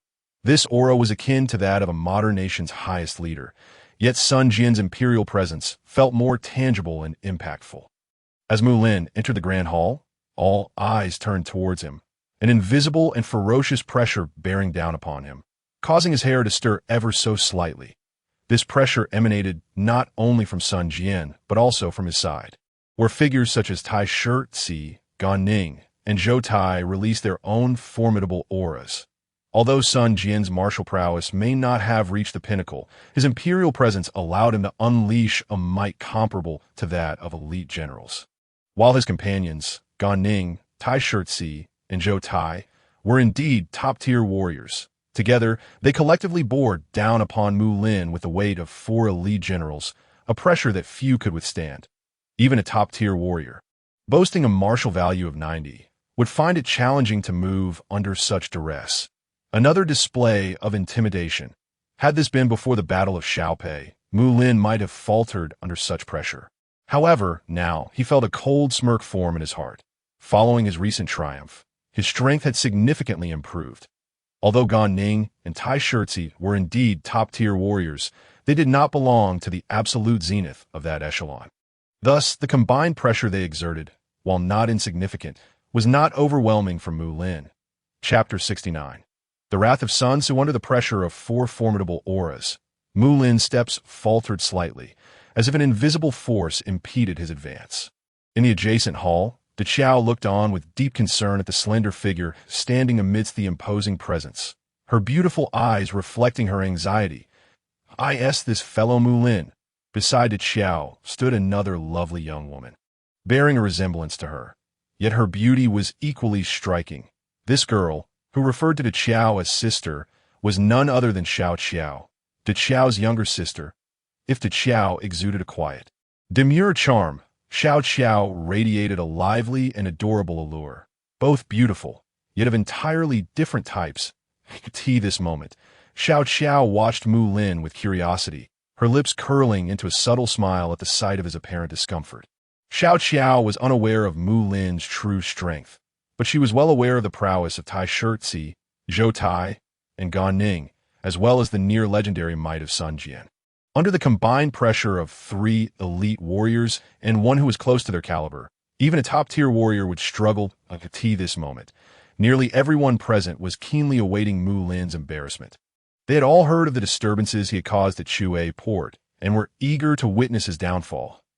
If this fellow was not taught a lesson, he might truly believe he could act as he pleased, as if he were in Xia Pi city, the domain of Elbu. However, the outcome was destined to disappoint them. A spine-tingling roar echoed throughout the Grand Hall, akin to thunder rolling across a clear sky. Sending shivers through the hearts of everyone present to their astonishment, Mulin, amidst the oppressive auras, took a decisive step forward. The stone tiles beneath his feet cracked rapidly. Boom! With another step, the stones shattered completely, scattering debris across the floor. Each resounding crash signified Mulin's relentless advance. Beneath his feet, the floor constructed of robust blue stone bricks lay ravaged beyond recognition. This scene left those who had gathered to witness Mulin's downfall gaping in astonishment.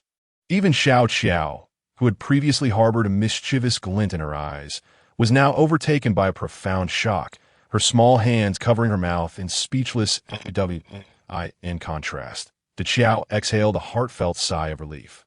He was a man she admired, and she felt it was imperative to place her trust in him. Back in Xia Pi city, he had faced a multitude of enemy soldiers and commanders without a trace of fear.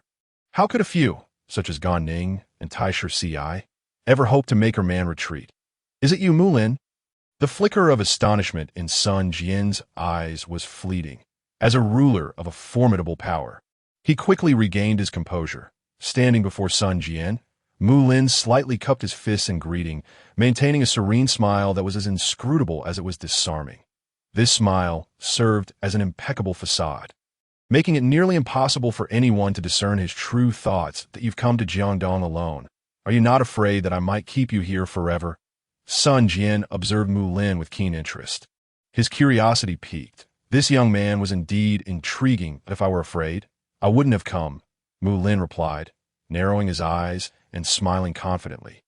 What an audacious young man! Did he truly believe that the assembled company would be unable to restrain just him? Sun Jian remained silent, but Zhou Tai, standing behind him, could no longer contain himself. Mulin's words reflected a confidence in his own strength. However, Zhou Tai interpreted it as sheer arrogance, a dismissal of all present. If I were afraid, I wouldn't have come. This implied that since he dared to arrive, he had no fear of being unable to escape, even in the face of numerous military generals from Sunwu, including Zhou Tai himself. How brazen, how presumptuous, how utterly dismissive. Such a statement could be interpreted in two ways, depending on one's perspective. From Mulin's viewpoint, it was merely an expression of self-assurance, devoid of ulterior motives. Yet, to Zhou Tai and his companions, it was a blatant affront to that moment. A sudden and fierce pressure surged within the Grand Hall, emanating not from any individual inside, but from beyond its walls. The source of this formidable aura was none other than Sun Su, whom Mulin knew all too well, the very same individual he had defeated before thousands of Sunwu soldiers. This menacing force was swiftly approaching. A scarlet figure, like a spectral apparition, burst through the entrance, targeting none other than Mulin himself. You dare to set foot in my Jiangdong? Sun Tzu's thunderous roar echoed throughout the hall. Upon receiving the news of Wu Fu Ren's safe return, Sun Tzu had been elated. After all, she was his mother. However, upon learning that Mulin had also arrived in Jianya, his joy turned to a stormy countenance. Isn't life about fighting for one's breath? The tale of his defeat at Mulin's hands had spread like wildfire across Jiangdong, becoming a source of amusement for many to add insult to injury. The loathsome Mulin had also abducted Xiao, the woman's son so cherished, and she had yet to return. How could he not harbor a deep-seated resentment towards Mulin? simultaneously seething with rage. Sun Tzu felt a surge of excitement. He yearned to vanquish Mulin in front of everyone, to obliterate the shame that had plagued him. He was determined to demonstrate that his prior defeat was merely due to Mulin's underhanded tactics. And in a fair confrontation, he would undoubtedly crush him effortlessly. Chapter 70. The Challenge Lord Sun Jian. Is this how the Sun Wu army treats its guests? Casting a glance at the furious Sun Tzu, Mulin chose to disregard him and turned to face Sun Jian, who occupied the seat of honor. Everyone has their limits of patience, and Mulin was no exception. The first time he was obstructed at the door, he tolerated it. When he was subsequently pressured by Sun Jian and his companions upon entering the hall, he bore it as well. However, patience has its limits, and Mulin did not feel compelled to forge an alliance with the Sun Wu army. He had already extended the courtesy and respect due to them. If Sun Jian remained obstinate, Mulin would no longer feel obligated to show them any regard, despite the immense strength of the Sun Wu army. Boasting hundreds of thousands of troops, Mulin was acutely aware of their vulnerabilities. They had numerous top-tier generals, including Gan Ning, Zhou Tai, Sun Tzu, and Taishir Ci, each possessing combat prowess exceeding 90. Yet none surpassed 94. This was the Achilles heel of the Sun Wu army. In contrast, Liu Bei's forces boasted generals such as Guan Yu, Xiahou Yuan, Zhang Fei, and Ma Chao, all with combat scores exceeding 95. Any one of them could pose a significant threat to the Sun Wu army. Similarly, Cao Cao's forces had the likes of Dian Wei and Su Chu, both of whom were formidable warriors. Dian Wei had a combat score of 98, while Su Chu was close behind at 97. Against these two, the Sun Wu army had no equivalent. In warfare, the impact of a top-tier general is immense. When battle erupts, merely to restrain one of them, such as Dian Wei, would require deploying 2 or 3 of their own elite warriors. With only 4 top-tier generals in total, if they all went to contain Dian Wei, Cao Cao's other generals could run rampant among the Sun Wu forces. Hence, the significance of a top-tier general in warfare cannot be overstated. This was why the world dared not underestimate Elbu's army. With just one individual, Elbu could suppress more than 4 elite generals from their ranks. Furthermore, with the presence of Zhang Liao and Lingqi, if Elbu were provided with an additional 1 or 200,000 troops, he would constitute a force rivaling that of Cao Cao or Liu Bei present. Mulin felt no trepidation even in the face of several top-tier generals from the Sun Wu army. If he activated his awakening dance state, his combat prowess could soar to 90-5. In a one-on-one duel, Mulin in his awakened state would be a match for any top-tier general in the Sun Wu army. Even if they attempted to encircle him, he was confident he could escape while leaving behind a lasting impression on the Sun Wu forces.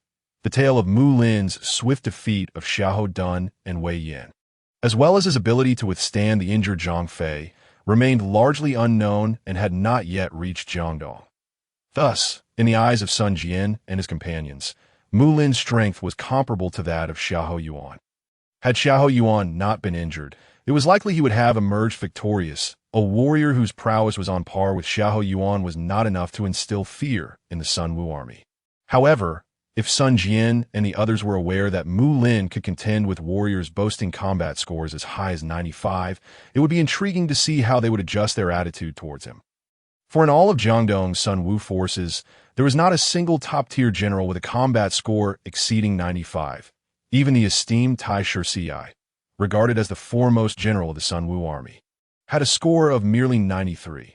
General Mulin, you jest, a visitor is a guest, and I, Sun Jian, naturally welcome you. So, step back, Sun Jian chuckled, knowing that some matters should not be pushed too far, although he had no fear of Mulin.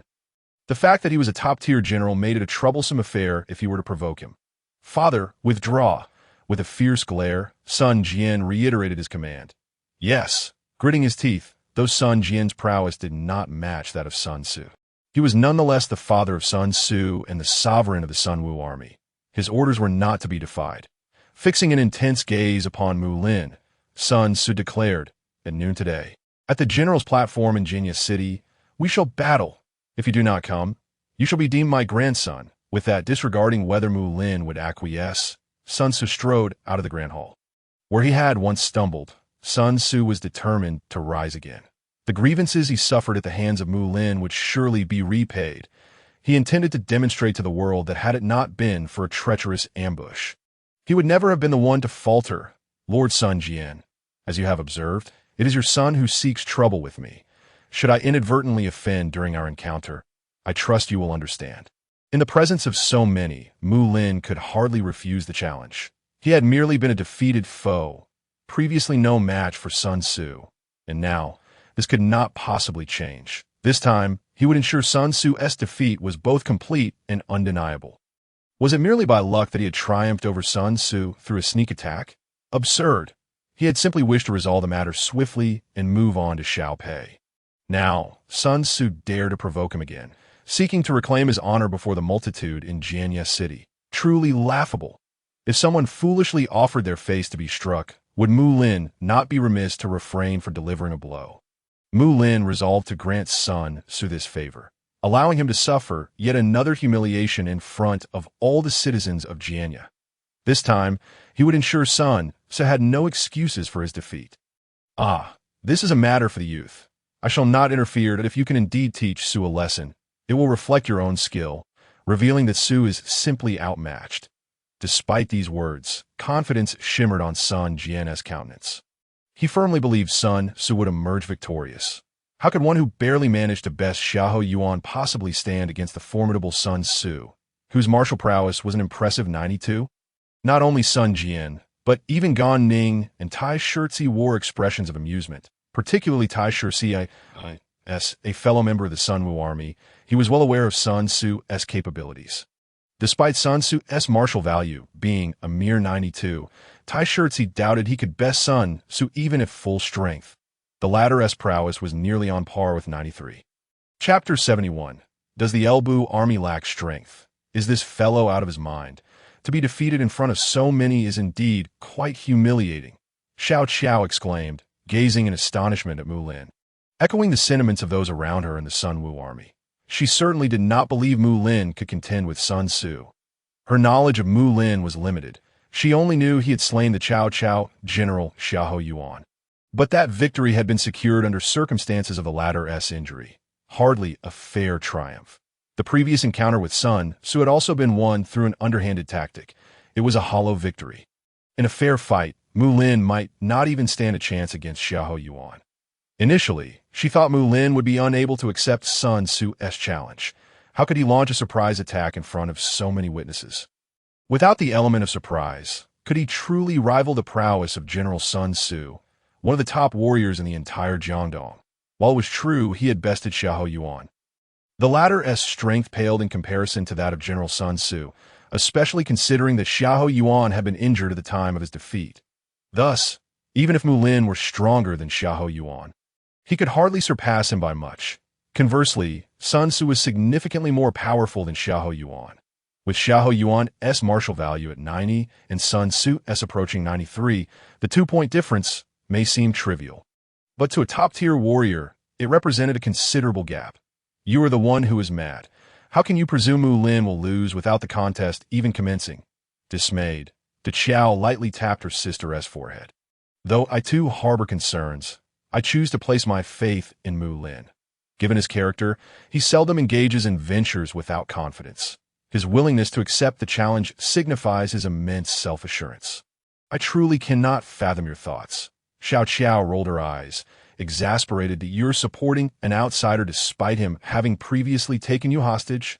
Unbeknownst to Xiao Qiao, her flippant remark held an element of truth. De Qiao had indeed developed feelings for Mulin, the very man who had once held her captive. I understand your intentions, but I am curious. What makes your Elbu army think it has the standing to form an alliance with my Sun Wu army? While we oppose Cao Cao and Liu Bei, merely having that in common does not justify an alliance. Is that not a fanciful notion? Sun Jian sneered as he regarded Mulin below. Strength, is it not the ultimate form of capital? Mulin retorted. Strength? Does your Elbu army possess any? A look of incredulity washed over Sun Jian's face. Mulin's words nearly elicited laughter from him. The Elbu army in Xucheng numbered less than 20,000. Was this considered strength? With 4 top-tier generals, one of whom bore the title of the fiercest warrior of this chaotic era, Elbu, The mighty El Xian. Was this not strength? Mulin chuckled as well, asserting that often the comprehensive strength of a faction cannot be measured solely by troop numbers. A formidable force must possess not only substantial manpower, but also powerful generals. 1,000 troops are easily acquired, but a single general is a rarity, a saying that resonated profoundly in this era. The value of a top-tier general surpasses that of tens of thousands of soldiers. Soldiers can be recruited with time and resources, but can one simply acquire exceptional generals like Elbu or Xiahou Yuan at will? Indeed, while the Elbu army's numbers may be fewer than 20,000, their roster of top-tier generals arguably eclipses that of the Sunwu army. The Sunwu army boasts 4 top-tier generals, Tai Shirzi and Gan Ning, both possessing a martial value of 93, Sun Tzu at 92, and Zhou Tai at 90. The Elbu army also claims 4 top-tier generals. Elbu, the strongest, whose prowess reaches an astonishing 100, followed by Zhang Liao, with a martial value of 92, rivaling Sun Tzu.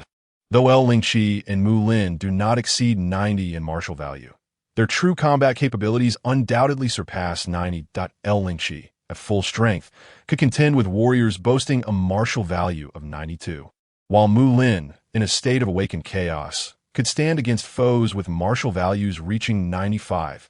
In terms of top-tier generals, the Elbu Army's quartet could easily overwhelm that of the Sunwu army. Elbu alone could likely match all 4 of Sunwu's top generals in combat. Mulin's assertions left Sun Jian momentarily speechless. Initially, when he heard Mulin claim that the Elbu army was comparable to the Sunwu army, he nearly laughed aloud. Yet, as he contemplated Mulin's words, he found merit in them. In terms of top-tier generals, the Elbu army undeniably surpassed the Sunwu army. The only disparity lay in the Sunwu army's greater number of soldiers and leaders. Liu Bei boasted Zhang Fei, Guan Yu, Xiahou Yuan, and Ma Chao, while Cao Cao had Dian Wei and Su Chu. Did the Sunwu army possess anyone who could rival any of them? Upon encountering Sun Jian, who remained silent, Mulin's lips curled into a subtle smirk as he continued his inquiry. His words carried a hint of sarcasm aimed at the Sunwu army, yet they were articulated in such a manner that rendered them irrefutable. Tai Shirzi and Gan Ning, both confident in their formidable prowess, boasted a combat rating of 93, placing them among the elite warriors of this realm. However, when faced with any of the generals Mulin had mentioned, they harbored no confidence in their ability to contend. The might of Zhang Fei and Guan Yu stood at an impressive 98, while Xiahou Yuan was rated 96 and Ma Chao at 97. In Cao Cao's ranks, the duo of Dian Wei and Su Chu held ratings of 98 and 97 respectively. Either of them would easily overpower Gan Ning or Tai Shirzi at this moment. Not only was Sun Jian rendered mute, but Tai Shirzi, Gan Ning, and the others fell into silence as well. The sole area in which the Sunwu army lagged behind the forces of Liu and Chao was in the realm of top-tier generals, and Mulin's remarks struck a painful chord with them. Chapter 72. Sun Jian's Dilemma. Should we forge an alliance with the Elbu army, the Sunwu forces would no longer need to fear the might of Liu and Chao. Over the years, the Sunwu army has frequently clashed with the forces of Cao Cao and Liu Bei, suffering significant losses, particularly in the realm of elite generals, in terms of troop strength and leadership. The Sunwu army is not inferior to either Liu Bei's or Cao Cao's forces. Their only disadvantage lies in the realm of top-tier generals, a most grievous shortcoming that on several occasions, after engaging in battle with Cao Cao's forces, the losses inflicted upon the Sunwu army have been staggering. Dian Wei and Su Chu would charge into battle, virtually unstoppable, wreaking havoc among the Sunwu troops, leaving Sun Jian to helplessly witness the demise of his soldiers. Mulin's assertions held truth. Should an alliance be formed with the Elbu army, in the event of renewed hostilities with Cao Cao's forces, Elbu alone could contain Dian Wei and Su Chu. Elbu would not even need to defeat them. Merely holding them at bay would suffice. Without Su Chu and Dian Wei, would the valiant men of Jiangdong still fear Cao Cao's army? Moreover, Sun Jian has long harbored ambitions to conquer the city of Lujiang, currently held by Yuan Shu's forces. If Sun Jian were to ally with the Elbu army, I assure you, we shall aid him in seizing Lujiang. This would mark the first step for Sun Jian's army in their quest for dominion over the continent. The hesitation evident on Sun Jian's face brought a flicker of delight to Mulin's heart as he cast forth another enticing proposition. The city of Lujiang, where Yuan Shu's army is stationed, lies across the sea from Jianya, Sun Jian's stronghold. If Sun Jian aspires to unify the realm and extend his influence beyond Jiangdong, he must capture Lujiang. The 4 cities of the Sunwu army are situated on the far side of the sea, Jiangdong. Each time they engage other factions in battle, they must traverse the vast ocean to reach Jiangxi, placing them at a severe disadvantage. Even providing support becomes exceedingly challenging, considering the expanse of the sea that separates them. Thus, Lujiang has always been a coveted target for the Sunwu forces. Yet, despite the passage of time, they have failed to capture it. Logically, Yuan Shu's mere tens of thousands of troops should be no match for the formidable Sunwu army. Yet Cao Cao and Liu Bei have continually interfered. Both Liu Bei and Cao Cao are acutely aware of the Sunwu army's intentions to seize Lujiang, and thus, they are determined to prevent it from falling into Sun Wu's hands. Should the Sun Wu army succeed in capturing Lujiang, they would be able to transport troops and resources seamlessly, transforming Lujiang into a pivotal stronghold for their quest for unification. At that juncture, it would be Liu Bei's and Cao Cao's forces that would find themselves in peril. Consequently, Liu Bei and Cao Cao have consistently impeded the Sun Wu army's efforts to capture Lujiang. A brief silence enveloped the Grand Hall as all present awaited Sun Jian's response. Even Mulin had momentarily ceased speaking. Having expressed all that he wished to convey, the decision of whether or not Sun Jian would agree to an alliance lay beyond Mulin's control. But I must admit, your proposition holds considerable allure for our Sun Wu forces. Yet I cannot arrive at a decision immediately. I implore you, grant me a moment to contemplate. Sun Jian finally spoke after a prolonged silence. He neither accepted nor rejected the proposal outright, given the vastness of the Sun Wu army. Sun Jian understood the necessity of consulting with others before making a determination, a fact that Mulin acknowledged. That I hope that Lord Sun Jian will reach a decision swiftly. Time is of the essence for the Elbu army, Mulin remarked, clasping his hand in a slight bow as he turned his gaze towards Lady Wu, who, in that moment, winked subtly at him. Returning her smile, Mulin recognized that the time had come for Lady Wu to exert her influence. Since she had pledged her utmost assistance, he had faith that she would not renege on her word. Very well. General Mulin shall remain in Jiangdong for the time being. Come forth. Immediately arrange accommodations for General Mulin. Sun Jian commanded with a sweeping gesture of his hand that a soldier enter the hall with respect and bowed deeply to Mulin. General Mulin, please follow me, the soldier said.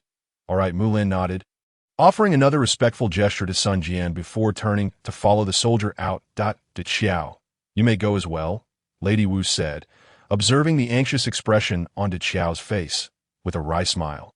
She reflected that this exceptional woman was not meant for Su. Forcing it would be futile. Let her pursue whomever she desires. Thank you, my lady, De Qiao replied, a glimmer of joy illuminating her beautiful eyes. Being in the Grand Hall of the Sun Wu army, she could not disregard the sentiments of those present by rushing after Mulin, for De Qiao had yet to formally sever her ties with the Sun Wu army. Such an act would be disrespectful. However, now that Lady Wu had spoken, there were no further concerns. Grasping her sister's hand, De Qiao hastened to catch up with Mulin as he departed the hall. Within the Grand Hall, although Mulin had exited, an air of tranquility remained. None of the attendees moved, all patiently awaiting Sun Jian's words. Gentlemen, what are your thoughts on this matter? Sun Jian inquired, surveying the room. I deem it feasible. Currently, for the Sun Wu army to capture Lujiang, we must enlist the assistance of other factions, and the Elbu army represents a formidable ally. Tai Shirtzi slowly stood and expressed his opinion. In recent years, the Sun Wu army had launched multiple campaigns against Lujiang, yet each endeavor had ended in failure.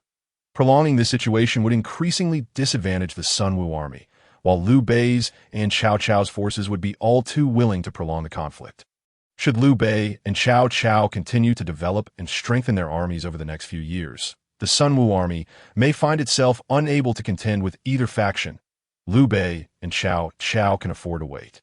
The Sun Wu army cannot. The subordinates expressed their opinions, while Sun Jian listened attentively. Chapter 73. The Drunken Fragrance Pavilion. The Drunken Fragrance Pavilion is a grand establishment located in the heart of Jiangdong, featuring 6 levels, each one narrower than the last, forming a tower-like structure. Between the 3rd and 4th tiers, a massive plaque is adorned with elegant characters that proclaim, Drunken Fragrance Pavilion, though it consists of only 6 floors. Its height surpasses that of typical 7- or 8-story buildings, making such heights a rarity in this era. The Drunken Fragrance Pavilion stands as a symbol of Jiangdong, renowned not for its stature, but as a representation of affluence. Only the wealthy or noble may enter its doors. When it was first constructed, the proprietor boldly declared that the pavilion would cater exclusively to the affluent, not to the common folk. Initially, this proclamation drew considerable ire, but over time, the outcry diminished and the establishment's reputation soared, solidifying its status as an emblem of Jiangdong. The owner of this establishment is indeed an intriguing figure. Within the first level of the pavilion, Mulins sat at a pristine table alongside the 2 Xiahou sisters, where an array of aromatic dishes accompanied their drinks. The aforementioned statement was uttered by Mulin. The rules of the pavilion were elucidated to him by Diao Chan. For the first 3 levels, entry is granted to anyone possessing wealth. The more substantial one has fortune, the higher the tier one may access. However, from the 4th to the 6th levels, mere monetary wealth is insufficient. One must also possess a certain social standing. Without an appropriate status, no amount of money will grant entry. This business model garnered Mulin's admiration. After all, vanity resides in everyone, particularly among the affluent, and the owner adeptly capitalized on this trait. The Drunken Fragrance Pavilion is not a venue for the ordinary, yet those who manage to enter are undoubtedly extraordinary individuals. This fact alone compels many to expend considerable resources just to experience the ambience of the pavilion, for those of wealth and status are particularly concerned with appearances. Over time, the pavilion has evolved into a benchmark for measuring wealth and social standing in Jiangdong. Even those among the wealthy who may not indulge in alcohol still frequent the Drunken Fragrance Pavilion, parading their status. For some, upon acquiring riches, their foremost desire is not to acquire possessions, but to ensure that others recognize their affluence. And the Drunken Fragrance Pavilion serves as a perfect venue for such displays. Although the pavilion professes to serve only the elite, numerous commoners still expend great effort and resources to gain entry. As they would say, this is a matter of status. Being ordinary, their friends are also ordinary, and to stand out among them is indeed a source of pride. Despite the pavilion's stringent regulations, it must be said that the drinks here are indeed exquisite. With each layer presenting its own delights, it is said that the 6th floor boasts divine brews that are rare in this world. Of course, that is merely hearsay, for I have yet to taste them. Diao remarked with a smile. Hearing this ignited a spark of curiosity in Mulin. Since arriving in this world, he had sampled his fair share of beverages, while none could be deemed unpleasant.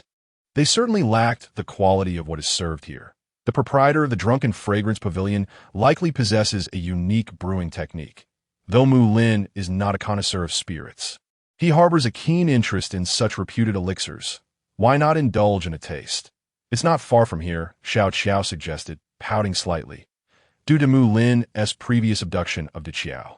Xiao seemed to harbor some resentment, maintaining a cold demeanor throughout their journey and offering him no warmth. Mulin could only manage a wry smile, acknowledging the truth of his actions. Weren't you two unable to access the 6th level either? Mulin queried, casting a skeptical glance at the 2 women that Diao had mentioned that even she had not tasted the drinks on the 6th floor, leading Mulin to wonder if their social standing fell short of the requirements for entry. Hey, are you underestimating us?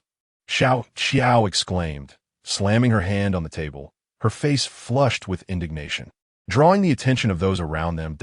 In truth, since the trio entered the Drunken Fragrance Pavilion, many patrons have been captivated by them, particularly the Xiahou sisters in the Jiangdong region. Few are unfamiliar with the 2 most beautiful women. However, they seldom appear in public, making this sight a rare treat for those fortunate enough to witness it. Naturally, the onlookers could not resist stealing glances at the pair. What incited their ire, however, was the fact that these 2 stunning beauties were accompanying a man. A torrent of envious gazes converged upon Mulin, yet he merely shrugged. He had grown accustomed to such scrutiny.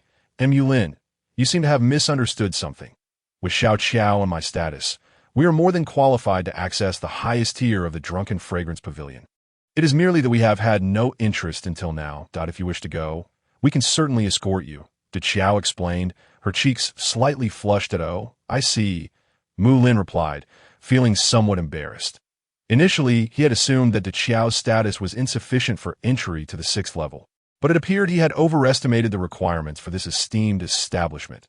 Both Xiao and Xiao Qiao, as commanders of the Sunwu army, held a status that, while not lofty within the military, far surpassed that of many family heads, rendering them more than capable of entry. "Let us ascend, for I shall take you up, allowing you to broaden your horizons," declared Xiao Qiao, a mischievous smile gracing her lips as she patted her chest, addressing Mulin. The irony in her words was not lost on Mulin.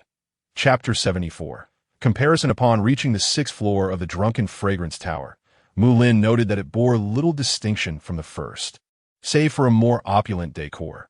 Ascending, he observed a gradual decrease in the number of patrons. By the time he set foot on the 6th floor, only a handful of individuals, around 10 to 20, were present. A stark contrast to the hundreds below.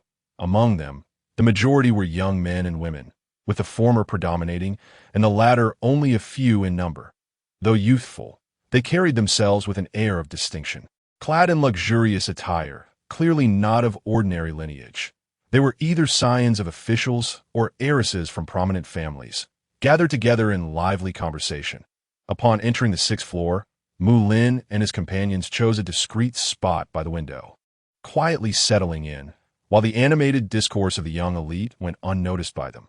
The 6th floor, perched atop the Drunken Fragrance Tower, offered a panoramic view of the cityscape, and one could not deny that drinking here was indeed a delight. Lifting a glass filled with the renowned elixir, Mulin downed it in one gulp. A sharp intake of breath followed as the warmth of the liquor coursed through him, igniting a fire within his belly. He felt as though the very blood within him danced with vitality. The sensation was exquisite, intoxicating, as though he had momentarily entered a realm of ethereal bliss. After a lengthy pause, Mulin exhaled, savoring the lingering aroma, and set down his glass, unable to suppress his heartfelt exclamation. What a fine wine! Despite its steep price, Mulin believed it was worth every coin. The reputation of this celestial brew was indeed well-deserved. Is it truly that remarkable? Initially, Xiao and her companion had little interest in the wine, but witnessing Mulin's rapturous expression sparked their curiosity. His apparent delight did not seem feigned. "Why not try it for yourselves?" Mulin suggested with a half-closed gaze. "I shall give it a taste." Yes, soon as Mulin's words fell, the two women eagerly lifted their filled goblets. Being ladies, they could not indulge as Mulin did, instead sipping delicately, concealing their mouths with their sleeves. This truly wine is entirely unlike the strong spirits one finds outside. Before long, a delicate blush graced their cheeks, their expressions mirroring Mulin's previous enchantment. Though they hailed from Jiangdong, this was their inaugural experience with such exquisite wine that it was not overpowering. Each sip was akin to drinking nectar, fresh and delectable, leaving them yearning for more. Though delightful, it is rather exorbitant. These 2 flasks must equate to a decade's worth of an ordinary family's earnings, Mulin mused quietly, reflecting that, regardless of the world, money remained essential. As the trio savored their drink and partook in the meal, they enjoyed the view and engaged in conversation, relishing the moment. Since arriving in this world, Mulin had never felt as relaxed as he did now. This meal not only allowed him to experience the fabled celestial brew, but also served as a catharsis for his pent-up frustrations and worries, leaving him invigorated. Who do you think will emerge victorious in this battle? Lord Sun Tzu or that Mulin? Not far from them, a group of young men and women were engaged in animated discussion, with even a few noble ladies participating. Those who could ascend to the 6th floor were all individuals of notable standing in Jiangdong. Families often mingled, so even if they were not intimately acquainted, familiarity was not absent. It was likely that everyone on the 6th floor, aside from Mulin, knew one another. As they conversed, connections were easily forged.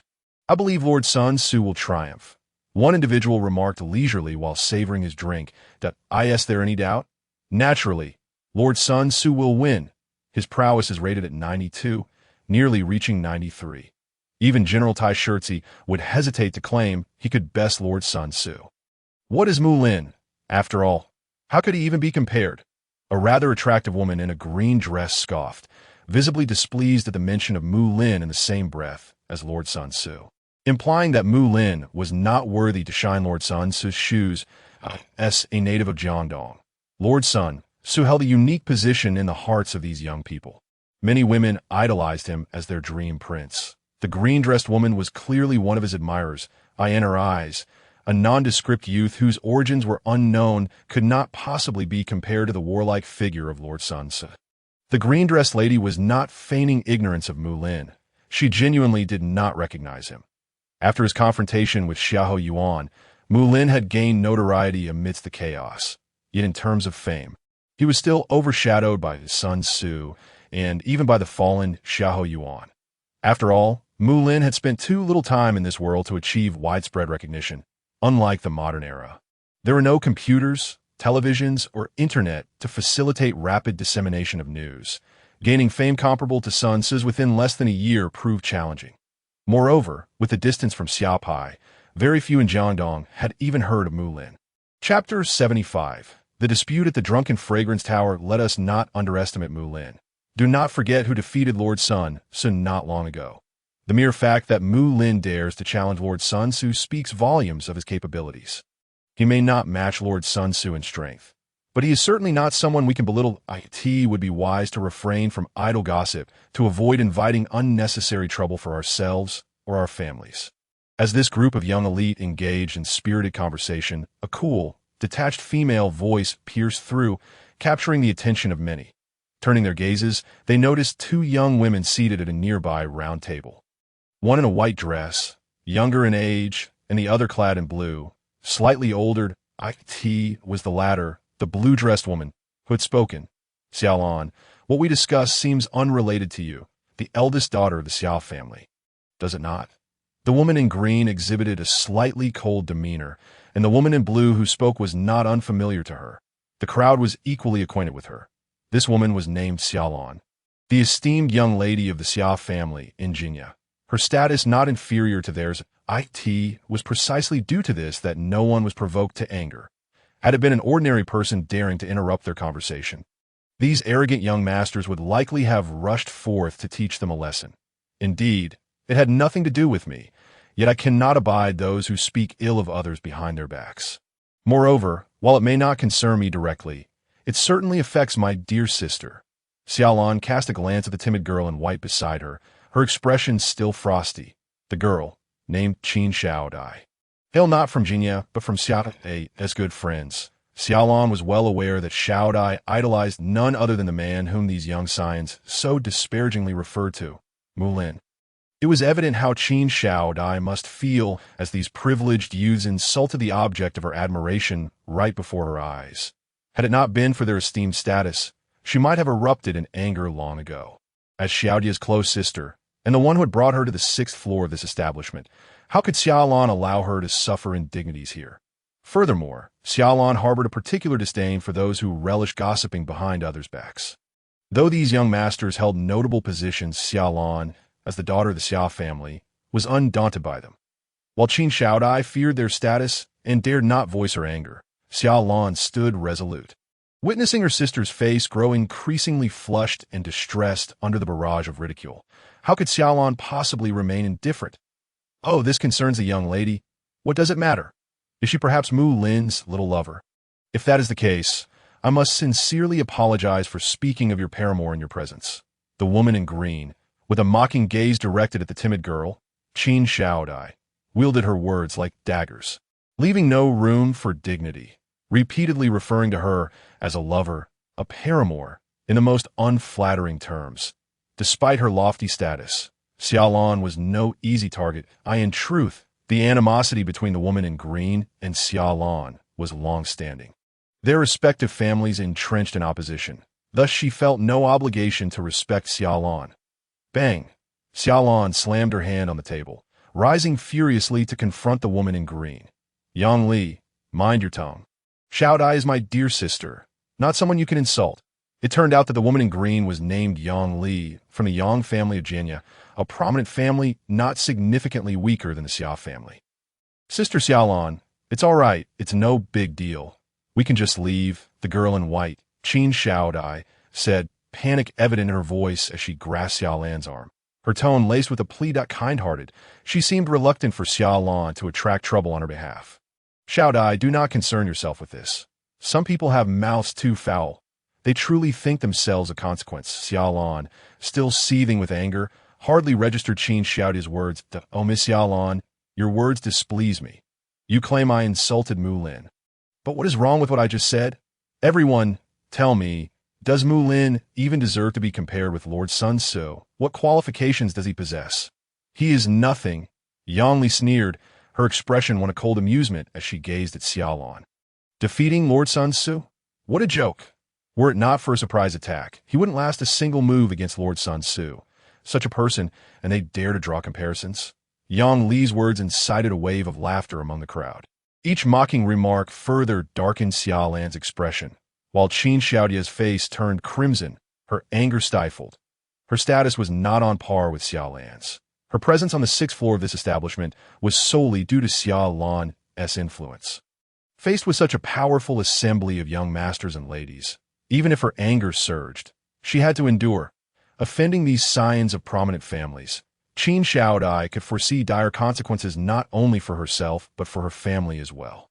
Xiaolan, do you see? It is only that foolish girl beside you who stands by Mulin.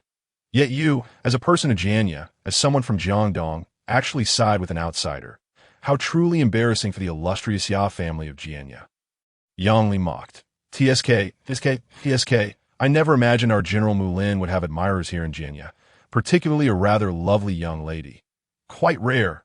De Xiao, with her enchanting eyes, gazed meaningfully at Muel in a secluded corner of the 6th floor. Mulin, along with De Xiao and Xiao Qiao, overheard the discussions among the young masters clearly. They've gone too far, Mulin declared, a flicker of anger crossing his brow. Initially, he and T cared about their chatter. After all, people would speak as they wished, and unless it was overly egregious, he preferred to remain uninvolved. The world was filled with those who criticized him. He could hardly track them all down to teach each one a lesson. However, there were limits to tolerance. A fly buzzing incessantly before you can be ignored, but if it continues to circle, oblivious to your discomfort, can you still endure? I see you can't bear to let that young lady be wronged and are plotting to rescue her. Am I right?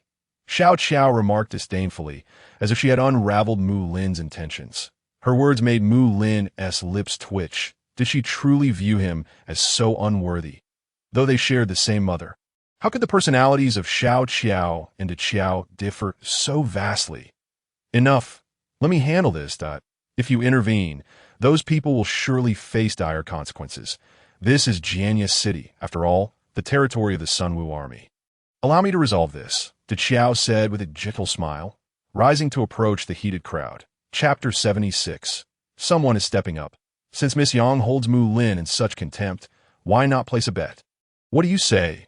As Xiaolan and Qin Xiaodai found themselves in an awkward predicament, a striking figure gracefully emerged from a corner on the 6th floor of the fragrant wine house. Adorned in a resplendent red attire, her petite frame exuded an enchanting allure, with cascading silky hair framing a face of unparalleled beauty.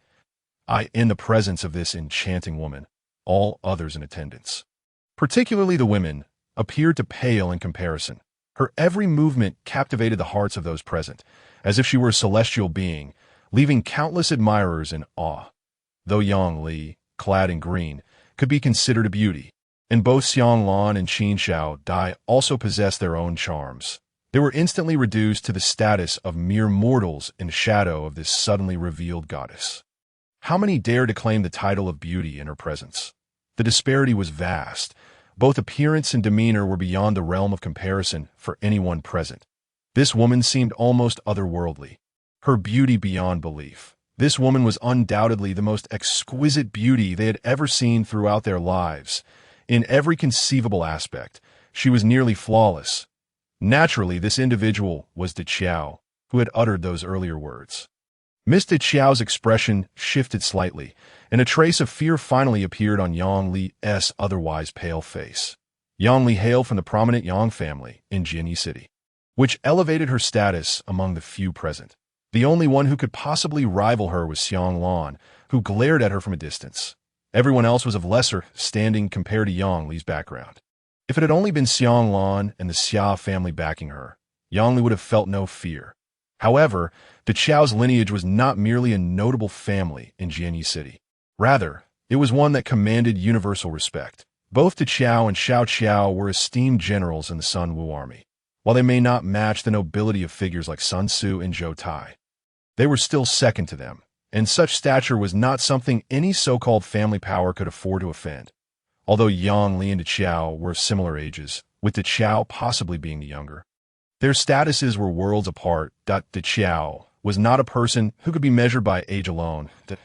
In the presence of the Qiao, even the patriarch of the Yang family would have to show her respect. While Yang Li was merely one member of the vast Yang clan, should she truly offend a Qiao, it would not require any confrontation. The Yang family would undoubtedly not spare her. It was for this reason that Yang Li felt a surge of trepidation upon encountering the Qiao. Mr. Qiao, how could I dare? Even Mulin dares to insult you. What is there left for you to fear? The Qiao retorted with a cold laugh, showing no regard for Yang Li. Some individuals do not require niceties or courtesy. The Qiao had heard of Yang Li's reputation as a frivolous woman, who, relying on her looks, flirted with the sons of powerful families throughout Jiangdong City. Although she had never encountered Yang Li before, the Qiao had always held a negative opinion of her. In that moment, Yang Li's face turned a ghastly white, and the group of young masters surrounding her exchanged uncertain glances, seemingly deliberating whether to distance themselves from Yang Li. After all, if Yang Li truly angered the Qiao, it would lead to troublesome consequences. Even their families combined would struggle to contend with the Qiao. While their families were prominent in Jiangdong City, they were still merely families. For instance, would the great families in Xia Pi City dare to offend the generals of Lu Bu's army? Would they dare to provoke Lingqi? Mr. Qiao, Yang Li merely exchanged a few words with Mulin. Since Mulin is not from Jiangdong, why must you be so furious? Grant me, Sun Qing, a favor, and let this matter rest, shall we? At that moment, a refined young man holding a folding fan and wearing a gentle smile ascended the stairs from the 6th to the 5th floor. Upon seeing him, Yang Li's eyes brightened, and she hurried to Sun Qing's side, intimately wrapping her arm around his shoulder. This scene left many in shock. Yang Li was actually involved with young Master Sun? Wow, this is the first I've heard of it. When did she start cozying up to young Master Sun? A group of young nobles began to murmur quietly among themselves. Sun Qing was a notable figure in Jiangdong City, not because of his own prowess, but due to his father, a formidable general in the Sun Wu army. Thus, Sun Qing's status was fundamentally different from that of the other young masters. He belonged to the same echelon as the Qiao. The only distinction was that Sun Qing relied on his father, while the Qiao's standing was purely based on her own abilities. Even though Sun Qing's dependence on his father could be seen as somewhat disreputable, the fact that his father was a general in the Sun Wu army remained undeniable. As the son of such a general, Sun Qing's social standing naturally surpassed that of the other family scions. After all, he had a prominent father. With a confident demeanor, Sun Qing believed that even for the sake of his father's reputation, the Qiao would afford him a modicum of respect. Respect? Naturally, the Qiao recognizes Sun Qing. Her father is a fellow general in the Sun Wu army. They often meet, and while their relationship isn't particularly close, there are no grievances between them. What? Does Mr. Qiao believe that I, Sun Qing, lack that kind of respect? Sun Qing's expression shifted as the Qiao's attitude hinted at something amiss. Respect is earned through one's own merit. Since you, young Master Sun, wish to assist me, very well. Let us make a wager. Should I, the Qiao, lose, I shall kneel and apologize to both of you in front of everyone. Conversely, should you lose, you must kneel and apologize to Mulin and her companions before all. With narrowed eyes, the Qiao had initially intended to teach Yang Li a lesson on the spot, but Sun Qing's appearance prompted her to reconsider. Yang Li had been marked for retribution from the start. In the Qiao's eyes, those who insulted Mulin deserved punishment. Though De Qiao typically appeared graceful and refined, rarely displaying anger, this was contingent upon not crossing the boundaries of her patience. Once those boundaries were breached, she would ensure that everyone realized that she, De Qiao, was not to be trifled with, and Mulin was precisely the forbidden topic for her. Yang Li's audacity to insult Mulin was a direct violation of De Qiao as taboo.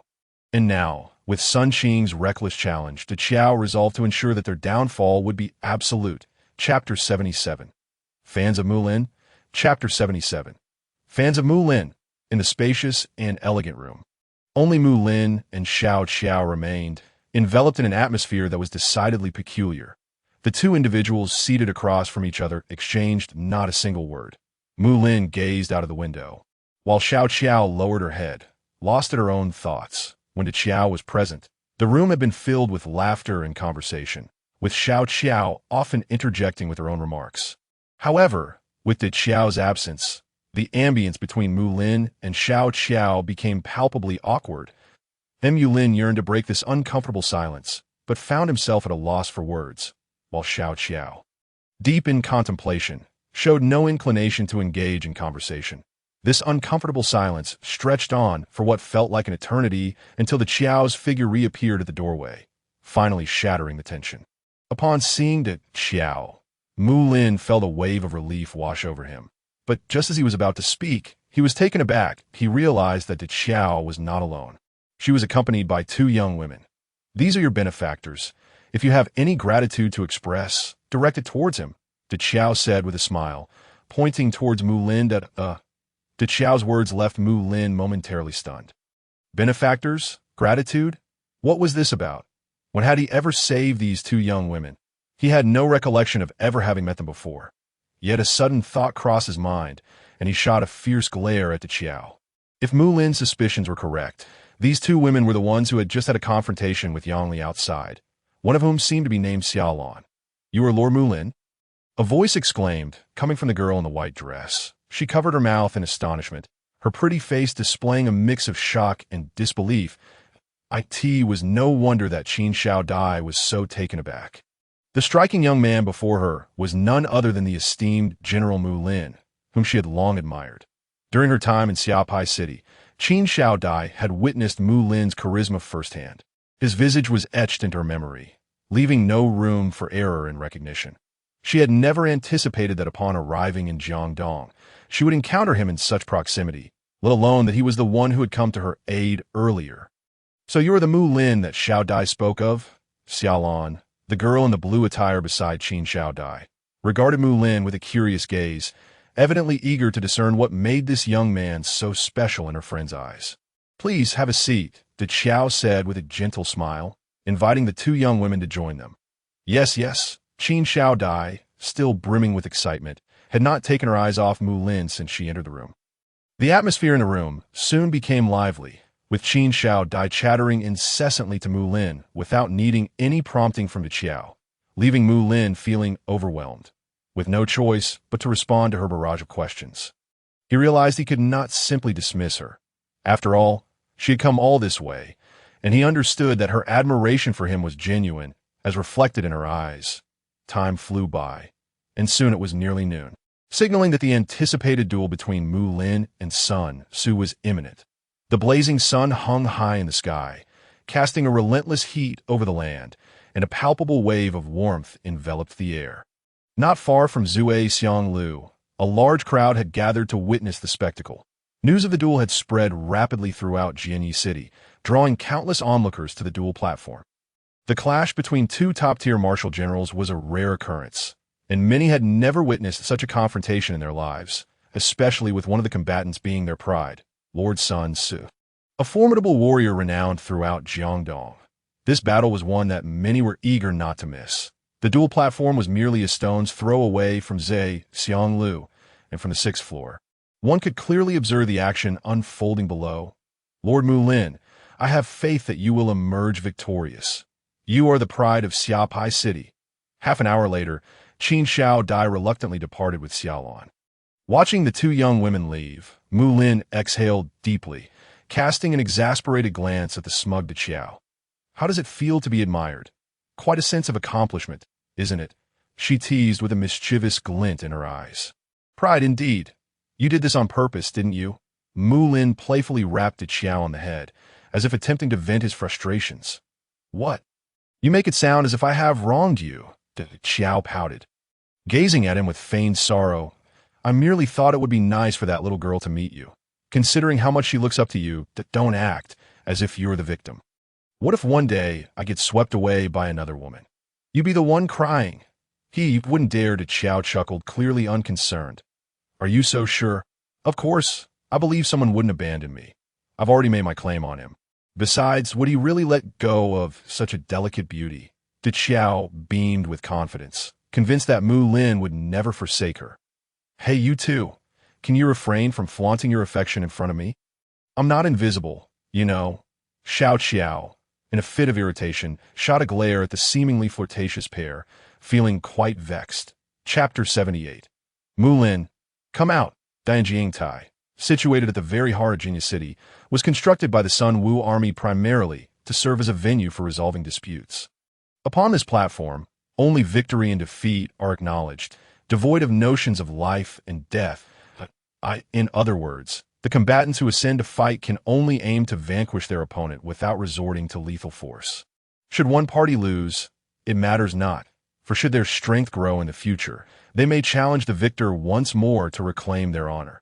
The Sun Wu army's intent behind this was to prevent its warriors from engaging in mutual slaughter. Any grievances can be settled atop this Jiangdong, yet one must refrain from underhanded tactics. Should the Sun Wu army uncover such treachery, the consequences would be dire. Presently, a throng of spectators had gathered around the Jiangdong. News of the impending duel between Sun Tzu and Mulin had spread like wildfire since morning, and it seemed that nearly every soul in Jiangdong City was in the know. The scorching sun blazed down upon the earth, exuding an unbearable heat. Yet those assembled around the Jiangdong felt no discomfort, their faces alight with excitement. Although Sun Tzu was recognized as one of the mightiest warriors in the entirety of Jiangdong, few had ever witnessed his prowess in battle firsthand. This confrontation not only captivated countless citizens of Jiangdong, but also drew in many from the younger generation, with some infatuated women fervently cheering for Sun Tzu. Sun Tzu, possessing a strikingly handsome visage and unparalleled martial prowess, was virtually unmatched throughout Jiangdong. His lineage as the son of Sun Jian, the sovereign of the Sun Wu army, and elder brother to Sun Quan. The future heir further enhanced his allure, driving many women into a frenzy of admiration. To be favored by Sun Tzu, even in a secondary role, would elevate one from obscurity to prominence. As Sun Tzu approached the Jiangdong, accompanied by a retinue, he emanated an air of commanding presence. From her vantage point on the 6th floor of the Zui Xianglu, Yang Li discerned him immediately, her eyes reflecting a glimmer of admiration. Despite her entanglement with Sun Qing, she could not suppress her feelings for Sun Tzu. Though Sun Qing held a respectable position, he paled in comparison to Sun Tzu, whom she deemed far superior. However, Sun Tzu was unlikely to cast a glance towards someone like Yang Li, whose relationship with Sun Qing had become public knowledge. She nestled intimately in Sun Qing's embrace, effectively binding her fate to his. Yang Li understood that as long as she maintained her status as Sun Qing's woman, she need not fear the likes of Xiao. In truth, she held a long-standing disdain for Xiao, driven by jealousy of Xiao's beauty and of her apparent favor in Sun Tzu's eyes. Sun Tzu was a figure of immense potential, destined to become the ruler of the Sun Wu army. And yet Xiao seemed to take such attention for granted, an affront to Yang Li's sensibilities. If Sun Tzu were to favor Yang Li, she would have eagerly pursued him without hesitation. The rumors of Sun Tzu's affection for Xiao had become common knowledge, leaving many women to wonder at Xiao's apparent folly in not recognizing the fortune that had befallen her. Meanwhile, Yang Li, emboldened by her association with Sun Qing, felt little trepidation towards Xiao, her words growing increasingly bold. How foolish to abandon a true dragon like Sun Tzu for some minor warlord. One woman scoffed. Foolish? Hardly. Soon, Sun Tzu will humiliate Mulin before all of Jiangdong, and I can only imagine the expression on Xiao's face as she witnesses her beloved's disgrace. She will undoubtedly regret her choice. As the conversation drifted above in the Zhe Xianglu, Below on the Dianjiangtai, Sun Tzu, flanked by numerous generals of the Sun Wu army, stepped on a solid ground of the platform, crafted from sturdy blue stone bricks. He inclined his fists slightly towards the direction of his father, Sun Jian, and mother, Lady Wu, both present to witness their son's battle. Mulin, come forth. Sun Tzu's voice resonated, a surge of unseen energy rippling outward as his foot struck the ground. Commanding the attention of all present, the spectators felt a chilling aura wash over them, as if brushed by an invisible force. How audacious! Mulin, with a smirk, sprang forth from the sixth floor of the Zui Xianglu, landing gracefully on the Dianjiangtai to face Sun Tzu, their eyes locking in a tense confrontation.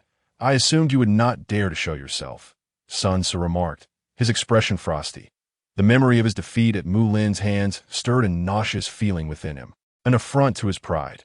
How could he, a warrior of superior strength, be bested by one of lesser prowess? Such humiliation was intolerable. You are hardly worthy of my retreat, Mulin replied, his tone dismissive. You will soon see the truth of that. Sun Tzu, burning with indignation, felt an immense surge of energy erupt within him, his eyes gradually igniting with a fierce glow. Awakening chaos dance. Let the battle commence. Though Sun Tzu may be audacious, he is also exceedingly cautious. The last time he was defeated by Mulin was due to his failure to activate his awakening state, and having learned from that setback, he wisely initiated his awakening state from the very beginning to avoid being ambushed when the battle commenced in front of such a vast assembly, including his father, mother, and the Qiao. He could not afford to lose. He must demonstrate to the Qiao that the man she admires is, in his presence, utterly worthless, a complete failure. He wants her to realize that choosing Mulin over him would be the greatest mistake of her life. He aims to stand over Mulin and ask the Qiao, is this the man you admire? Does such trash deserve your affection? Although Sun Tzu has outwardly remained indifferent to the Qiao's admiration for Mulin, deep within, he harbors a fury greater than anyone else's. The perfect woman who rightfully belonged to him has chosen another man, a man who once bested him. The young masteress' strength has surged again. In due time, his martial prowess may very well breach the threshold of 93, at which point, even I may not stand a chance against him. Tai Shirtzi, beside Sun Jian, felt a secret tremor of awe and could not help but marvel. Truly, the young master is the future heir of the Sun Wu army, and his talent is nothing short of terrifying. With a martial value soaring to 92, once Sun Tzu enters his awakening state, his presence becomes even more formidable. Under the weight of Sun Tzu's overwhelming aura, Mulin's own seemed trivial in comparison. Such power is simply insurmountable, leaving no room for resistance on the sixth floor of the Zui Xianglu. A throng of youthful heirs expressed their astonishment. Before Sun Tzu, merely his presence seemed capable of crushing them into submission. How could there be such a vast disparity among those in their 20s? How many moves do you think it will take for Lord Sun Tzu to defeat Mulin? One person chuckled. 0.5 moves? I wager 3. Surely not. Mulin appears quite formidable. Perhaps he could endure 10 moves. Another countered. 10 moves? You overestimate him. Yang Li scoffed, casting a disdainful glance at the speaker. In my opinion, it will take 1 move. 1 move to defeat Mulin. This group of young heirs speculated on the number of moves it would take Sun Tzu to vanquish Mulin. With none believing Mulin could emerge victorious to owe them, it was an impossibility. Merely surviving a few moves against Sun Tzu would already be an achievement for Mulin, let alone defeating him. Such a notion was fanciful delusion. General Sun Tzu, victory is assured. General Sun Tzu, victory is assured. The chants echoed around the platform, initiated by an unknown voice, creating a wave of fervent support from nearly 10,000 citizens of Jianya. The combined might of Sun Tzu and the surrounding multitude bore down upon Mulin, who, at that moment, resembled a solitary boat amidst a tempest, at risk of being engulfed by the surging tide. Even if the enemy number in the millions, even if the opponent is heaven itself, what have I to fear? Even if my adversary is the heavens, I shall fight. I am unafraid. A surge of bravado erupted within Mulin. Despite the overwhelming pressure, he remained as steadfast as a mountain. Under the weight of those two immense auras, Mulin's own presence was diminished to its weakest point, teetering on the brink of collapse. Yet he would not fall. His feeble aura still stood resolutely upon the platform. Facing Sun Tzu, gazing at that fragile but resolute figure, did Xiao's heart fluttered once more, her eyes brimming with affection. This is the man she admires. How could such a man not stir one's heart? 10 moves? I shall defeat you. Sun Tzu's domineering declaration rang throughout the square, causing a ripple of astonishment among the crowd. How audacious! Lord Sun Tzu, without further hesitation, Sun Tzu surged forward, his form enveloped in a blood-red glow. Unparalleled technique. Purgatory staff. He hurled his twin staffs with tremendous force, channeling every ounce of his strength into this singular blow, his most powerful strike. Though he claimed he would defeat Mulin in 10 moves, his true intention was to annihilate him in 1. Which is more shocking, 10 moves or an instant kill? Clearly, the latter. Thus, in this battle, Sun Tzu not only sought victory, but he aimed for a win that would leave all in awe, a decisive and spectacular triumph. Chapter 80. The unspoken mockery, unparalleled technique. Ink slash, as the purgatory staff barreled towards him. Mulin refused to yield, activating his awakening state in an instant and unleashing a dark, ink-like energy blade that cleaved through the air. The ink slash, released in his awakening state, bore tremendous power. So formidable that even the injured Zhang Fei had to retreat from its edge. It is noteworthy that Zhang Fei, despite his injuries, wielded a martial value of 94 or 95, indicative of just how formidable Mulin's attack truly was. Boom, boom, boom. The clash of these two overwhelming forces reverberated through the air, the explosive sound deafening. At that moment, the heavens seemed to dim, the two titanic energies wreaking havoc upon the platform, causing the blue stone floor beneath to crack and crumble into dust.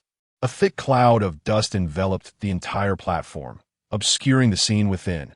The confrontation of such elite warriors was far beyond what the stone floor could withstand. In the instant of their collision, everyone felt the earth tremble. This was no mere illusion. It was a genuine quake. At this moment, all held their breath, not daring to utter a sound, their gazes fixed upon the platform, now shrouded in dust, leaving them blind to the unfolding battle. The expansive square, which could accommodate nearly 10,000 people, now felt eerily silent. Who had emerged victorious? The stillness of the square was finally pierced by a voice of confusion, echoing the uncertainty in everyone's hearts. What was the outcome of the battle? Who had won? Of course it's General Sun Tzu. Someone replied, I thought it would take several moves to defeat Mulin. Yet to my surprise, Lord Sun Tzu resolved it in a single move. How domineering. So Lord Sun Tzu's earlier claim of 10 moves was merely a ruse. His true aim was to annihilate Mulin. Truly, he is a force to be reckoned with. Though the circumstances of the battle remained shrouded in dust, all believed Sun Tzu to be the victor. How fierce was Lord Sun Tzu's unparalleled technique. Who could withstand such might? Faced with such a powerful strike, Mulin was destined to lose. Buzz. As the crowd murmured their speculations, the dust was suddenly dispersed by an unseen force, revealing the battlefield. At that moment, everyone could clearly see the outcome of the confrontation. However, as they took in the scene, silence fell once more, the vast square enveloped in a heavy stillness, as countless individuals covered their mouths in disbelief. Their eyes wide with shock and incredulity. It was no wonder they were so astonished. At that moment, the battle had decisively concluded, revealing the victor between Sun Tzu and Mulin. The clash between these two top-tier warriors had been settled in a single strike. To the astonishment of all, the victor was not Sun Tzu, as everyone had anticipated, but Muin. That moment, Sun Tzu knelt on the ground, bloodied and half collapsed, gazing at Mulin with eyes full of shock and confusion. Confusion? Indeed, Sun Tzu was bewildered. How could he, the one who was supposed to win, find himself the one defeated? Gazing into the distance, at the impeccably attired Mulins, who displayed not a trace of disarray, let alone injury, Sun Tzu found himself rendered speechless. To claim he could defeat Mulins in 10 moves? Absurd. To confront Xiao while standing atop Mulins. Even more ludicrous, the brash declaration Sun Tzu had made earlier now echoed as a profound mockery. striking him sharply across the face. The once emboldened Sun Tzu, who boasted of overcoming Mulins within 10 moves, was now vanquished in a single stroke. The notion of defeating Mulins in 10 moves had transformed into nothing but a farcical jest. On the 6th floor of the Drunken Fragrance Pavilion, the expressions of the young gentleman froze instantaneously. Even Yang Li, who had previously mocked Mulins the most fiercely, wore a dazed countenance, her hand still poised to pour tea. Ah, the scalding liquid! With a resounding slap, Sun Qing struck Yang Li, so taken aback that she failed to notice when her teacup overflowed, spilling the scalding tea onto Sun Qing's thigh. The searing liquid made him shudder, and in a fit of rage he retaliated with a slap that sent Yang Li sprawling to the ground, disoriented. Yet this blow did not inflict pain upon her. Her heart was already numb from the realization of defeat. They had lost, truly lost, but the vanquished was not Mulins. Rather, it was the esteemed Sun Tzu. Recalling her earlier prediction of a single move, she now recognized it had been utterly reversed. The one defeated was the very Sun Tzu she had long admired. Surrounding the podium, an eerie silence enveloped the crowd, starkly contrasting with their previous fervent cheers for Sun Tzu. Faced with the derision of the onlookers, who had anticipated Mulin's defeat, he had instead acted decisively to counter their expectations. Did you not claim that without a sneak attack, you were absolutely no match for me? Now, in an open confrontation, having exerted your utmost, you still succumbed. What more can you say? Though Mulins remained silent. The essence of his mockery resonated within the hearts of all present. Once capable of defeating you, I can still best you in a fair fight. Previously, you could excuse your loss by claiming it was due to a sneak attack. But now, do you have any words left, Sun Tzu? Do you concede? The soft sound of footsteps echoed on the podium as Mulins, having bested his adversary, chose not to speak nor to taunt, instead retracting his ink attack and descending from the platform. Sometimes, silence is more cutting than words of mockery. Sun Tzu, who had boasted he could easily defeat Mulins, faced defeat, while the unassuming Mulins emerged victorious. This was the greatest ridicule. A.S. Mulins descended from the podium. All present instinctively parted to make way. Chapter 81. New function. Summon legendary generals having barely lifted his wine cup. Sun Jian set it down once more, seeking to quell his turbulent emotions with a heavy exhalation. He had anticipated a breathtaking clash between Sun Tzu and Mulins, yet the encounter concluded with startling swiftness. His son was defeated in an instant, unable to withstand even a single strike from his opponent. Tai Shirtzi pondered, "What do you estimate Mulin's martial prowess to be?" Observing the retreating figure of Mulins, Sun Jian's tone grew grave. It seemed the world had underestimated Mulin's claim he had fortuitously defeated Xiahou Yuan. Given the prowess Mulins displayed, was fortune truly needed? If even Sun Tzu fell to him in a single move, one could only imagine Xiahou Yuan's fate. There exists but one possibility. Mulins had concealed his strength, leading everyone to believe his abilities were merely on par with Xiahou Yuan, or even inferior, thereby crafting a fade to mislead his foes, of course. Sun Jian could not foresee that Mulins had not, in fact, concealed his might. It was only after the battle at Xia Pi that his strength surged significantly. Otherwise, Mulins would not have surpassed Sun Tzu to such a degree to so effortlessly defeat the young master. Even if it was not a true battle, Mulin's martial prowess must be at least 94, perhaps even reaching 95. I once believed that the mightiest in Elbu's army, second only to Elbu himself, was Zhang Liao. Yet I find Mulin's strength even more formidable. Tai Shirtzi inhaled deeply and replied, "In this light, Elbu's army warrants a re-evaluation, with Elbu at a martial value of 100 and Mulin's near or at 95. Alongside two others comparable to Sun Tzu, Zhang Liao and Lingqi. This force is indeed fearsome." Sun Jian felt a twinge of relief, grateful he had not rejected Mulin's request for an alliance. Had he declined, it would have meant enmity with Elbu's terrifying forces, a confrontation no faction would wish to provoke. Even though the Sunwu army boasted hundreds of thousands, they still dared not underestimate Elbu's might. "My lord, I fear this blow may be too great for the young master," Tai Shirtzi mused, casting a concerned glance at the disheveled Sun Tzu on the podium. Before such a multitude, Sun Tzu was decisively defeated by Mulins. A clean and public humiliation that would undoubtedly weigh heavily on him. Taishurtzi worried that this loss might adversely affect Sun Tzu's future training. Fear not, my son is not so easily crushed. How could he be so lacking in fortitude? He will rally, Sun Jian reassured, a faint smile gracing his lips, unconcerned. After all, he knew Sun so well, he was not one to be easily defeated. In fact, from a certain perspective, Mulin's victory over Sun Tzu could prove beneficial. If previously, Sun Tzu required a year to enhance his martial value to 93, now, he might achieve it in a mere few months. In this world, who has not tasted defeat? Even the mightiest Elbu has fallen before the combined efforts of others. Did that render him despondent? Frequently, failure does not equate to misfortune.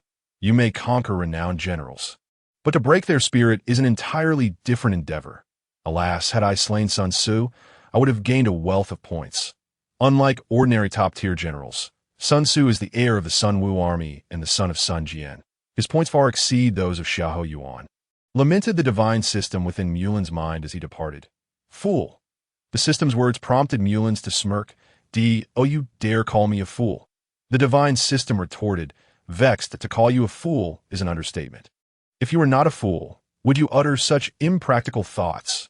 To slay Sun Tzu before Sun Jian and the other commanders of the Sun Wu army? They would certainly seek to avenge him. Such jesting is hardly amusing, Mulins replied, exasperated. Sun Tzu possesses numerous points, I am well aware. However, Sun Jian boasts even more. Can I slay him? I am merely looking out for your best interests. Spare me. You are only leading me into danger, not aiding me. Enough of this. Mulins, I have gained a new ability since my upgrade. Would you like to know? What new ability? Mulins inquired. Taken aback, he had assumed that with the system's upgrade, the only new feature would be the ability to exchange soldiers. But it appeared there were additional functionalities. Summoning generals, the ability to summon renowned generals from various historical dynasties. Such remarkable abilities exist. A flicker of intrigue crossed Mulin's mind. This capability held considerable allure for him as well. Currently, Mulin possessed strength, yet he lacked soldiers and also required some capable generals to assist him present.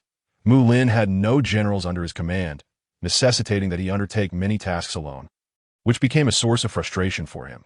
After all, Mulin was but one individual, yet the responsibilities he bore were numerous. Regardless of his prowess, he found himself stretched thin. You underestimate me far too much. If I were not in this damaged state, what ability would I lack? The divine system began to boast about its capabilities, exuding an air of superiority as if it were the most formidable entity in existence. Forget the trivialities. First, tell me what generals can be summoned. Essentially, any general who has appeared throughout the annals of history can be summoned. However, since you currently reside in the realm of dynasty warriors, summoning generals from the Three Kingdoms period is prohibited. You may only summon renowned figures from other eras, such as Xiangyu, Bai Qi, Qin Xiong, An Xen, and so forth. Rest assured, these generals will never betray you, just as the summoned black armored heavy cavalry would not. Chapter 82. Bai Qi. If I wish to summon Bai Qi, how many points will it require? Mulin had a particular fondness for Bai Qi, having heard numerous tales of his exploits. Bai Qi had fought countless battles throughout his life, remaining undefeated and ranking among the 4 great generals of the Warring States period. Mulin estimated Bai Qi's martial prowess to be at least 95, if not higher. However, Bai Qi's true strength lay not in his individual might, but in his commanding and military capabilities. Given 10,000 soldiers, he could maximize their potential and even exceed expectations. Bai Qi had numerous instances of defeating larger forces with fewer troops. Although Mulin was uncertain about Bai Qi's exact commanding attributes, he was certain they surpassed his martial prowess, potentially reaching the 100 mark or close to it. 0 points. The points you currently possess seem barely sufficient, the divine system replied. Only 0 points? That seems rather dubious. Bai Qi is one of the most famous generals in Chinese history. I had assumed summoning him would require at least tens of thousands of points. This revelation is rather unexpected.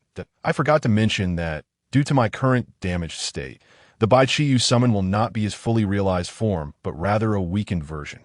The Bai Qi you summon will be inferior in all aspects compared to his complete form.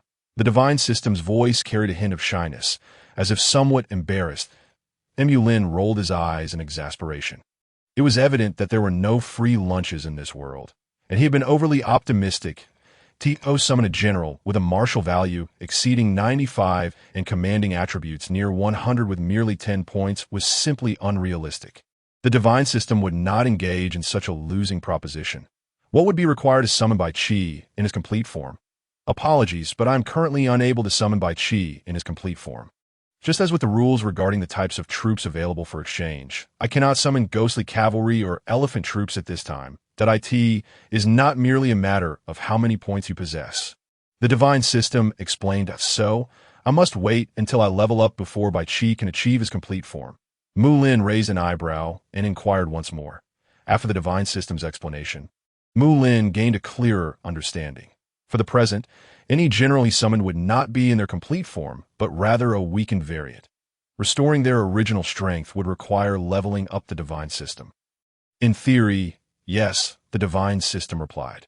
Once I summon Bai Qi, will the inhabitants of this world recognize him?